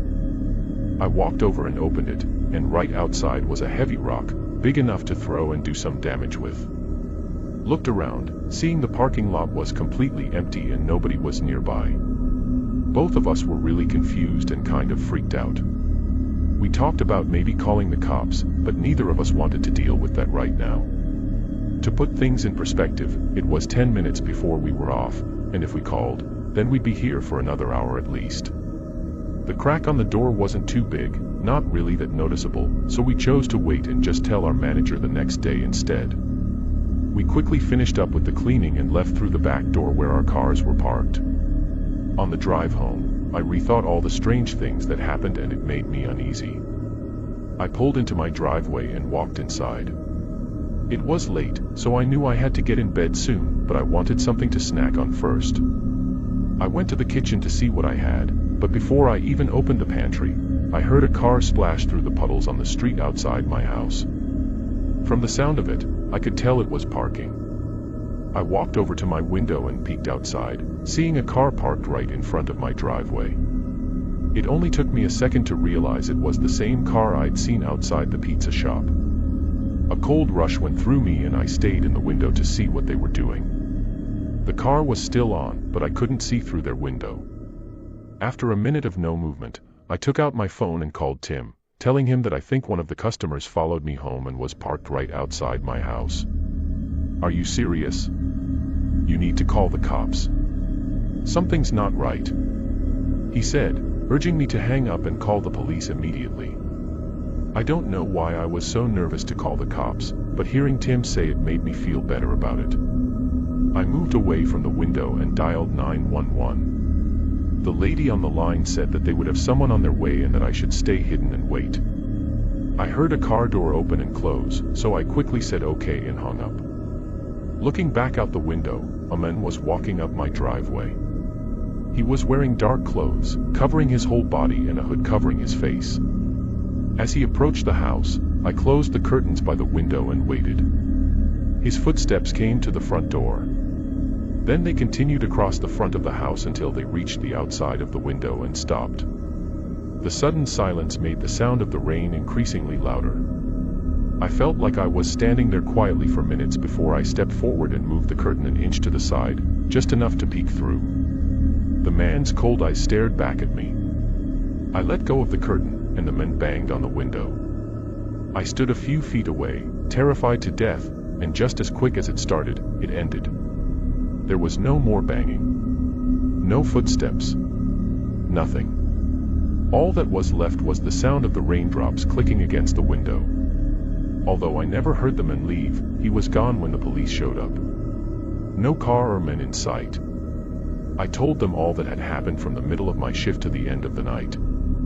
They looked at me like I was crazy, and part of me felt crazy too. None of it made any sense, and there didn't seem to be any motive for the man to have done what he did. Honestly, because of that, the whole night had me messed up for a while. Going through something as senseless as that was really just fucked with my head. I'm hoping that by sharing this, someone may be able to help me understand what happened or why the man did what he did. It sounds odd. But even now, when it gets really quiet on rainy days, there's an eerie feeling that rushes through me, bringing me back to that night.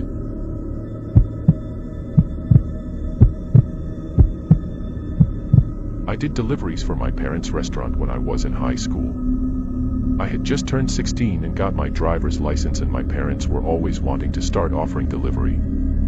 I didn't want to be a waiter or work at the register, so driving sounded like a good option. When this happened, I had been doing deliveries for a few months, so I was pretty comfortable with it.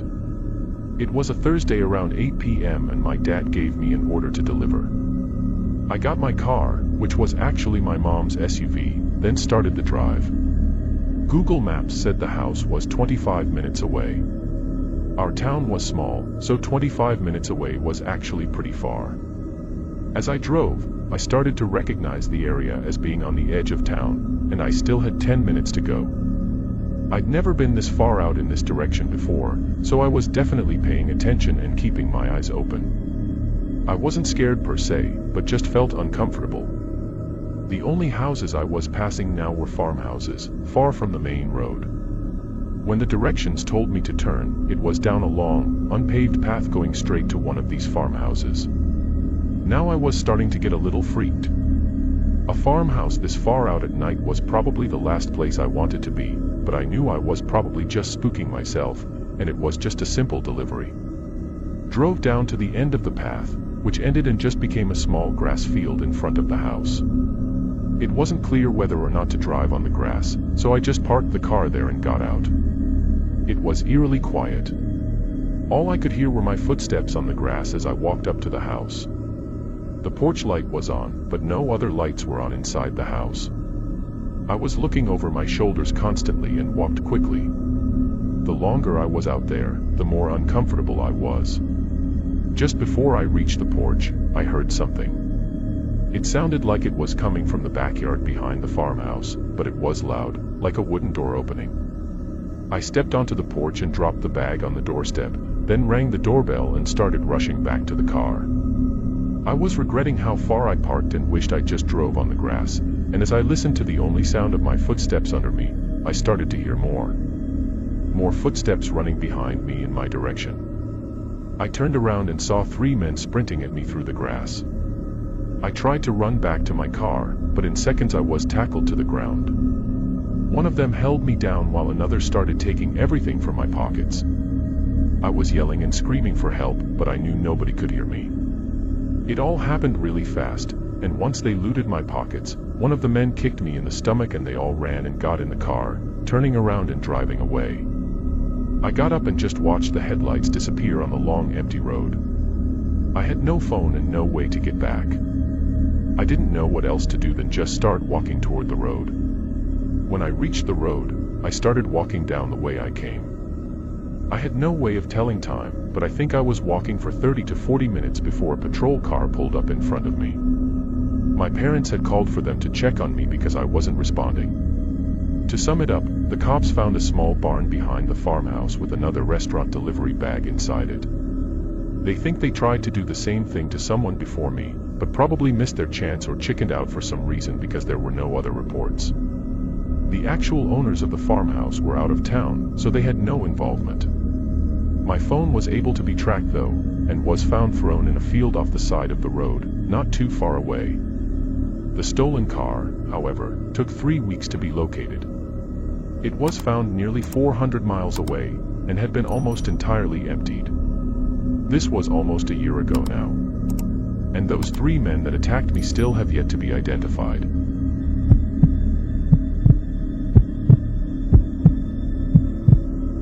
I was driving my delivery van back from a small out-of-town delivery one night. It was somewhere around 11 p.m. and it was raining steadily outside. I didn't usually work this late, but every once in a while there would need to be a delivery made after store hours, so past 10 p.m. The stores I delivered to are spread out, so most of the driving is on long highways with nothing interesting to see. As I went along the road, I saw headlights up ahead. Although going the speed limit, I caught up to them quickly. It was an old pickup truck driving really slow in front of me. It was as if they were scared of slipping on the wet road, but they were going way too slow for it to be practical. After a minute, I was getting impatient and started looking for a chance to go around them. I sped up a little bit, putting on my turn signal so they knew what I was doing, but just before I made my move, their truck suddenly lost control and ran off the road. I slammed on my brakes and pulled over. I stayed in my van, looking out the side window. They somehow barely missed a few trees, but they were down a slope and likely stuck. Even though it wasn't my fault at all, I felt really bad and couldn't just leave them without at least calling for help. I tried dialing 911, but there was no signal at all. After a minute of not seeing any movement by the truck, I got even more nervous and got out of my van to check on them. I walked down the side of the road, through the cold rain, and carefully walked down the slope until I reached the trees. The truck was wedged in some bushes, but didn't seem to be too damaged. I approached the driver's side door. The window was fogged over, and I couldn't see inside. I knocked, then opened the door. There was a man sitting in the driver's seat, frantically trying to get the truck to turn on. "Hey, are you okay? Did you want some help?" I asked. He looked up at me, not saying a word for a few seconds. Then he responded, "Can you give me a ride?" I told him I could take him to the nearest gas station so he could call for help, but that's as far as I could go. After some thinking, he agreed to it. He stepped out and I led the way back to my van. Despite the rain, he walked slowly and seemed to watch my every move. Every time I looked back, he was just looking me in the eyes until I turned my head away. It creeped me out, but maybe he was just trying to make sure that I wasn't creepy myself.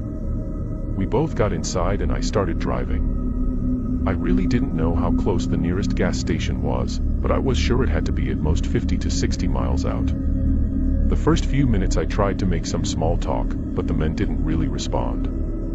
I thought maybe his head was hurting from the crash, but either way, it made things really awkward. Every once in a while, I'd look over and the man would be staring at me, not smiling or frowning. Just staring. I was starting to wonder who this man was that I picked up. I felt like any normal person would be grateful for my help after getting stranded in the middle of nowhere. Thankfully, not long into the drive I saw the lights of a small town up ahead, but as we got closer, the man only started acting more strange. He was looking around a lot, both inside the car and outside the windows. When I pulled into the gas station, I parked the van and asked if he needed help with anything else. He didn't answer, but I felt tension as if he was contemplating something. I tried to break the silence. "Okay, well I'm gonna get back on the road then." the man took one more look around. Then suddenly forced his body over, shoving me against the door aggressively. He started punching me as I opened the door and tried to get out, but just then, the passenger door swung open and the man was pulled away from me.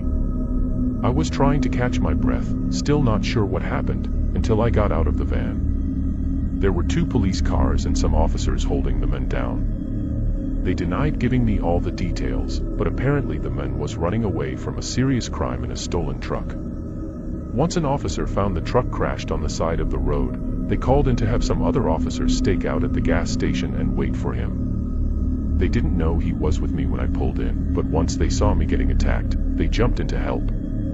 I don't know if he attacked me in an effort to steal my van, or if it was because he saw the police cars and thought I'd taken him in. But either way, it was a horrifying experience. I knew the man was creepy, but I had no idea how much danger I truly was in. If those police officers weren't waiting at the gas station, I don't know if I'd be here right now.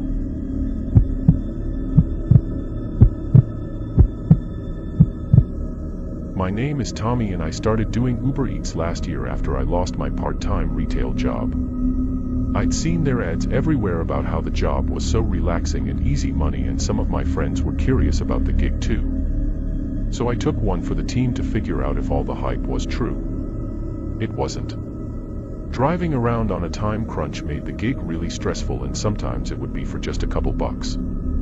I was only a teenager, and my only bills I had to pay were my car payment and car insurance, so making a ton of money wasn't necessary, but it did feel like I was getting ripped off for the amount of time and work it was.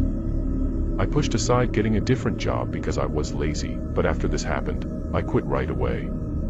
I picked up an order from a Chinese place and was heading to the customer's address. I don't remember it being a large order or anything. I think it was just normal small order with a small payout. On the way to their address, I got a text in the Uber Eats app. It was my customer, asking where I was. Then another text came in, telling me to hurry up. I was driving, so I couldn't respond, but I was just confused and honestly a little annoyed. I just picked up the order a couple minutes prior, so it wasn't like I was running late or anything. I shrugged it off and thought it was just a mistake on their part. The address wasn't far, only about 10 minutes. It was in the less well-off neighborhood in my town, though, with pretty old and small houses. It's actually funny, though, because the customers in smaller, cheaper houses usually tipped more than the rich people. Anyway, I pulled up next to their driveway and got out of my car, holding their bag of food. What caught my attention as I walked up their driveway was that the house had all of its lights off. It wasn't the most scary thing in the world, but it was something I took note of. When I got up to the front door, I knocked quickly and took my phone out to take the picture of it on the porch, but just as I snapped the photo, "Hey!" a man yelled from my left, standing by the corner of the house. I jumped, then awkwardly said hi. He started walking toward me, taking a key out of his pocket. "I don't know what took you so fucking long." He walked right in front of me and held the single key up and unlocked the front door. His attitude had me in disbelief. I didn't know what to do or say, so I just stood there like an idiot. "Come here, I need your help since you took your time driving. It'll be quick." He waited by the door, holding it open. "No, I'm okay. I should really get back to work." The man looked angry and took a step toward me, reaching out like he was trying to grab me. I jolted my shoulder back to avoid his hand. Then backed up and walked away from the porch, and just as I got to the driveway, bright headlights flashed over me. The men by the door ran outside and around the house, leaving the front door open as the car pulled up the driveway. It turned out to be the homeowners, returning from dinner. The man I met at the door didn't live there, and the homeowners had no idea who he was or how he had gotten a key to their house. We called the police and explained the situation to them. Knowing everything now though, it made more sense why the man wanted me to rush to the house. He probably knew that the homeowners could be back at any minute and he wanted to have enough time to do whatever it was he was going to do to me before they got back. I still don't have any answers for what happened that night or what was going to happen, and I don't think I ever will, but I have stopped doing deliveries. Bye.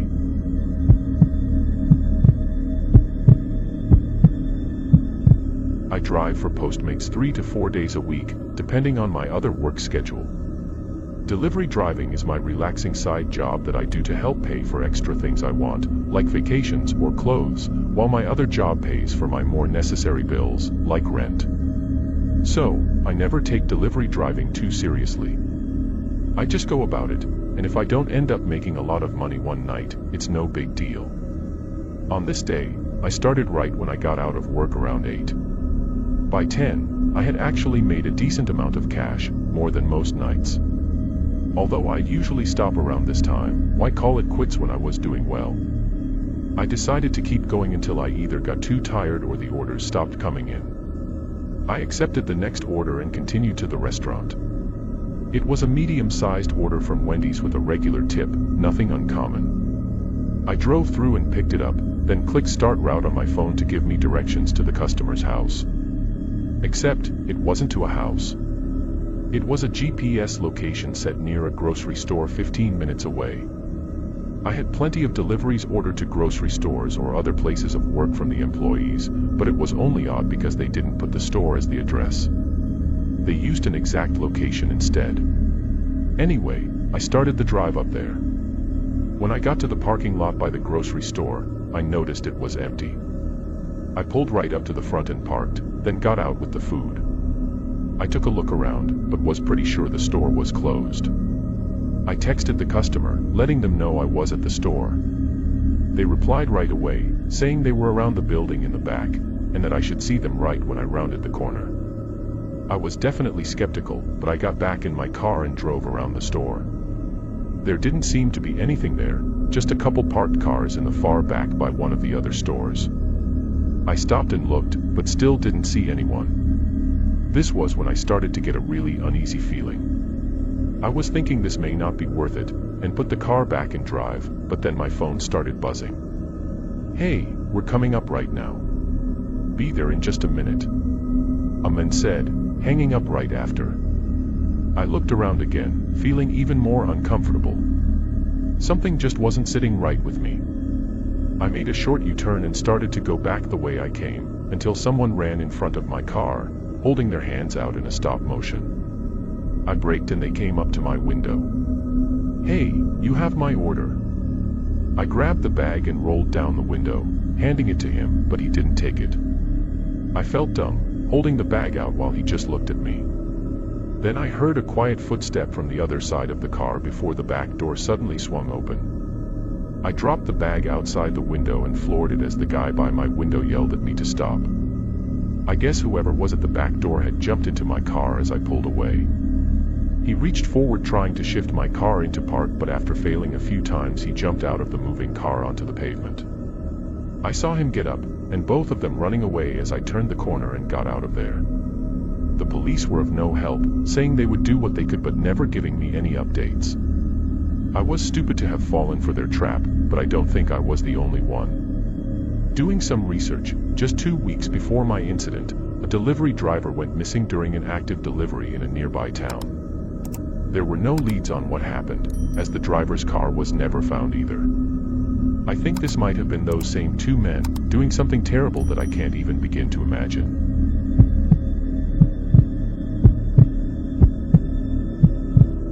I was a delivery driver for Pizza Hut during college.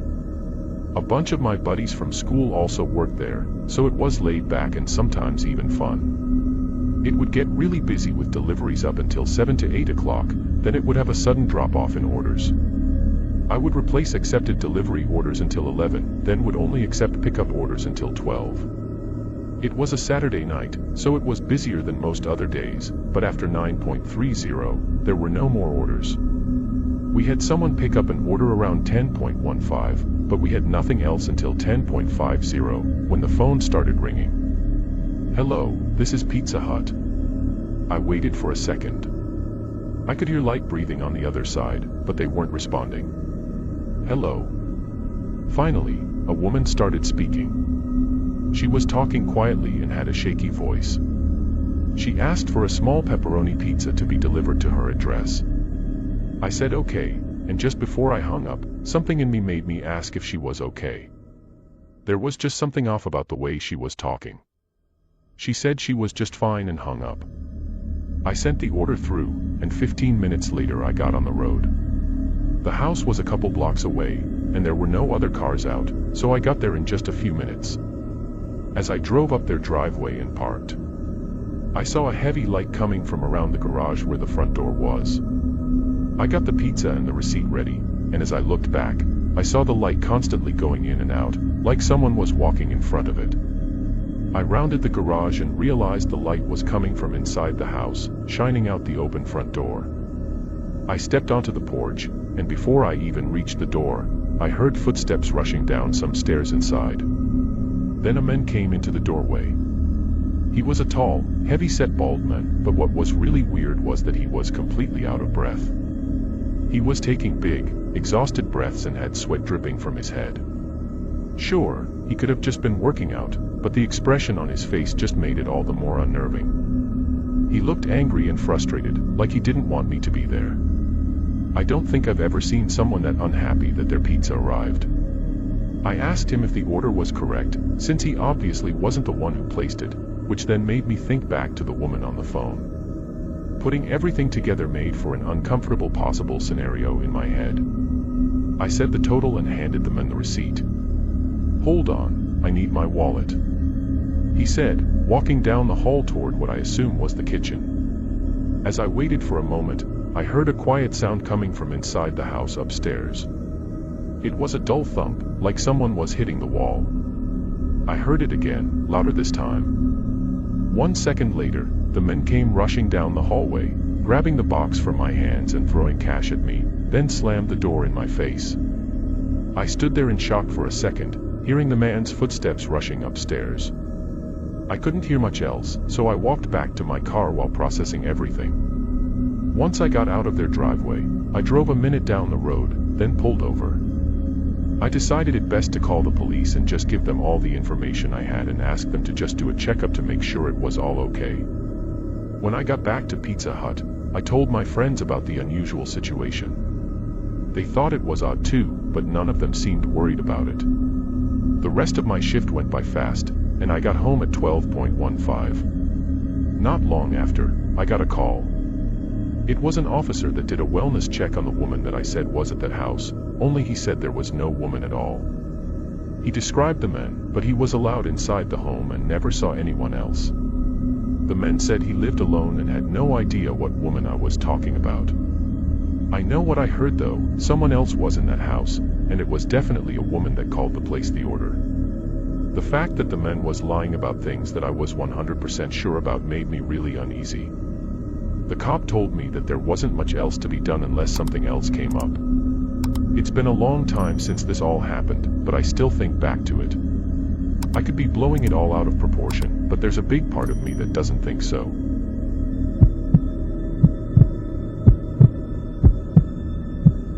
I'm a truck driver for a moving company on the East Coast. We specialize in cross-country moving, typically moving people to the far West Coast, which can take anywhere from 20 to 40 hours depending on the locations. I only did the driving for the company, not any of the boxing or loading, so the actual job was 100% just driving and picking up or dropping off the trailer at the houses. I had been working with this company for almost 4 years at the time. This job was like every other. I got to the pickup address and loaded up the trailer full of the customer's belongings. This was a 30-hour drive in total, which I would do with 2 to 3 short rest stops. The hardest states to drive through are in the Midwest, specifically Iowa and Nebraska. There's absolutely nothing there, it's just dead roads with endless fields of grass beside them. It makes for a very boring and therefore tiring drive. As I passed through the Iowa border into Nebraska, the sun had just set and I'd been on the road for about 20 hours. I took a short break already a couple states back but was just about ready for another. My eyes were heavy and I could feel the drowsiness coming in, but a few more miles down, I saw something on the side of the road. A car was stopped off to the side of my lane with its headlights on. It was a narrow road, so I slowed down to carefully pass. As I did, I noticed the exhaust was steaming, so the car was still running. There was also a man leaning against the driver door and looking right at me. I passed by and gave him a nod, but as I got further down the road, I saw him get back into the car. It was very strange for someone to be sitting on the side of an empty road with a car that still runs. He didn't look like he was in any sort of trouble. He looked like he was waiting. I checked my mirrors often, but the car's headlights disappeared behind me after a few minutes. I was a bit more awake now, but my eyes still felt heavy. Only a mile or southwest more down the road, I saw another car.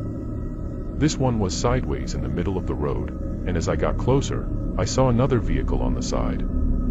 It was a large box van. I wasn't sure exactly of the situation, but seeing that gave me a bad feeling. I eased into my brakes, but the car stayed in the middle of the road, so I was forced to come to a full stop. I was maybe 20 yards away and could see multiple men standing along the road and one man in front of the car. I'd have to be the dumbest person in the world to not understand what this was at this point. With no better options, I started moving the truck backward. The men stayed where they were with this horrifying confidence. Then a light shined behind me and a car approached, blocking the way back. A man got out of the car, sprinting at the back of my trailer, and at the same time, all of the men in the front started sprinting at me too. In that instant, my mind went blank and all of my adrenaline took over. I slammed on the gas as I heard a pop on the back of the trailer and the doors swung open. The men in front yelled and tried to stand in my way, but once they saw I wasn't stopping, they jumped on the side of the road. I rammed right into the car, knocking it off the road and completely destroying it. A few gunshots sounded in the distance, but none hit.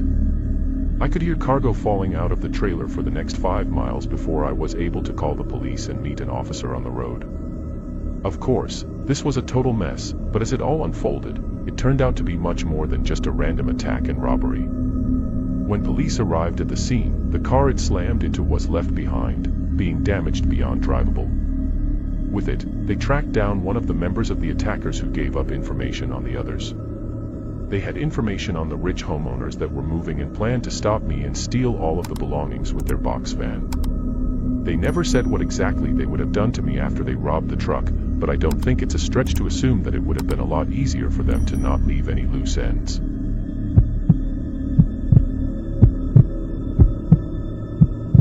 I was driving for Domino's pizza delivery. It was a slow night, so I was actually spending a decent amount of time inside the shop, waiting for orders to come in for me to deliver. Just after 10 p.m., a man walked in and came up to the counter. He looked like he was in his early 30s, but was extremely sleep-deprived and maybe even drunk. My coworker was at the counter helping him with the order, and I was standing in the back organizing the pizza boxes. But after seeing his appearance, I listened in on their conversation. He seemed timid and uneasy about something, as he made a simple request for a medium pizza. But then he added on that he'd like it to be delivered, and then handed my coworker a slip of paper. Right after the order was sent through, the man walked out. The paper just had an address written on it, but it was kind of odd because who wouldn't remember their own address? Also, it's not every day that you get a customer coming into the shop to order for delivery to their house. Anyway, 10 minutes later I boxed up the pizza and got on the road. It didn't take long for me to notice a strange car behind me. It was the only other car on the road, and they were constantly speeding up and slowing down like they were having trouble staying at the same speed. Once I saw them swerving too, the first thing I thought was that they were drunk, and how the men at the shop looked drunk too. It seems stupid now, but at the time I really thought it was just a coincidence. When I got to the neighborhood, the car behind me pulled off to the side of the road and parked. 30 seconds later, I pulled into the driveway of what looked like any other house and stepped up to the front porch. I knocked, then knocked again, and after a couple minutes of waiting, someone finally answered. It was a different man from the one I'd seen at the shop that ordered the pizza. I had a Domino's delivery for Matthew. The man stared at me with very wide open eyes, and I noticed that he looked very similar to the way the other man looked, sleep-deprived and drunk. It took him a few seconds to respond. Yeah, of course, thank you," he said quietly, reaching out for the pizza. I gave it to him, and he looked at me like he was going to say something else, but he didn't. He just continued with his dull look. I then turned around and saw a guy in a hood jogging down the sidewalk just 2 houses away, but he was looking right at us. I quickly went back to my car, and the man at the door stepped out onto the porch like he was going to follow me. I got in and started backing out, but the guy in the hood went right behind my car to block me from leaving. The other one then started running toward me, and in the heat of the moment, the guy behind the car jumped out of the way at the last second, and both of them started yelling and chasing my car onto the road. In the street light, it became clear that the man in the hood was the guy who came into the pizza shop. With them still running at the front of my car though, I had to reverse dangerously fast down the street until I could safely make a 3-point turn and get away. I called the cops, and within the hour, both men were arrested for attempted robbery. Their plan was clearly made while drunk, because they thought that by ordering at the shop, we somehow wouldn't think it was them because it was a delivery order, even though we had their name and address. It really made no sense, but according to their record, they had pulled multiple robberies before, and one of them resulted in the victim getting beaten up in a parking lot for no reason. 2 drunk guys running at me with bad intentions could have escalated into something horrible, but I was glad to have gotten away without any harm. And thankfully, they won't be able to do this to anyone else.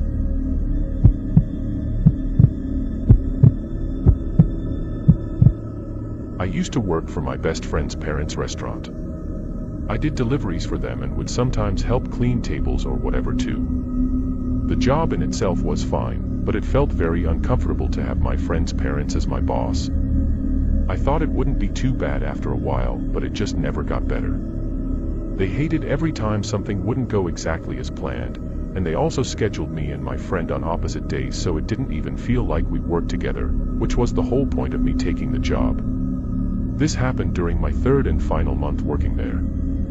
It was a regular night to start, getting a few quick deliveries, but it really slowed down toward the back half of the night. My friend's dad hated it when it was slow, because I'd be standing around waiting for orders, and he'd always be grumpy about it, even though it wasn't my fault. Around 8:30, which was an hour since my last delivery, and 30 minutes until the end of my shift, he picked up a phone call, and I overheard him say that we could deliver.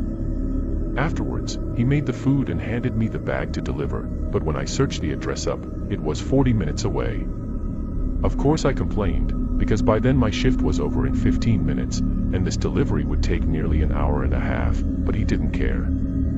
I could tell he was just upset about me waiting around, which again was not my fault, but after a brief argument, I did as he said.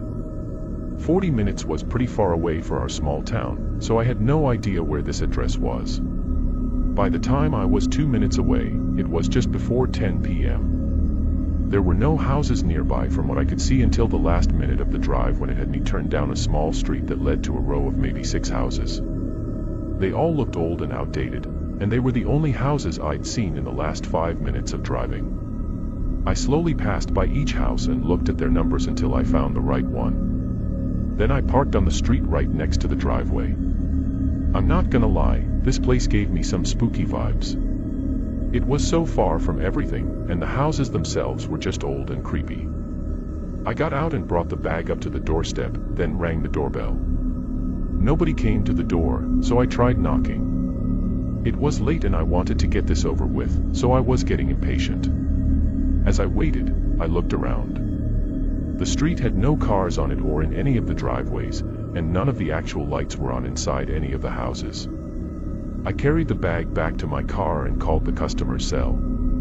They didn't pick up, so I just sat in my car and tried to think of what to do next. They hadn't paid for the food yet, so I couldn't just leave it on their doorstep. Then I saw a light move around inside the house. I got out and saw the light move through the downstairs windows and over to the front door. Then it turned off. A second later, the door opened. There was a young man, early 20s, standing in the doorway, holding a large flashlight in one hand and a grocery bag in the other. I walked up and asked if he had ordered the food. He nodded and apologized for taking so long to answer the door. I said it was all right and tried to hand him the bag, but he just held up both of his hands to show me they were full, then asked if I'd kindly put the food on the kitchen table for him. I wasn't sure if he was joking or not at first, because he easily could have just put the flashlight or grocery bag down for a second, but then I realized he was serious. I peeked around him, and from the short entryway, I could tell that there was something off about this place. It was dusty all over and it looked empty.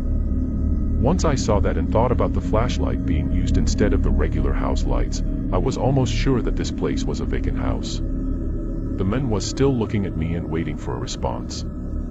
"Sorry, I'm actually in a rush. If you could just pay really quick, then I'll leave the bag right here on your porch." He didn't like that answer, and he showed it with his face. He set down the grocery bag and took one step out of the doorway and onto the porch. I backed up so as to not be too close to him. There was something in his eyes that told me he was about to do something, and I wasn't going to wait for whatever that was to happen. I dropped the bag and sprinted for my car, driving away as the man watched me intently from the porch. I was shaking for most of the drive back, unsure of what could have just happened. Of course though, when I told my friend's dad about what happened, all he seemed to care about was that I didn't make the man pay. For that reason, I just quit right there on the spot. I knew my friend would be upset, but I'd had enough of his parents being dicks to me for doing nothing wrong. After that, I was pretty heated and was thinking more about that than I was about the men who lured me to a vacant house and likely tried to rob me, or even worse. Being so distracted, I never called the police, not until it was too late anyway. Thankfully, I wasn't dumb enough to go inside the house though, because if I had, I probably never would have returned from that delivery.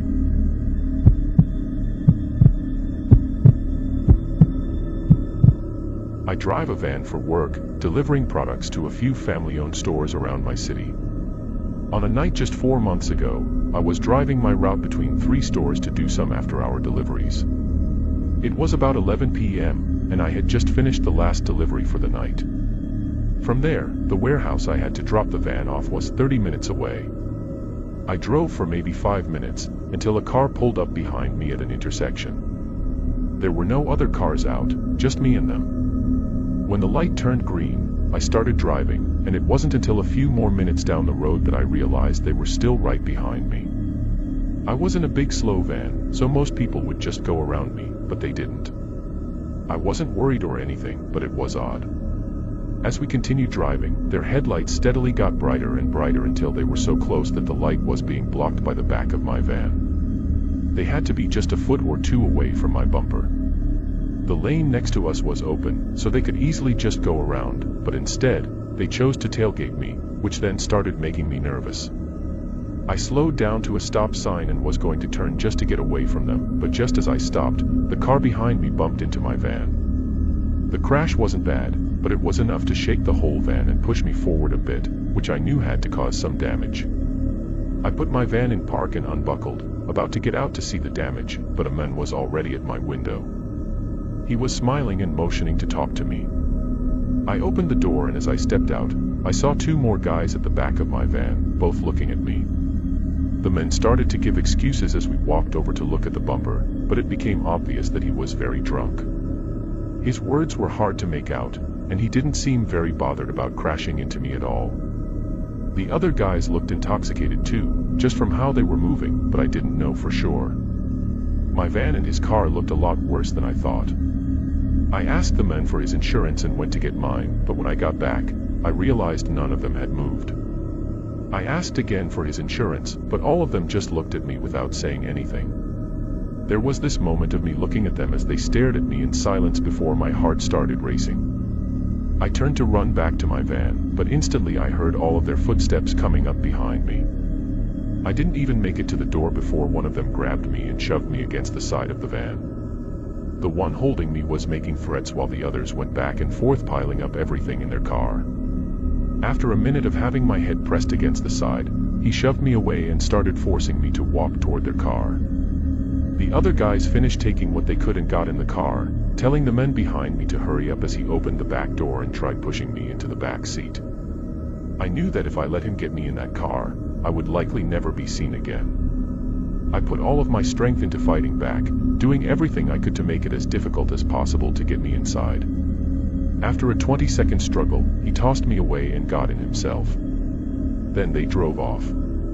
I got up and ran to get my phone from the center console, then called the police. The men who attacked me couldn't be identified and still haven't been, and it was hard to say if it was a one-time drunk attack or something they had done before. What they planned to do by bringing me in the car with them is also a mystery, but I think we all know what would have been the most likely outcome.